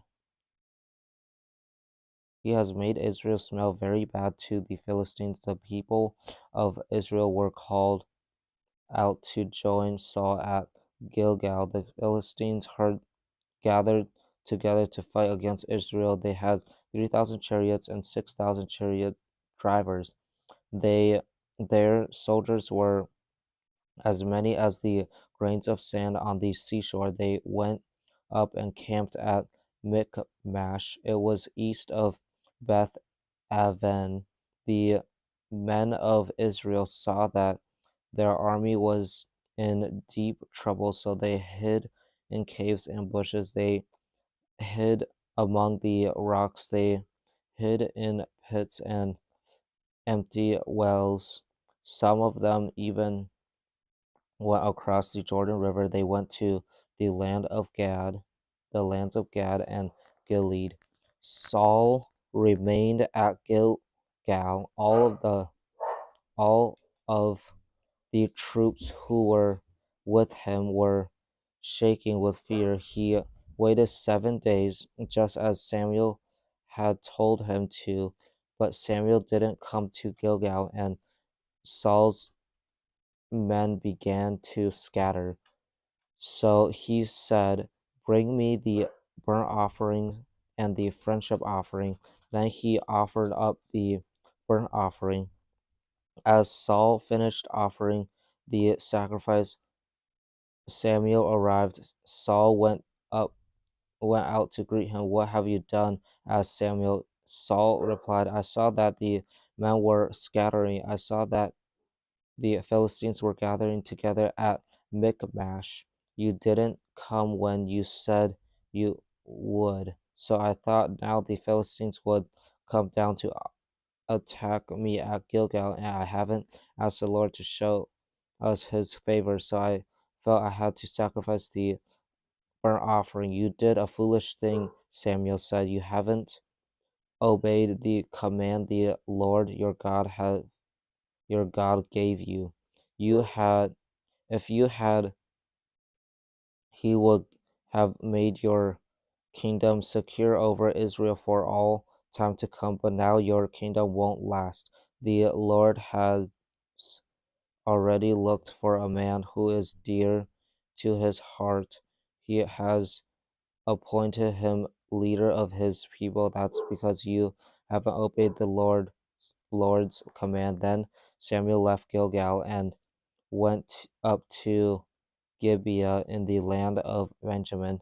Saul counted the men who stayed with him. The total number was about 600. Saul and his son Jonathan were staying in Gibeah in the land of Benjamin. What was left of the army was there with them. At the same time, the Philistines camped at Michmash. Three groups of soldiers were out from the Philistine camp to attack Israel. One group turned and went toward Ophrah in the area of Shaal. Another went toward Beth Horon. The third the third went toward the border that looked out over the valley of Zeboim. That valley faces the desert. There weren't any blacksmiths in the whole land of Israel. That's because the Philistines had said the Hebrews might hire them to make swords or spears. So all of the people of Israel had to go down to the Philistines. They had to go to them to get their plows, hoes, axes, and sickles sharpened. It cost a fourth of an ounce of silver to sharpen a plow of a hoe. It cost an eighth of an ounce to sharpen a pitchfork of an axe. That's also what it costs to put new tips on large sticks that were used to drive oxen. So not one of Saul's or Jonathan's soldiers had a sword or spear in his hand when he went out to battle. Only Saul and his son Jonathan had those weapons. A group of Philistine soldiers had gone out to the pass at Michmash. One day, Jonathan, the son of Saul, spoke to the young man who was carrying his armor. Come on, he said, let's go over to the Philistine army camp on the other side of the pass. But he didn't tell his father about it. Saul was staying just outside Gibeah. He was under a pomegranate tree in Migron. He had about 600 men with him. Ahijah was one of them. He was wearing a sacred linen apron. He was a son of Ichabod. Ichabod's brother Ahitub. Ahitub was the son of Eli's son Phinehas. Eli had been the Lord's priest in Shiloh. No one was aware that Jonathan had left. Jonathan planned to go across the pass to reach the Philistine camp, but there was a cliff on each side of the pass. One cliff was called Bozez, the other was called Zanah. One cliff stood on the north side of the pass toward Michmash. The other stood on the south side toward Geba. Geba. Jonathan spoke to the young man who was carrying his armor. He said, "Come on, let's go over to the camp of those fellows who aren't circumcised. Perhaps the Lord will help us. If he does, it won't matter many of how many or how few of us there are. That won't keep the Lord from saving us. Go ahead," the young man said. "Do everything you have in mind. I'm with you all the way." Jonathan said, "Come on, then we'll go across the pass toward the Philistines and let them see us. Suppose they say to us, 'Wait there until we come to you, then we'll stay where we are.' We won't go up to them, but suppose they say, 'Come up to us,' then we'll climb up. That will show us that the Lord has handed them over to us." So Jonathan and the young man let the soldiers in the Philistine camp see them. "Look," said the Philistines, "some of the Hebrews are crawling out of the holes they were hiding in." The men in the Philistine camp shouted to Jonathan and the young man who was carrying his armor. They said, "Come on up here. We'll teach you a thing or two." So Jonathan said to the young man, "Climb up after me. The Lord has handed them over to Israel." Using his hands and feet, Jonathan climbed up. The young man was Jonathan using his hands and feet, Jonathan climbed up. The young man was right behind him. Jonathan struck the Philistines down, the young man who followed him, and killed those who were still alive. In that first attack, Jonathan and the young man killed about 20 men. They did it in an area of about half an acre.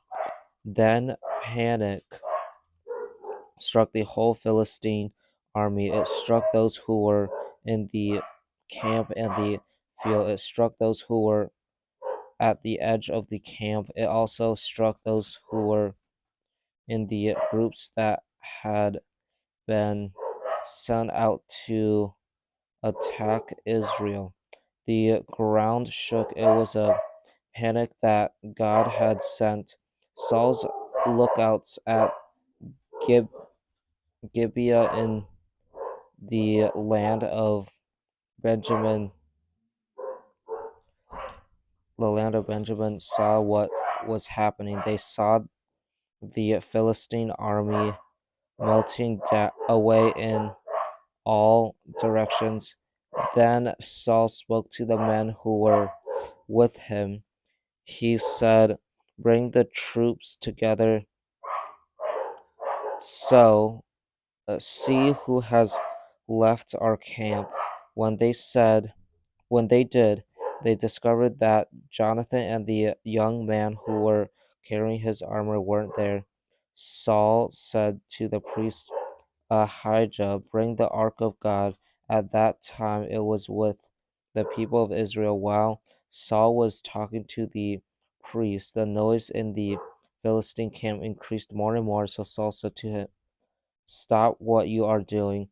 Then Saul and all of his men gathered together. They went to the battle. They saw that the Philistines were t- in total disorder. They were striking each other with their swords. At an earlier time, some of the Hebrews had been on the side of the Philistines. They had gone up with them to their camp, but now they changed sides. They joined the people of Israel who were with Saul and Jonathan. Some of the people had hidden in the hill country of Ephraim. They heard that the Philistines were running away. They quickly joined the battle and chased after them. So the Lord saved Israel that day, and the fighting continued on past Beth Aven. The men of Israel became very hungry that day. That's because Saul had put the army under an oath. He has said, "None of you must eat any food before evening comes. You must not eat until I've paid my enemies back for what they did. If you do, may you be under a curse." So none of the troops ate any food at all. The whole army entered the woods. There was honey on the ground. When they went into the woods, they saw the honey dripping out of a honeycomb. No one put any of the honey in his mouth. That's because they were afraid of the oath. But Jonathan hadn't heard that his father had put the army under an oath. Jonathan had a long stick in his hand. He reached out and dipped the end of it into the honeycomb. He put some of honey in his mouth. It gave him new life. Then one of the soldiers told him, "Your father put the army under a strong oath. He said, 'None of you must eat any food today. If you do, may you be under a curse.' That's why the men are weak and ready to faint." Jonathan said, "My father has made trouble for the country. See how I gained new life after I tasted a little of this honey." Our soldiers took food from their enemies today. Suppose they had eaten some of it, how much better off they would have been. Even more Philistines would have been killed. That day the men of Israel struck the Philistines down. They killed them from Michmash to Aijalon. But that day, but that time, by that time they were tired and worn out. They grabbed what they had taken from their enemies. They killed some of the sheep, cattle, and calves right there on the ground. They ate the meat while the blood was still on in it.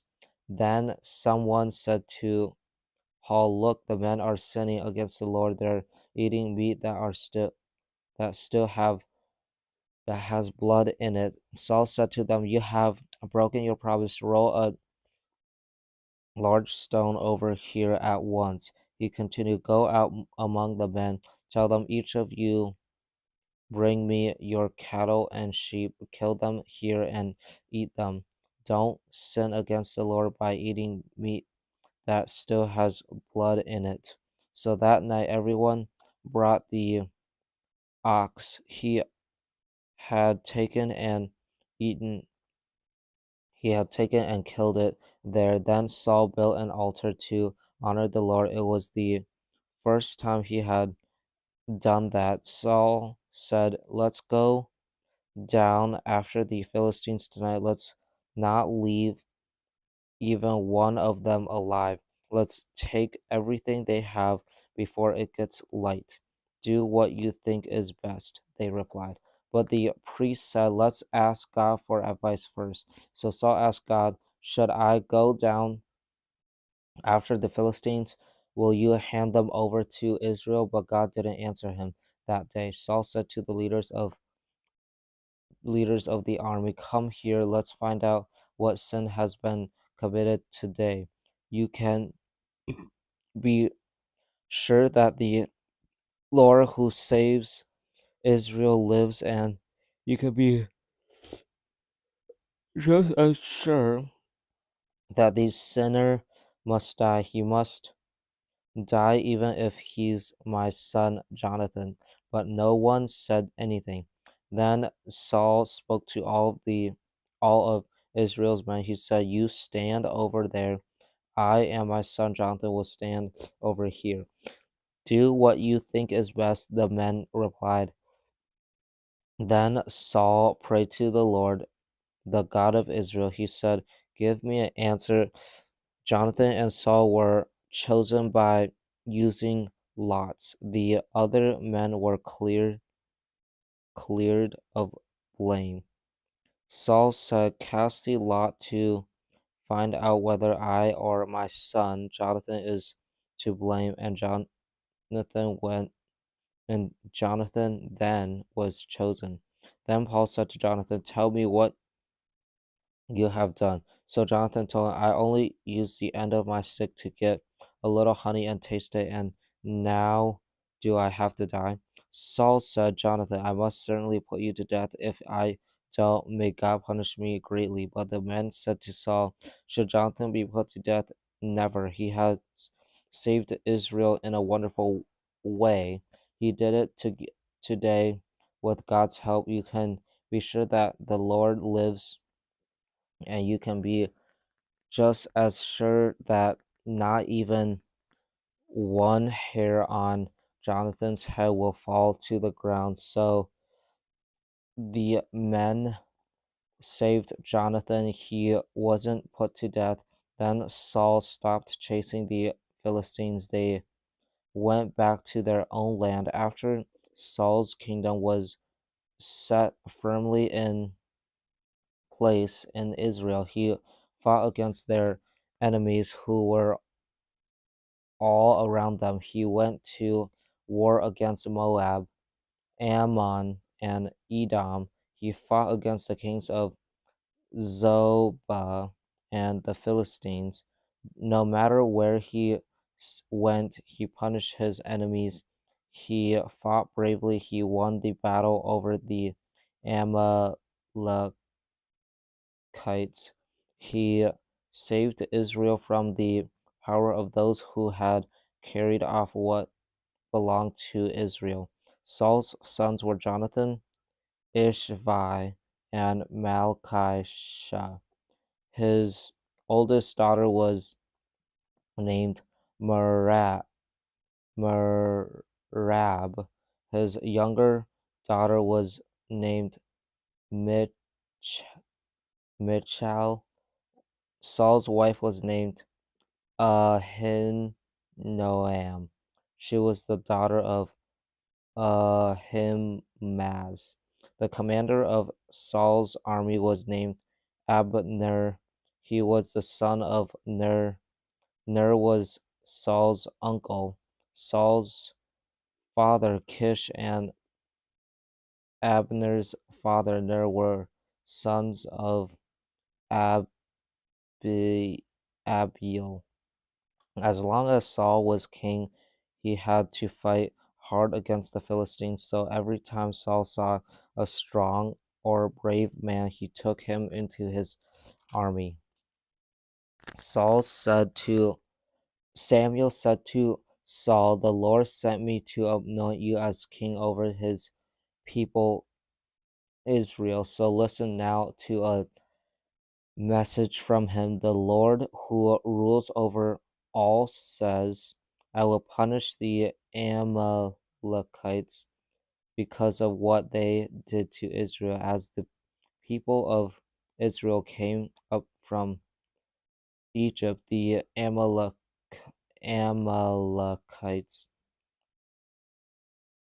attacked them. Now go, attack Amalekites, set everything apart that belongs to them, set it apart to me in a special way to be destroyed. Do not spare the Amalekites. Put the men and women to death, put the children and babies to death. Also kill the cattle, sheep, camels, and donkeys." So Saul brought his men together at Telaim. The total number was 200,000 soldiers on foot from Israel and 10,000 men from Judah. He went to the city of Amalek. He had some of his men hide and wait in the valley. Then Saul said to the Kenites, "You were kind to all of the people of Israel when they came up out of Egypt. Get away from the Amalekites, then I won't have to destroy you along with them too. So the Amalekites moved away from the Am- Amalekites. Saul attacked the Amalekites. He struck them down all the way from Havilah to Shur. Shur was near the eastern border of Egypt. He took Agag, the king of the Amalekites, alive. He and his men totally destroyed all of the Agag's team. He and his men totally destroyed all of the Agag's people with swords. But Saul and the army spared Agag. They spared the best of the sheep and cattle. They spared the fat calves and lambs. They spared everything that was valuable. They weren't willing to completely destroy any of those things, but they totally destroyed everything that was worthless and weak. Then the Lord gave Samuel a message. He said, I am very sorry I have made Saul king. He has turned away from me. He has not done what I directed him to do. When Samuel heard that he was troubled, he cried out to the Lord during that whole night. Early the next morning, Samuel got up. He went to see Saul, but Samuel was told Saul went to Carmel. There he set up a monument in his own honor. Now he has gone down to Gilgal. When Samuel got there, Saul said, May the Lord bless you. I've done what he directed me to do. But Samuel said, Then why do I hear the bagging bagging of sheep's of sheep? Why do I hear the mooing of cattle? Saul answered, The soldiers brought them from the Amalekites. They spared the best of the sheep and cattle. They did it to sacrifice them to the Lord your God. But we totally destroy everything else. Stop, Samuel said to Saul. Let me tell you what the Lord said to me last night. Tell me, Saul replied. Samuel said, There was a time when you didn't think you were important, but you became the leader of the tribes of Israel. The Lord anointed you to be king over Israel. He sent you to do something for him. He said, Go and set the Amalekites apart, set those sinful people apart to me in a special way to be destroyed. Fight against them until you have wiped them out. Why didn't you obey the Lord? Why did you grab what you had taken from your enemies? Why did you do what is evil in the sight of the Lord? But I did obey the Lord.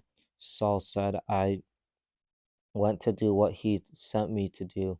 I totally destroyed the Amalekites. I brought back Agag, their king. The soldiers took sheep and cattle from what has have been taken from our enemies. They took the best of what had been set apart to God. They want to sacrifice them to the Lord your God at Gilgal. But Samuel replied, What pleases the Lord more, burnt offerings and sacrifices, or obeying him? It is better to obey than to offer a sacrifice. It is better to do what he asks says than to offer the fat of rams. Refusing to obey him is as sinful as using evil magic. Being proud is as evil as worshiping statues of gods. You have refused to do what the Lord told you to do. So he has refused to have you as king. Then Saul said to Samuel, I have sinned. I've broken the Lord's command. I haven't done what you directed me to do. I was afraid of the people, so I did what they said I should do. Now I beg you, forgive my sin. Come back into town with me so I can worship the Lord. But Samuel said to him, I won't go back with you. You have refused to do what the Lord told you to do. So he has refused to do to have he has refused to have you as king over Israel. Samuel turned to leave, but Saul grabbed hold of the hem of his robe and it tore. Samuel said to Saul, the Lord has turn, torn the kingdom of Israel away from you today. He has given it to one of your neighbors. He has given it to someone who is better than you, the one who is the glory of Israel does not die. He doesn't change his mind. That's because he isn't a mere man. If he were, he might change his mind. Saul replied, I have sinned, but please honor me in front of the elders of my people and in front of Israel. Come back with me so I can worship the Lord your God. So Samuel went back with Saul, and Saul worshiped the Lord. Then Samuel said, bring me Agag, the king of Amalekites.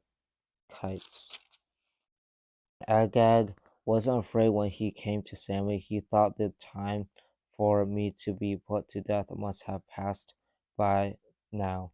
But Samuel said, your sword has killed the children of other women, so the child of your mother will be killed. Samuel put Agag to death at Gilgal in the sight of the Lord. Then Samuel left to go to Ramah, but Saul went up to his home in Gibeah of Saul until the day Samuel died. He didn't go to see Saul again. Samuel was filled with sorrow because of Saul, and the Lord was very sorry he had made Saul king over Israel. The Lord said to Samuel, how long will you be filled with sorrow because of Saul? I have refused to have him as king over Israel. Fill your animal horn with olive oil and go on your way. I am sending you to Jesse in Bethlehem. I have chosen one of his sons to be king. But Samuel said, how can I go? Saul will hear about it, then he'll kill me. The Lord said, take a young cow with you. Tell the elders of Bethlehem, I've come to offer a sacrifice to the Lord. Invite Jesse to the sacrifice, then I will show you what to do. You must anoint for me the one I point out to you. Samuel did what the Lord said. He arrived at Bethlehem. The elders of the town met him. They were trembling with fear. They asked, have you come in peace? Samuel said, yes, I've come in peace. I've come to bring I'm come to offer a sacrifice to the Lord. Set yourselves apart to him and come to the sacrifice with me. Then he set Jesse and his sons apart to the Lord. He invited them to the sacrifice. When they arrived, Samuel saw Eliab. He thought, this has to be the one the Lord wants me to anoint for him. But the Lord said to Samuel, do not consider how handsome or tall he is. I have not chosen him. I do not look at the things people look at. Man looks at how someone appears on the outside, but I look at what is in the heart. Then Jesse called for Abinadab.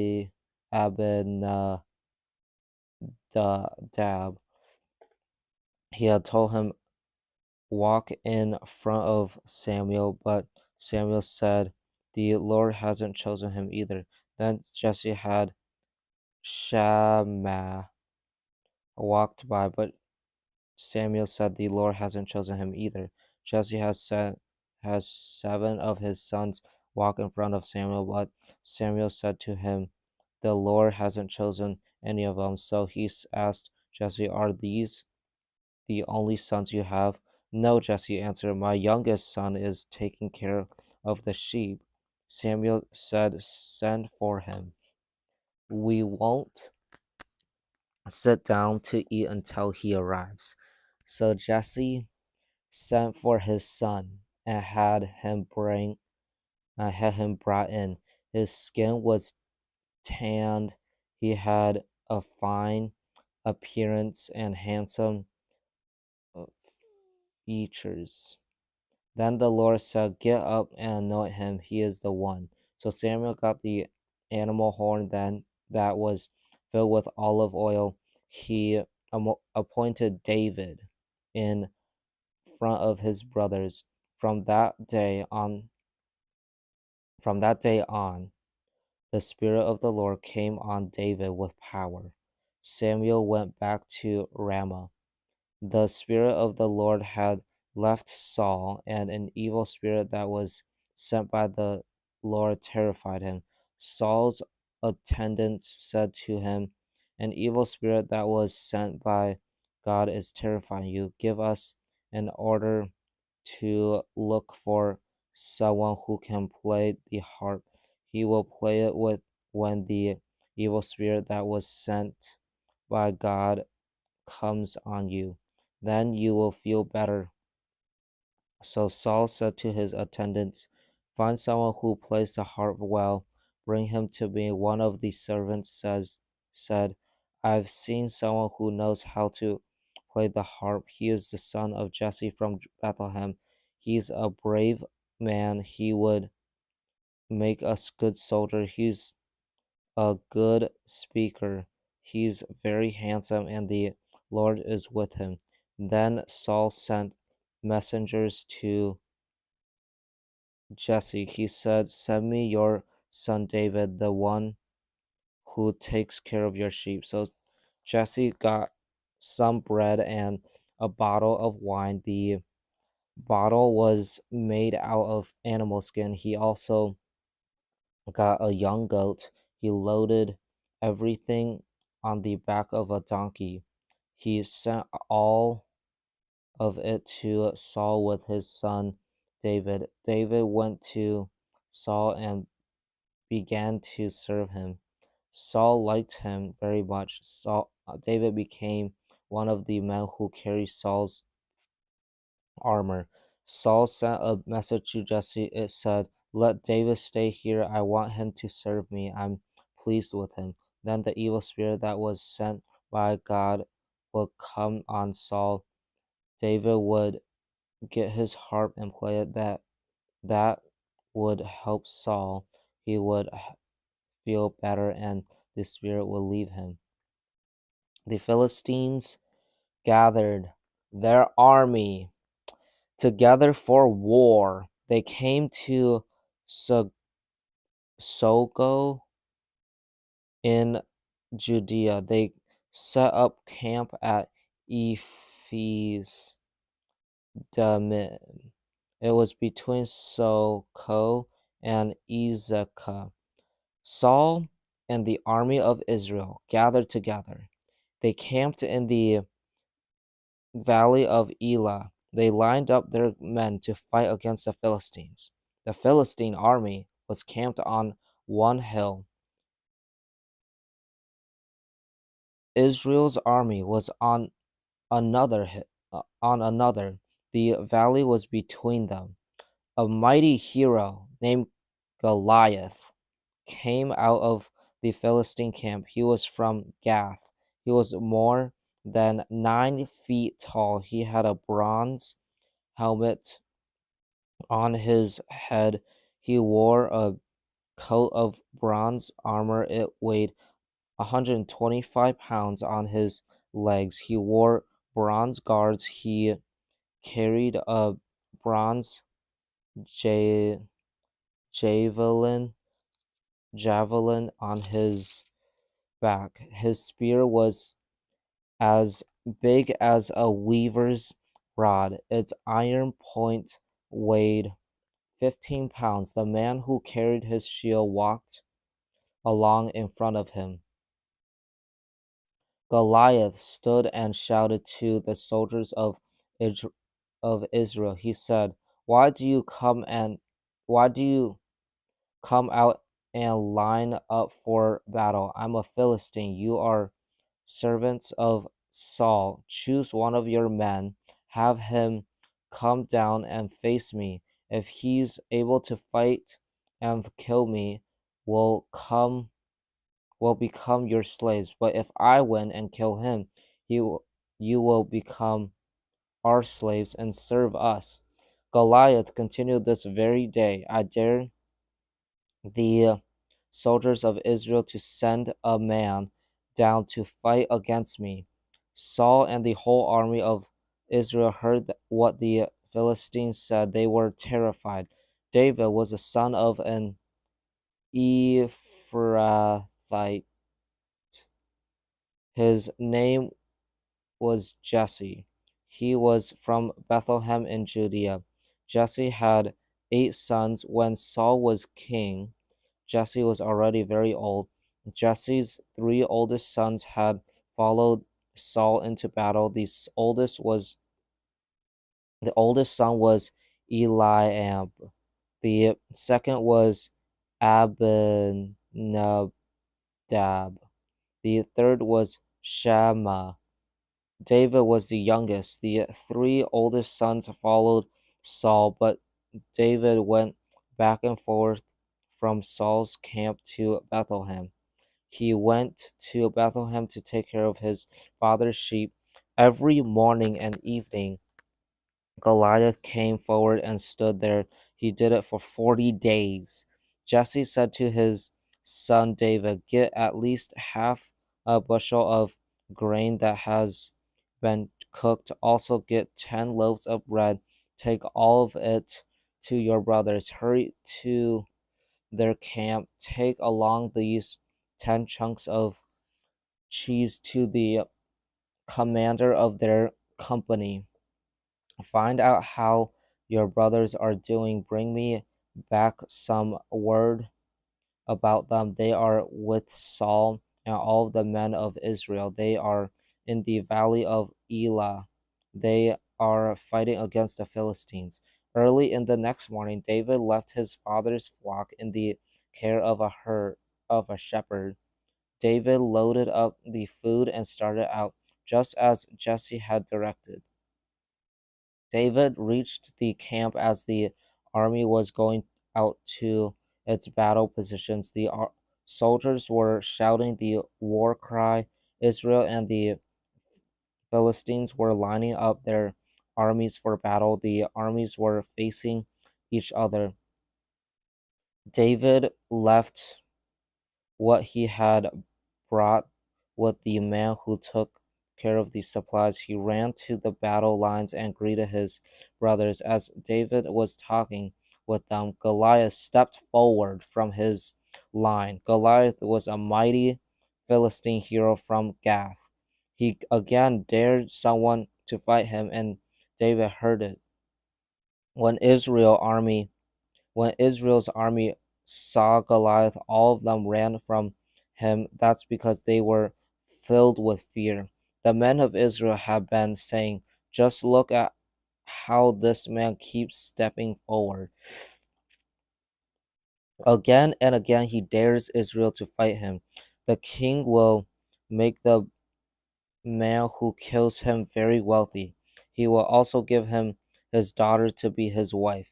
He won't require anyone in his family to pay any taxes in Israel.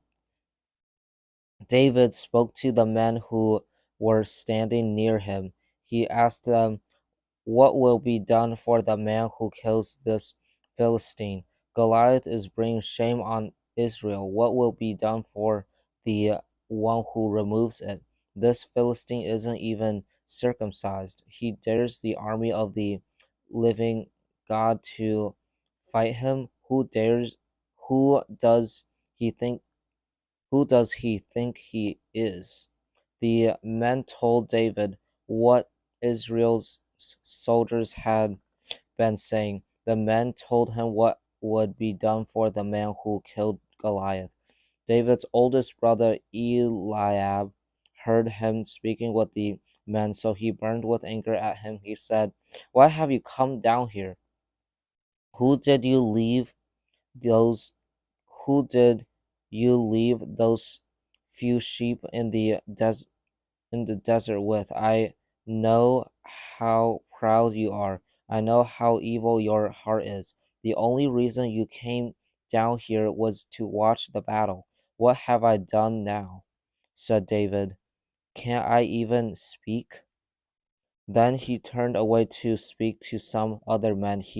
Asked them to he asked them the same question he had asked before, and they gave him the same answer. Someone heard what David said and reported it to Saul, so Saul sent for him. David said to Saul, "Don't let anyone lose hope because of that Philistine. I'll go out and fight him." Saul replied, "You aren't able to go out there and fight that Philistine. You are too young. He's been a fighting man ever since he was a boy." But David said to Saul, "I've been taking care of my father's sheep. Sometimes a lion or a bear will come and carry off a sheep from the flock. Then I will go after it and hit it. I would save the sheep it was carrying in its mouth. If it turned around to attack me, I would grab a hold of its hair. I would strike it down and kill it. In fact, I've killed both a lion and a bear. I'll do the same thing to this Philistine. He isn't even circumcised. He has dared the armies of the living God to fight him. The Lord saved me from the paw of the lion. He saved me from the paw of the bear, and he'll save me from the powerful hand of this Philistine too." Saul said to David, "Go, and may the Lord be with you." Then Saul dressed David in his own military clothes. He put a coat of armor on him. He put a bronze helmet on his head. David and put on Saul's sword over his clothes. He walked around for a while in all of that armor because he wasn't used to it. "I can't go out there in all of this armor," he said to Saul. I'm not used to it." So he took it off. Then David picked up his wooden staff. He went down to a stream and chose 5 smooth stones. Put them into the he put them in the pocket of his shepherd's bag. Then he took his sling in his hand and approached Goliath. At that same time, the Philistine kept coming closer to David. The man who was carrying Goliath's shield walked along in front of him. Goliath looked David over. He saw how young he was. He also saw how tanned and handsome he was, and he hated him. He said to David, "Why are you coming at me with sticks? Do you think I'm only a dog?" The Philistine called down curses on David in the name of his God. "Come over here," he said. You I'll feed your body to the birds of the air. I'll feed it to the wild animals." David said to Goliath, "You are coming to fight against me with a sword, a spear, and a javelin, but I'm coming against you in the name of the Lord who rules over all. He is the God of the army of Israel. He is the God of the armies of Israel. He is the one you have dared to fight against. This very day the Lord will hand you over to me. I'll strike you down. I'll cut your head off. This very day I'll feed the bodies of the Philistine army to the birds of the air. I'll feed them to the wild animals. Then the whole world will know there is a God in Israel. Lord doesn't save by using the Lord doesn't u- the Lord doesn't save by using a sword or a spear, and everyone who is here will know it. The battle belongs to the Lord. He will hand all of you over to us. As the Philistine moved closer to attack him, David ran quickly to the battle line to meet him. He reached into his bag. He took out a stone. He put it in his sling. He slung it at Goliath. The stone hit him on the forehead and sank into it. He fell to the ground on his face. So David won the fight against Goliath with a sling and a stone. He struck the Philistine down and killed him. He did it without even using a sword. David ran and stood over him. He took hold of Goliath's sword and pulled it out. After he killed him, he cut off his head with the sword. The Philistines saw that their hero was dead, so they turned around and ran away. Then the men of Israel and Judea shouted and rushed for forward. They chased the Philistines to the entrance of Gath. They chased them to the gates of Ekron. The head, the dead bodies of the Philistines were scattered all along the road to Gath and Ekron. That's the road that leads to Sharaim. Israel's army returned from chasing the Philistines. They had taken everything from the Philistines' camp. David picked up Goliath's head. He brought it to Jerusalem. He put Goliath's weapons in his own tent. Saul had been watching David as he went out to meet the Philistine. He spoke to Abner, the king of the army. He said to him, Abner, whose son is that young man? Abner replied, King Saul. I don't know, and that's just as sure as you are alive. The king said, Find out whose son that young man is. After David killed Goliath, he returned to the camp. Then Abner brought him to Saul. David was still carrying Goliath's head. Young man, whose son are you? Saul asked him. David said, I'm the son of Jesse from Bethlehem. David finished talking with Saul. After that, Jonathan and David became close friends. Jonathan loved David just as he loved himself. From that time on, Saul kept David with him. He didn't let him return to his father's home. Jonathan made a covenant with David because he loved him just as he loved himself. Jonathan took off the robe he was wearing and gave it to David. He also gave him his military clothes. He even gave him his sword, his bow, and his belt. David did everything Saul sent him to do. He did it so well that Saul gave him a high rank in the army that pleased Saul's whole army, including his official officers. After David had killed Goliath, the men of Israel returned home. The women came out of all of the towns of Israel to meet King Saul. They danced and sang joyful songs. They played lutes and tambourines. As they danced, they sung, Saul has killed thousands of men. David has killed tens of thousands. That song made Saul very angry. It really upset him. He said to himself, "They are saying David has killed tens of thousands of men, but they are saying I've killed only thousands. The only thing left for him to do to for him to get is the kingdom itself." From that time on, Saul became very jealous of David, so he watched him closely.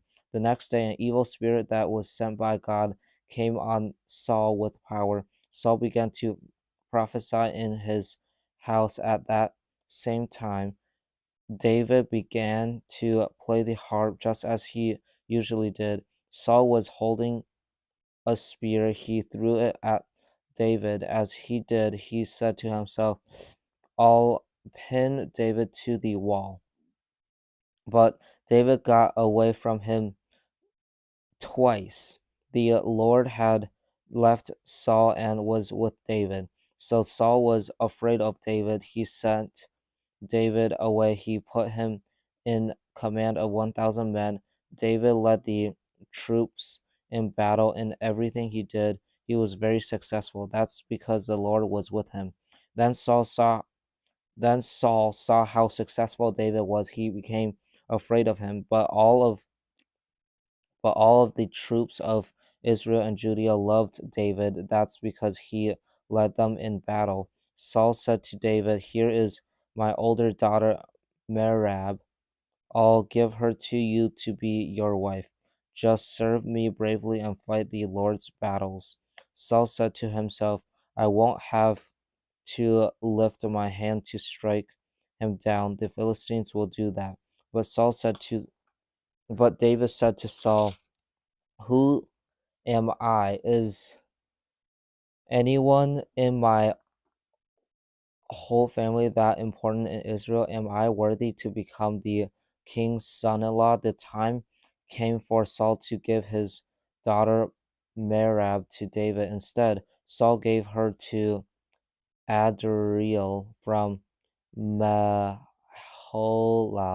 to be his wife. Saul's daughter Michal was in love with David. When they told Saul about it, he was pleased. "I'll give her to him to be his wife," he said to himself. "Then maybe he'll trap him, and maybe the powerful hand of the Philistines will strike him down." So Saul said to David, "Now you have a second chance to become my son-in-law." Then Saul gave an order to his attendants. He says, "Speak to David in private. Tell him the king is pleased with you. All of his tenants like you. So become his son-in-law." Saul's attendants spoke those words to David, but David said, "Do you think it's a small thing to become the king's son-in-law? I'm only a poor man. I'm not very well known." Saul's attendants told him what David has said. Saul said, "Tell David, here's the price the king wants for the bride. He wants you to kill 100 Philistines. Then bring back the skins you cut off when you circumcise them." That's how Saul will get even with his enemies. Saul hoped that the powerful hand of the Philistines would strike David down. Saul's attendants also told David those things. Lord's uh, then David was pleased to become the king's son-in-law. So before the day that was set for the wedding, David and his men went out and killed 200 Philistines. They circumcised them. Then David brought all of the skins and gave them to the king. By doing that, he could become the king's son-in-law. So Saul gave David his daughter Michal to be his wife. Saul realized that the Lord was with David. He also realized that his daughter Michal loved David. So Saul became even more afraid of him. He remained David's enemy as long as he was king. The Philistine commanders kept on going out to battle. Every time they did, David had more success against them than the rest of Saul's officers. So his name became well known. Saul told his son Jonathan and all of the attendants to kill David, but Jonathan liked David very much, so Jonathan warned him, "My father Saul is looking for a chance to kill you. Be very careful tomorrow morning. Find a place to hide and stay there. My father and I will come and stand in the field where you are hiding. I'll speak to him about you, then I'll tell you what I find out." Jonathan told his father Saul some good things about David. He said, "Please don't do anything to harm David. He hasn't done anything to harm you, and what he's done has helped you a lot. He put his own life in danger when he killed Goliath. The Lord used him to win a great battle for the whole nation of Israel. When you saw it, you were glad. So why would you do anything to harm a man like David? He isn't guilty of doing anything to harm you. Why would you want to kill him without any reason?" Saul paid attention to Jonathan. He took an oath and made a promise. He said, You can be sure that the Lord lives, and you can be just as sure that David will not be put to death." So Jonathan sent for David and told him everything he and Saul had said. Then he brought David to Saul. David served Saul as he had done before. Once more, war broke out, so David went out and fought against the Philistines. He struck them down with so much force that they ran away from him. But an evil spirit that was sent by the Lord came to Saul. It happened as he was sitting in his house and holding his spear.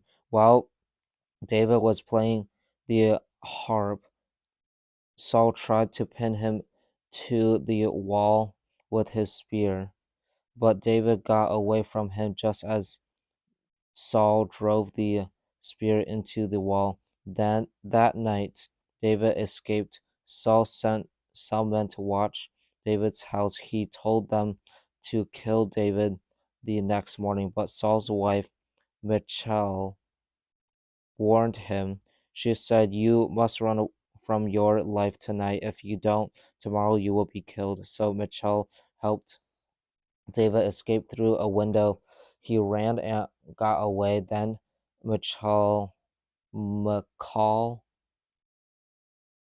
McCall, McCall got a statue of a god.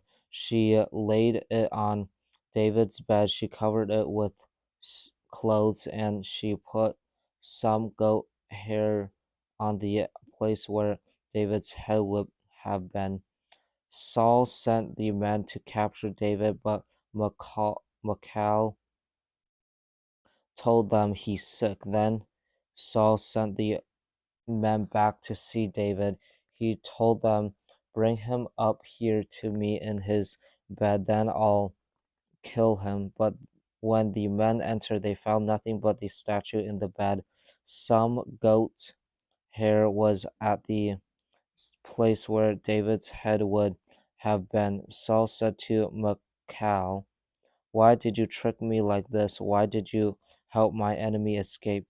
Michal told him, he said to me, "Help me get away. If you don't, I'll kill you." After David had ran away and escaped, he went to Samuel at Ramah.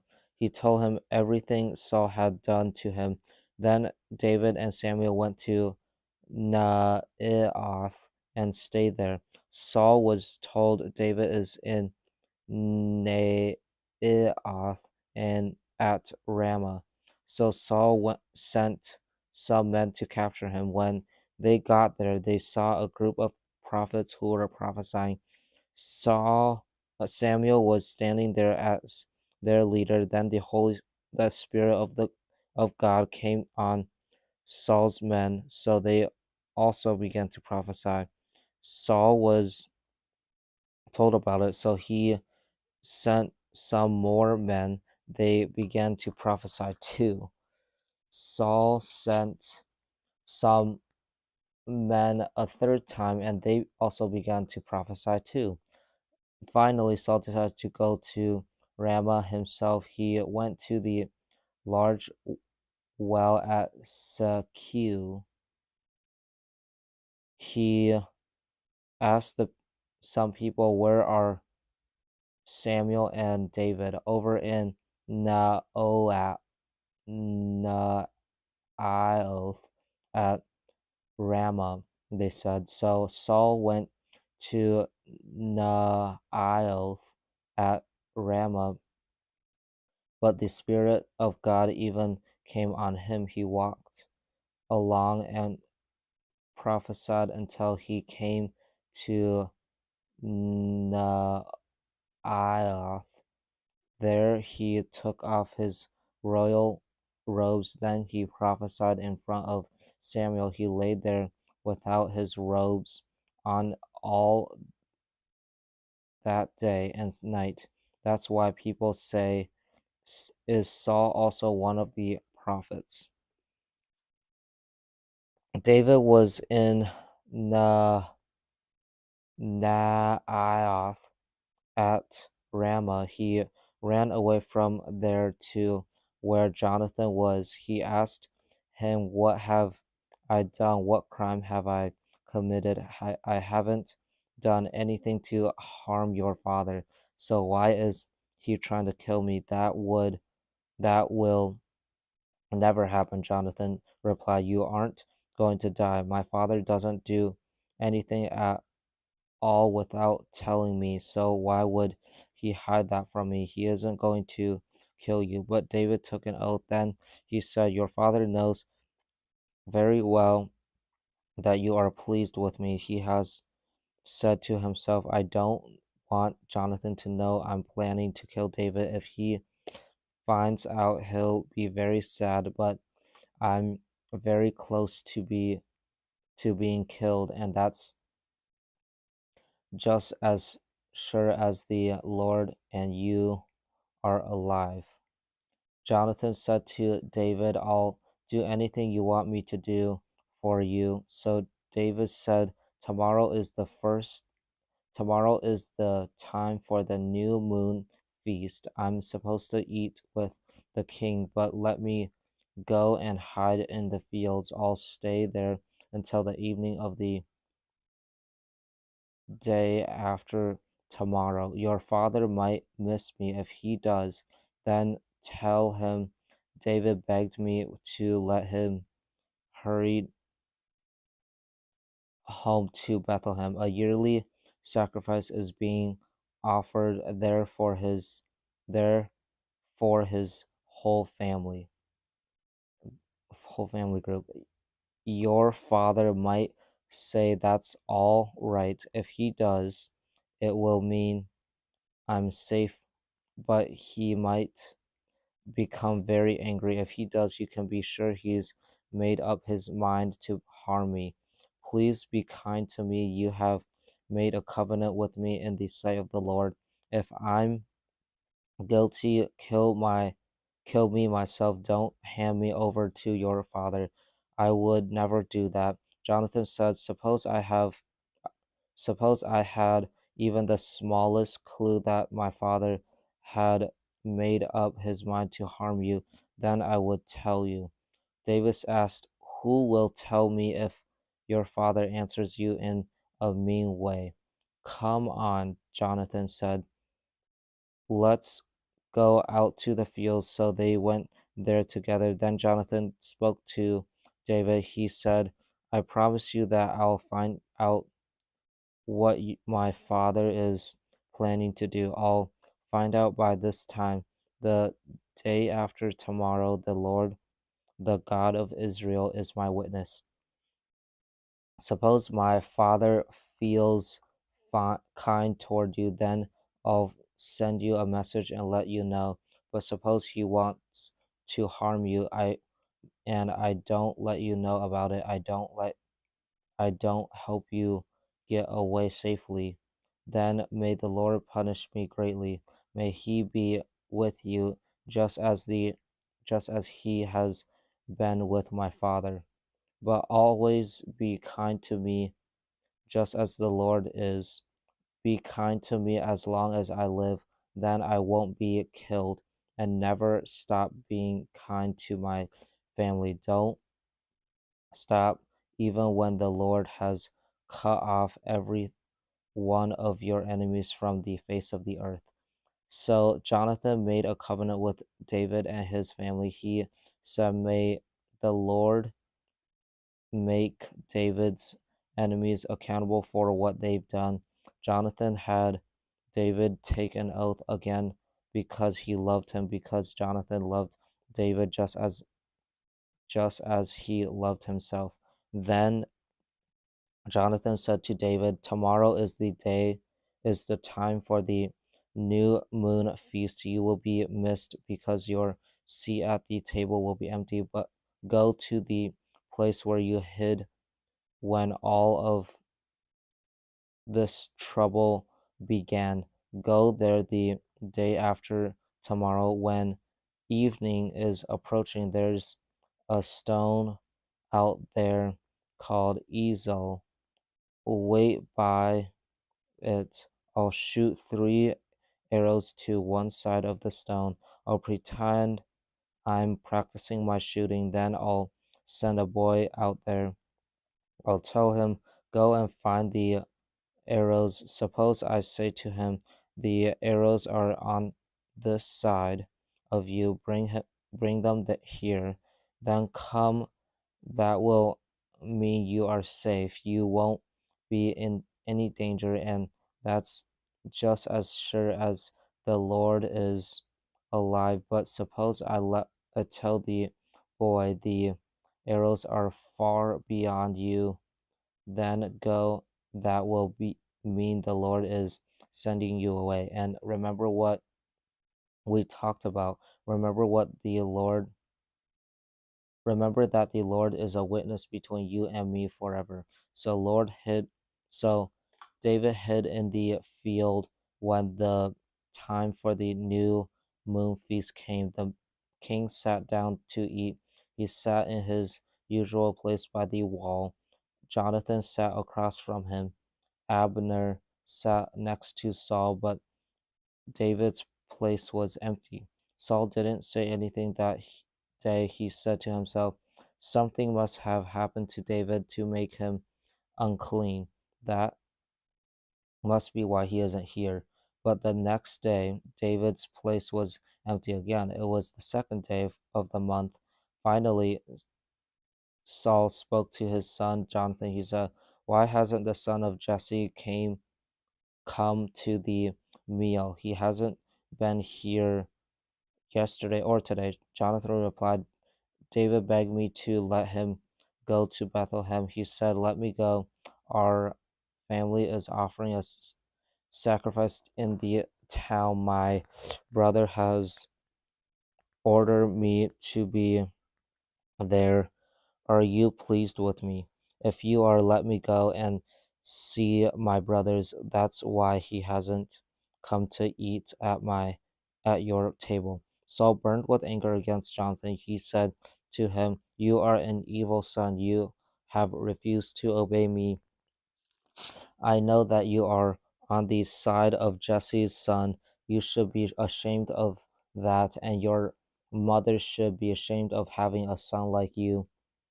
You will never be a king as long as David Jesse's son lives on this earth, and you will never have a kingdom either. So send for the son of Jesse, bring him to me. He must die.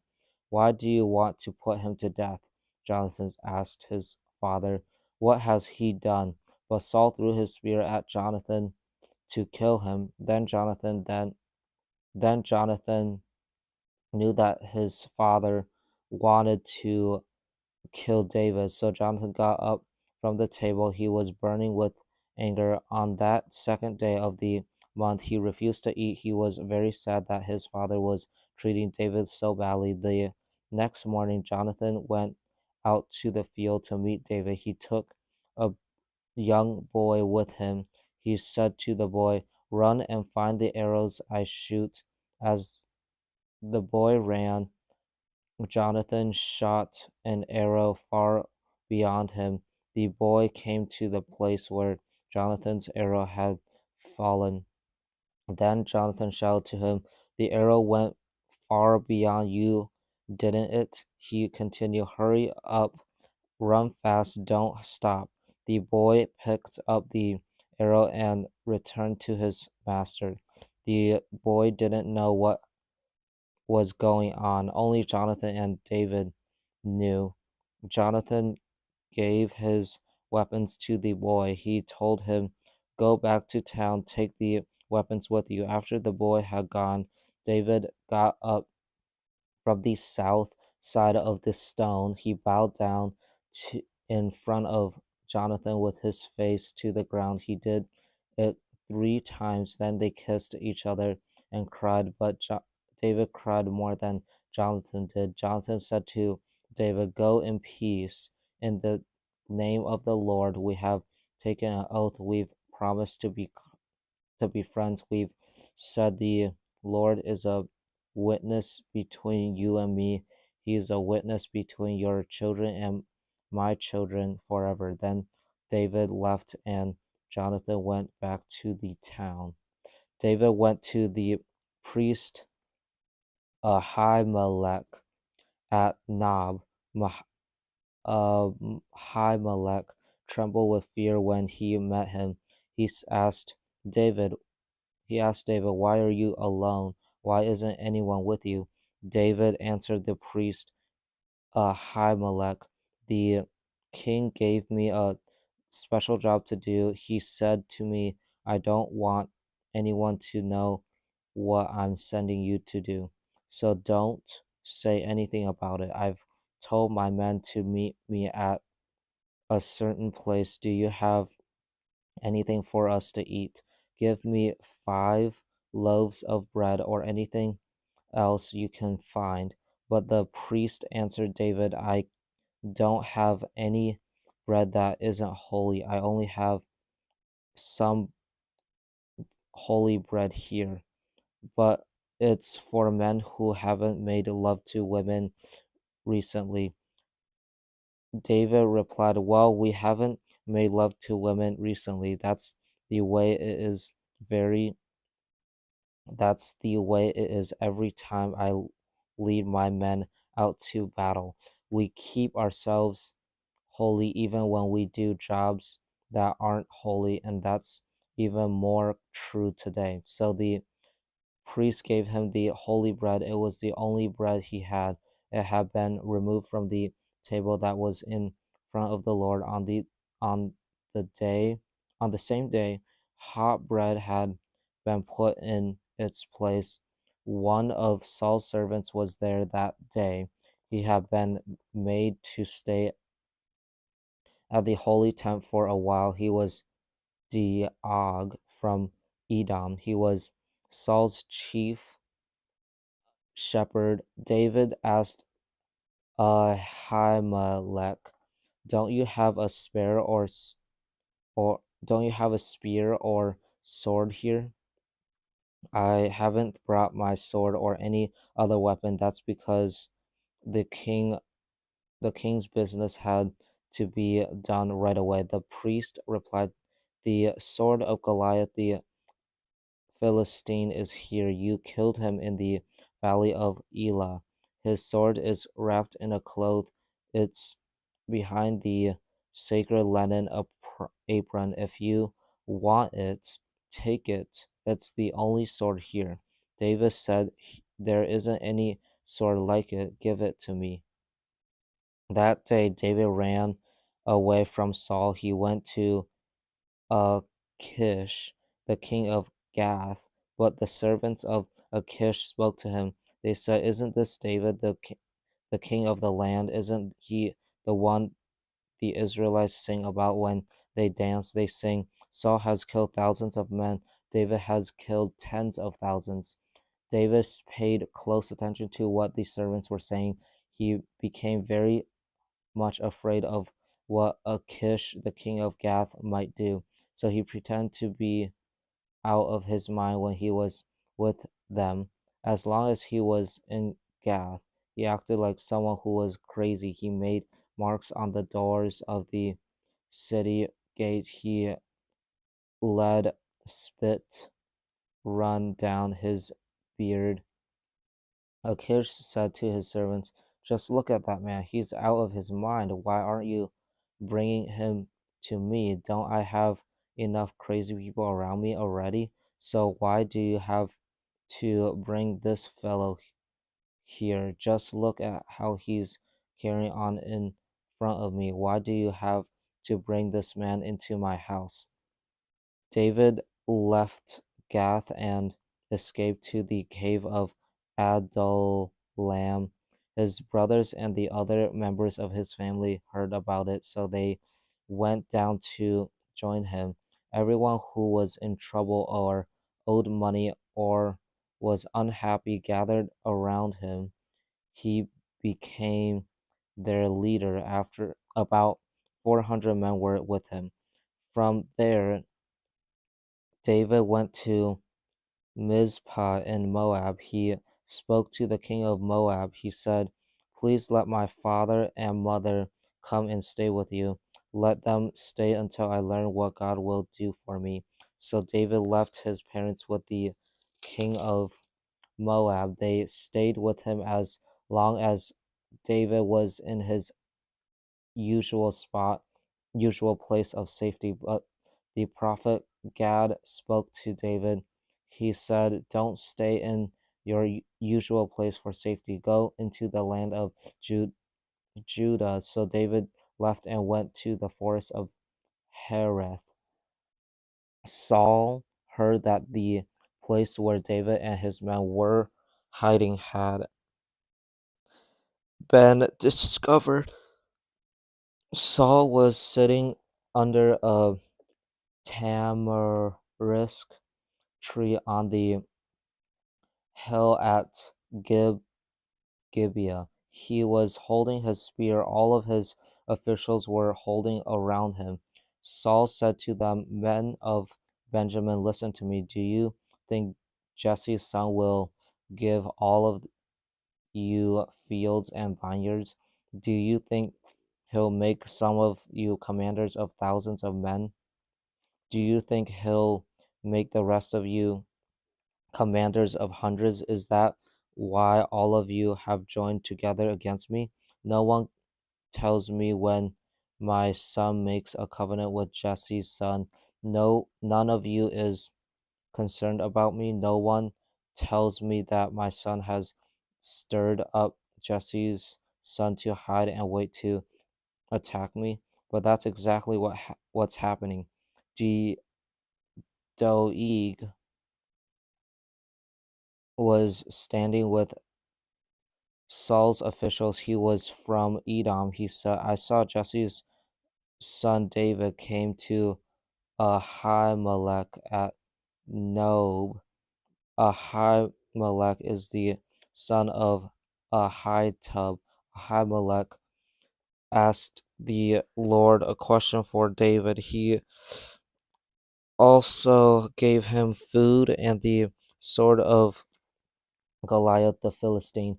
Then the king sent for the priest Ahimelech, Ahimelech, the son of Ahitub.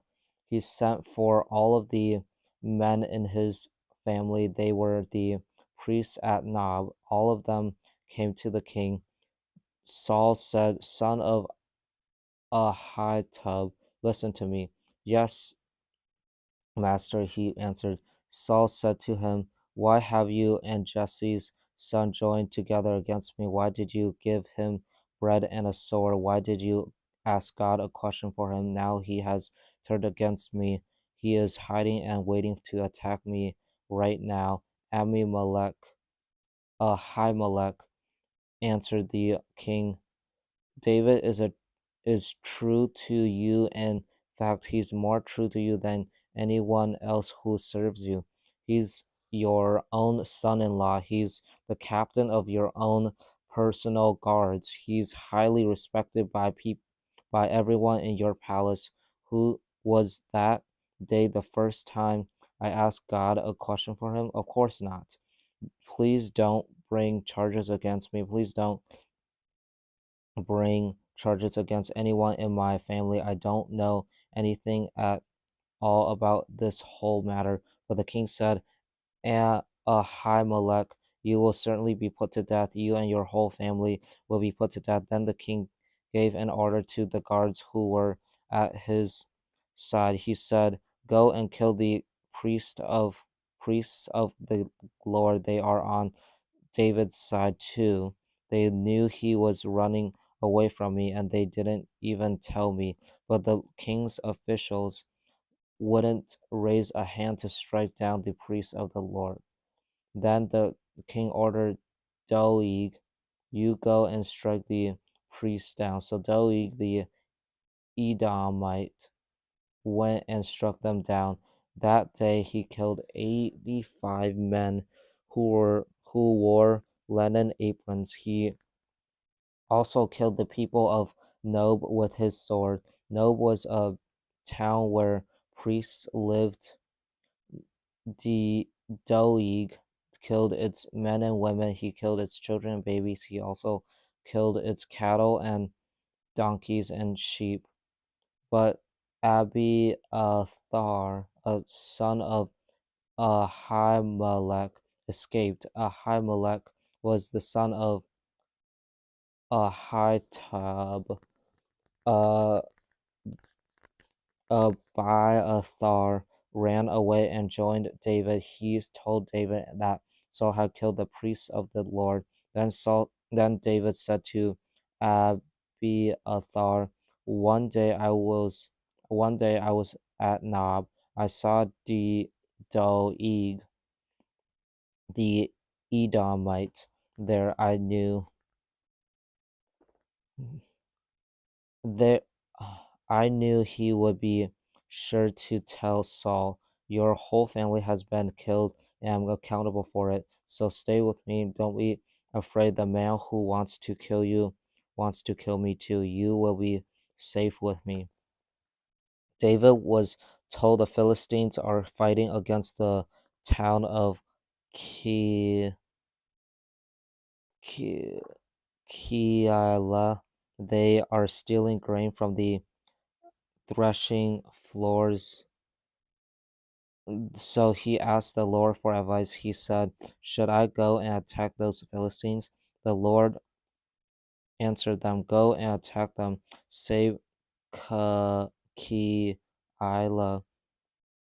But David's men said to him, we're afraid here in Judea. Suppose we go to Keilah and fight against the Philistine army, then we'll be even more afraid. Once again, David asked the Lord what he should do. The Lord answered him, go down to Keilah. I am going to hand the Philistines over to you.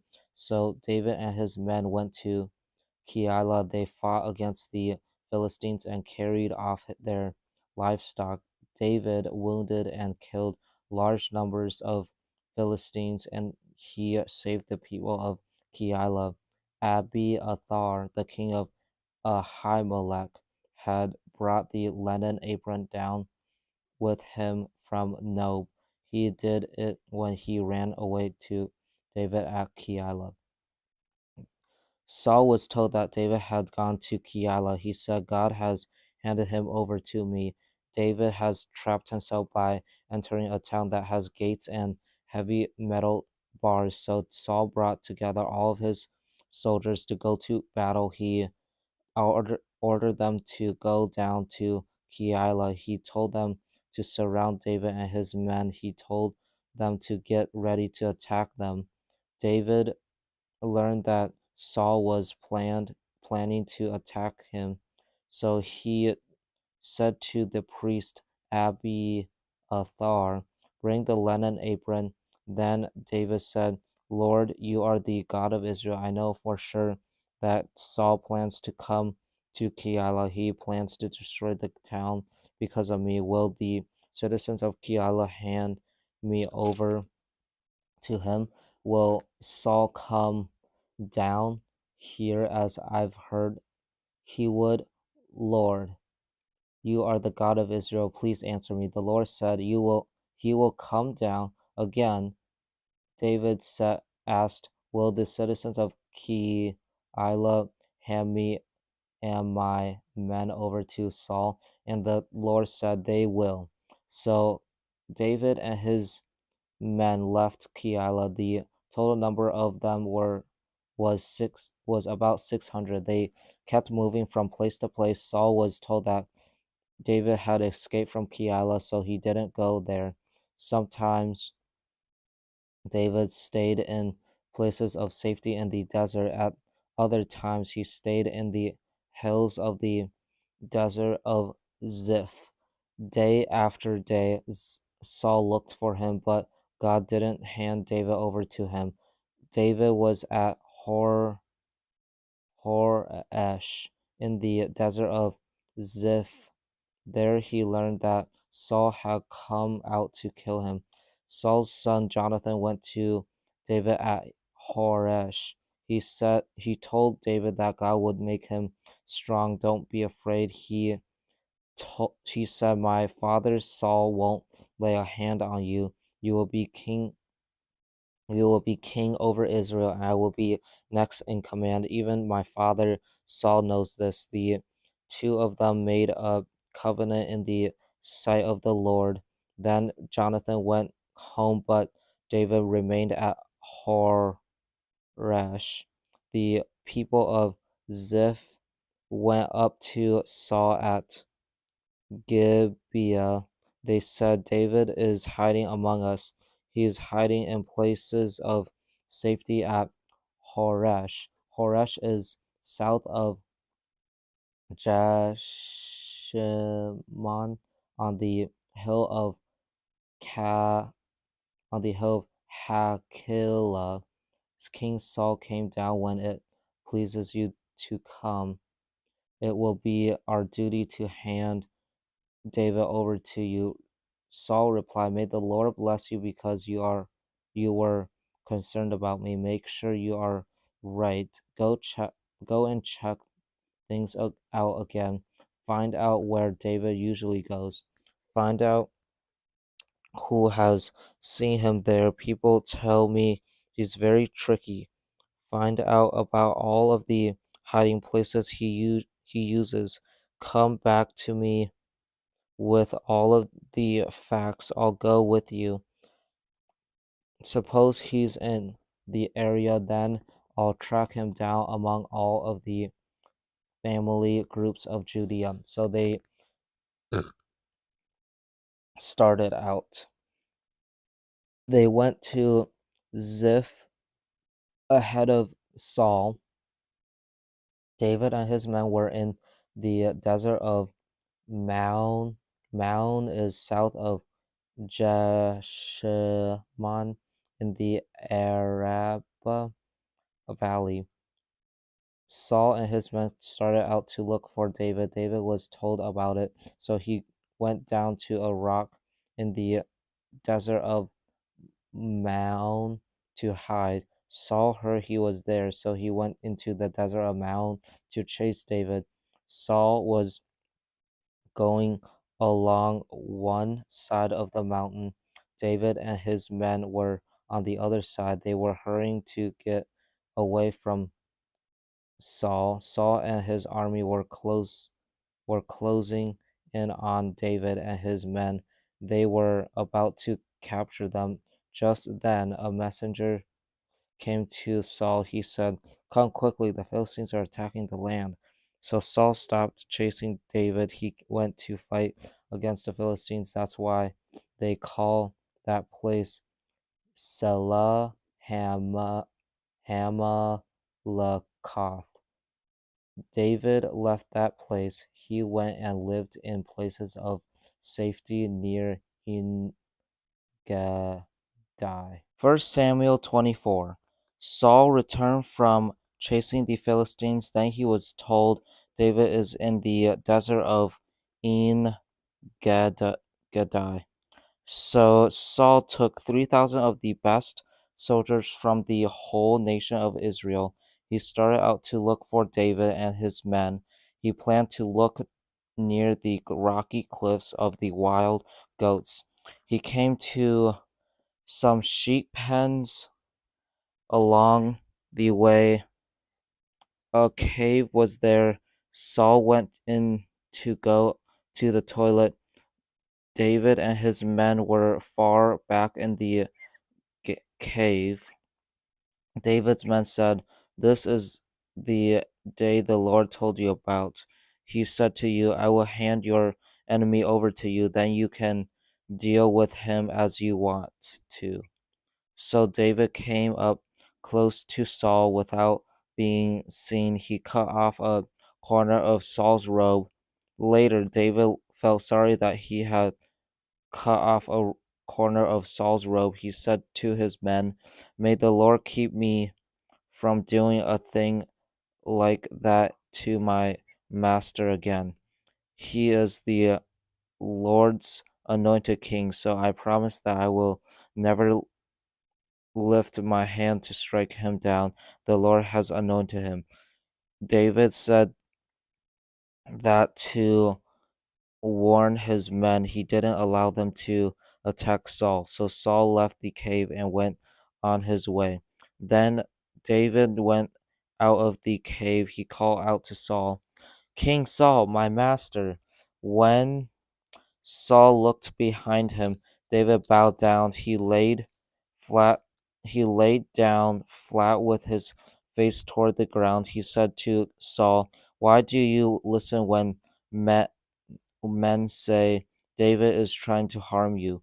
This very day you have seen with your own eyes how the Lord handed you over to me in the cave. Some of my men begged me to kill you, but I spared you. I said, I will never lift my hand to strike my master down. He is the Lord's anointed king. Look, my father, look at this piece of your robe in my hand. I cut off the corner of your robe. I didn't kill you. I want you to know and understand that I'm not guilty of doing anything wrong. I haven't turned against you. I haven't done anything to harm you, but you are hunting me down. You want to kill me. May the Lord judge between you and me, and may the Lord pay you back because of the wrong things you have done to me, but I won't lay a hand on you. People say evil acts come from those who do evil, so I won't lay a hand on you. King Saul, who are you trying to catch? Who do you think you are chasing? I'm nothing but a dead dog or a flea. May the Lord be our judge. May he decide between us. May he consider my case and stand up for me. May he show that I'm not guilty of doing anything wrong. May he save me from your power, powerful hand. When David finished speaking, Saul asked him a question. He said, "My son David, is that your voice?" And Saul sobbed out loud. "You are a better person than I am," he said. "You have treated me well, but I've treated you badly. You have just now told me about the good things you did to me. The Lord handed me over to you, but you didn't kill me. Suppose a man finds his enemy, he doesn't let him get away without harming him. May the Lord reward you with many good things. May he do it because of the way you treat me today." I know for sure that you will be king. I know the I know that the kingdom of Israel will be made secure under your control. Now take an oath in the name of the Lord. Promise me that you won't cut off my children from my family. Also promise me that you won't wipe out my name from my family line. So David took an oath and made that promise to Saul. Then Saul returned home, but David and his men went up to his usual place of safety. Samuel died. The whole nation of Israel gathered together. They were filled with sorrow because he was dead. They buried his body at his home in Ramah. Then David went down into the desert of Maon. A certain man in Maon was very wealthy. He owned property there at Carmel. He had 1,000 goats and 3,000 sheep. He was clipping the wool off the sheep in Carmel. His name was Nabal. His wife's name was Abigail. She was a wise and beautiful woman, but her husband was rule was rude and mean in the way he treated others. He was from the family of Caleb. David was staying in the desert of Maon. While he was there, he heard that Nabal, Nabal was clipping the wool off his sheep. So he sent for 10 young men. He said to them, "Go up to Nabal at Carmel, greet him for me. Say to him, may you live a long time. May everything go well with you and your family, and may things go well with everything that belongs to you. I hear that you are clipping the wool off your sheep. When your shepherds were with us, we treated them well. The whole time they were at Carmel, nothing that belonged to them was stolen. Ask your own servants, they'll tell you. We've come to you now at a happy time of the year. Please show favor to my young men. Please give me and my men anything you can find for us." When David's men arrived, they gave Nabal the message from David.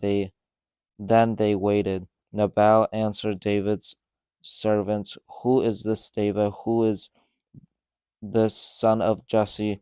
Many servants are running away from their masters these days. Why should I give away my bread and water? Why should I give away the meat I've prepared for those who clip the wool off my sheep? Why should I give food to men who come from who knows where?"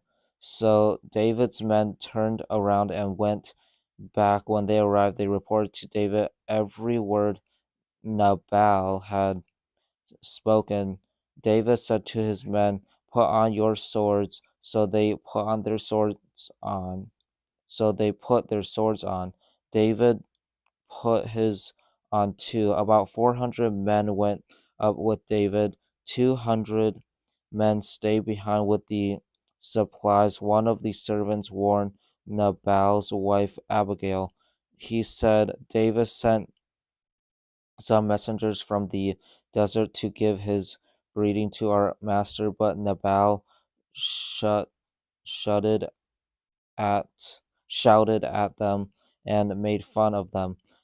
David's men had been very good to us. They treated us well the whole time we were near them out in the field. Nothing was stolen. We were taking care of our sheep near them. During that time, they were like a wall around us night and day. They kept us safe. Now think it over. See what you can do.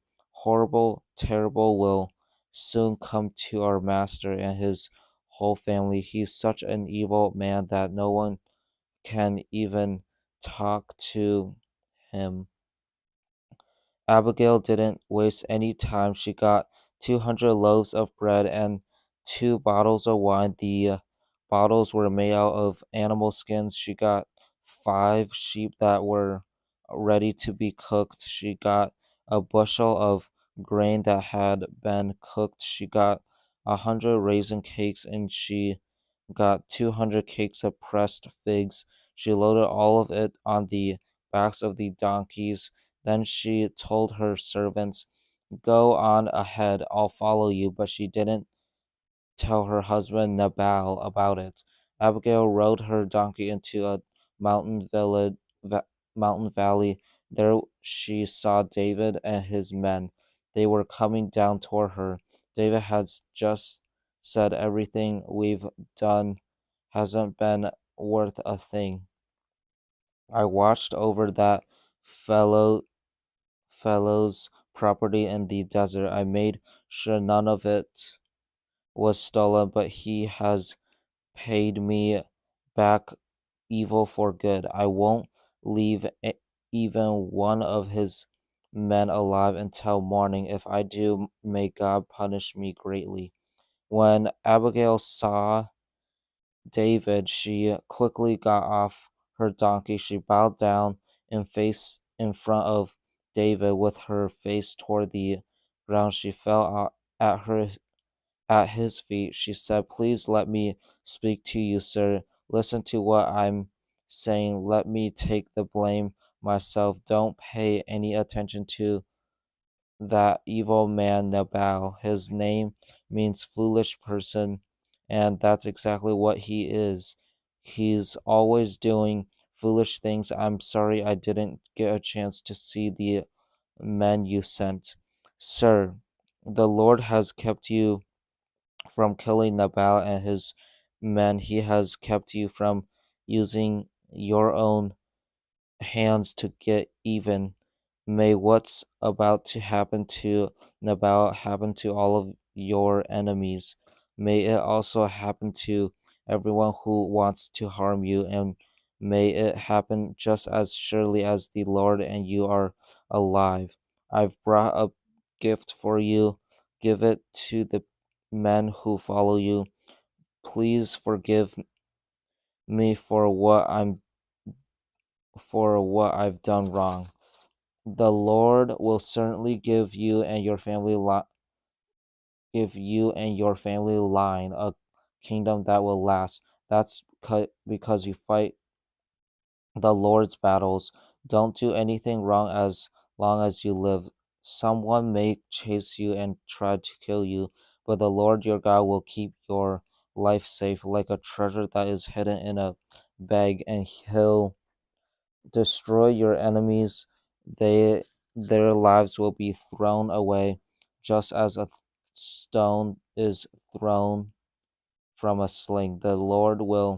Do for you everything the Lord will do for you every good thing He promised to do. He'll appoint you leader over Israel. When that happens, you won't have this heavy load on your mind. You won't have to worry about how you kill people without any reason. You won't have to worry about how you got even. The Lord will give you success. When that happens, please remember me. David said to Abigail, "Give praise to the Lord. He is the God of Israel. He has sent you today to find me.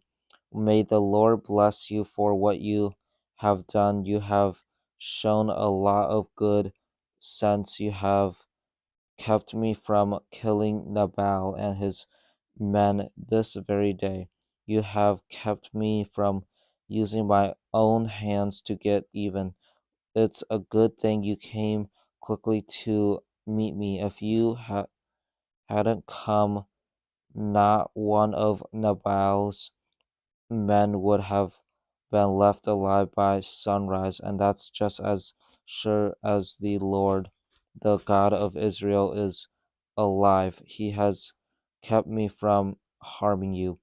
Then David accepted from her what she had brought him.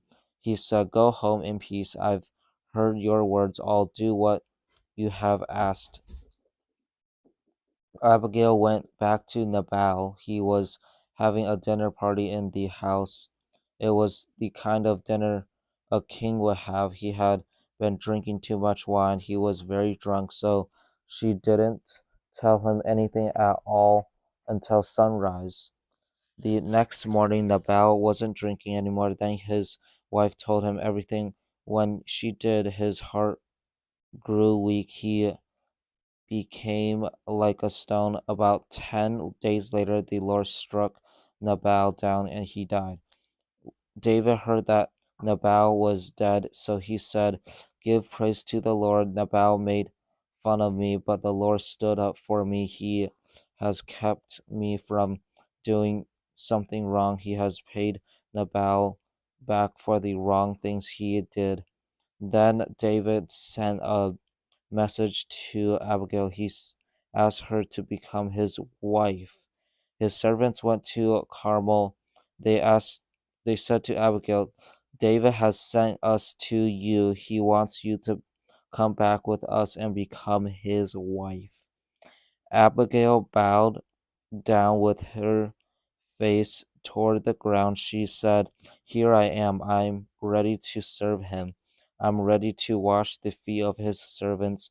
Abigail quickly got on a donkey and went with David's messengers. Her 5 female servants went with her. She became David's wife. David had also gotten married to uh Hinoam from Jezreel. Both of them became his wives, but Saul had given his daughter Michal, David's first wife, to Paltiel. Paltiel was from Galim. He was the son of Laish. Some people from Ziph went to Saul at Gibeah. They said, "David is hiding on the hill of Hakilah. It faces Hashemon." So Saul went down to the desert of Ziph. He took 3,000 of the best soldiers in Israel with him. They went to the desert to look for David. Saul set up his camp beside the road. It was on the hill of Hakilah, facing Jeshimon. But David stayed in the desert. He saw that Saul had followed him there, so he sent out scouts from them. He learned that Saul had arrived. Then David started out. He went to the place where Saul had camped. He saw where Saul and Abner were lying down. Saul was lying inside the camp. The army was camped all around him. Abner was commander of the army. He was the son of Ner. Then David spoke to Ahimelech the Hittite. He also spoke to Joab's brother Abishai, the son of Zeruiah. He asked them, "Who will go down with me into the camp to Saul?" "I'll go with you," said Abishai. So that night, David and Abishai went into the camp. They found Saul lying asleep inside the tent. His spear was struck on in the ground near his head. Abner and the soldiers were lying asleep around him. Abishai said to David, "Today Lord has handed your enemy over to you, so let me pin him to the ground. I can do it with one jab of my spear. I won't even have to strike him twice." But David said to Abishai, "Don't destroy him. No one can lay a hand on the Lord's anointed king and not be guilty." You can be sure that the Lord lives, he said, and you can be just as sure that the Lord himself will strike Saul down. Perhaps he'll die a natural death, or perhaps he'll go into battle and be killed. May the Lord keep me from laying a hand on his anointed king. Now get the spear and water jug that are near his head, then let's leave. So David took the spear and water jug that were near Saul's head. Then he and Abishai left. No one saw them. No one knew about what they had done. In fact, no one even woke up. Everyone was sleeping. That's because the Lord had put them into a deep sleep. David went across to the other side of the valley. He stood on top of a hill far away from Saul's camp. There was a wide space between them. He called out to the army and to Abner, the son of Ner. He said, Abner, aren't you going to answer me? Abner replied, who is calling out to the king? David said, you are a great soldier, aren't you? There isn't anyone else like you in Israel, so why didn't you guard the king? He's your master, isn't he? Someone came into the camp to destroy him. You didn't guard him, and that isn't good. You can be sure that the Lord lives. You can be just as sure that you and your men are worthy of death. That's because you didn't guard your master. He's the Lord's anointed king. Look around you. Where are the king's spear and water jug that were near his head? Saul recognized David's voice. He said, my son David, is that your voice? David replied, yes, it is, King Saul, my master. He continued, why are you chasing me? What evil thing have I done? What am I guilty of? King Saul, please listen to what I'm saying. Was it the Lord who made you angry with me? If it was, may he accept my offering. Was it people who made you angry at me? If it was, may the Lord send down a curse on them. They have now driven me from my share of the Lord's land.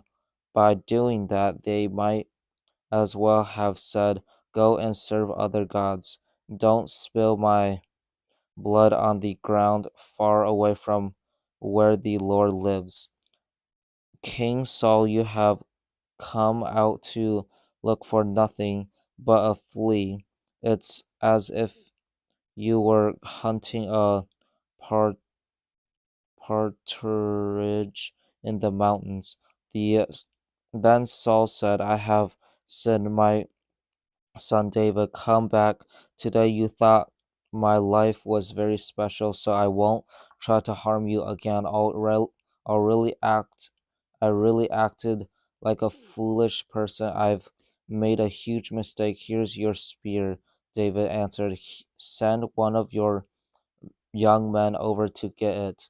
The Lord rewards everyone for doing what is right and being faithful. He handed you over to me today, but I won't lay a hand on you. You are the Lord's appointed king.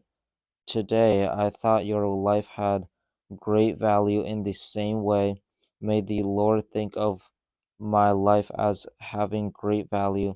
May he save me from all trouble.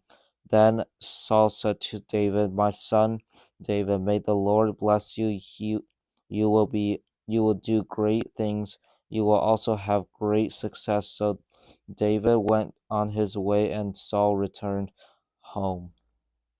David thought, someday the powerful hand of Saul will destroy me, so the best thing I can do is escape. I'll go to the land of the Philistines. Then Saul will stop looking for me everywhere in Israel. His hand won't be able to reach me. So David and his 600 men left Israel. They went to Achish, the king of Gath. He was the son of Maach. David and his men settled down in Gath near Achish. Each of David's men had his family with him. David had his two wives with him. They were Ahinoam from Jezreel and Abigail from Carmel. Abigail was Nabal's Nabal's widow.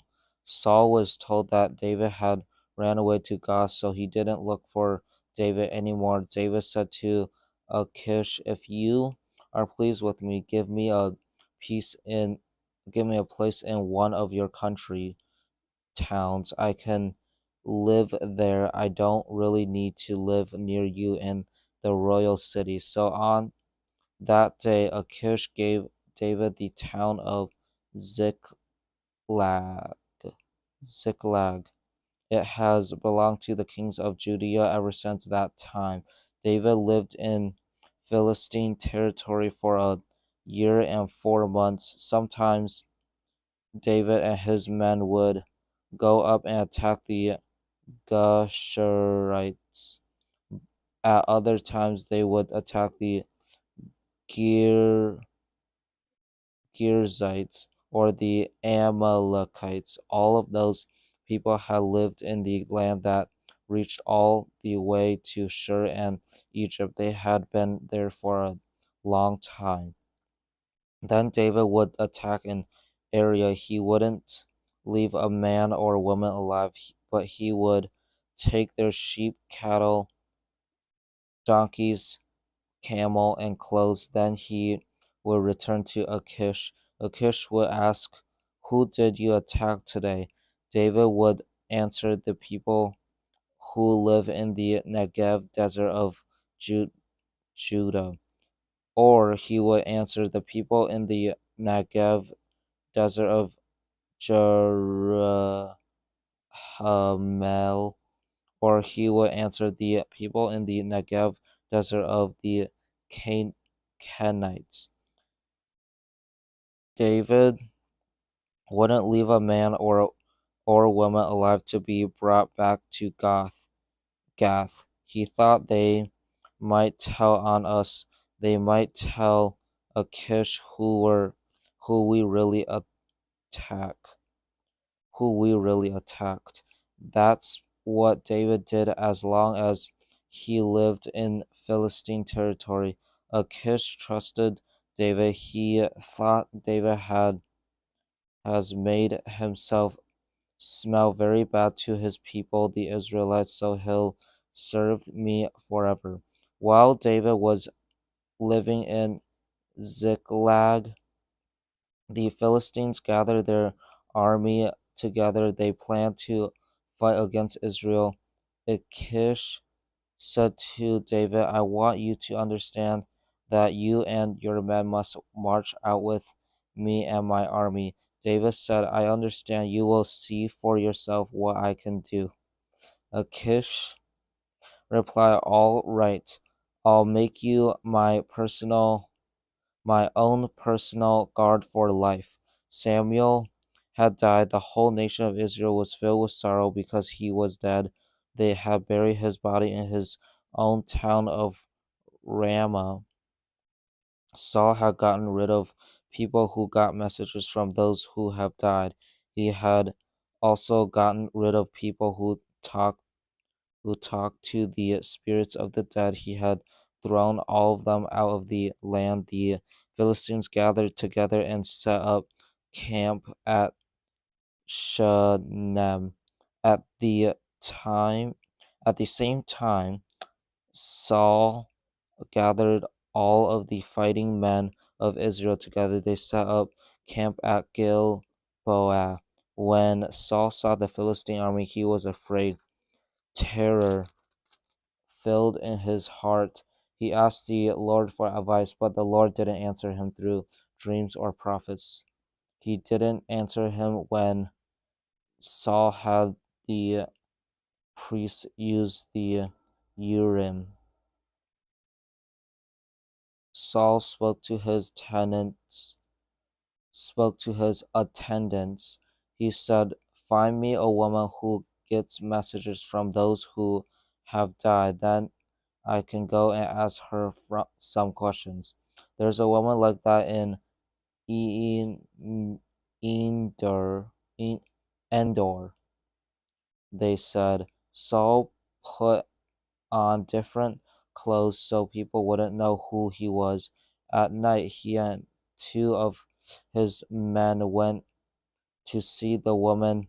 "I want you to talk to a spirit for me," he said. "Bring up the spirit of the dead person I choose." But the woman said to him, "By now you must know what Saul has done. He has cut off everyone who gets messages from those who have died. Also cut off everyone who walks. He has also cut everyone who talks to the spirits of the dead. He has thrown all of them out of the land. Why are you trying to trap me? Why do you want to have me put to death?" Saul took an oath in the name of the Lord. He promised the woman, "You can be sure that the Lord lives, and you can be just as sure that you won't be punished for helping me." Then the Lord asked, "Whose spirit should I bring up for you?" "Bring Samuel up," he said. When the woman saw Samuel, she let out a loud scream. She said to Saul, "Why have you tricked me? You are King Saul." He said to her, "Don't be afraid. Tell me what you see." The woman said, "I see a spirit. He's coming out of the ground. What does he look like?" Saul asked. "An old man wearing a robe is coming up," she said. Then Saul knew it was Samuel. He bowed down. He lay down flat with his face toward the ground. Samuel said to Saul, "Why have you troubled me by bringing me up from the dead? I'm having big problems." "Whoa," Saul said. "The Philistines are fighting against me. God has turned away from me. He doesn't answer me anymore. He doesn't speak to me through prophets or dreams, so I've called on you to tell me what to do." Samuel said, "The Lord has turned away from you. He has become your enemy, so why are you asking me what you should do? The Lord has spoken through me and has done what he said he would do. He has torn the kingdom out of your hands. He has given it to one of your neighbors. He has given it to David. You didn't obey the Lord. He didn't carry out his burning anger against the Amalekites. So he's punishing you today. He will hand both Israel and you over to the Philistines. Tomorrow you and your sons will be down here with me. The Lord will also hand Israel's army over to the Philistines." Immediately Saul fell flat on the ground. What Saul had said filled what Samuel had said filled Saul with fear. His strength was gone. He hadn't eaten anything all that day and night. But the woman went over to Saul because she saw that he was very upset. She said, "Look, I've obeyed you. I put my own life in danger by doing what you told me to do. So please listen to me. Let me give you some food. Eat it, then you will have the strength to go on your way." But he refused. He said, "I don't want anything to eat." Then his men joined the woman in begging him to eat. Finally, he paid attention to them. He got up from the ground and sat on a couch. The woman had a fat calf at her house. She killed it at once. She got some flour, she mixed it, and baked some bread that didn't have any yeast in it. Then she set the food in front of Saul and his men. They ate it that same night. They got up and left. The Philistines gathered their whole army together at Aphek.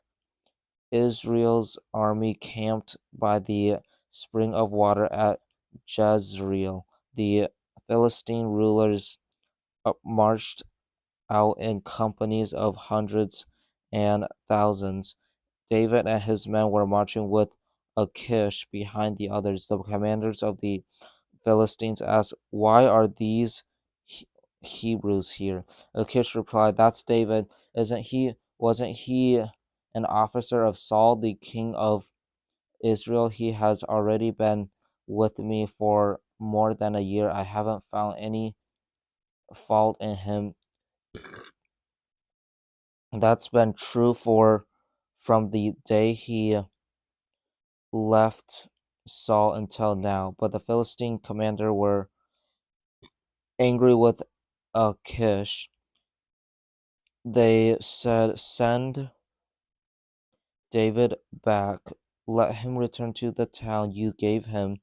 He must not go with us into battle. If he does, he'll turn against us during the fighting. In fact, he might even cut off the heads of our own men. What better way could he choose to win back his master's favor? Isn't David the one the Israelites sang about when they danced? They sang, Saul has killed thousands of men, David has killed tens of thousands. So Achish called David over to him. He said, "You have been faithful to me, and that's just as sure as the Lord is alive. I would be pleased to have you serve with me in the army. I haven't found any fault in you. That's been true for the from the day you came to me until now. But the Philistine rulers aren't pleased to have you come along. So go back home in peace. Don't do anything that wouldn't please the Philistine rulers." "But what have I done?" asked David. "What have you found against me from the day I came to you until now? Why can't I go and fight against your enemies? After all, you are my king and master." Achish answered, "You have been as pleasing to me as an angel of God, but the Philistine commanders have said, 'We don't want David to come up with us into battle. Go, so get up early in the next morning. In the morning, take with you the men who used to serve Saul. Leave as soon as the sun begins to come up." So David and his men got up early in the morning. They went back to the land of the Philistines, and the Philistines went up to Je- Jezreel. On the third day, David and his men arrived in Ziklag. The Amalekites had attacked the people of the Negev desert. They had also attacked Ziklag and burned it. They had captured the women and everyone else who was in Ziklag. They had taken as prisoners young people and old people alike, but they didn't kill any of them. Instead, they carried them off as they went on their way. David and his men came to Ziklag.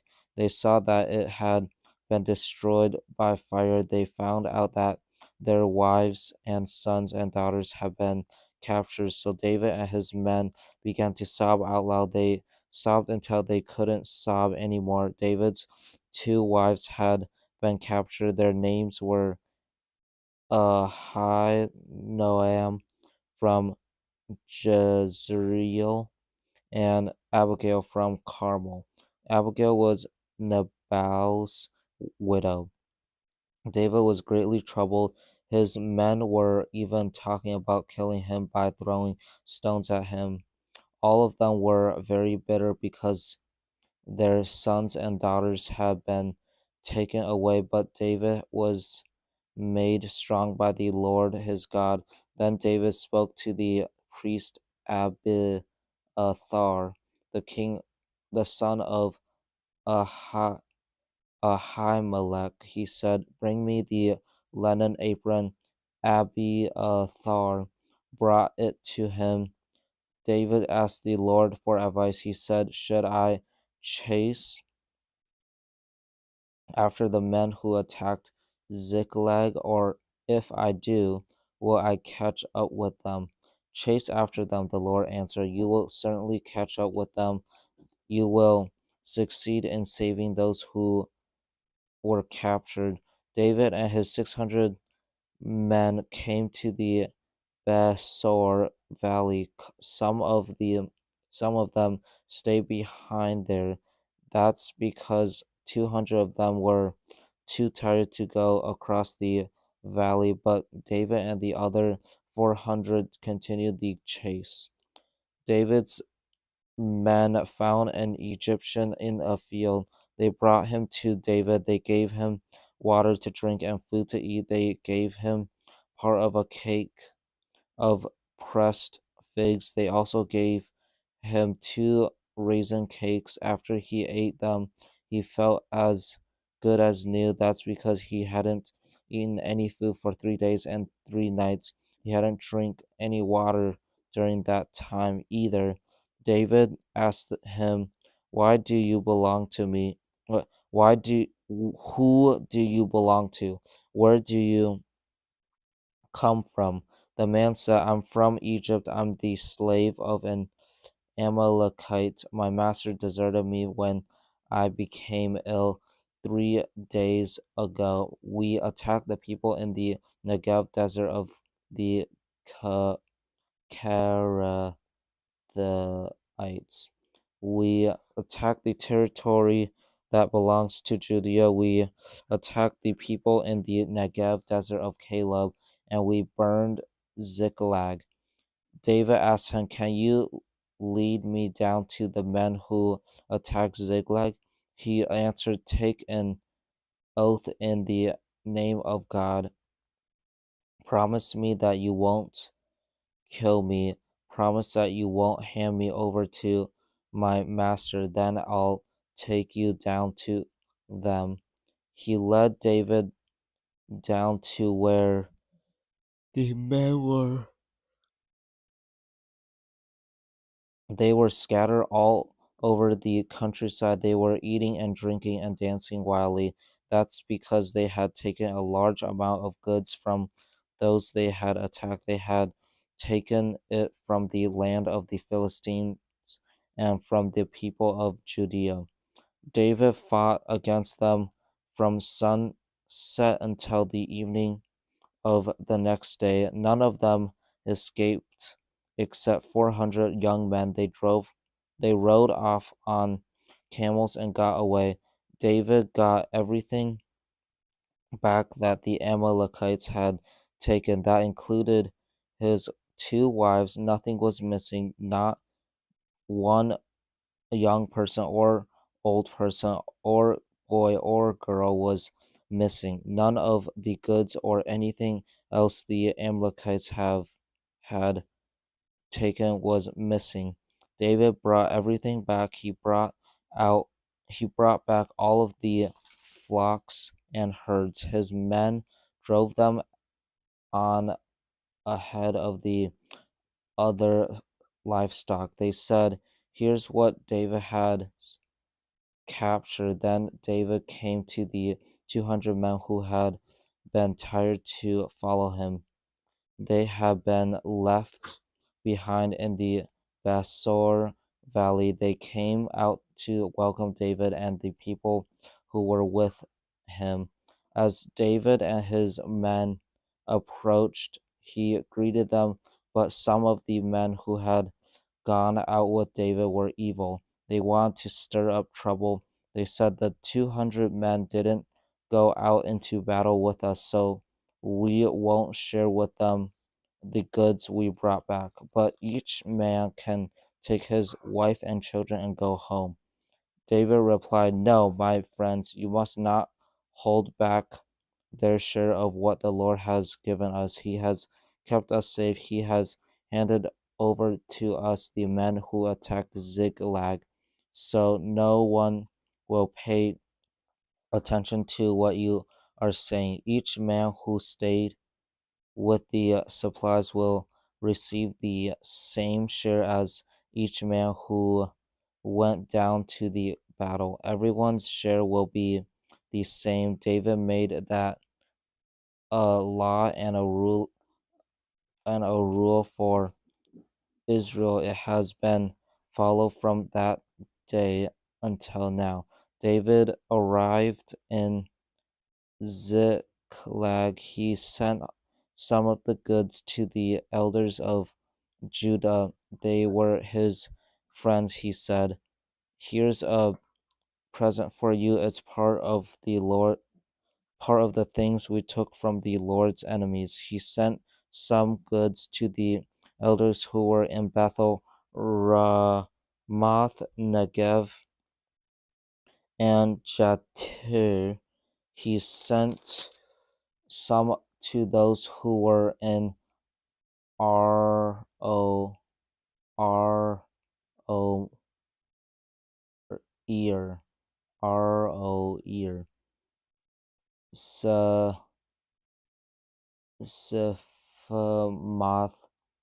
Eshtemoa, and Rakal.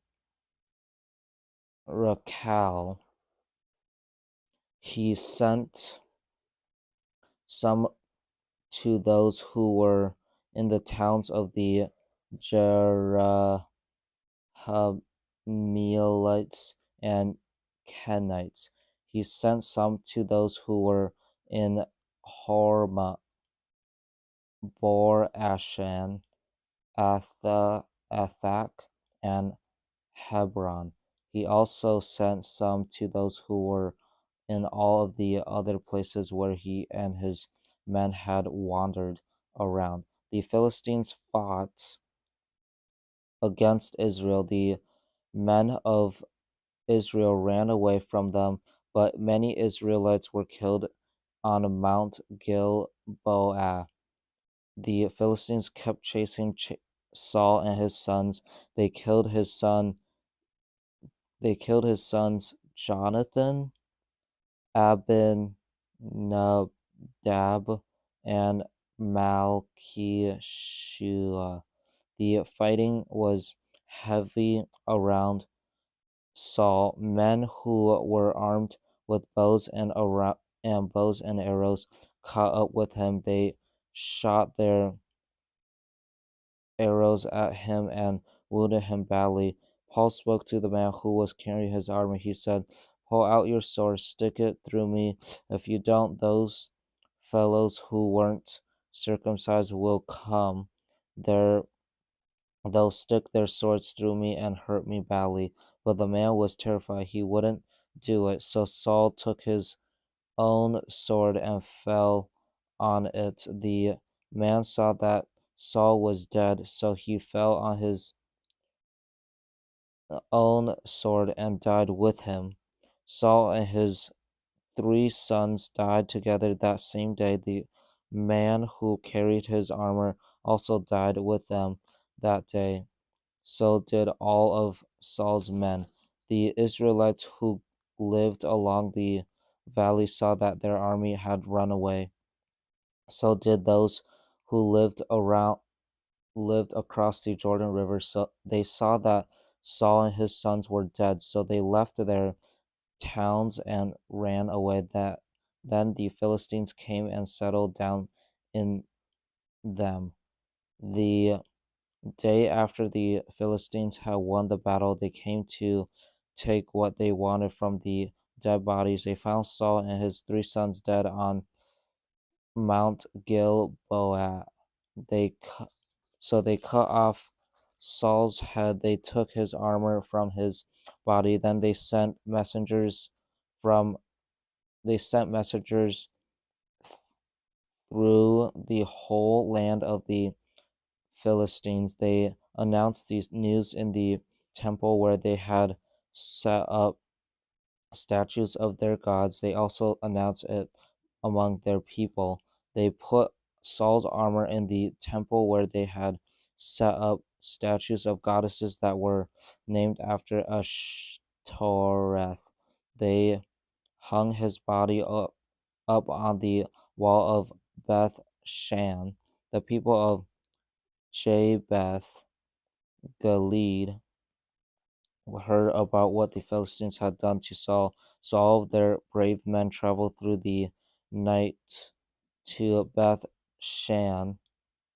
They took down the bodies of Saul and his sons from the wall of Beth Shan. They brought them to Jabesh. There they burned them. Then they got the bones of Saul and his sons and buried them under a tamarisk tree at Ja- Jabesh.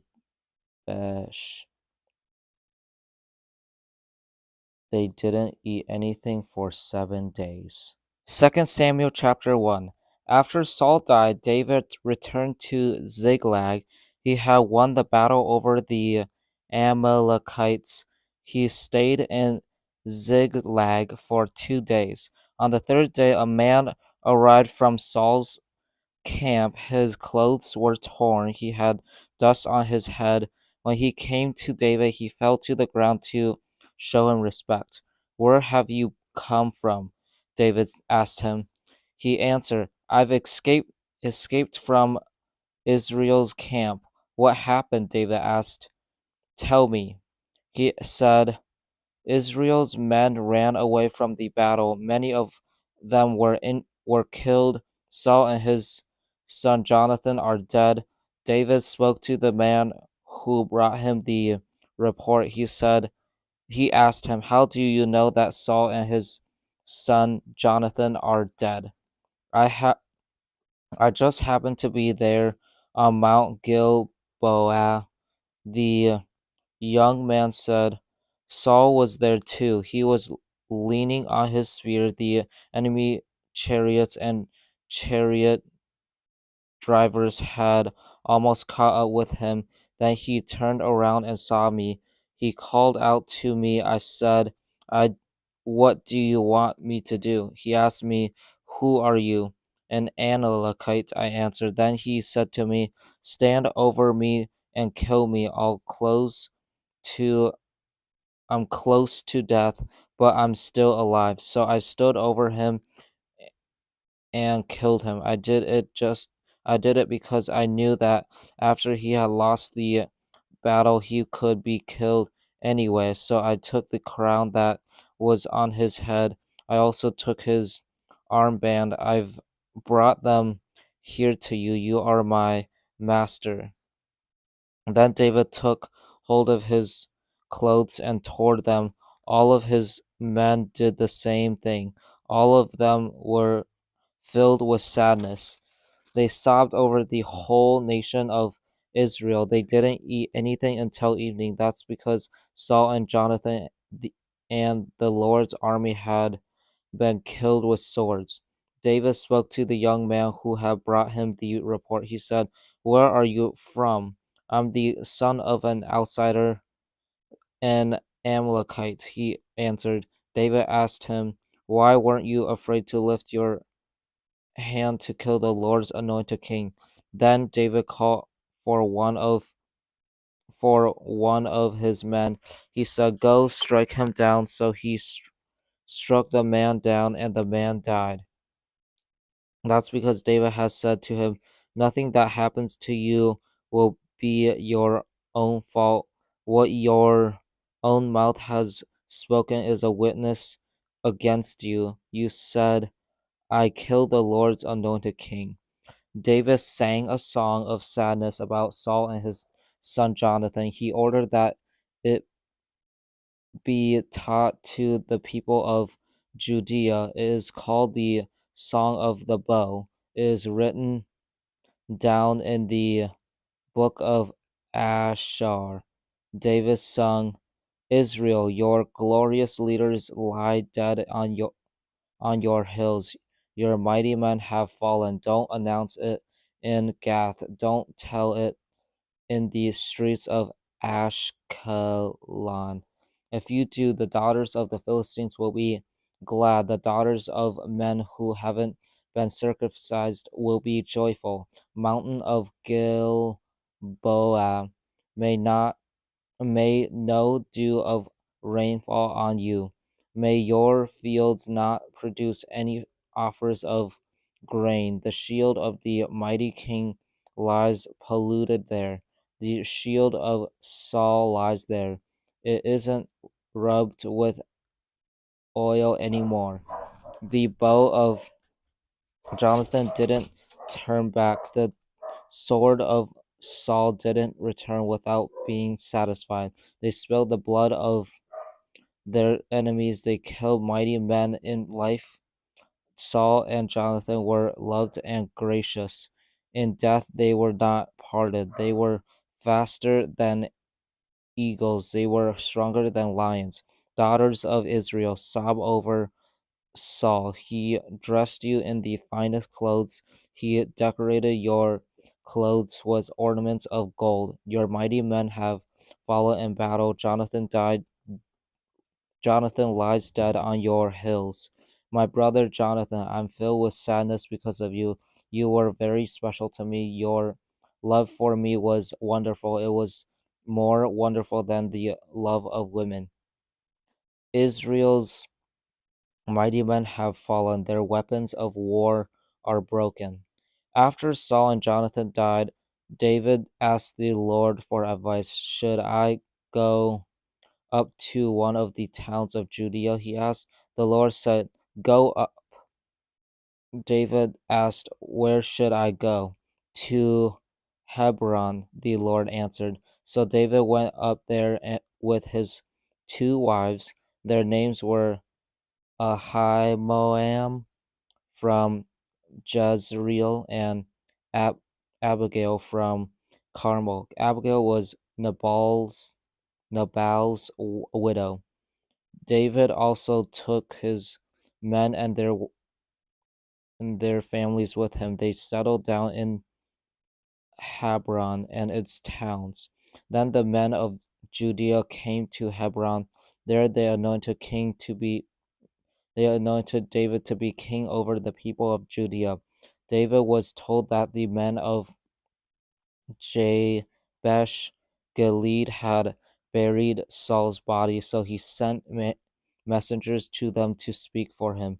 The messengers said, You were kind to bury the body of your master Saul. May the Lord bless you for that, and may he now be kind and faithful to you.